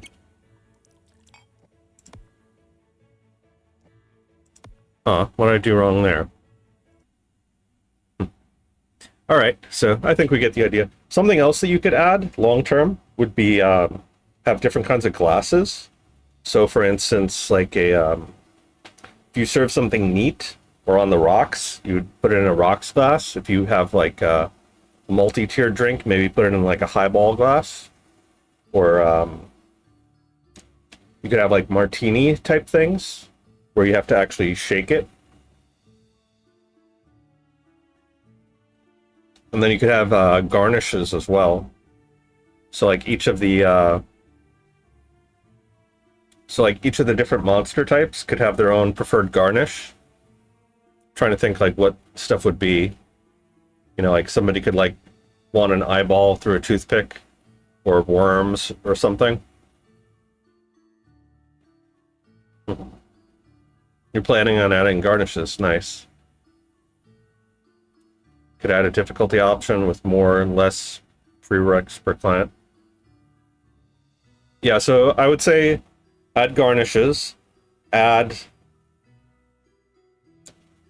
the ability to add ice, right? So if they want it neat versus on the rocks, maybe you could have, instead of it being on the rocks, you could have some sort of equivalent to that.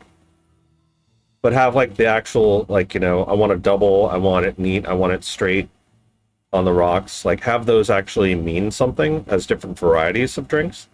And maybe you don't roll all of them out at once, but like, you know, you start off with like this version where you just have mixing two drinks, and then in higher difficulties or later levels, as you become more experienced, you start adding and mixing in more.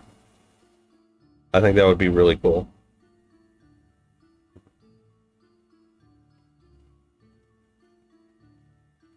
All right.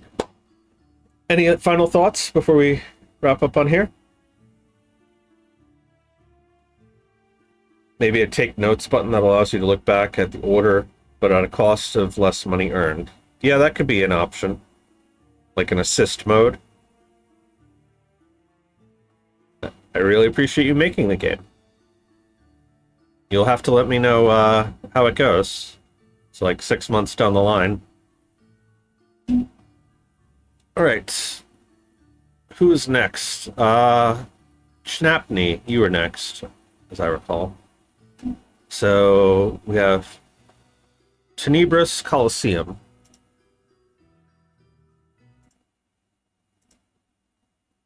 So let's close out all this.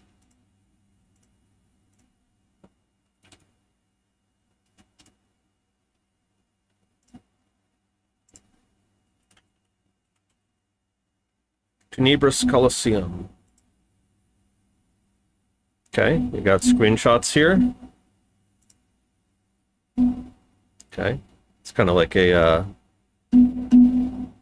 looks like Pokemon, sort of. So you got splash art, good. You got screenshots, good. All this is set up really nice. Transmutate monsters to achieve victory in this action-packed auto-battler like game created for the Pirate Software Game Jam. Okay, so it's like super auto pets. How do I play? Explore the map, collect items, place them into a sigil to create monster that fights other monsters for points. Team with the most points wins. That's cool, but how do I actually play? Points for cleverness.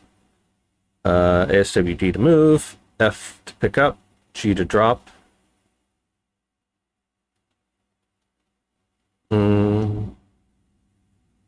E for next item, previous item, okay.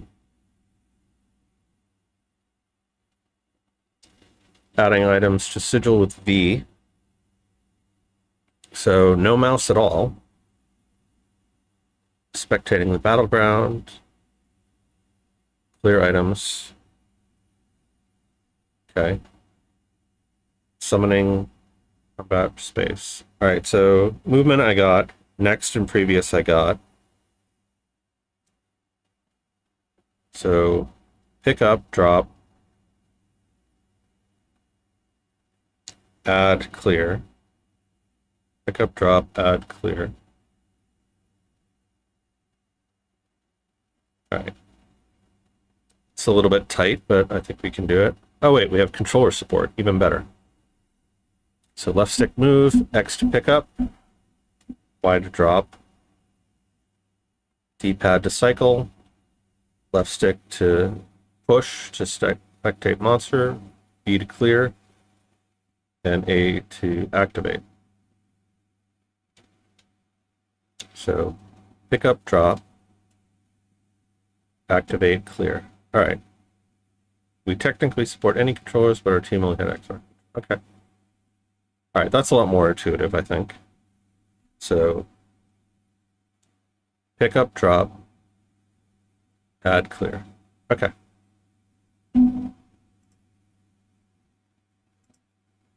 So it's supposed to be online multiplayer, but for the jam you went with AI opponents or couch multiplayer.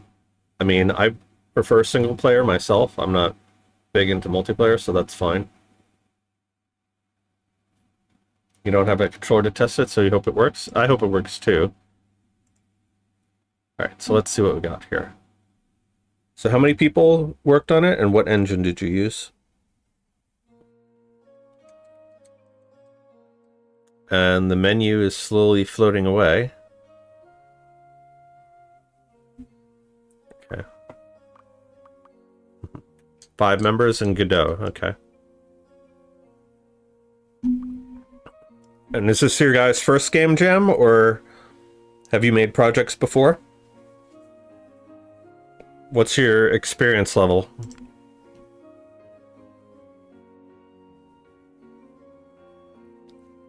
Right away, I'm not a fan of the sliding menu here. I would say menus you probably don't want to be moving up and down. You could have the background be moving up and down. It's your first game jam. The lead dev has more experience. Okay. Alright, so the music is nice. The UI is nice, apart from the moving background. Welcome to Tenebrous Coliseum, your transmutation alchemist who's here to summon monsters. And chew bubblegum, and we are all out of bubblegum. Entertain and claim the reward. This tutorial will teach you the basics of the game, as well as giving you a few tips to start out. Music is still too loud. There we go. I mean, the music is nice and all, but it's a little loud. Wow, it's already 8 p.m. Okay. Tutorial. Alright, so it looks like controller isn't working, or at least it's not working for the menus. This is your alchemist. Move with WASD, pick up, blah, blah, blah, blah, blah. These are the items you will battle for. Primary items marked with a darker outline are the key ingredients in alchemy. You need these to summon monsters. Colorful secondary items are used to enhance your alchemical creations. You can use as many of these as you can. This is your alchemical sigil. Place found items here and activate the sigil to summon a monster. Okay. This is also a great place to temporarily store items so other alchemists can't steal them. The monsters you summon automatically rush to the middle of the arena and fight. Controlling the battlefield will net you extra points. Do note that spectators don't like domination, so the leading side's monster will receive periodic damage. Okay. Other alchemist summons can be sabotaged. Press the attack key while standing on one to destroy it. The more items used in the sigil, the longer it takes to finish the summon. Your goal is to score the most points before the timer runs out. Every kill your monster gets will give you a score based on the monster they killed. The stronger the monster, the more score you receive. Okay. Heard a coin costs. It's a soul coin. Soul coins give an extra score to whoever picks them up. They have a chance to be dropped in by the audience, and monsters occasionally drop on death. You have double ons here. So, I assume coin cost is a deliberate play on words, not that you swapped coin and toss, right? Like that it's actually the name of the soul coin. You didn't have much time left for the tutorial. The reason the text tutorial. Having more time, you would do a tutorial that shows proper gameplay. Yep, I get it. This concludes our little tutorial. There are many possible strategies, so go out and experiment. Good luck with these. Okay, cool. So let us try a skirmish. I guess 1v1. Okay, so controller's working. So we got a big eye.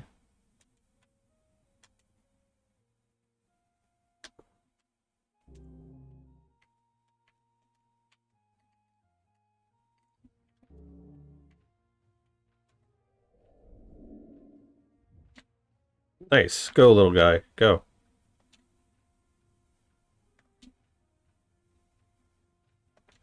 Do we have a primary one?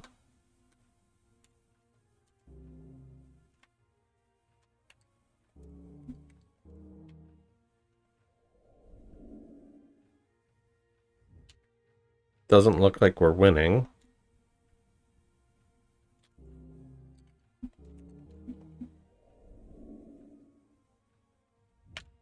Okay.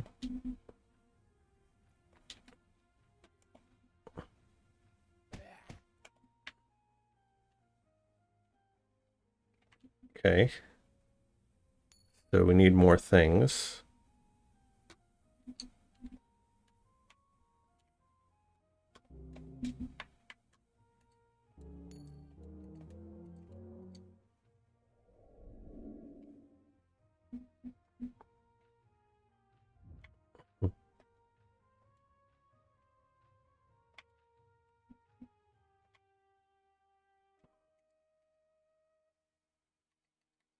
All right, so blue ones, it looks like are basil. Oh, look, we're winning. All right, let's get a bunch of these. Grab this while we're here.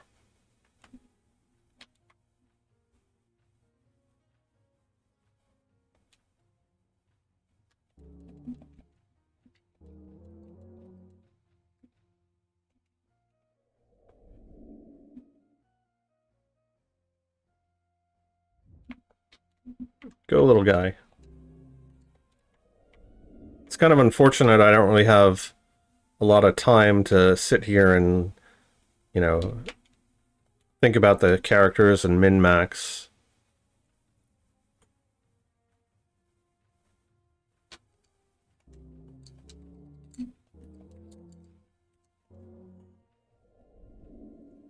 It's like there's barely enough time for me to like read all this stuff.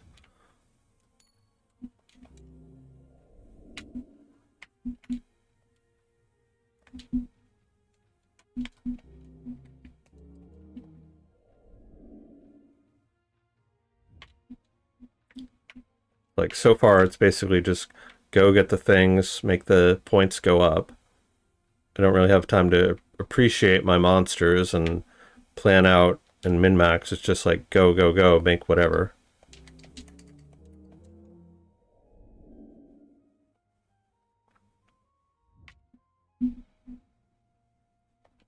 Are there other circles around here that I could be crafting at? Or is it just the one? Let's get a lay of the land here.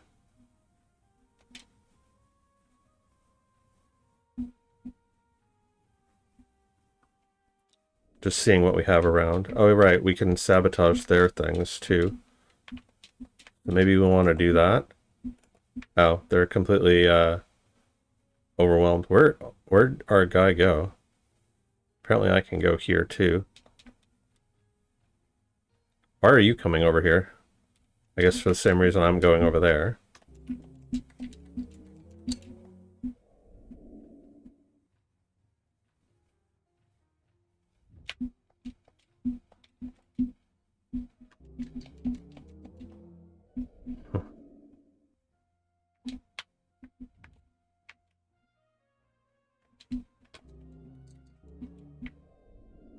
Okay, so I don't have to actually sit there and babysit it while it's loading. That's good. Just set it and forget it.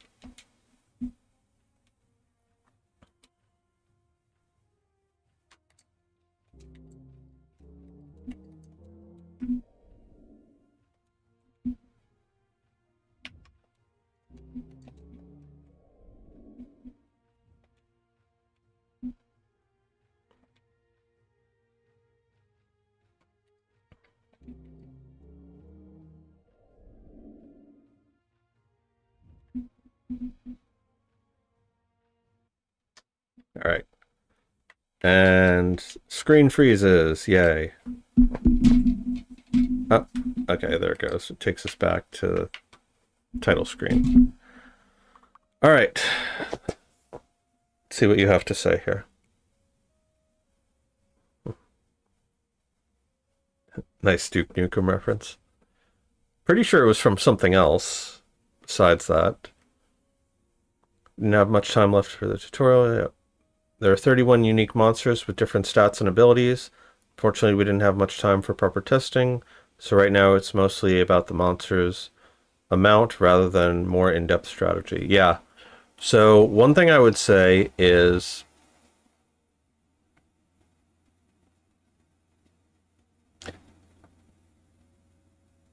the speed and the variety aspects of this are kind of at odds with one another.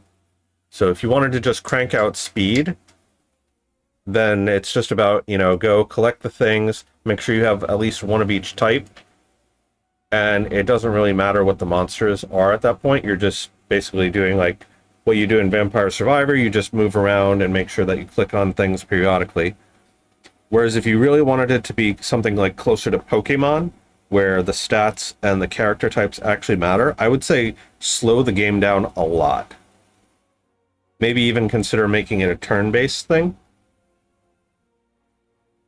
So like the enemy, so like you have the... Have you ever watched the Hunger Games? Where they have patrons who will send the... what what are the champions or the fighters or whatever, the tributes, right? So the tributes are all fighting in the arena at the same time. It's all chaotic, and the audience will then periodically send them packages. So, but they're not all constantly fighting the entire time. There's brief periods of rest. So I would say the main thing is pick one or the other. Either have it be like super fast and don't worry about like all the different stats and stuff, or have it be like really slowed down and more methodical, so you actually have to plan and strategize and like maybe add, you know, different strengths and weaknesses. Because I noticed out of the corner of my eye, it's like, you know, it's like +3 damage, +4 speed or whatever. And it's like, okay, that's great. I don't care. It's like, just go, go, go, go, go. You'll figure it out. I have faith in you.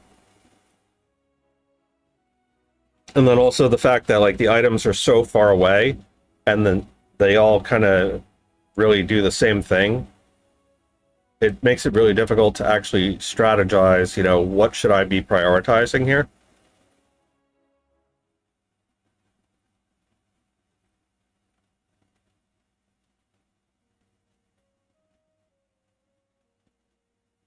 So I really think going down the slower route would be better.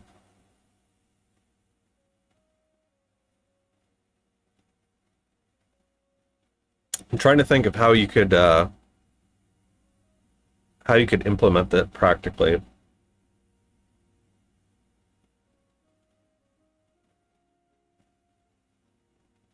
So like think about like the way that Pokemon works, how it's traditionally a turn-based battle. Maybe instead of doing turn-based battle, you have all of the Pokemon fighting in real time. So like you could be summoning a monster and sending it out to battle. And maybe also you take care of the ones that are already there. So like you have to try and save them or recall them.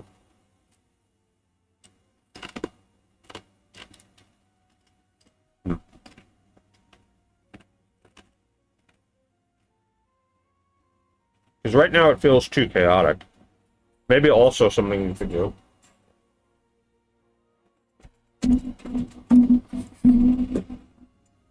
Pull out my tablet here.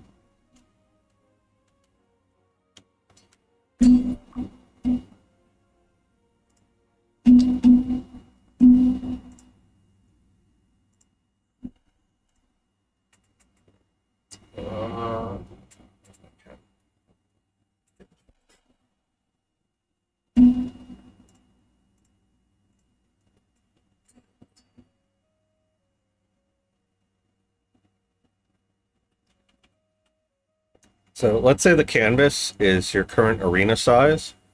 So right now,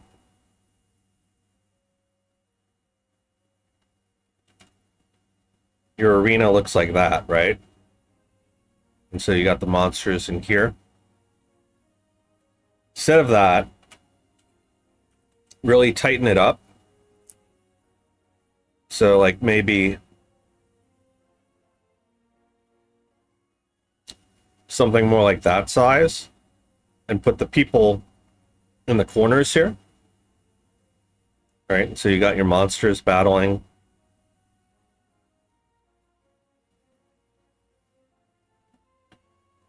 And so items get thrown around, but it's in a much tighter space. And you could have, you know, like gates and stuff here, you know, dress it up however you want. But just have the arena itself be a lot smaller, or at least the area in which you go is a lot smaller. And so, I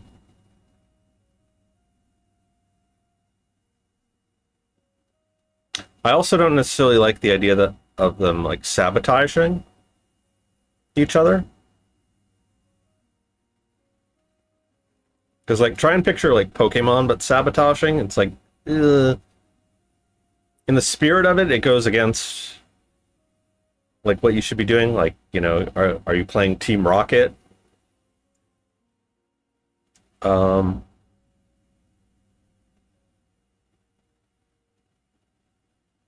Because like I'm trying to picture if you have like a 2v2 kind of thing, like maybe one person can go sabotage the others while the other person is building, but it takes you time to go there, and it's like, is it really worth it? Like, what is the benefit? Well, like, what is the benefit that you're actually getting from that? Whereas here, if your entire focus is just here and here, you know, like I like that you can tab to switch back and forth between viewing what's going on there and what's going on at your base.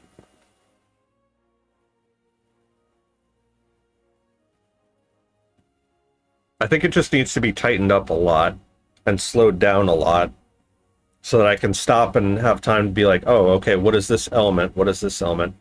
Maybe you could also have rounds. So like in between rounds, you do your planning, your strategizing. So like how boxing and other fighting type competitions, they'll have like 15 minutes of a round and then they'll have a break in between where you go back and you consult with your coach.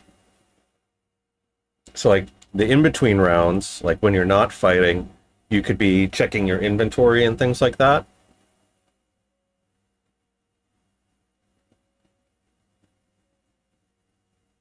Or maybe have it like, you know, there's a period where you go and you collect a bunch of things, and then there's a period where you craft a bunch of things. And maybe separate out those two. I don't know. Food for thought. Let's take a look at your GDD a second here.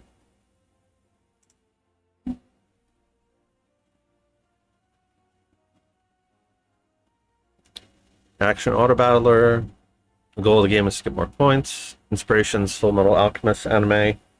The idea of having sigils to transmute into things. Crash Bash. Binding of Isaac for art style.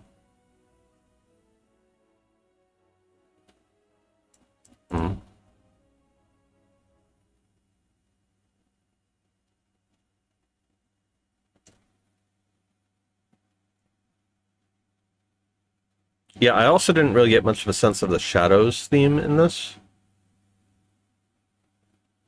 I guess it's in the lore, the Shadow Lord Tenebris.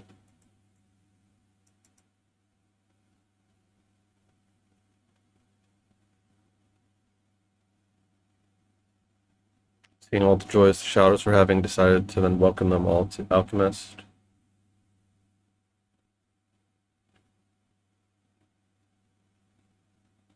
Alright. Do you have any other thoughts or questions for me? Because right now I feel like the game is a little bit too chaotic, and it's forcing you to be like super hyper focused on only one small aspect of the game when you have all this other stuff that you put all this time and effort into, and it's not really benefiting you in any way.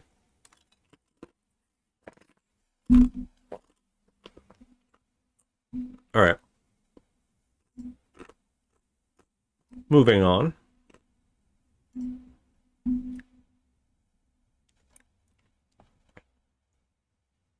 Let's see. Let's copy that. So we did those two. So we are up to Code Negrito by Matthias. Matthias, if you are still here, give me a yes and a yes in the chat.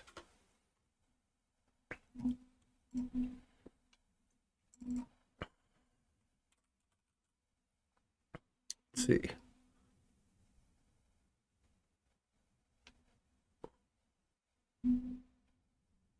Oh, Cade Negrito? Or was it supposed to be Code Negrito? Oh, Cafe Negredo. Sorry.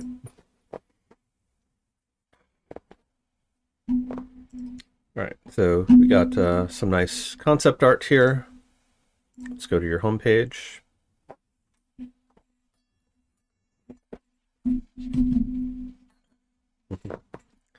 Guy flipping off some other dude outside. Okay. So, looks like another mixology thing. Are we going to be making steamed latte art? Cafe Negredo is a time management cooking sim about invoking dark magic to solve your petty disagreements. We're going to defeat that jerkwad Jerry and his frou-frou coffee shop through hard work and dedication, and also this spooky book we found. By day, you'll serve customers and make rent, and by night, you'll grasp powers mankind was never meant to wield in order to improve this week's margins. Okay. QWER plus left mouse button. Click on customers to take their orders. Follow the on-screen prompts to prepare their drink. Click on them again to deliver the finished order. Night controls, ZXCV and left mouse button. Choose a ritual from the tome and follow the on-screen prompts. If they're split between day and night, then I'm not sure why you would need two different sets of controls. I could see you needing two sets of controls if you could do both things simultaneously. So like if you're preparing the coffee, you use these controls. If you're doing the black magic, you use the other controls.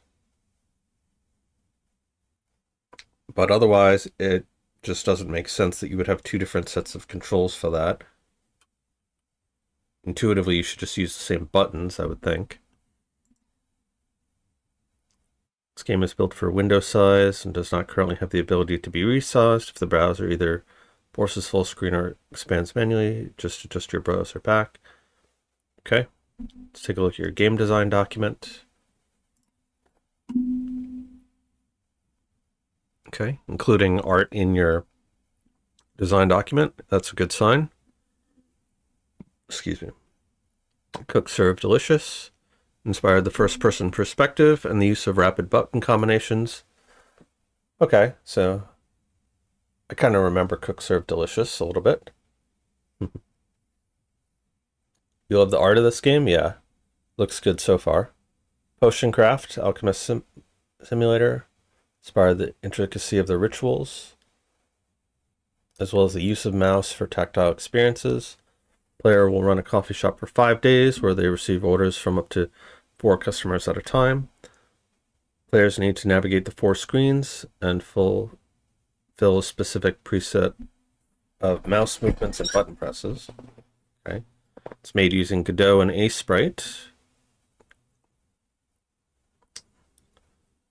Let's see. Okay, yeah, we got the concept, theme, yep. Primary mechanics, okay. Customer patience, daytimer, coffee brewing. Alchemical rituals. During the night, you can attempt to perform a complicated ritual to affect customers of the next day. So I guess we'll find out what those are. Let's just dive right in.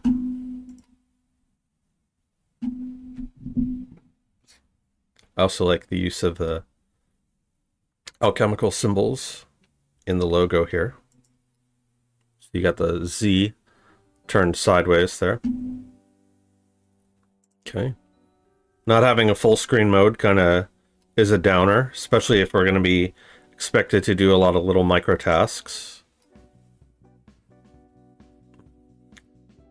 This is an espresso machine. And there's that jerk Jerry across the street. Bye. Okay. Baby's first Necronomicon. Cafe Dilettante. Hello. Move left to brew.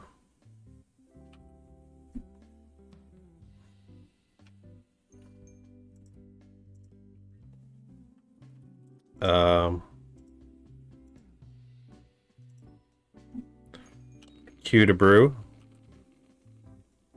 Okay. Click and hold to pour. Move right to serve. Okay. Move right to brew espresso.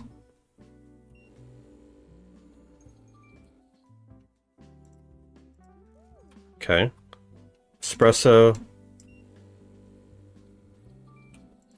Back. Hello. Left. Can I do more than one at a time?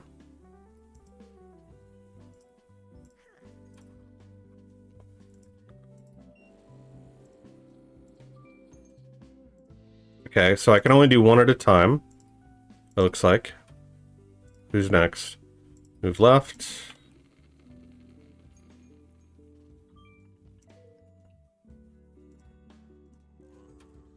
Alright, so far we're just brewing basic coffee here.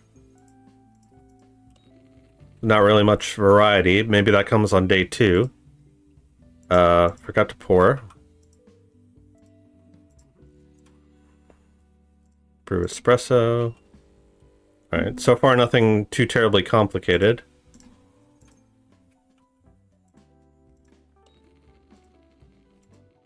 Yeah, I can only do one at a time, which is unfortunate.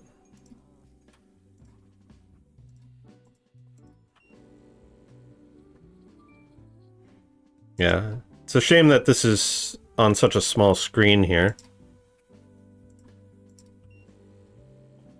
Because you're losing all these nice details in here.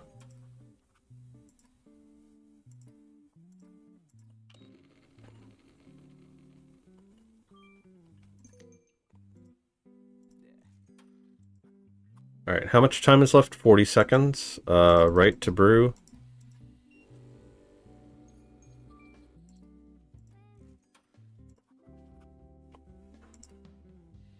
Hey, Wolflink. How's it going, buddy? Just playing through some of the Pirate Software Game Jam games. Up, left.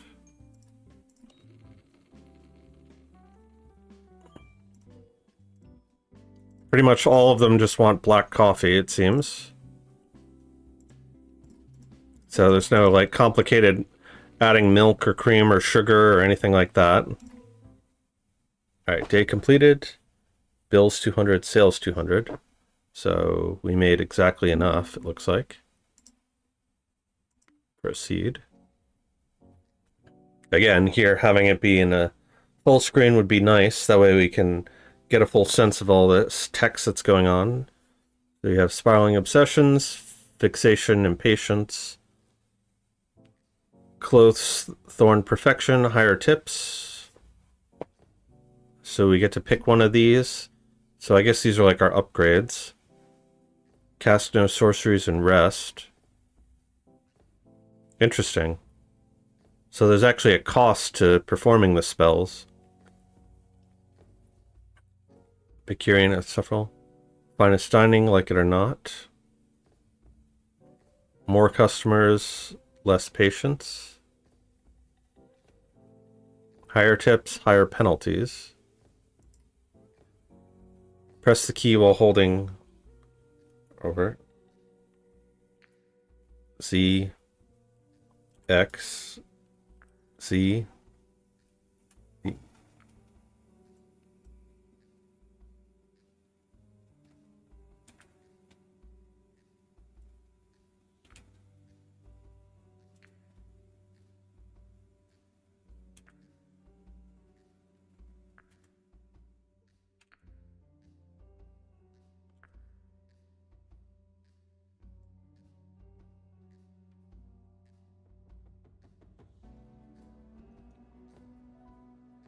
B, Z, C.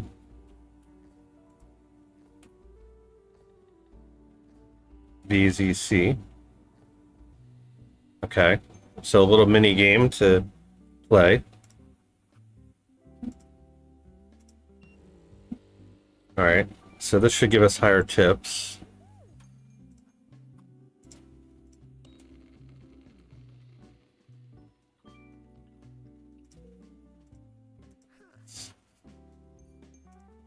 Move left to brew.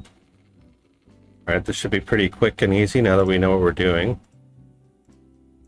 Oh, now you want us to add cream. Okay. Starting to get a little better. Hold the milk and froth stir. Oh. There we go. Now it's getting interesting. Move right to brew latte. E to steam the milk. Okay. Click and hold to pour. There we go. For a second I was worried that they didn't add any other mechanics to the game.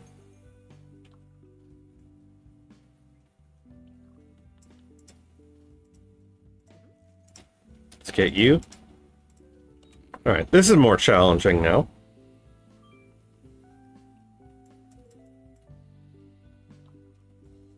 Okay. Serve it up. Let's get you next. Move right to brew espresso. Q. And you just wanted plain. That's good. Nice and quick. Brew latte. Sounds like somebody else just came in.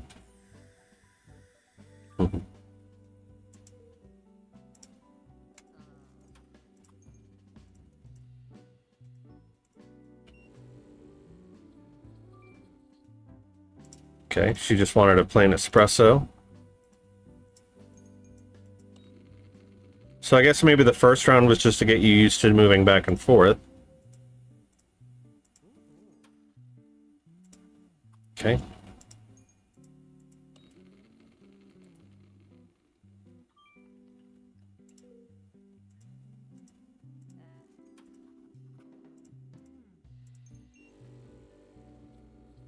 Don't really have much else to say about this, to be honest.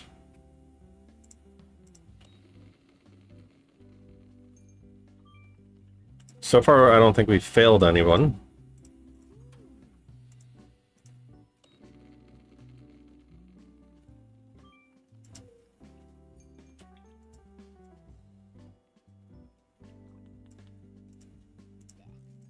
Okay, left.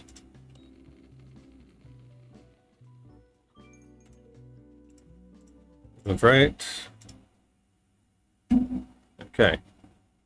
So I'm not really sure what we could have done differently there to increase sales, but apparently we didn't even meet our day 2 quota, and so we've been evicted and we lost the game. So, what do we think about this game, chat?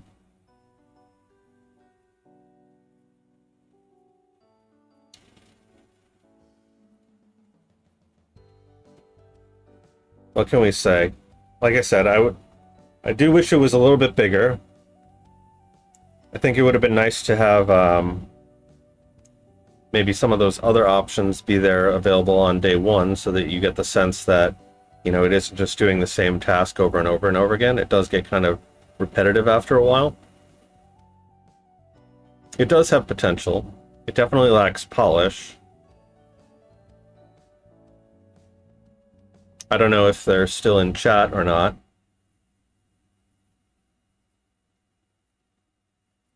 So I don't know if this is their first game jam, if they worked with a team. I mean, I do like the concept of you've got sort of like the plank, like we're plankton to his SpongeBob kind of thing going on, where he's like this goody two-shoes, and we're using dark demonic forces to outcompete him. I do think if some of the mechanics were flushed out, like, you know, we don't really know what the consequences of not sleeping are. We don't really see any consequences befall our adversary here. Maybe that comes later, like if you get all the way to day 5. But, alright, I think we're going to leave it at that and move on to the next person. Let's see. So, Gron, you're next. Witching Rush Hour.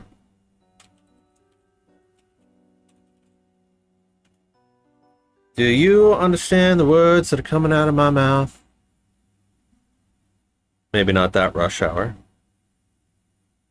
Let's go to the Pirate Software Jam. Search entries. Rush Hour. Witching Rush Hour. Did I see other people have Gold Rush? After hours.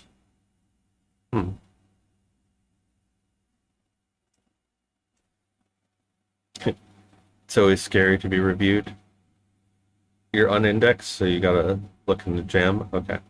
Alright, I'm actually gonna go to the bathroom real quick, and then we'll be right back to take a look at your game.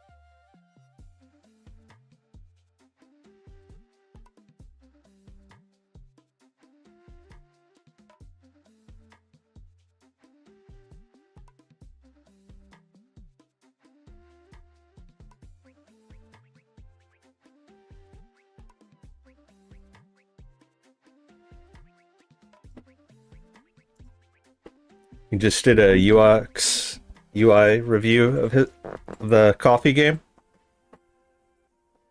Yeah, I think the UI is probably the strongest part of that game.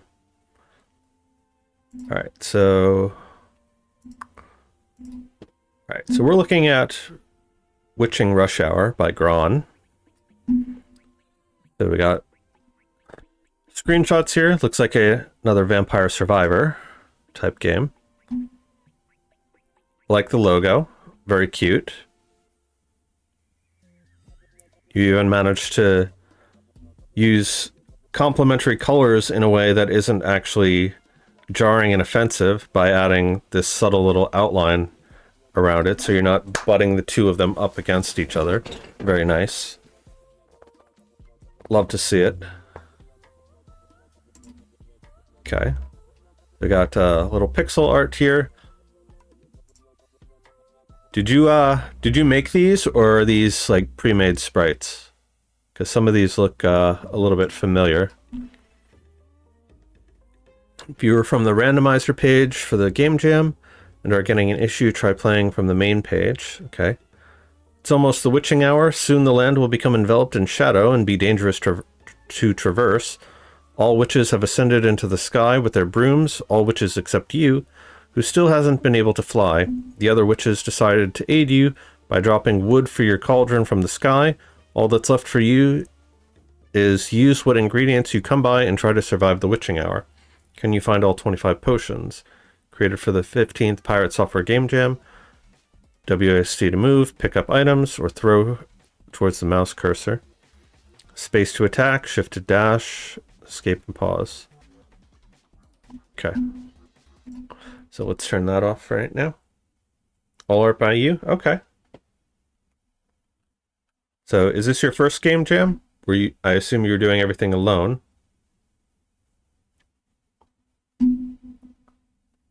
Let's see. GDD.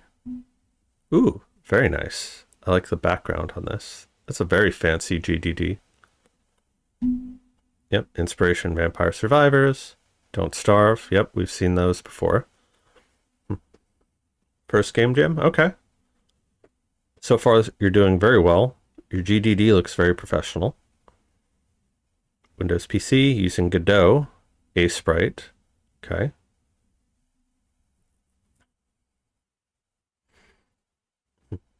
Gron be getting multiple reviews, so very unfortunate you are being cursed by Itch. Not as cursed as me. I've only gotten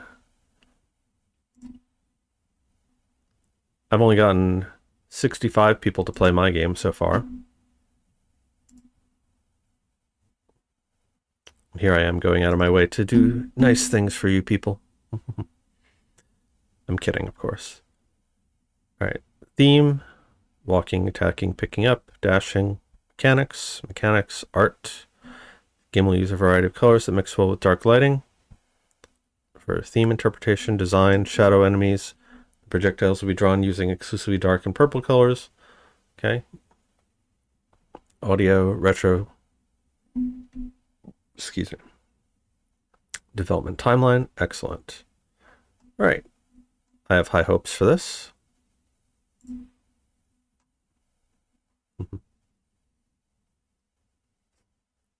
You're 2300th on the popularity rating. That's probably higher than me. Full screen mode, yes. Experience it, no. Okay. John Egbert, play a haunting refrain. Very cool. Very nice UI. How to play, use interact to pick up timber and ingredients. Use again to throw. Use attack to sweep enemies. Timber spawns in light, ingredients in shadow. 4 ingredients in cauldron makes a potion.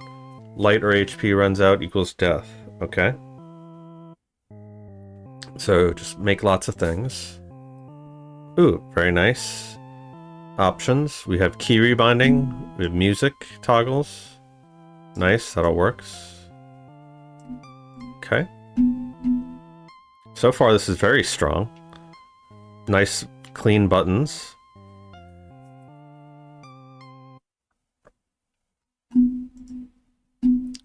custom fonts. Very good. The witching hour nears close, but you still haven't learned how to fly a broom.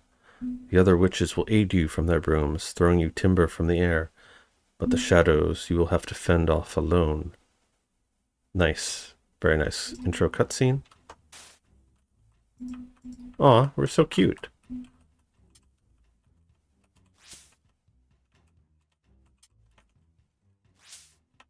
Okay.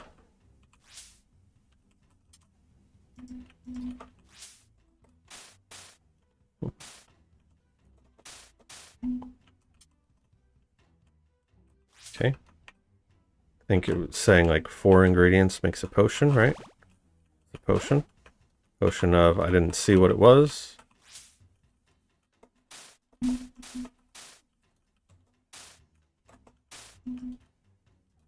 Ah, get away. Shoo. Oh, I see. It's like a sticky trap or something. And yeet. I almost feel like the mouse is superfluous here. Like, I would almost rather be able to attack with the mouse or use my facing direction as the way to determine where I eat things. See, like that. Like I should just keep the mouse there the whole time, really.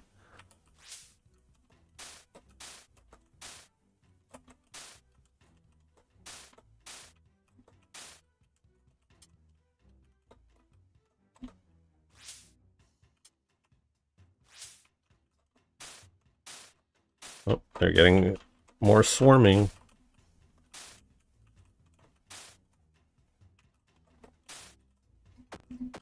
I also kind of would like it if I could attack them with the mouse as well. Because the controls are a little bit clunky.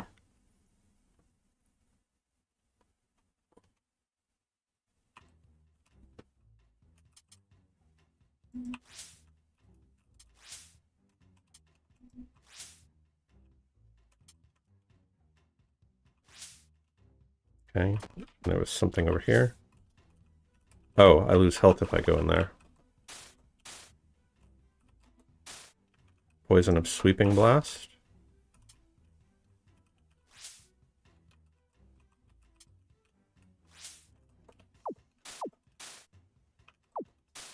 Right. Nice thought, but put behind the synergies at least.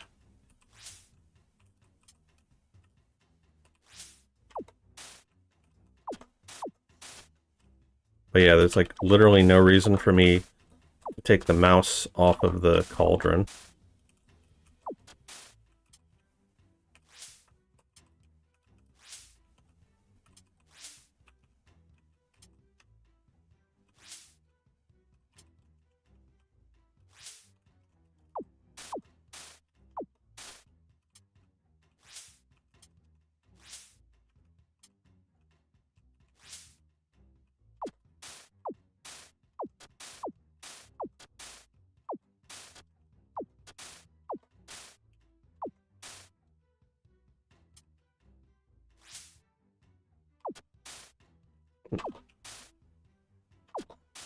Oh, here's an item.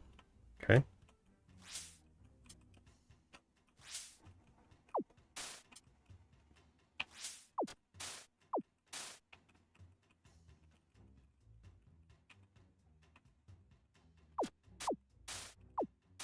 I'm also kind of tripping over some of the controls here.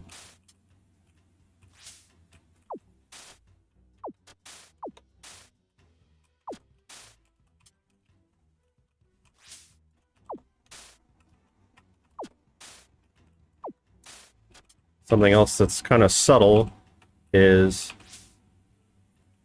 enemies that are approaching from the north and south tend to... Oh, we got a cat familiar. Nice. That'll help. Like, just in the nick of time.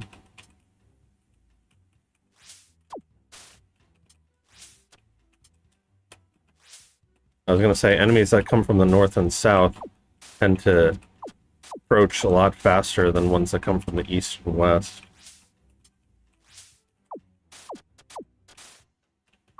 The cat is really doing work here.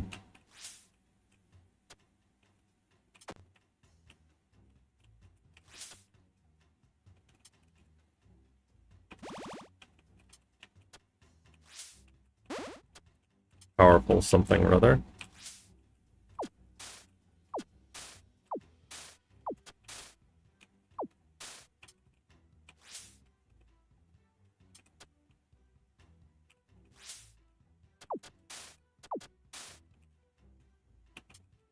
Focusing on getting wood, let the cat deal with these guys.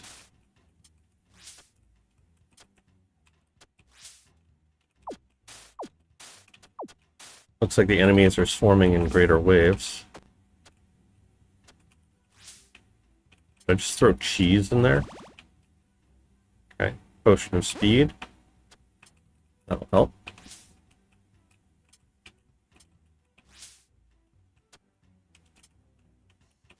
Eatus Magitas. Get these before they go into the shadows. Gotta start defending my castle here. Thank you, Mr. Kitty.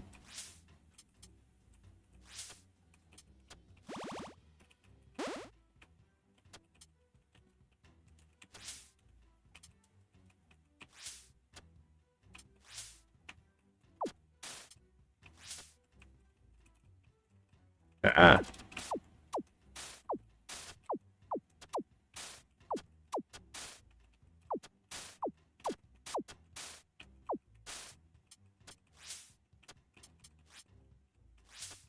Alright, I keep forgetting I don't have to actually face the thing. I just have to keep my mouse there and she'll throw it automatically. The only things I have to face are the hands.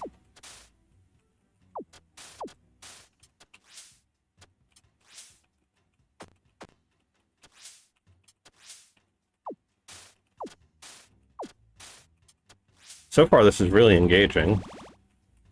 Potion of strength, okay.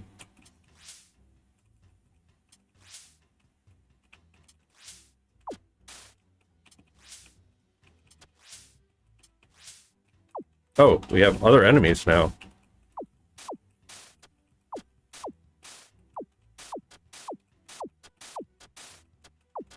Uh-oh.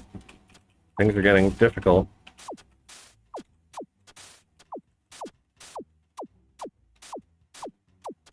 Shire.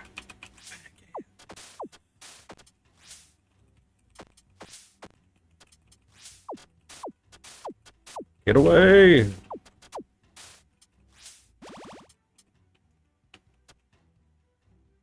Potion of resourceful firekeeping.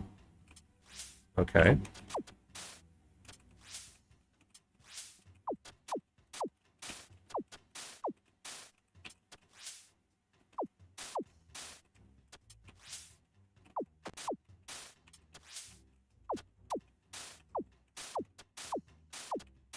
Help me, Mr. Bigglesworth.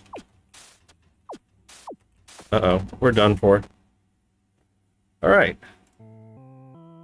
Well, that was a lot of fun. I like how it got really challenging at the end and it didn't just kind of plateau off to where we were either OP or completely bored. It had a nice difficulty rating. Let's see what chat has to say. Some games not being listed. Actually kind of excited to see how much it'll rise after it's fixed. We're able to cure 2 people of the curse so far. They instantly jumped 200 to 300 spots. Got the main menu theme stuck together in 30 minutes. For the first time in your life. So far from the feedback you've gathered, you'll be changing the controls a bit, adding a brace time to craft potions, and adding a recipe book. Almost all the potions stack, though some are less noticeable as they increase damage, for example. No, I think the core loop is fine. My only issue is I kept getting a little bit tripped up by the controls. Like, the gameplay is actually like compelling enough that I don't even really mind so much the artwork. Like you saw, I was like intensely focused the entire time on there. Granted, if you did improve the artwork, it would certainly help a lot. But yeah, I think all in all, this is something to be very proud of, especially as your first game. You know, you're able to do UI well. You have option settings done well. You have a compelling gameplay loop. You have good difficulty progression and scaling. So I would say mostly it's down to polish and quality of life improvements at this point. Is this something you're planning on continuing after the jam?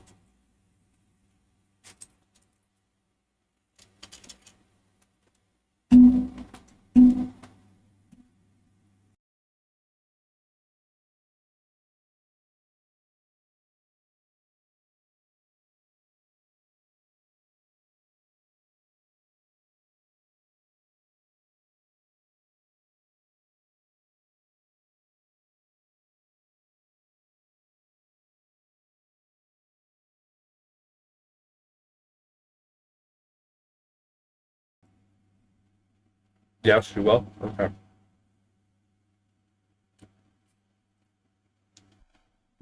Yeah, this game definitely has a lot of potential. Let's see what the comments say.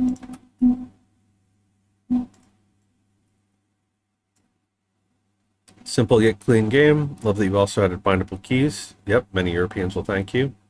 Oh, that's our friend Quentin there. This game was really fun. Everything felt very satisfying to do, and the game has some good challenge to it as well. I agree. Found myself lost playing it for a second when it was ready to play for a long time. Yeah. I think if you just had controller support, that would help a lot. Really like that some things you need to figure out for yourself, which ingredient goes to make certain potions. I didn't even realize that, you know, different things could make different potions. I was just kind of yeeting everything in because I figured anything that we do get would be of benefit. But yeah, very, very solid game. You should be very proud of that. You did a very good job. You got a plan to add an option to auto throw into the cauldron and controller support as well. Yeah, I think auto throw would probably be good. And then that way, so like if you're doing it with a DualShock controller, what I would do is have it be that the left stick is for move, the right stick is to control where the cursor is. So similar to like if you were using a mouse, and then just wherever your mouse is where you attack and or yeet things. Actually, no, do the auto yeeting, but wherever your mouse or cursor is, that's where you attack. And do it that way. Because like in Vampire Survivors, the combat itself is automated. You're just worrying about moving and positioning and collecting items. So I think having the auto yeet back to the cauldron as you collect things, I think that would help a lot. Because it was a little bit frustrating when I would get an item and I would throw it and it would just land short of the cauldron. And like I said, you know, there wasn't really any point for me to move the mouse anywhere other than directly on the cauldron anyway. So at that point, you may as well just automate it. Did you have any other questions or concerns for me?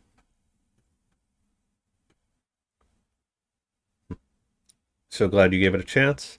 A lot of other reviewers just say, oh, it's a Vampire Survivor, played for a minute, or continue to another game. So I definitely think you have very strong presentation here, and that helps a lot. So I don't know if you were here when we were comparing a bunch of the other games, but things were like, they don't have an image up here. They don't have screenshots here. All right? I think your presentation actually helps a lot. The fact that you have custom fonts and good UI going is a strength. So that even though your main assets are basically just MS Paint stuff that you threw together, that's something that you can fix and clean up over time, right? The fact that you focus on good, solid gameplay for the prototyping stage is important, because now it's just about, you know, polish and refinement at this point. Yeah, I would say if you can't do the artwork yourself, team up with an artist who can. I mean, if we look at the original Vampire Survivors,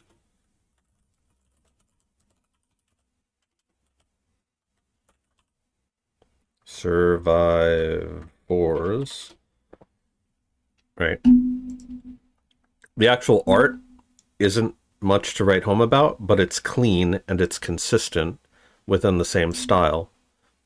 And also something that I keep mentioning every time we do a Vampire Survivor clone is that the developer of this used to work in creating casino games and learning that, you know, all the juice and the flashing lights and the big numbers and the sound effects and all that craziness, you know, the particles like this, right? Crazy stuff like that going on.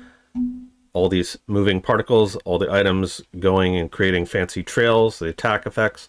Like, that's what makes this game so addicting, right? Because otherwise it would just be throwaway stuff using, like, basically Contra level art.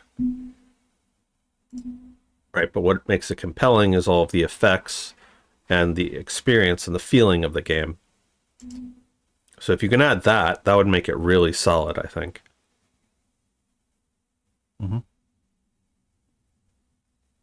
Yes, the game could definitely use more juice, but take heart in the fact that the competition only required you to make a prototype. Prototyping phase comes way before polish stage. And so things like juice, that's more of a polish consideration. Okay?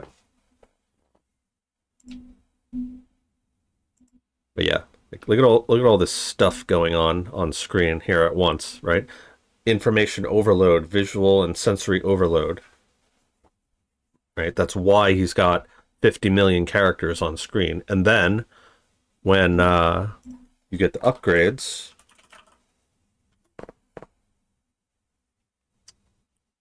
let's see.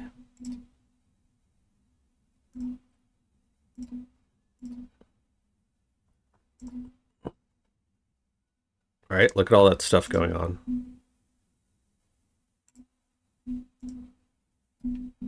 Then want to open you.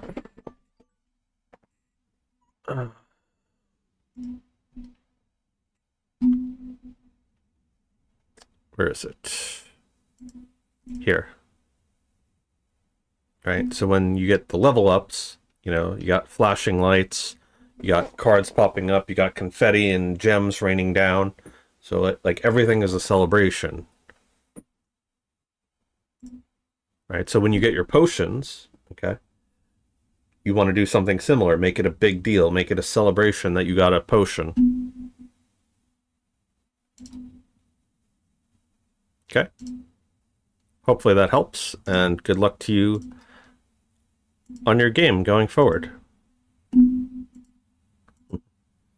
Yes, the chest animations, where it's like literally just a volcano of gems pouring out. Stuff like that. So that's, I would say those are the things that you should focus on going forward. And then just expanding it out, scaling it up, adding more in different types of enemies, different types of items, different types of ingredients and potions, and just focus on content and juice and quality of life. And I think you'll be fine. All right. Moving on, we have Overshadowed by Will Bowers. Will, if you are in chat, give me a yes and a yes. So we have 3 different versions here. I'm going to guess it's the one by Will. There you are. All right. Let's see what we got here. So I noticed that you did have screenshots on this page, but they're not showing up on here. Maybe go into your published section and make sure that they're actually showing up.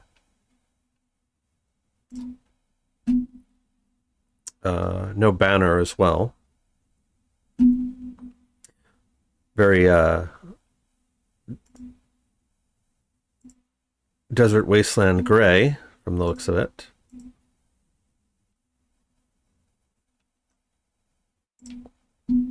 So, were you working on this solo, and what engine were you using? Just so I have some context here. Overshadowed is a puzzle platformer where you work through a changing landscape of platforms, light and shadow, detaching from your own shadow from yourself with your magic flashlight to reach the end of each level. Use your shadow to cross shadow bridges and manipulate platforms to get safely to the exit. This version of the game is basically a concept demo and includes 6 levels of increasing difficulty. The levels can be collectively completed within a couple minutes if you know the solutions, but hopefully they will provide at least a bit of challenge to new players. I would get rid of this. If you're going to do this, then on the back end, list it as a prototype. Where is it?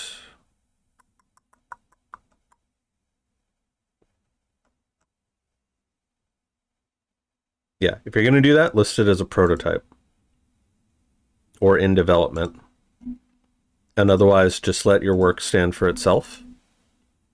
Because as I've said to other people who I've been doing reviews for today, if you say this, it's going to force people to focus on the things that they're missing out on rather than enjoying and accepting what's already there.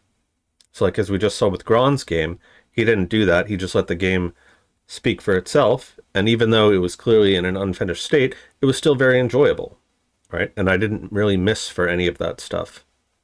It's more of a nice to have kind of thing. And when he eventually comes out with the game later, then it'll just be even more amazing. So whereas this kind of puts the player in sort of like a negative mood, a negative mindset, if that makes sense. Right? So you can even say that it's for a game jam, that's fine, and then people will temper their expectations accordingly. Okay. You wrote 3 original songs for the jam. Very nice. That is a skill that I do not currently possess. Sorry if the game is laggy.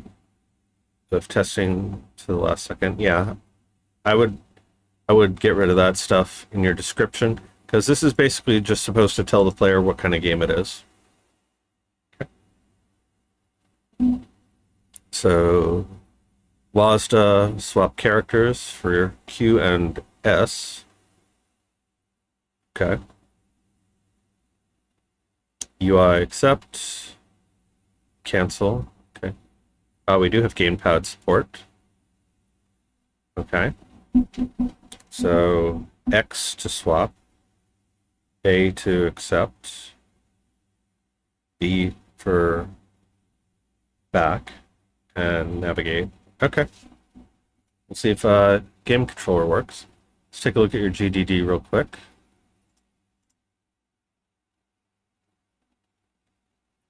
I like this. I like this better than the drab brown, I'll tell you that. Very nice. Very clean. Professional. Yep. References. Shady part of me. Nice. Okay, I can kind of get a sense of the vibe you're going for here. So you're using your shadow to platform on shadows. There's a couple other games that did something like that. Trying to think off the top of my head. Okay. Conditional releases. Software development. Godot. Puzzle platformer. Okay. All looks good so far. I like this. Did you make this yourself, or did you find that? Using your character and your character's shadow. When detached with your magic flashlight, you must navigate levels, moving and rotating platforms, and lights with pressure plates, changing the shadow landscape in the process. Okay. Use fancy text generator on the web. Okay. I mean, that still counts.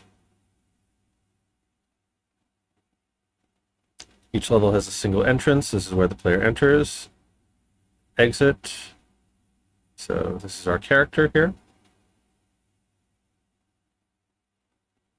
So you can only move left and right, fall, and use the flashlight. You cannot jump. Players must use shadow mechanics to beat each level. Okay. Our shadow's name is Dusk. So we've got pressure plates, platforms, lights. Okay. Very nice. Gameplay loop, literally a loop. Success, failure, art. You don't really need these to be separate pages. You can just use sections, or what I like to do is come up and use the pageless mode. Team, okay. Development timeline, very nice. Excellent. Okay. Let us play your game.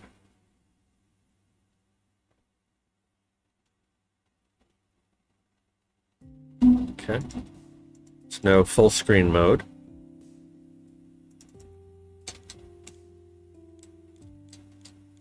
All right. Something that would be cool. Again, I don't expect you to have done this for the game jam, but if you are continuing this going forward, something that might be cool is if I press up and down, I can cycle through the menu. But if I were to press left and right, have your character just kind of pace back and forth there, doing sort of like the Mega Man X thing where you actually have gameplay foreshadowed, pun intended, in the actual title here. I think that would be cool, especially since you can't jump, right? You can only go back and forth. So let's see. So we got 6 levels, it looks like. Okay. So we can swap.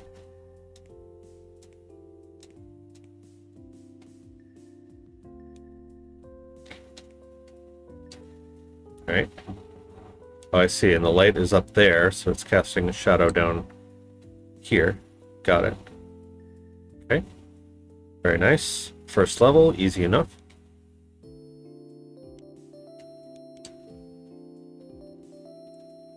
All right, so we want our shadow. Can our shadow get crushed? Okay. And then he needs to go across. And then we need to go across. Okay. Very nice so far. Let's see, what's the plan here?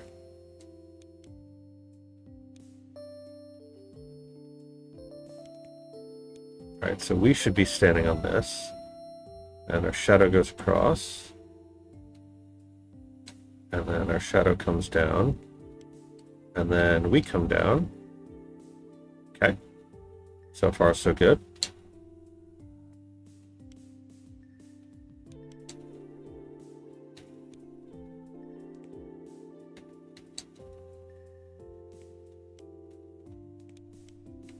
Oh.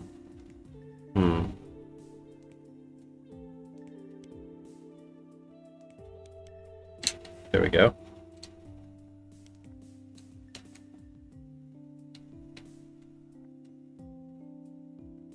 Okay. Nice puzzle.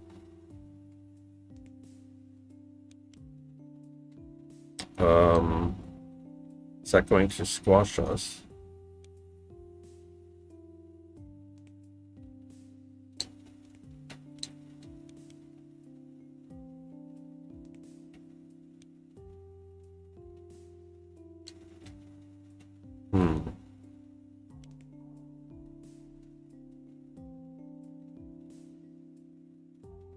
Tricky. Tricky platforms, tricky platforms. Through the mountains.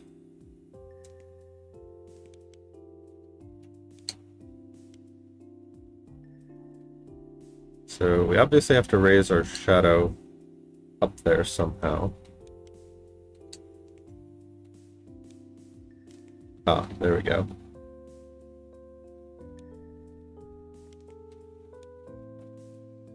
Okay.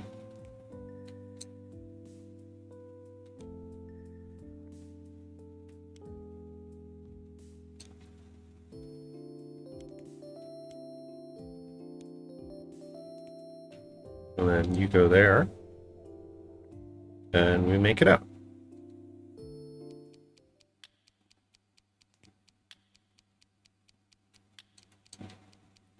Alright, so it looks like there's going to be switches that turn the lights on. I like the music. Oh, we can't go in the light. I see. Suddenly this just got way more complicated.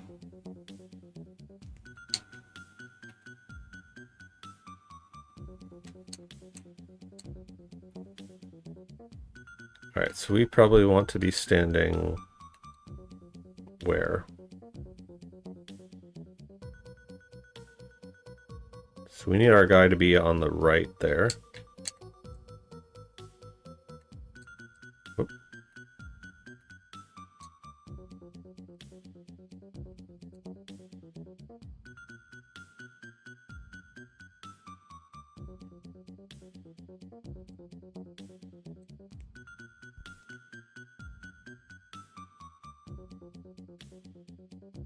Alright, wait for this to go back up.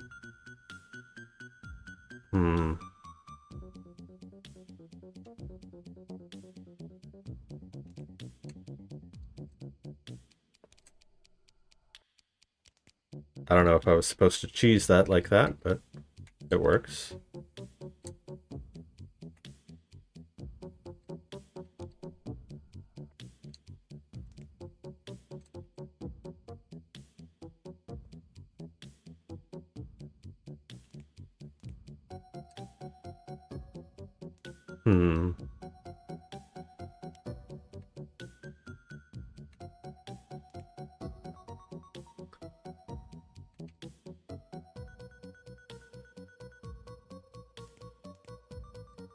There we go.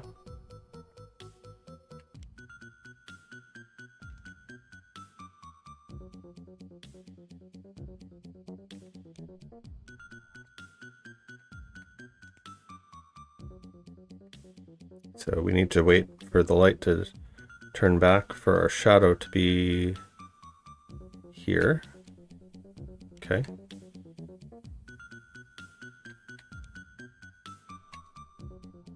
Nice. Awesome. That was a very cool little puzzle platformer.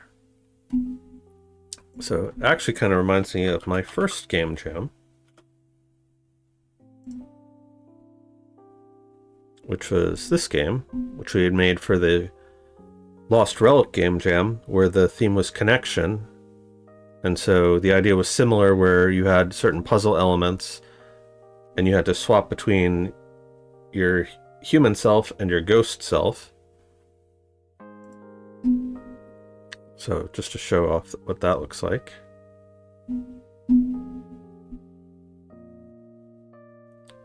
So your game is definitely a lot more polished than mine. But then again, I would hope so, considering you had 2 weeks, whereas I only had like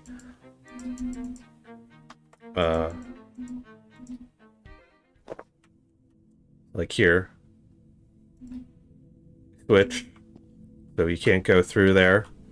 We switch, our ghost can go through here, collects the keys, but we can't move beyond this circle here, right?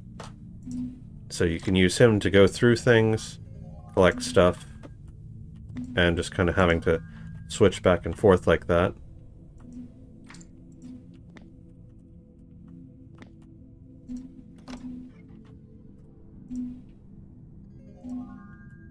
So like the ghost can go through spikes, but we can't.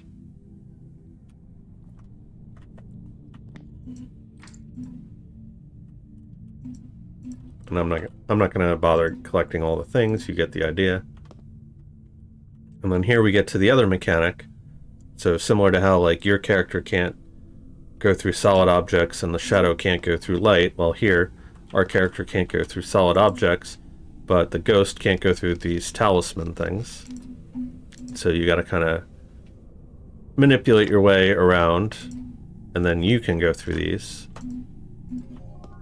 So like I can't go through the spikes, but likewise You can't go through the talismans, so you have to use them in combination with one another. And you have just enough room. So like here you can't get the thing because it's completely encased, so you gotta go there yourself.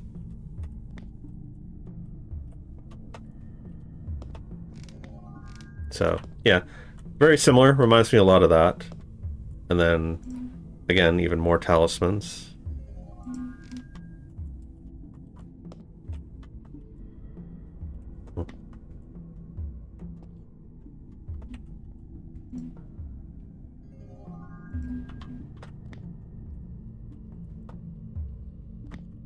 So very, very similar.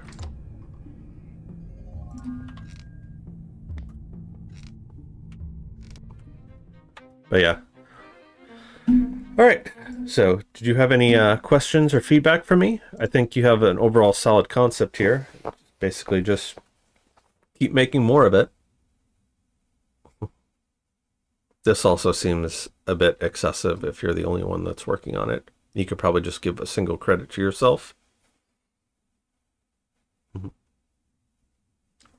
Any questions other than just make more puzzle levels? How did you feel about this since this was your first jam? Anything I didn't like about it? Let's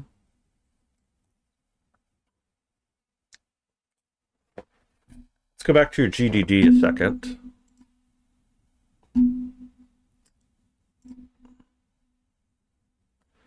So you were referencing games like Limbo and Shady Part of Me, and I want you to take a look at the art quality in both of these and then compare that to yours. I think you would see that there's a significant gap there, yes?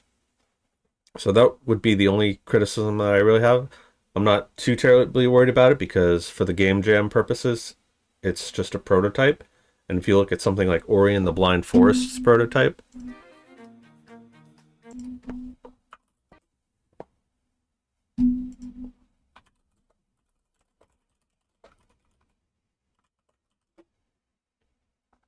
right? So this is what the Ori and the Blind Forest prototype looked like.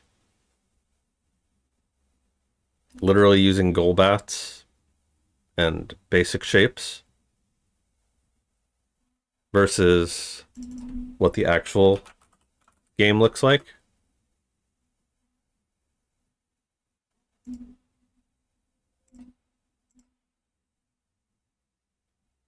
Right?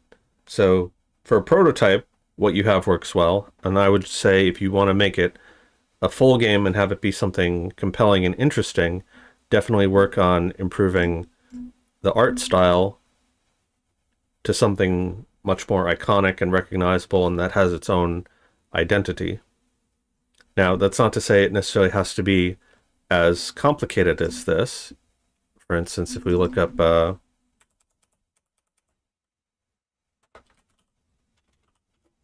something like VVV,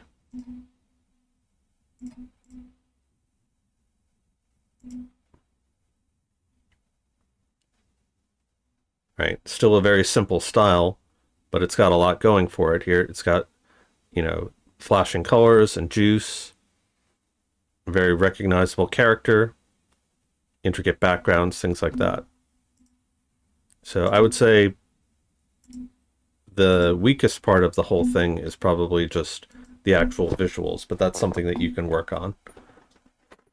And if you can't do it yourself, then team up with an artist who can make you nice assets like that. Okay. Anything else? Yep. Finishing the project and learning is definitely part of the goal. Okay. You're very welcome. And so to everybody who's listening, if you've been enjoying this feedback, make sure you give us a like, share, and subscribe as well. And we will, let's see, almost at 10 hours so far. So let's keep going. Who else do we have in the queue? That's everybody in the queue. So let's see. Do we have anything else interesting? I see a Saitama.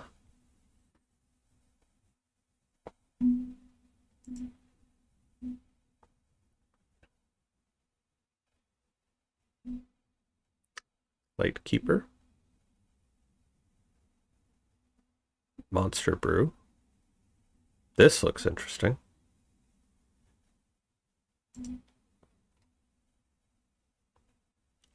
Very iconic art already. So we're going to see what this game is about. Monster Brew is a simplification of the traditional dungeon crawler mechanic. Players must choose one of 3 available paths, considering possessed consumables and ingredients they need to advance forward. Okay. Let's take a look at the GDD. Very simple GDD. Encounter choice. So you have foes, containers, and crafting stations. Consumables or encounters may apply conditions, buffs, or debuffs. Poison, aggression, art style, dark fantasy. Okay. I'm getting like first game vibes from this. So let's see what this is all about. Excalibur, Excalibur. From the United K, I'll be looking for her. Going to California. Alright, so we've got health here, score. I don't see actual controls. Oh. Clicked on something. So this is saying if we have 1 of these and 2 of these, we get a potion. So these are just encounters here. So if I click on one, okay, I got a key. Oh, I see, we're losing health. Let's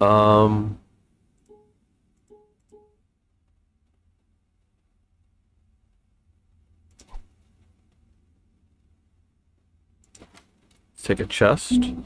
We have a potion.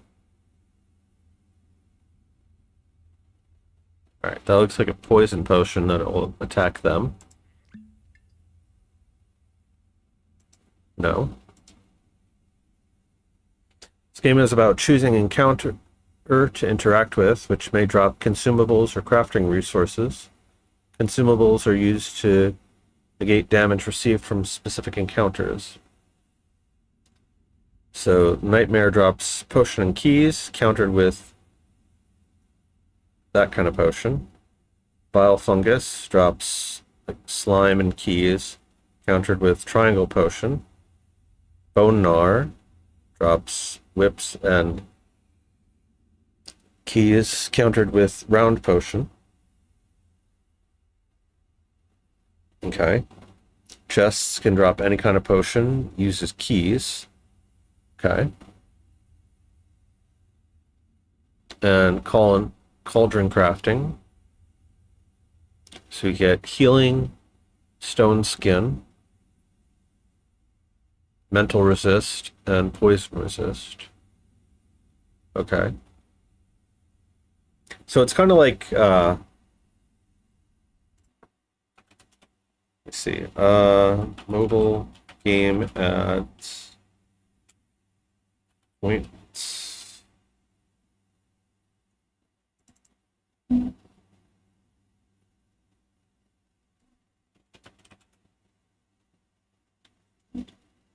Kind of reminds me of these type of games where you go through a series of levels and you have to pick which encounter is suitable for the level that you're at. And if you pick wrong, you just die. And if you pick right, you gain their points and you become even stronger. And you have to navigate your way through a series of different paths. Except that instead of being a fake misleading ad, it's actually a real game. So I also think the art style for this is really nice. I think they could do a little bit more with it in the polished stage. Right now it kind of looks like a somewhere between a storyboard and a kind of like Slay the Spire card choice type thing, which I don't particularly hate. So let's see. We have a bunch of these. I guess these guys are going to use them up. So if I click on one, I shouldn't take damage, right? Yeah, so it used up one of those. Okay. Do I have enough of these? No, I don't have enough for a healing potion. So I guess let's keep going with you. And you. We do have a key. So I got another one of those. I'm going to take damage this turn. So let's just go with you. Okay. Key. That's auspicious. That's a health potion. Oh, nice. Full health potion, no less. Okay. And now we're going to take damage from something, so let's go with the slime, so we can get more of these. The mushroom guy. So we're basically choosing whether to sacrifice health or to make a strategic decision. Let's go mushroom again. Alright, so now we can actually make a health potion. Let's take the chest. Alright, so we got one of you. So use that. Do I have enough for this? I do have enough for that. Do I have enough for this? I do not. So I need to spend an encounter. Go with you. You. Hakusho. You, Hakusho. Get it? Let's see, do I have enough for this? I do. I don't have enough for that. But we can use the... Yes. That's actually really good feedback, that it's showing them bouncing up and down, rather than forcing me to remember what was in the tutorial. So we'll do that. And get you. May as well keep doing that, as long as we have the option. We have a key now. Okay. We don't have any potions, so we have to make some. Go with that. We can get more of those. Okay, so we can have multiple potions stacked. That's good.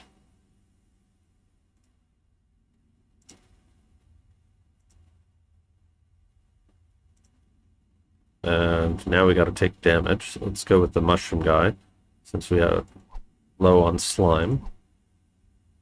We got a key. Let's open the chest. Go with this. Okay, so we should be good on resources for a while.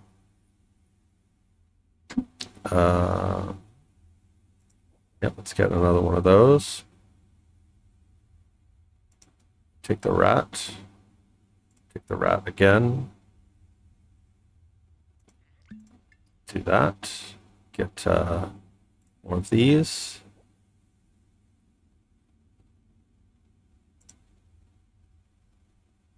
Can we make more potions? Yes. No, because we don't have enough of that. Just take the damage. So by using the potion, we get the resource for free without the cost of tanking health. So the triangle one should work on you, which is good because we need the slime. I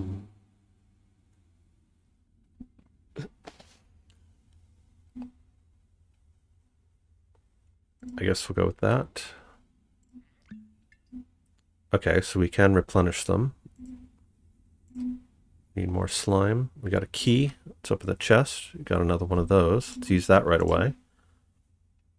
We still have some uses on this.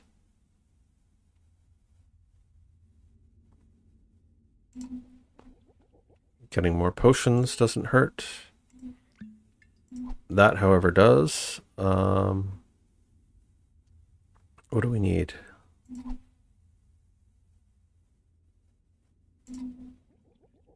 Okay, we need more slime is what we need. And more potions.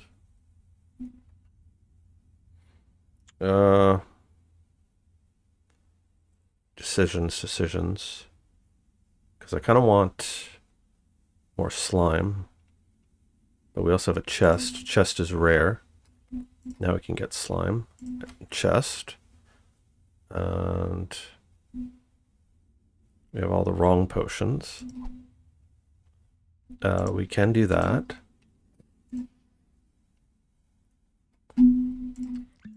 Get more slime. We don't have enough for that. Get rid of the rat. And take more rat potions. Or bony gnar, I guess. Stack mass potions, because we have a lot that we can use. I guess there's no point in not just spending all of them. We need slime.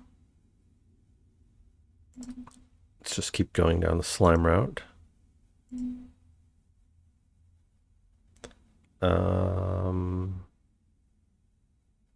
Keep going down the slime route. You, yes, we need you. Health potion. Don't have enough, so let's keep going down the slime route. We got a chest. That's pretty cheap, actually. Let's go with the chest. And even more of this, I guess.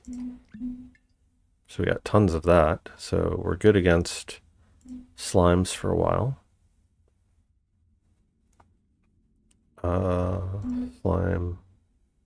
Slime. Keys. Do we want more rat potion? We don't have enough for the rat potion.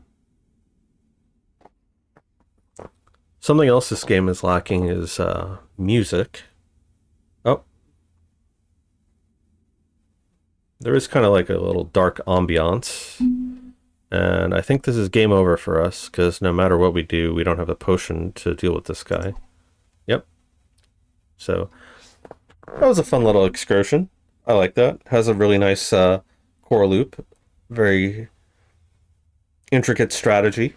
I think that's kind of fun. But we'll move on for now, because we have another request in the chat. Jazeel Junio. Excuse me. Jazeel Junio, I think is how you pronounce that. Let me know if that's correct. So you can request a review by telling me what the name of your game is in the Pirate Software Game Jam. And while you are doing that, I'm going to do another round of this.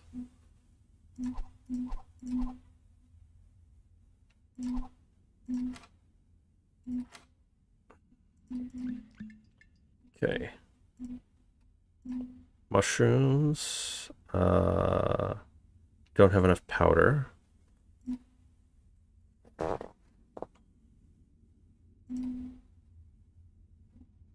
Do I have enough for that? I don't. So go mushroom. Key. Health potion. We'll save that. Do I have enough for this? Still no.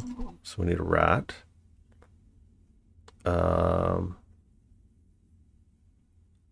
This for that. Get you. Do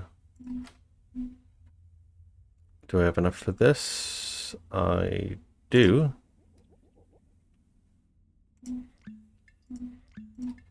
Get slimes. Chest. And you. We need the rat one. And I need their tails, it looks like. So slimes and more slimes. That was a good trade. We'll go rat tails. Slime. I don't have enough for that, so slime, chest, chest.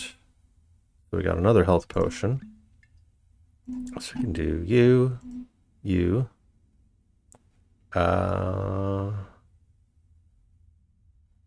To get the ghost, the nightmare potion. Okay.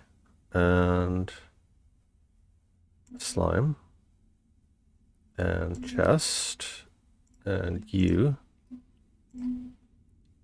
So now we're gonna go for the rat guys. Do I have enough for this? 2 in a powder? Yes. Okay. So do we have enough for this? Yes. So now I can take anything. Chest. Always take the chest, it seems. Okay. Don't need the health potion. So let's go with slime. And slime. And slime. And slime. And we'll take the rat if we're going to take damage. And I'm out of potions, so let's just take... we're good on slime, so let's take the powder. And this, and heal.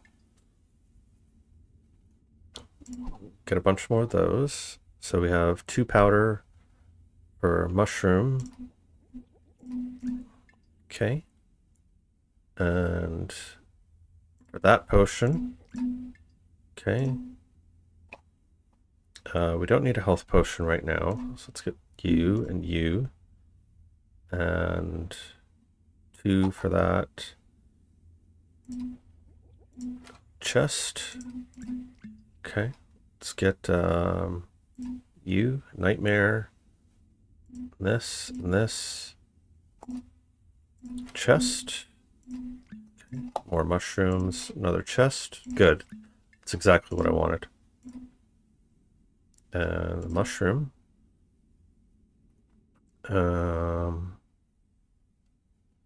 Take nightmare. Nightmare. Oh, I see. It consumes my potion anyway. That's unfortunate. Let's see. Use that to get more rats. Let's see.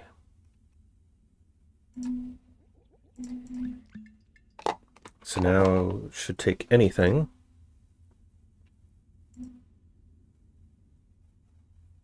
Oh, did it use up?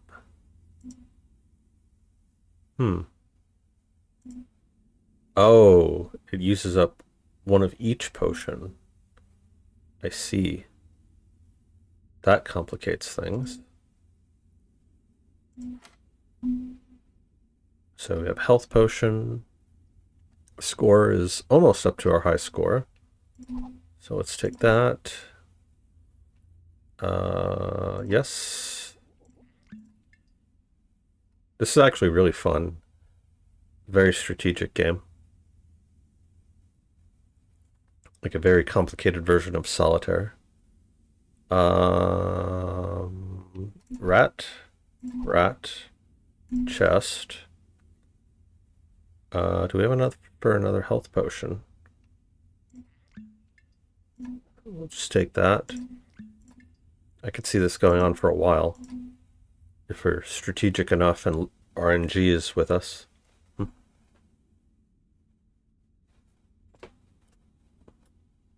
Can call you Jazz? Okay. Yeah, I assume your name is like Spanish, right? What do we pick here? Take the rat. Take you. Take Tyson. Take the rat. More rat. Just to build up a stock. Let's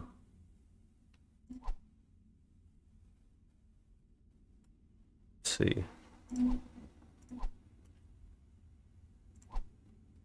Chest.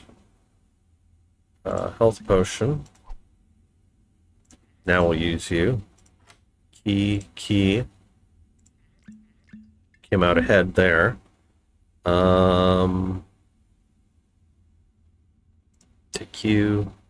Yeah, I don't like the fact that it uses up one of each potion, regardless of which one I choose.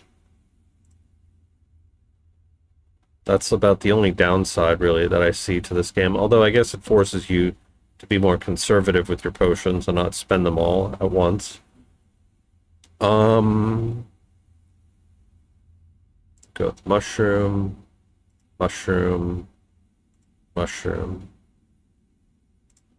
Choose that. Rat. Brazilian? Okay. Got it. My apologies. Take you. 3 and 3 and 3.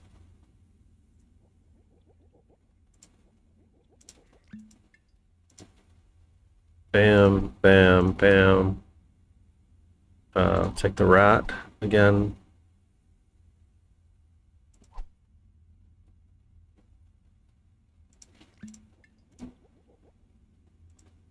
Should have done that in the other order, but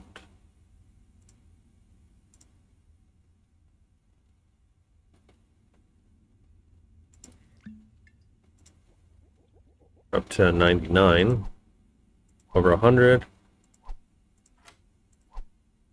What happens if I just keep spamming this?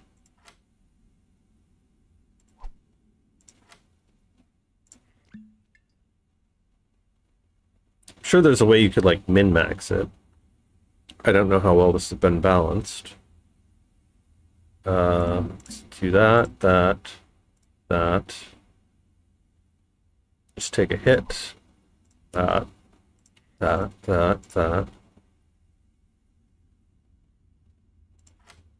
Chest. We got a health potion from that. That was pretty good. You. Take the potion. Potion. Chest. Now we'll actually use this. Rat. Potion. Rat. You. Rat. Chest. Go rat. That. Again. Rat. Chest. Rat.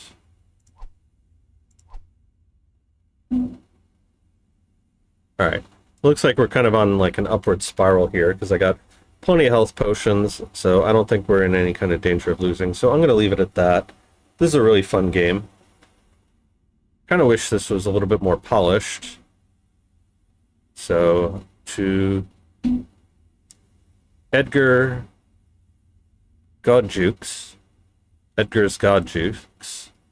No, very nice game. Be interested to see what you're able to do with this, if you could turn it into eventually something like Slay the Spire quality. Maybe add different types of monsters, different types of encounters. I think this has a lot of potential.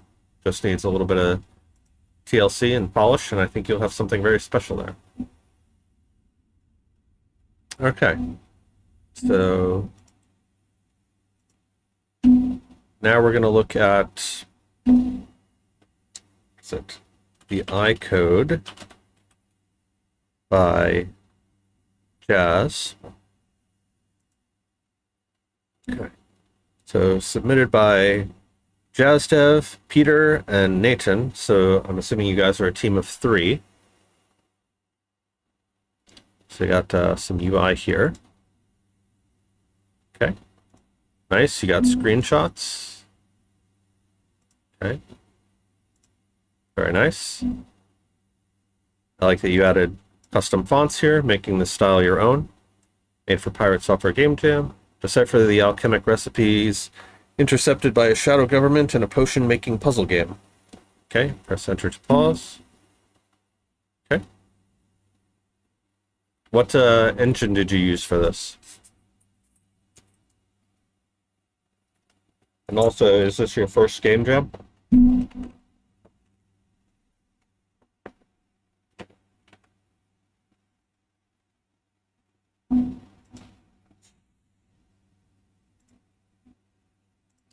All right, let's just get started. Use Godot. It's not your first game jam. Okay.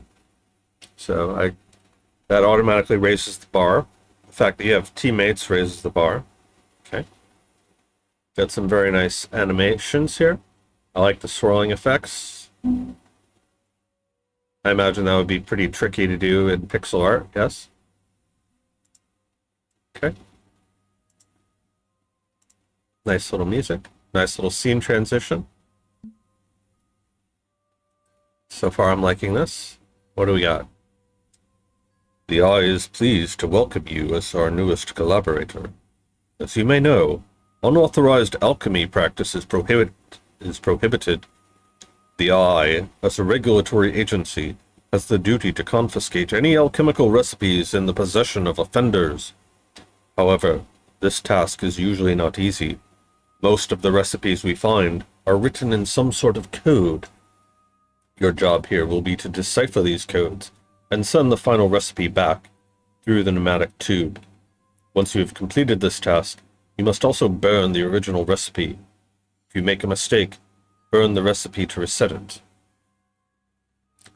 To ensure that you understood the instructions correctly, decipher the following recipe based on the ingredients we provided. So 111, 223, 77. Hey, Soyabird. Played your game, collected over 100 recipes. This is my first time playing this kind of game. It's fun and has pull. Thank you. I appreciate that a lot. Now you just have 343 more to go. Yeah. Did you unlock any of the endings yet? Or any of the secret Easter egg items? Alright, so we have 1112277. So we have to decipher this.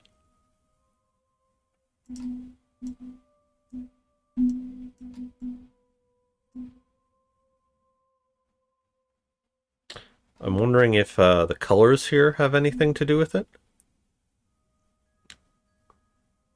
By the way, for reviewing puzzle games, please no spoilers unless I ask for hints. Let's see. We need 3 of something, 2 of something, and 2 of something else.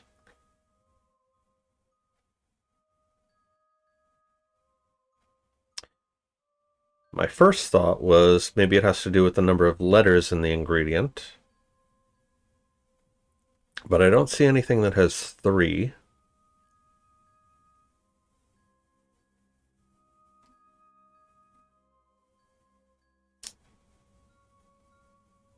I don't think it's in binary.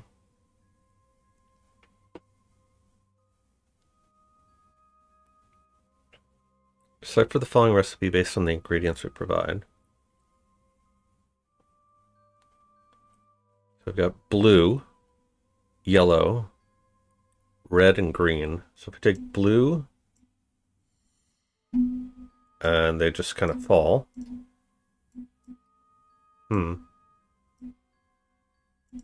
Can I do anything with that? No.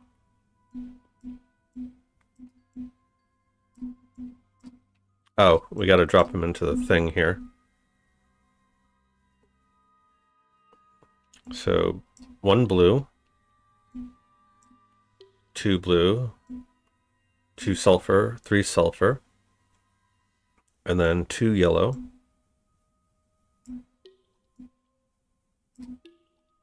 It's probably honey, right? It's like an orangey color. And then 7 red. 1, 2, 3, 4, 5, 6, 7. And then how do we...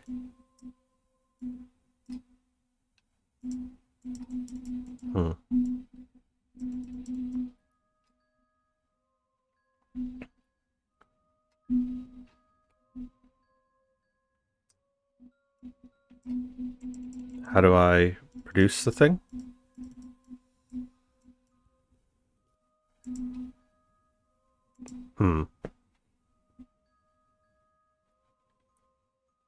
If you make a mistake, burn the recipe to reset it. Once you've completed it, Oh, send the final recipe back through the pneumatic tube. So 1, 2, 3. 1, 2. And 1, 2, 3, 4, 5, 6, 7.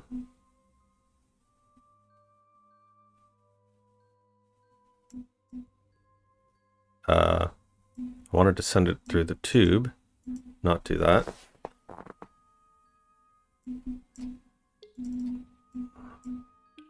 Kind of wish I could just click on it and have it go.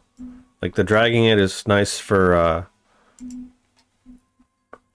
for immersion, but having to drag it 7 times is a bit much. Granted, I'm probably completely wrong in what the recipe is, but that was too many honeys.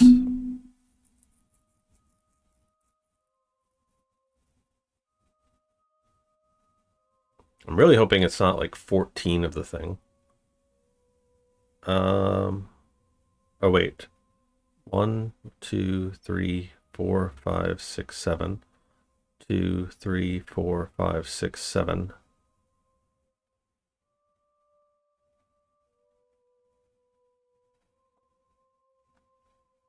Unless there are 3 types of blues, 2 types of reds, or 2 types of oranges. Wait.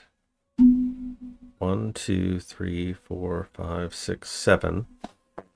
There's an ingredient that has 7 characters. 1, 2, 3, 4, 7. Alcohol would work. Frog eye might work. 2, 4, no. 2, 4, 6, no. 2, 4, 6. 2, 4. 2, 4, 6, no. 2, 4, 6, 8. So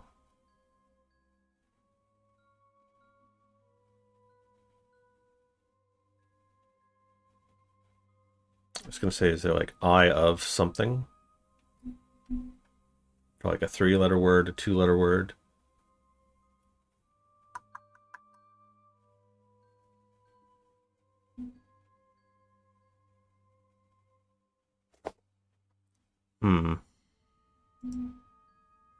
This is tricky.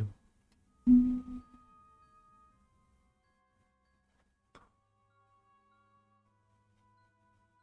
this is only like the tutorial one as well.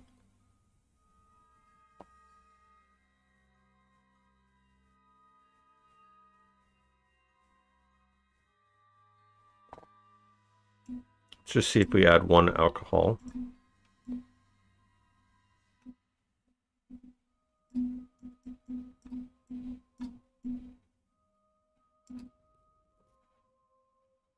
All right, so that's not sending it into the tube. It just keeps burning it.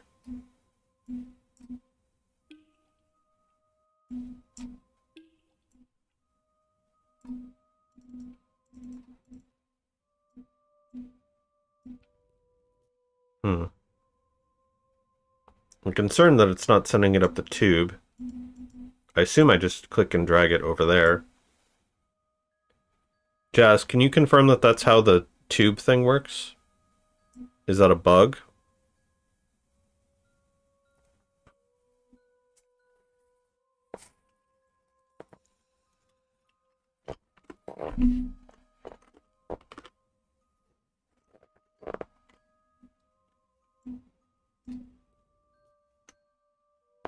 The game will let you know if you guess it right. Okay.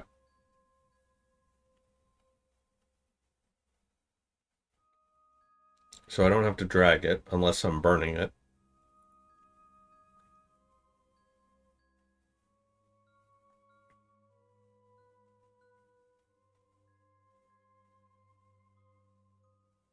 A, B, C, D, E, F, G.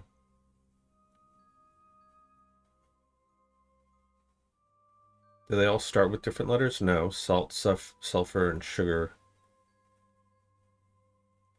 If I did 3 alcohol, 2 blood, and 2 gunpowder.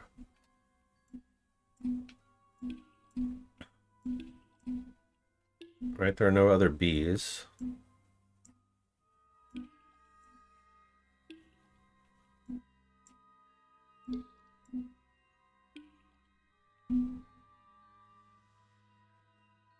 Because I'm thinking first letter of the alphabet, second letter of the alphabet, seventh letter of the alphabet, A, B, C, D, E, F, G, yeah.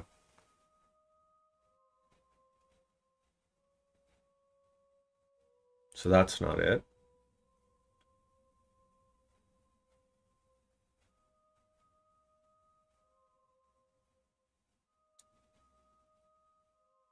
Is there some visual indicator that I'm not seeing? Like there's 3 cubes of sugar, 2 mounds of iron powder.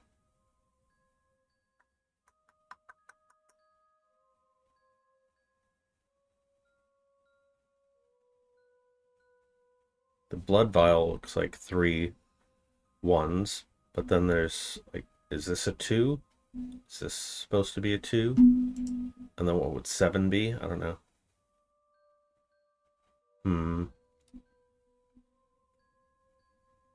Alright, so clearly this isn't right.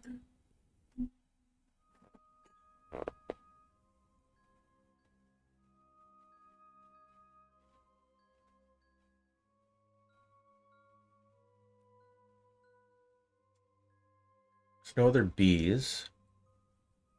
Your job will be to decipher the codes. So, blue, yellow, red, green. No?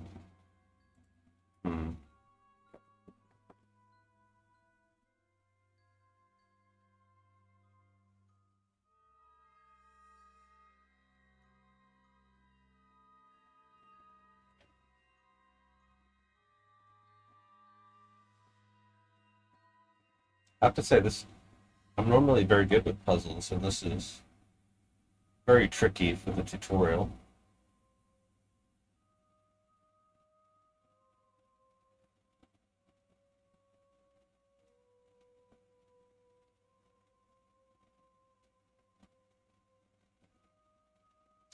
What am I not getting here?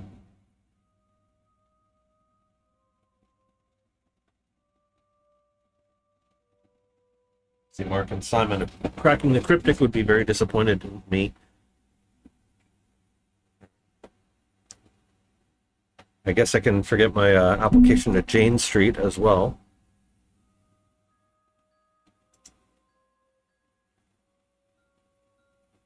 Job here will be decipher this code. So should I be looking at the colors? Should I be looking at the numbers? Should I be looking at how many numbers there are? Should I be looking at the letters? I don't think that's right.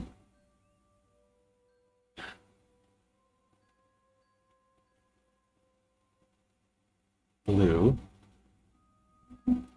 Let's just focus just on the numbers. So 1, 2, 3, 4, 7, 21.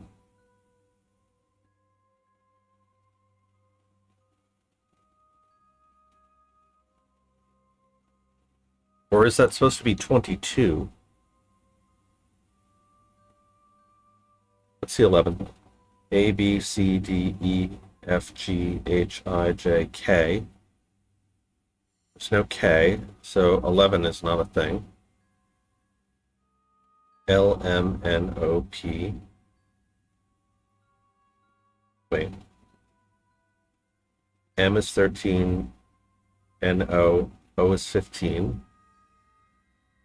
P, Q, R, S, T, V. There's no V, so 22 is not a thing.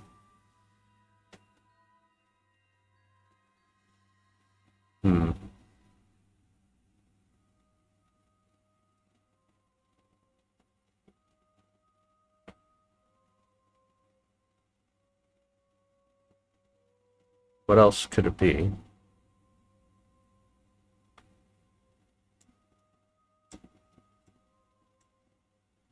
Thought maybe it would be something clever, like we have to burn the recipe.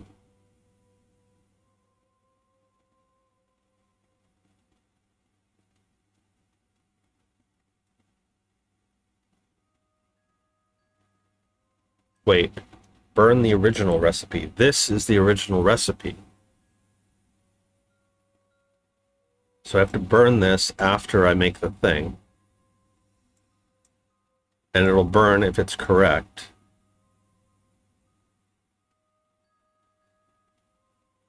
So 3 of you. What did we say? 2 was B. And 7 was G.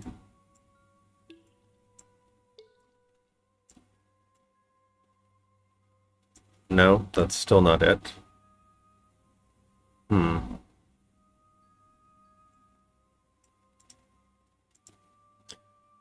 Alright, Jazz, give me a hint here. Do I have to focus on anything other than the numbers and what's up here? For instance, like, do the colors matter at all?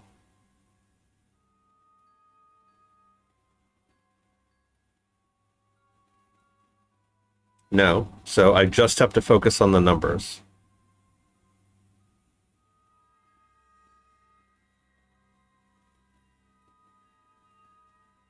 Colors are just to guide the reading. Okay, so the colors have nothing to do with it.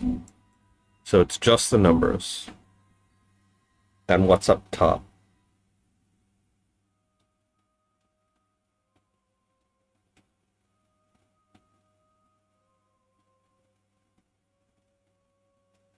Three, two, two. So it'd be CBB. Is there a C? No.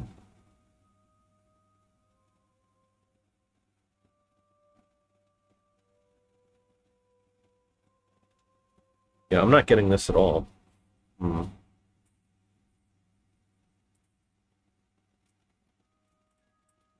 It's not going to be something arcane like, I have to consider them as an anagram, right?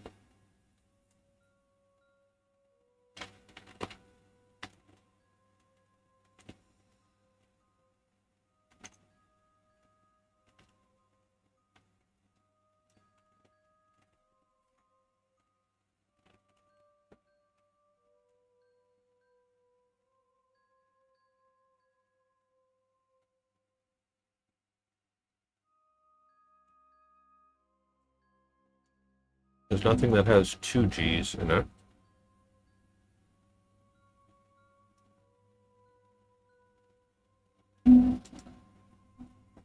Yeah, I gotta say, I'm at a loss here. Give me a hint. Is it gonna be I look stupid in a minute?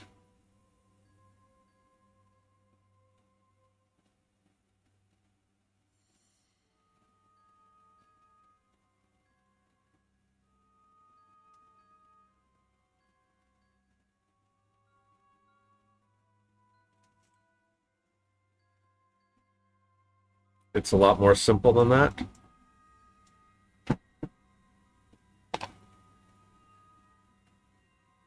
Oh, is it this?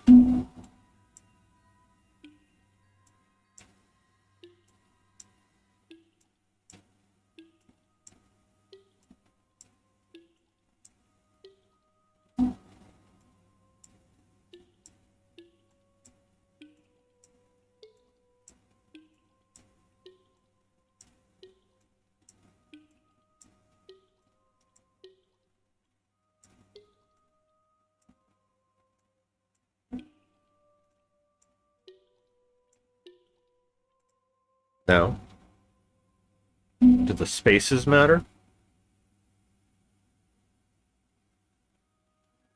1, 2, 3, 4, 5, 6, 7, 8, 9, 10, 11. 1, 2, 3, 4, 5, 6, 7, 8, 9, 10, 11.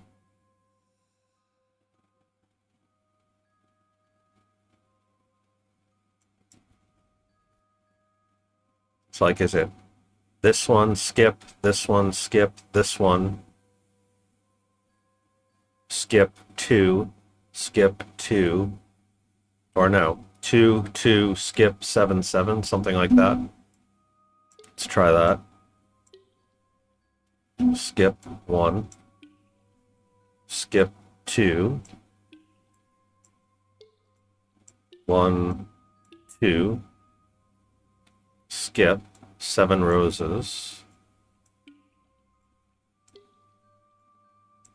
4, 5, 6, 7, 1, 2, 4, 5, 6, 7.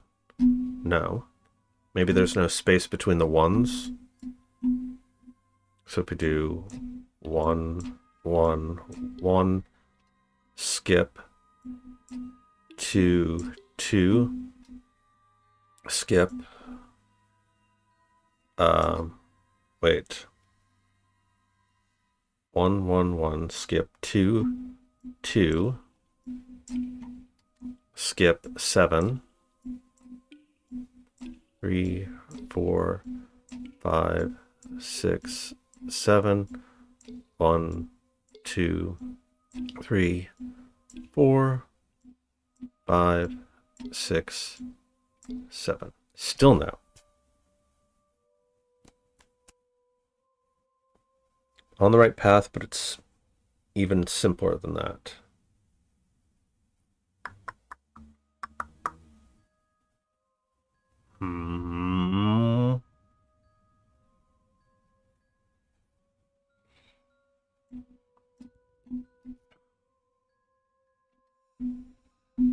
There's no leading spaces, I would assume.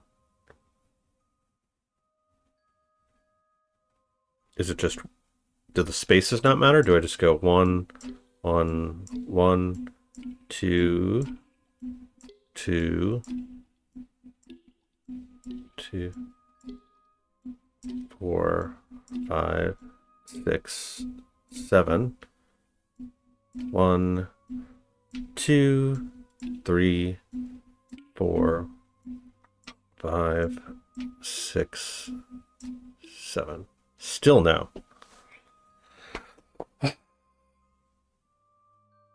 Again, this is the tutorial.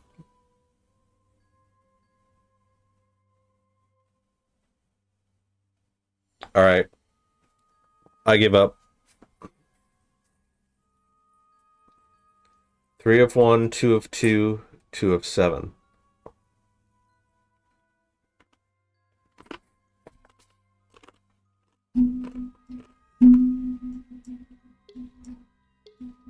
Three of 1, 2 of 2.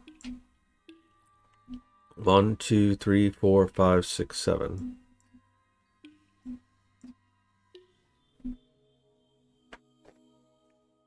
Okay. Got it.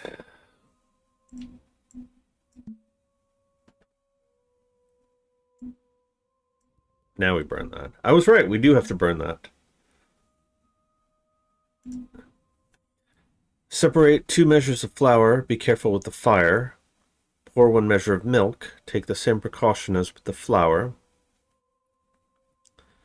Add 2 eggs collected from the swamp. Finish the cake with a glass of deep red wine. Okay, so separate 2 measures of flour.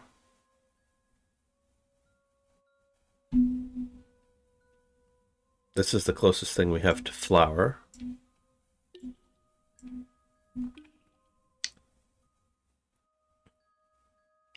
Be careful with the fire. That suggests gunpowder, because it's explosive. Pour 1 measure of milk. Take the same precaution as with the flour. So a volatile liquid. probably alcohol. Add 2 eggs collected from the swamp. That's probably frog's eyes. It's either frog's eyes or mushrooms. It's got to be frog's eyes. Finish the case with a glass of deep red wine. That's blood. Alright, that was way easier. Burn after reading.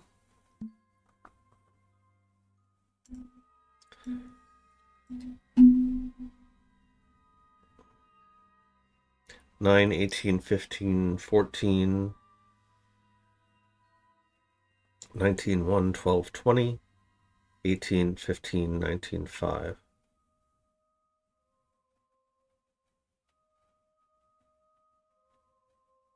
So A suggests that we read this line first, then this line, then this line.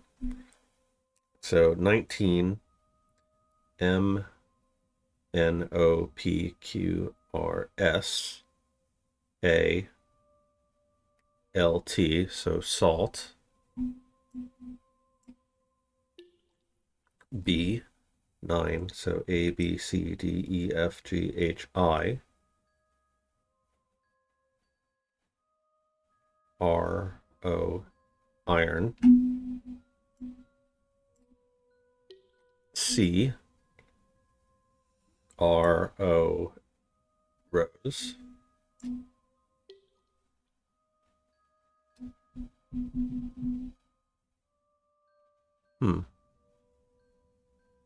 Unless I do them BAC, so they're out of order. So iron,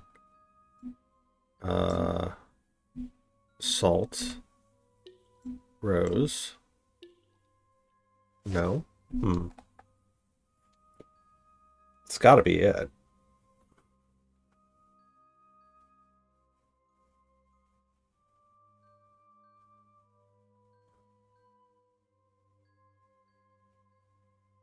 Can't imagine what else it could be if it's not one of those two. Right? IRON ROSE. No, salt. And then rose.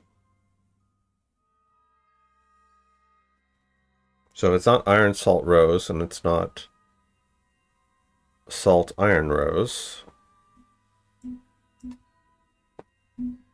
Let's try this again. Salt, iron, rose. No.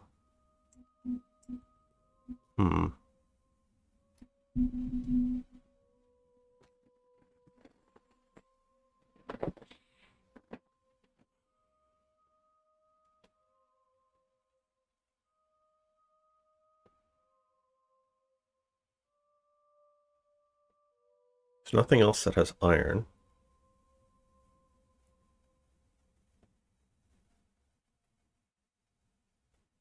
Salt, iron, rose, rose, iron, salt.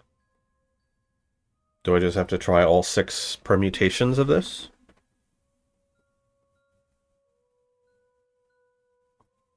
Right, like surely the A means something.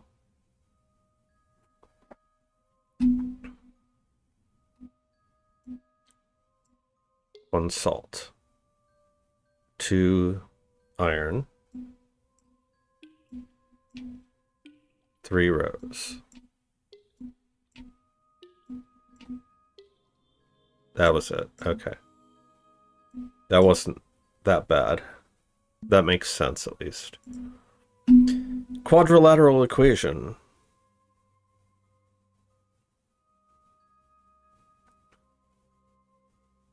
Six something something. 6 something 11 to 1 10 8 4 8.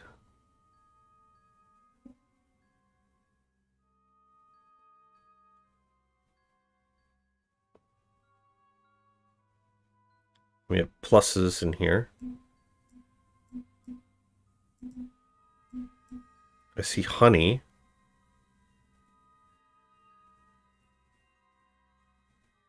Which is definitely a thing.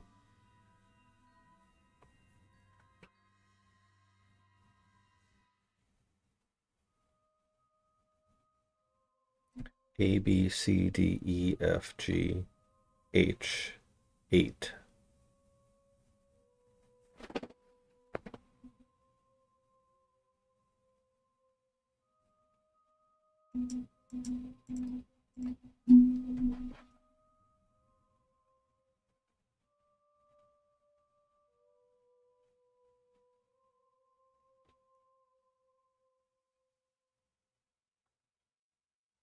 Trying to see if I see any other elements within the word search grid.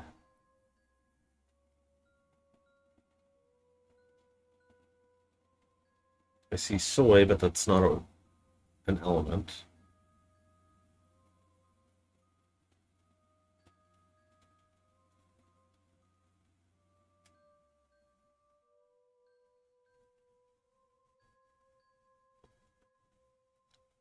Looking up and down.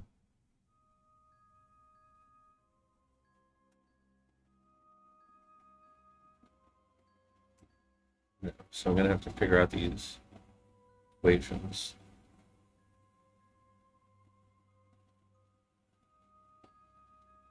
I see silt, but that's not a thing.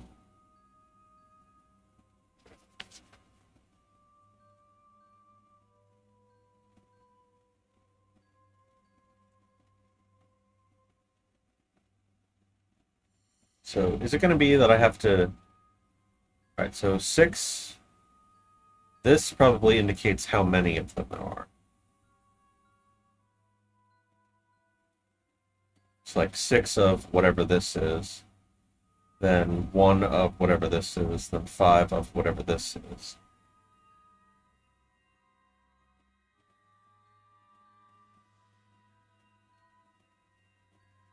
Quadrilateral equation.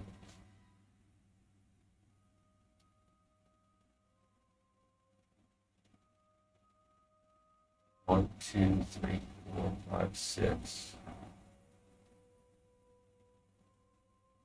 1, 2, 3, 4, 5, 6. S, L, H, S. No. Also, why are there dashes in the grid?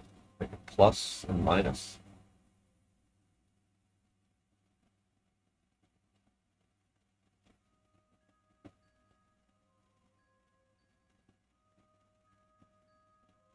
So like a word made out of 4 things in a row.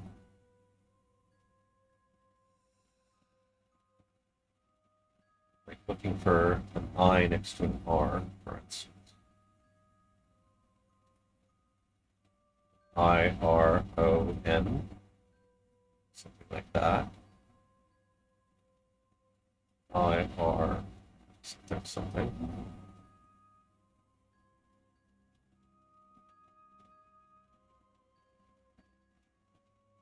Because the fact that they call it a quadrilateral means it could be a square, it could be a rectangle, it could be a trapezoid.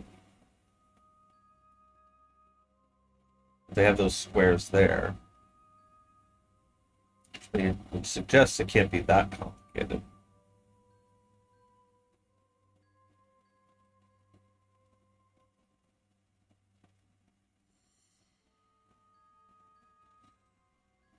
So we got like I-R-O-N there, but that's inside of honey. Are there any bees in here?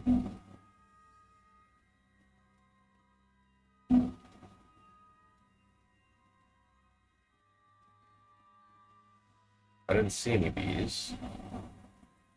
So that would eliminate blood. Why?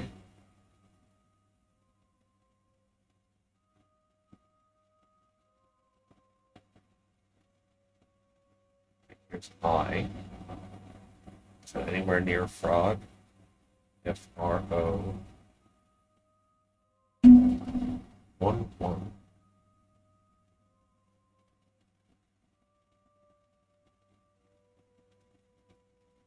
What is honey on here? 1, 2, 3, 4, 5, 6. No 6 anywhere.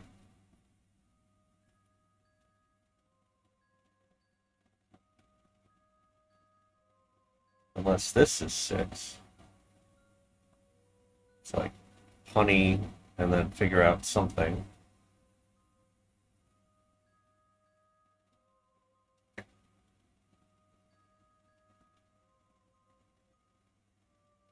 I feel like this is going to take us all the way to the end of the night.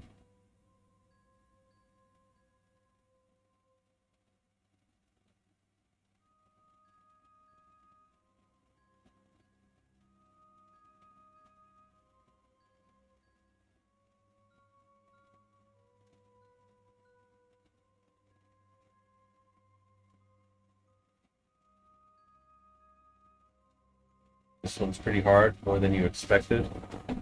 Well, considering the tutorial level was pretty hard for me.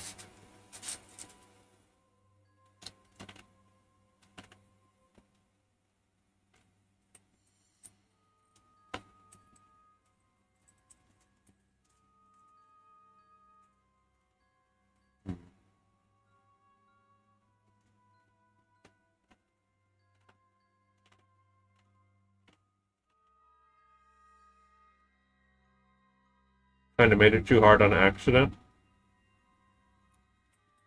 I feel like that's going to limit the number of people that this game is accessible to. That's not to say that a video game puzzle can't be hard. So, like, look at something like Braid, for instance.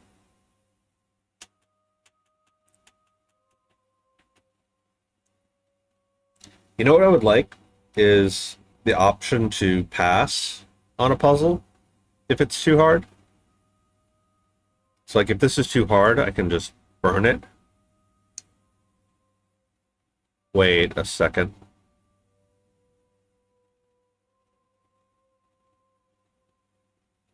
That can't be significant, can it?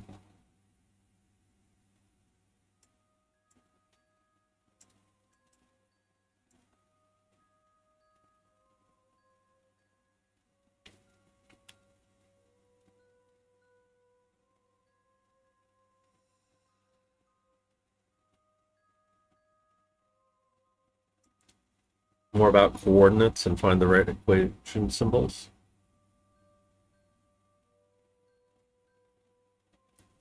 All right, so 1, 1 is A.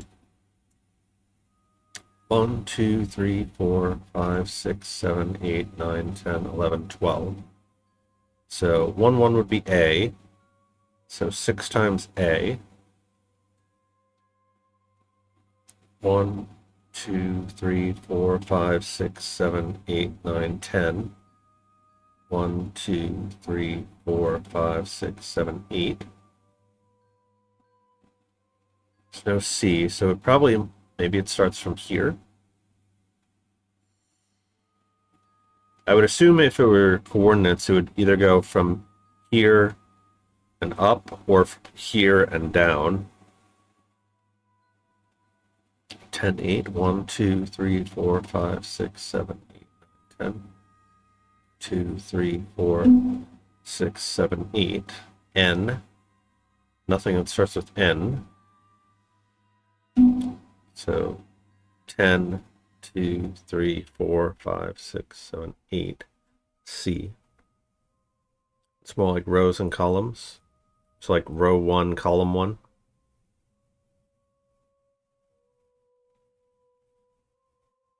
But like row 1, column 1 is S. So there's 2 S's. So it's like, how do I know which one? Oh.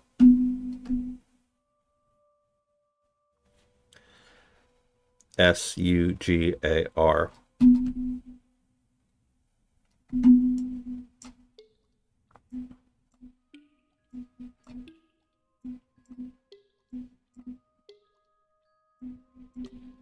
All right. 10 and 8. 1, 2, 3, 4, 5, 6, 7, 8. D. Is that right? 1, 2, 3, 5, 6, 7, 8. So N.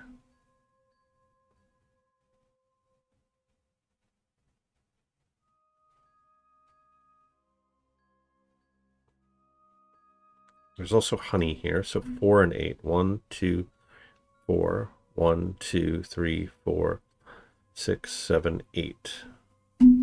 What is this in? Is this in anything?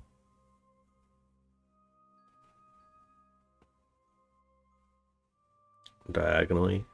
Tattoo yarn. No. Oh wait, maybe we go to sugar and then we go 10 over. 1, 2, 3, 4, 5, 6, 7, 9, 10. 1, 2, 4, 5, 6, 7, 8. Is this part of anything?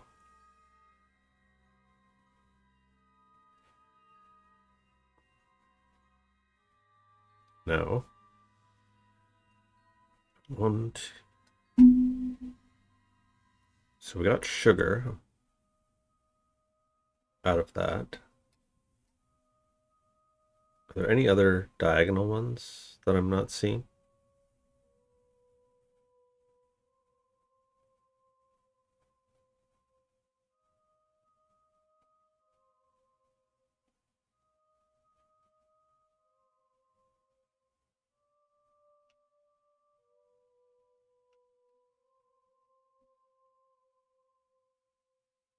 Here's sulfur. SULFUR. That's got to be significant. So sugar, sulfur. So what is this coordinate? 1, 2, 3, 4, 5, 6, 7, 8. 4. So 4 oh, so it's going down first, then across. So the last one is 5 sulfur. So 1, 2, 3, 4, 5, 6, 7, 8, 9, 10. And that's got to be honey, right? 1, 2, 3, 4, 5, 6, 7, 8. Yes. So 1 honey and 5 sulfur. That's got to be it. No?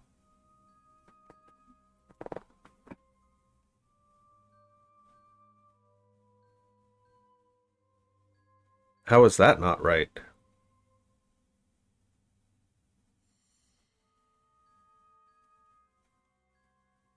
Right, so 1, 1 gets us here, which is sugar. 10, 8 gets us here, which is honey. And then 4, 8 gets us here, which is sulfur. So if it's not 6, 1, and 5,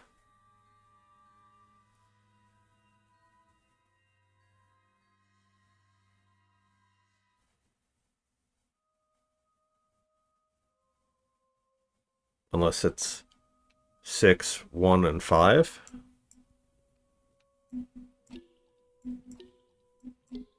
No.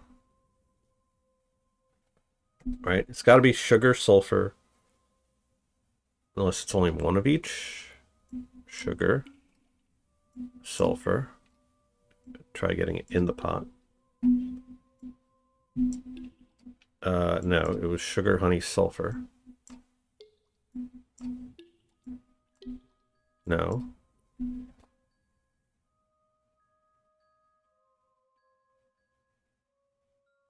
Am I right that it's six sugar, 1 honey, 5 sulfur? That's got to be the answer, right? It's definitely close, if nothing else.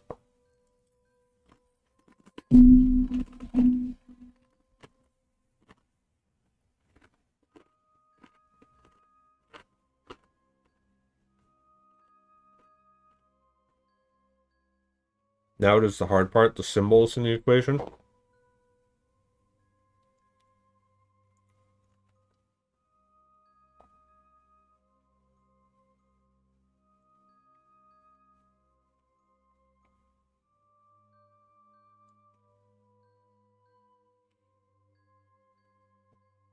By symbols, I assume you mean the question marks, yes?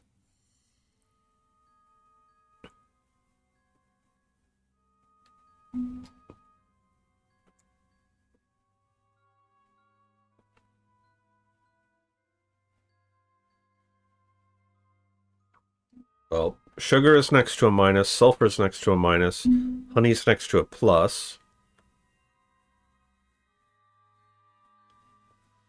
So what are we subtracting from that?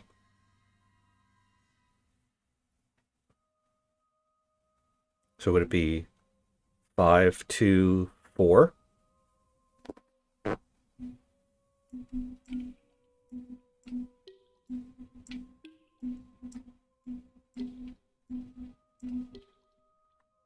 Two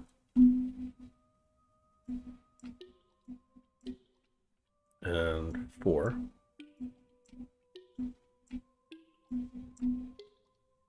No.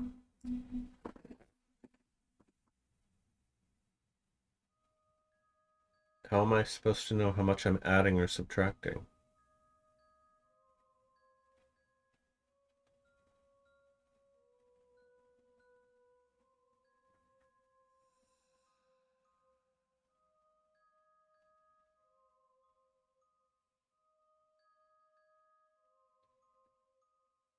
Honey has 5 characters.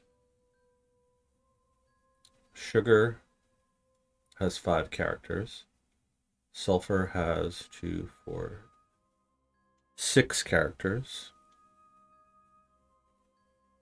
So if I did minus sulfur, that would be -1.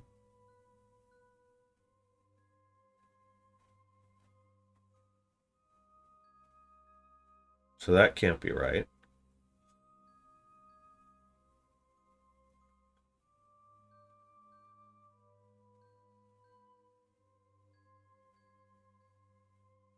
I almost feel like you should send this to Cracking the Cryptic and see if they can do it. Assuming all the puzzles are logical and fair.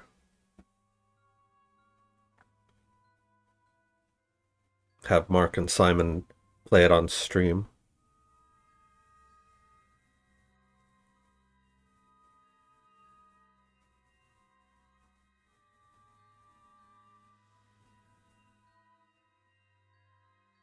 Alright, I can't be doing this all night, so I'm going to ask for another hint.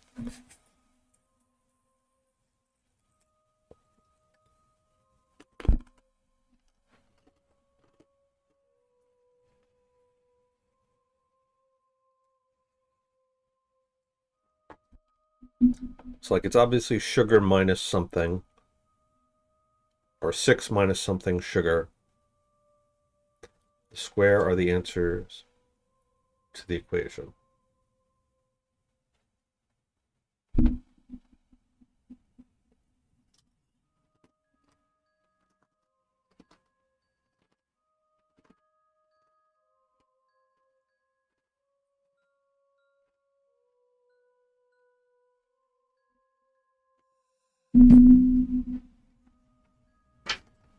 Let me write this down.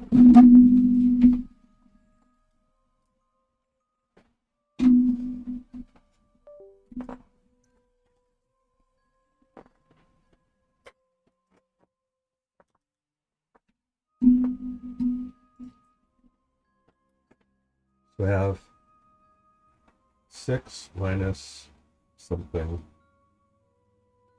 sugar, then 1 plus something honey, then 5 minus something sulfur.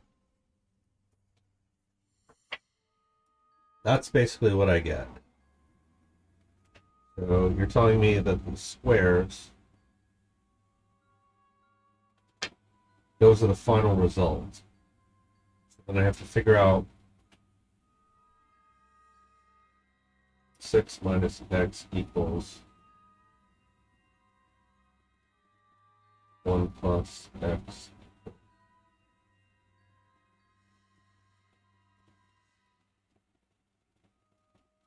Five minus x.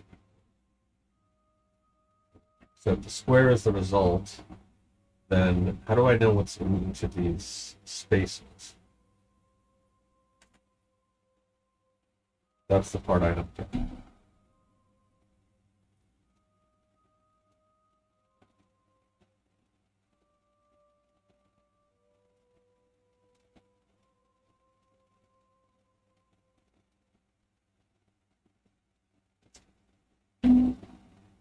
How many of these are there, by the way?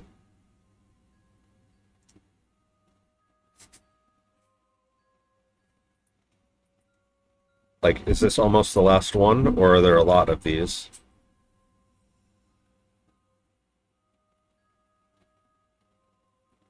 This one and one more? Okay.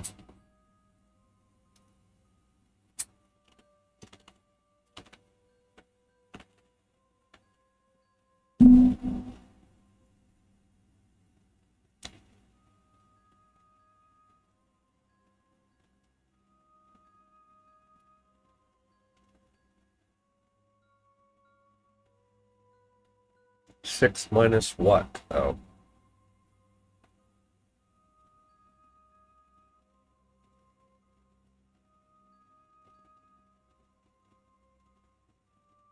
I don't see how I'm supposed to know what.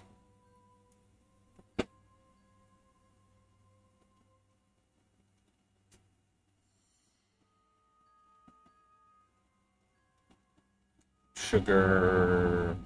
That. Is it its coordinates?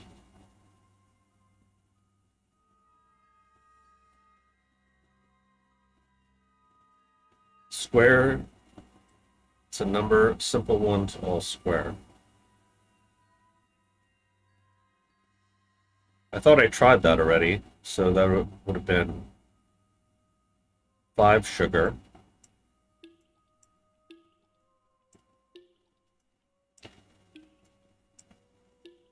Two honey.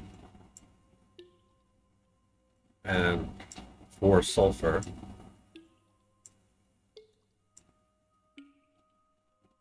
Thought I tried that already.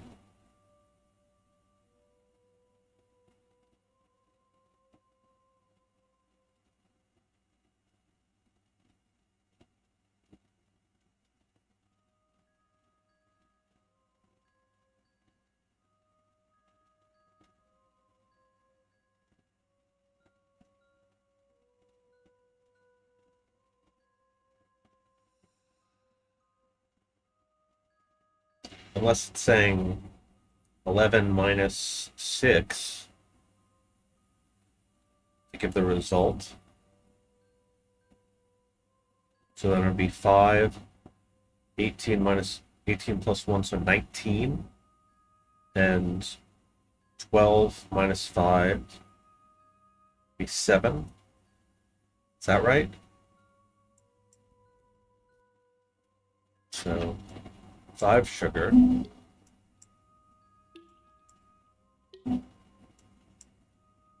Or 5. Then 19 honey. Do I really have to sit here and drag 19 honey?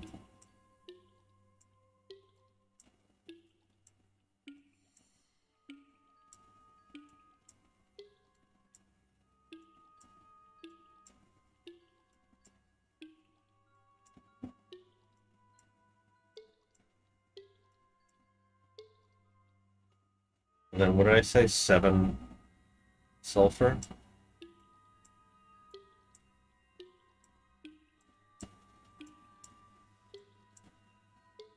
No. Alright. I give up. I'm gonna ask for the answer. Or at least tell me what these numbers are.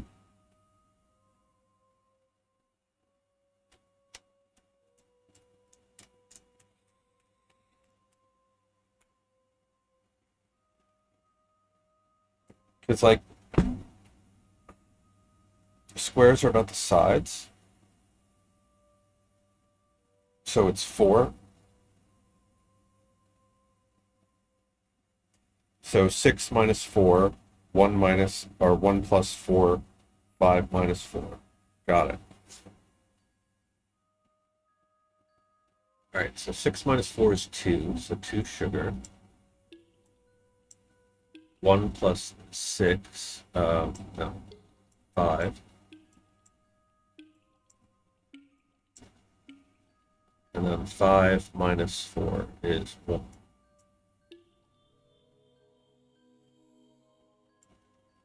Okay.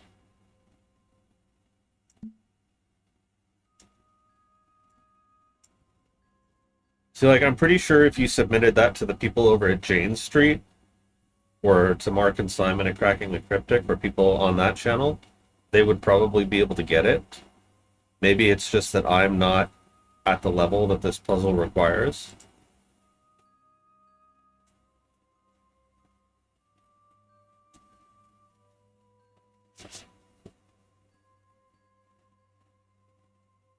I would say maybe if you had like a hint system, so similar to how my game has a hint system.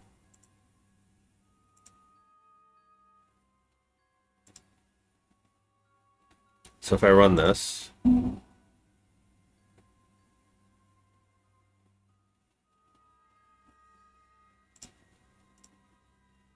so in my case, let's say you thought you exhausted all the possibilities, you could still click here and it'll give you a hint about 2 of them to try. And the only time it would ever exhaust hints is if you got through all 443 of them. So maybe something like that, where you give clues. I think that might be helpful for a game like this. Or at least making it more accessible to people. All right. Gunpowder, alcohol, honey, sugar, sulfur, rose, mushroom, salt, blood. It's a really good idea. You plan to do it, but we got so many things in the way. Okay. I understand. I understand that the prototype is not meant to be implemented perfectly, and this is partly why we're doing feedback, so you can get testing and to really gauge how difficult or easy people find the puzzles. Was a rush because of college? Again, I'm not casting aspersions on you. I'm not trying to be negative. I'm just trying to suggest ways in which, rather than having to ask you for the answer, ways that I could maybe get to the answer myself. So like you could have said something like in a hint, it's like, how many sides does a quadrilateral have? Mm-hmm.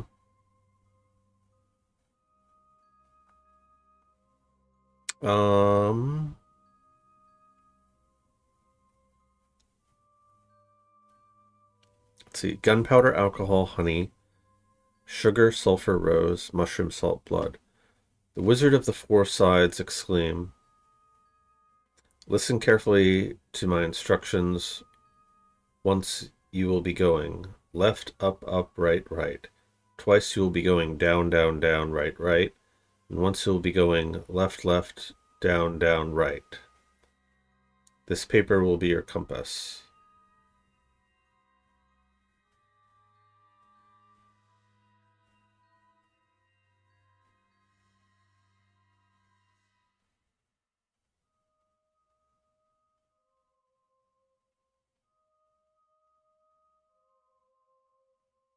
All right, so we have this marker here.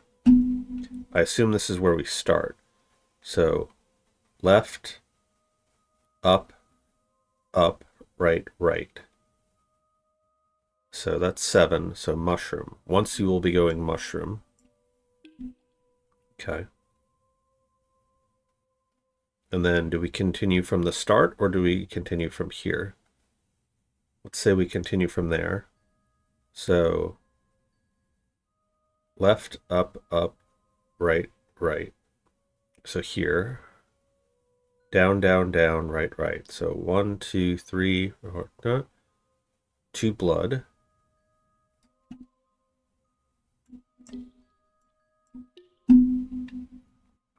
And once you'll be going left, left, down, down, right. So 4.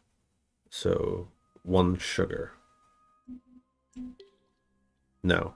Okay. So does that mean we have to always start from the center? So 1, 7 is 1 mushroom. So we go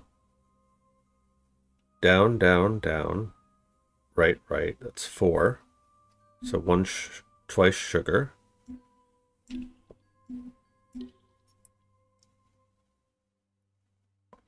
And then left, left, down, down, right is 1. So 1 gunpowder.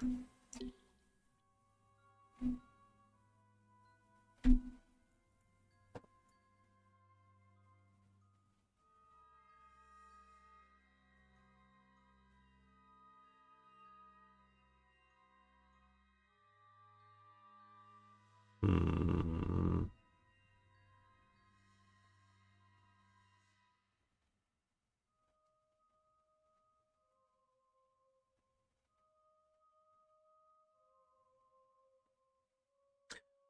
Unless I have to orient the board every time, which would be annoying.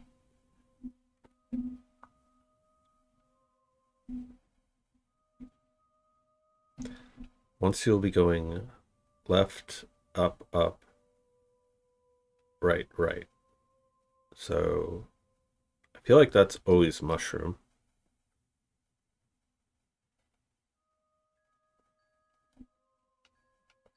One is always mushroom. And then from here,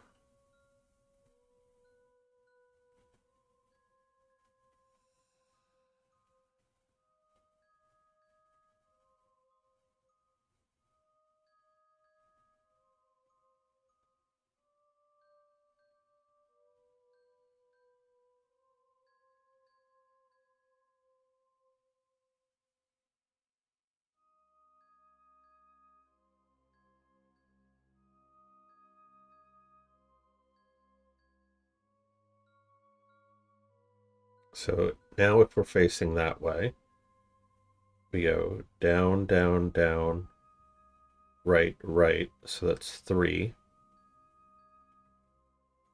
So 2 honey. And now we go left, left, down, down, right. So that's 4 is sugar. No.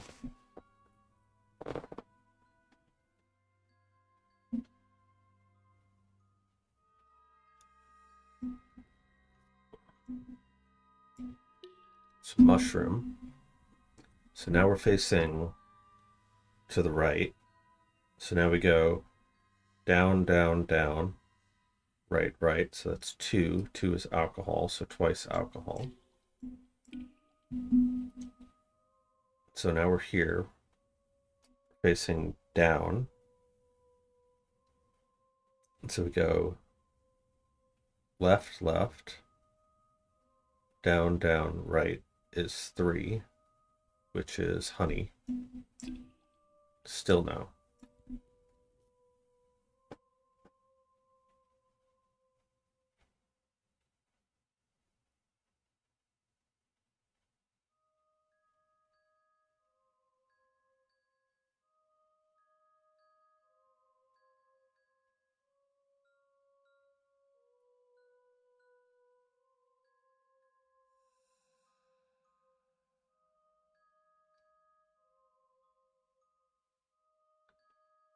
Go left, up, up,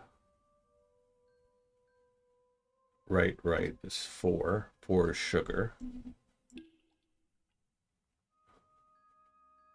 For starting from here,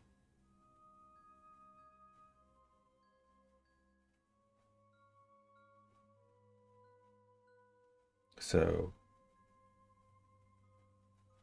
down, down, down, right, right is 9, which is blood.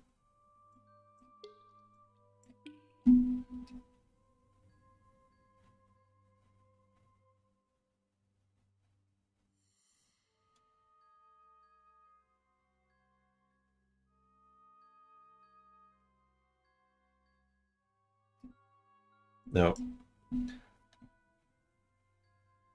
Left, up, up, right, right.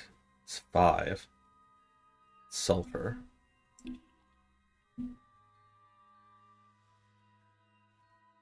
So down, down, down, right, and that's off the board. So if we go down, down, right.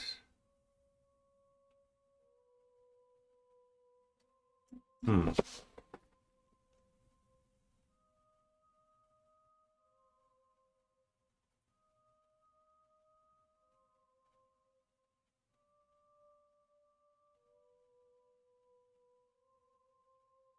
I'm probably overthinking this part with the arrows. Then again, I don't know. Some of these have been really intricate.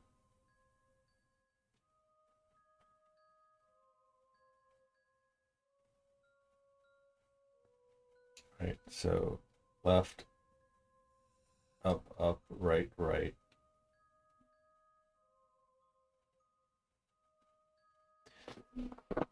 All right, Jazz, do I have to consider, like, as I'm moving that I'm turning? Or is it just orthogonal movements like this, where I'm always facing the same way? Because that matters tremendously to the outcome.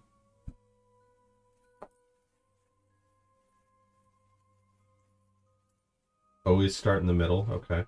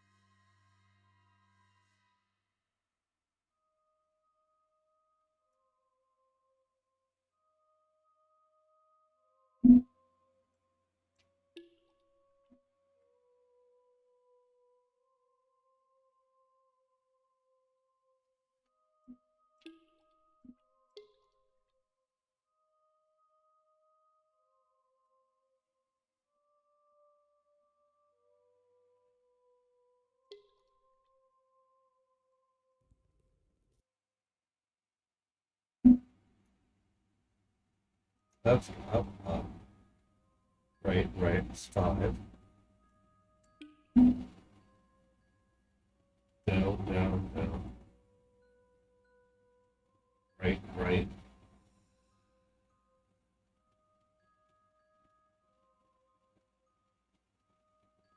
Down, down, down. Right, right. Pull back.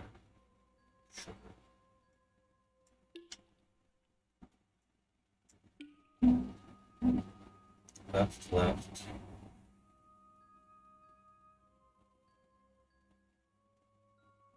Down, down. Right.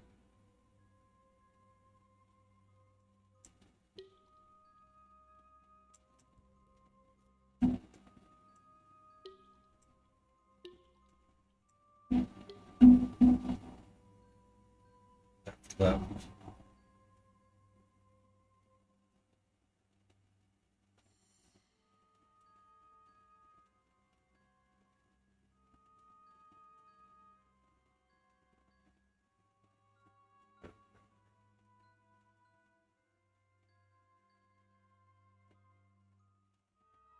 Left, left. Down, down.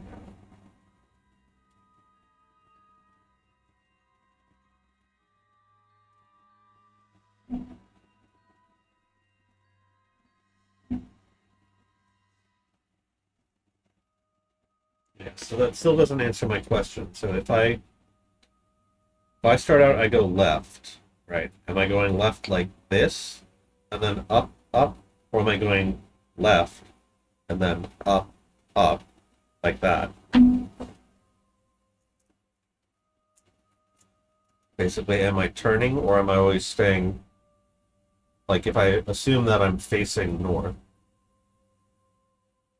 do I always stay facing north? So, like, I step left, I step right, or do I turn left and turn right?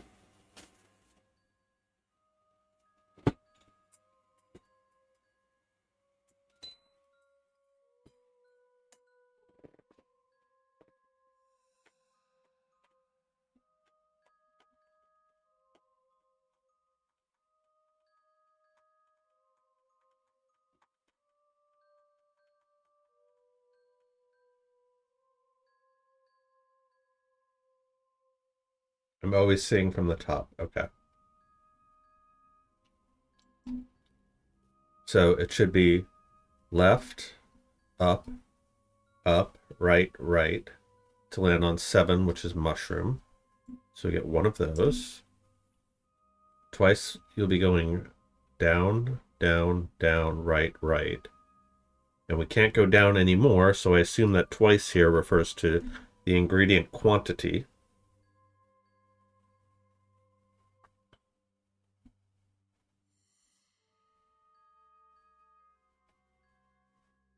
So 4 is 2 sugar.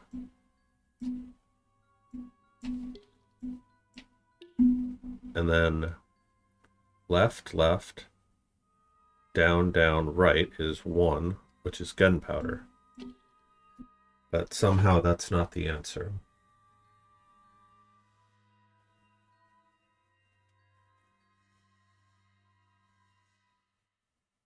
The only other thing I can think of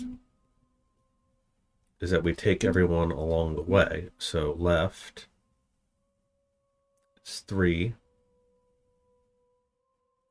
So let me write these down.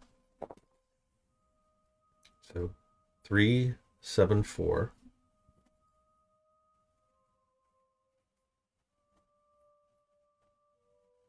8, 7.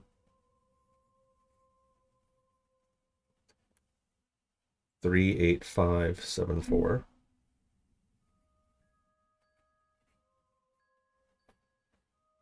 Twice. And then left, left. So 3, 3, 4, 3, 1.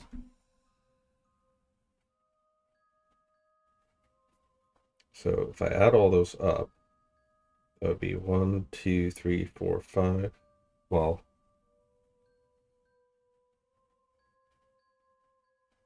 that's going to be a problem then, because there are a lot of different orders that could be in. And order apparently matters. So I don't think that's it.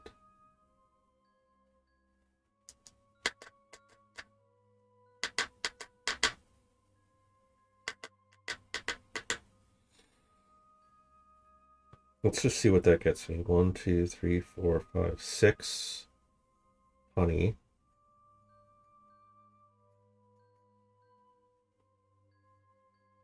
1 gunpowder. 1, 2, 3, 4 sugar.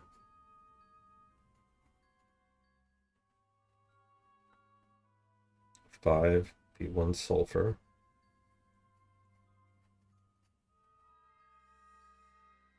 7, 1, 2, 3, 4 mushroom. And 1, 2, 3 salt. So I doubt very much that the final solution has 6 ingredients in it. So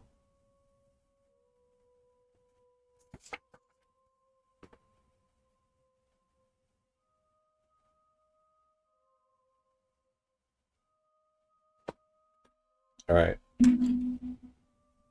I've been at this for like 11 and a half hours. I'm starting to get tired, so I'm going to tap out here. And I'm just going to ask you what the deal is with this.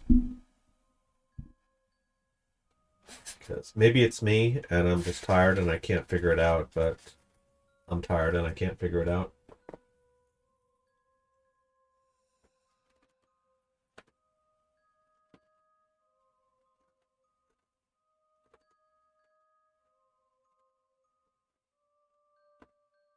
What about the arrows? The arrows and the compass. Yeah, I got that.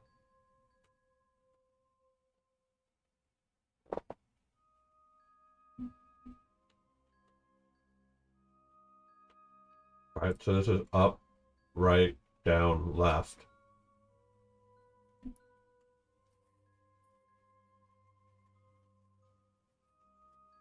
Yeah, the ones on this side here.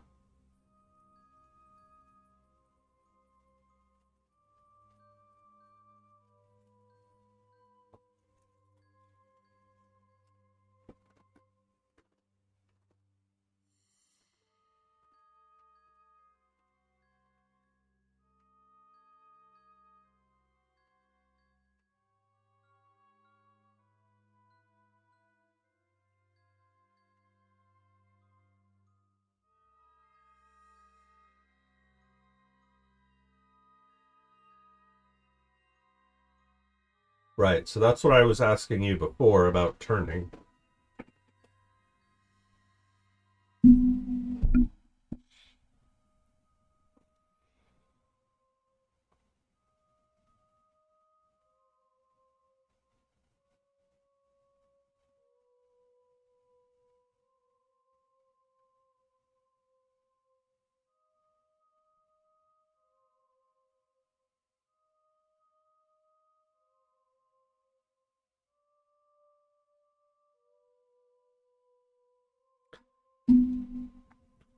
So we go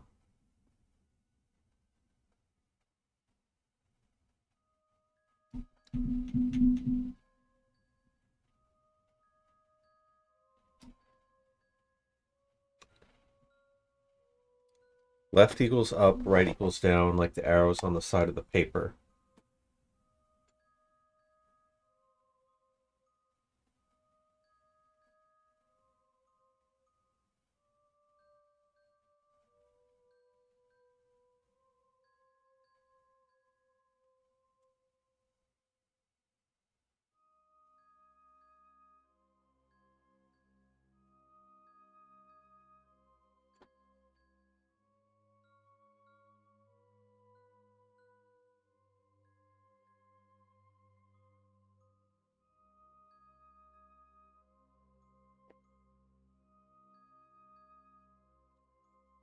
So left, up, up, right, right.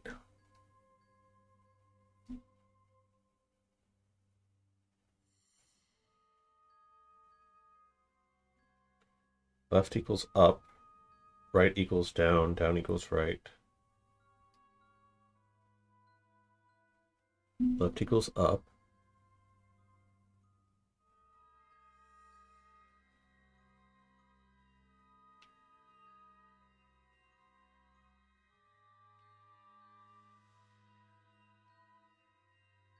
I think you might have that backwards.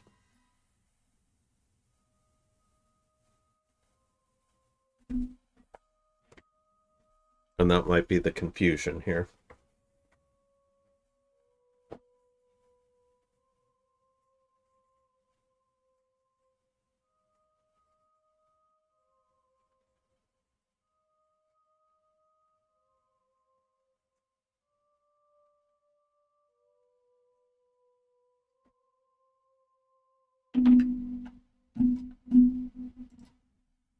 So this is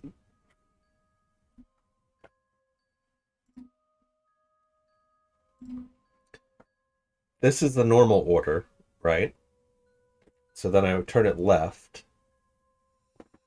All right, so I'm turning to the left. So now left is up. Okay. So this is up. This is right. This is left. This is down. Okay. So now up is left, down is right. I get that.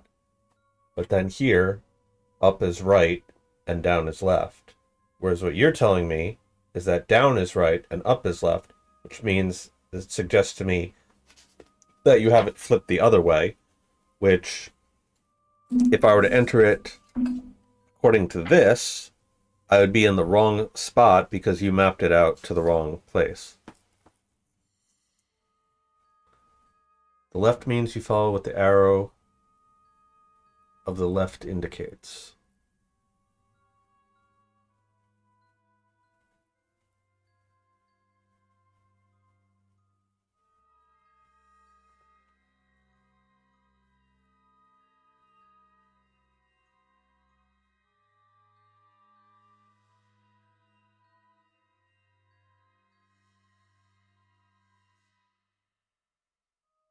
Yeah, I'm not really sure, man.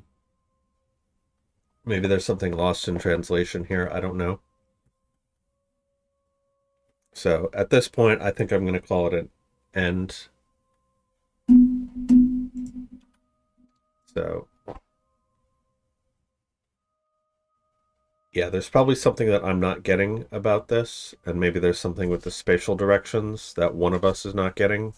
and that I'm not able to communicate to you, but I'm going to leave this off here, and I'm going to say that this is a little bit too...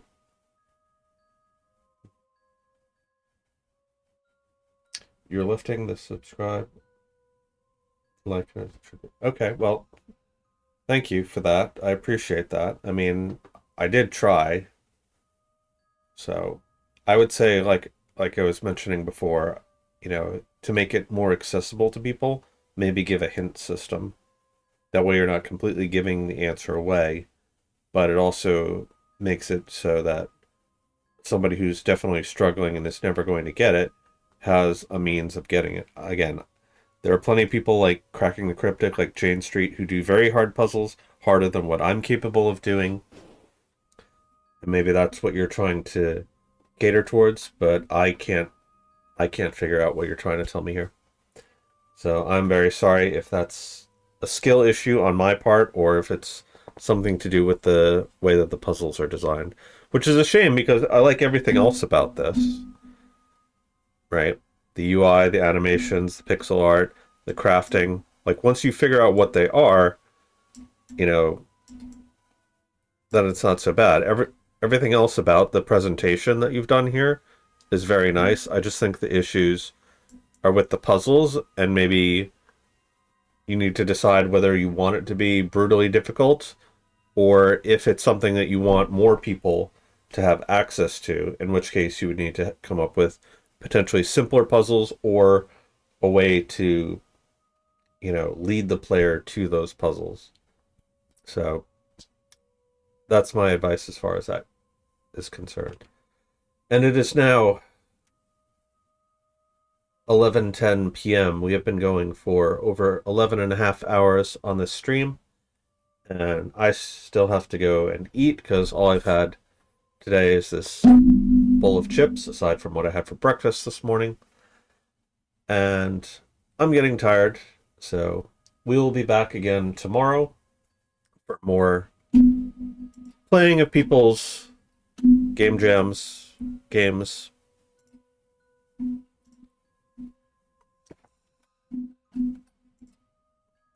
And as I said, if you would like to play our game jam game, Spellweaver, we have a link in the pinned comments and also down in the description. So we ask that you take a look at that, give us feedback, give us likes, subs, shares, all that stuff. And if you know other people in the Pirate Software Game Jam competition, then send them over our way, and we'll be doing reviews of their streams again tomorrow. So until then, I am Mauricio Dark of Circuit Studios. Take care.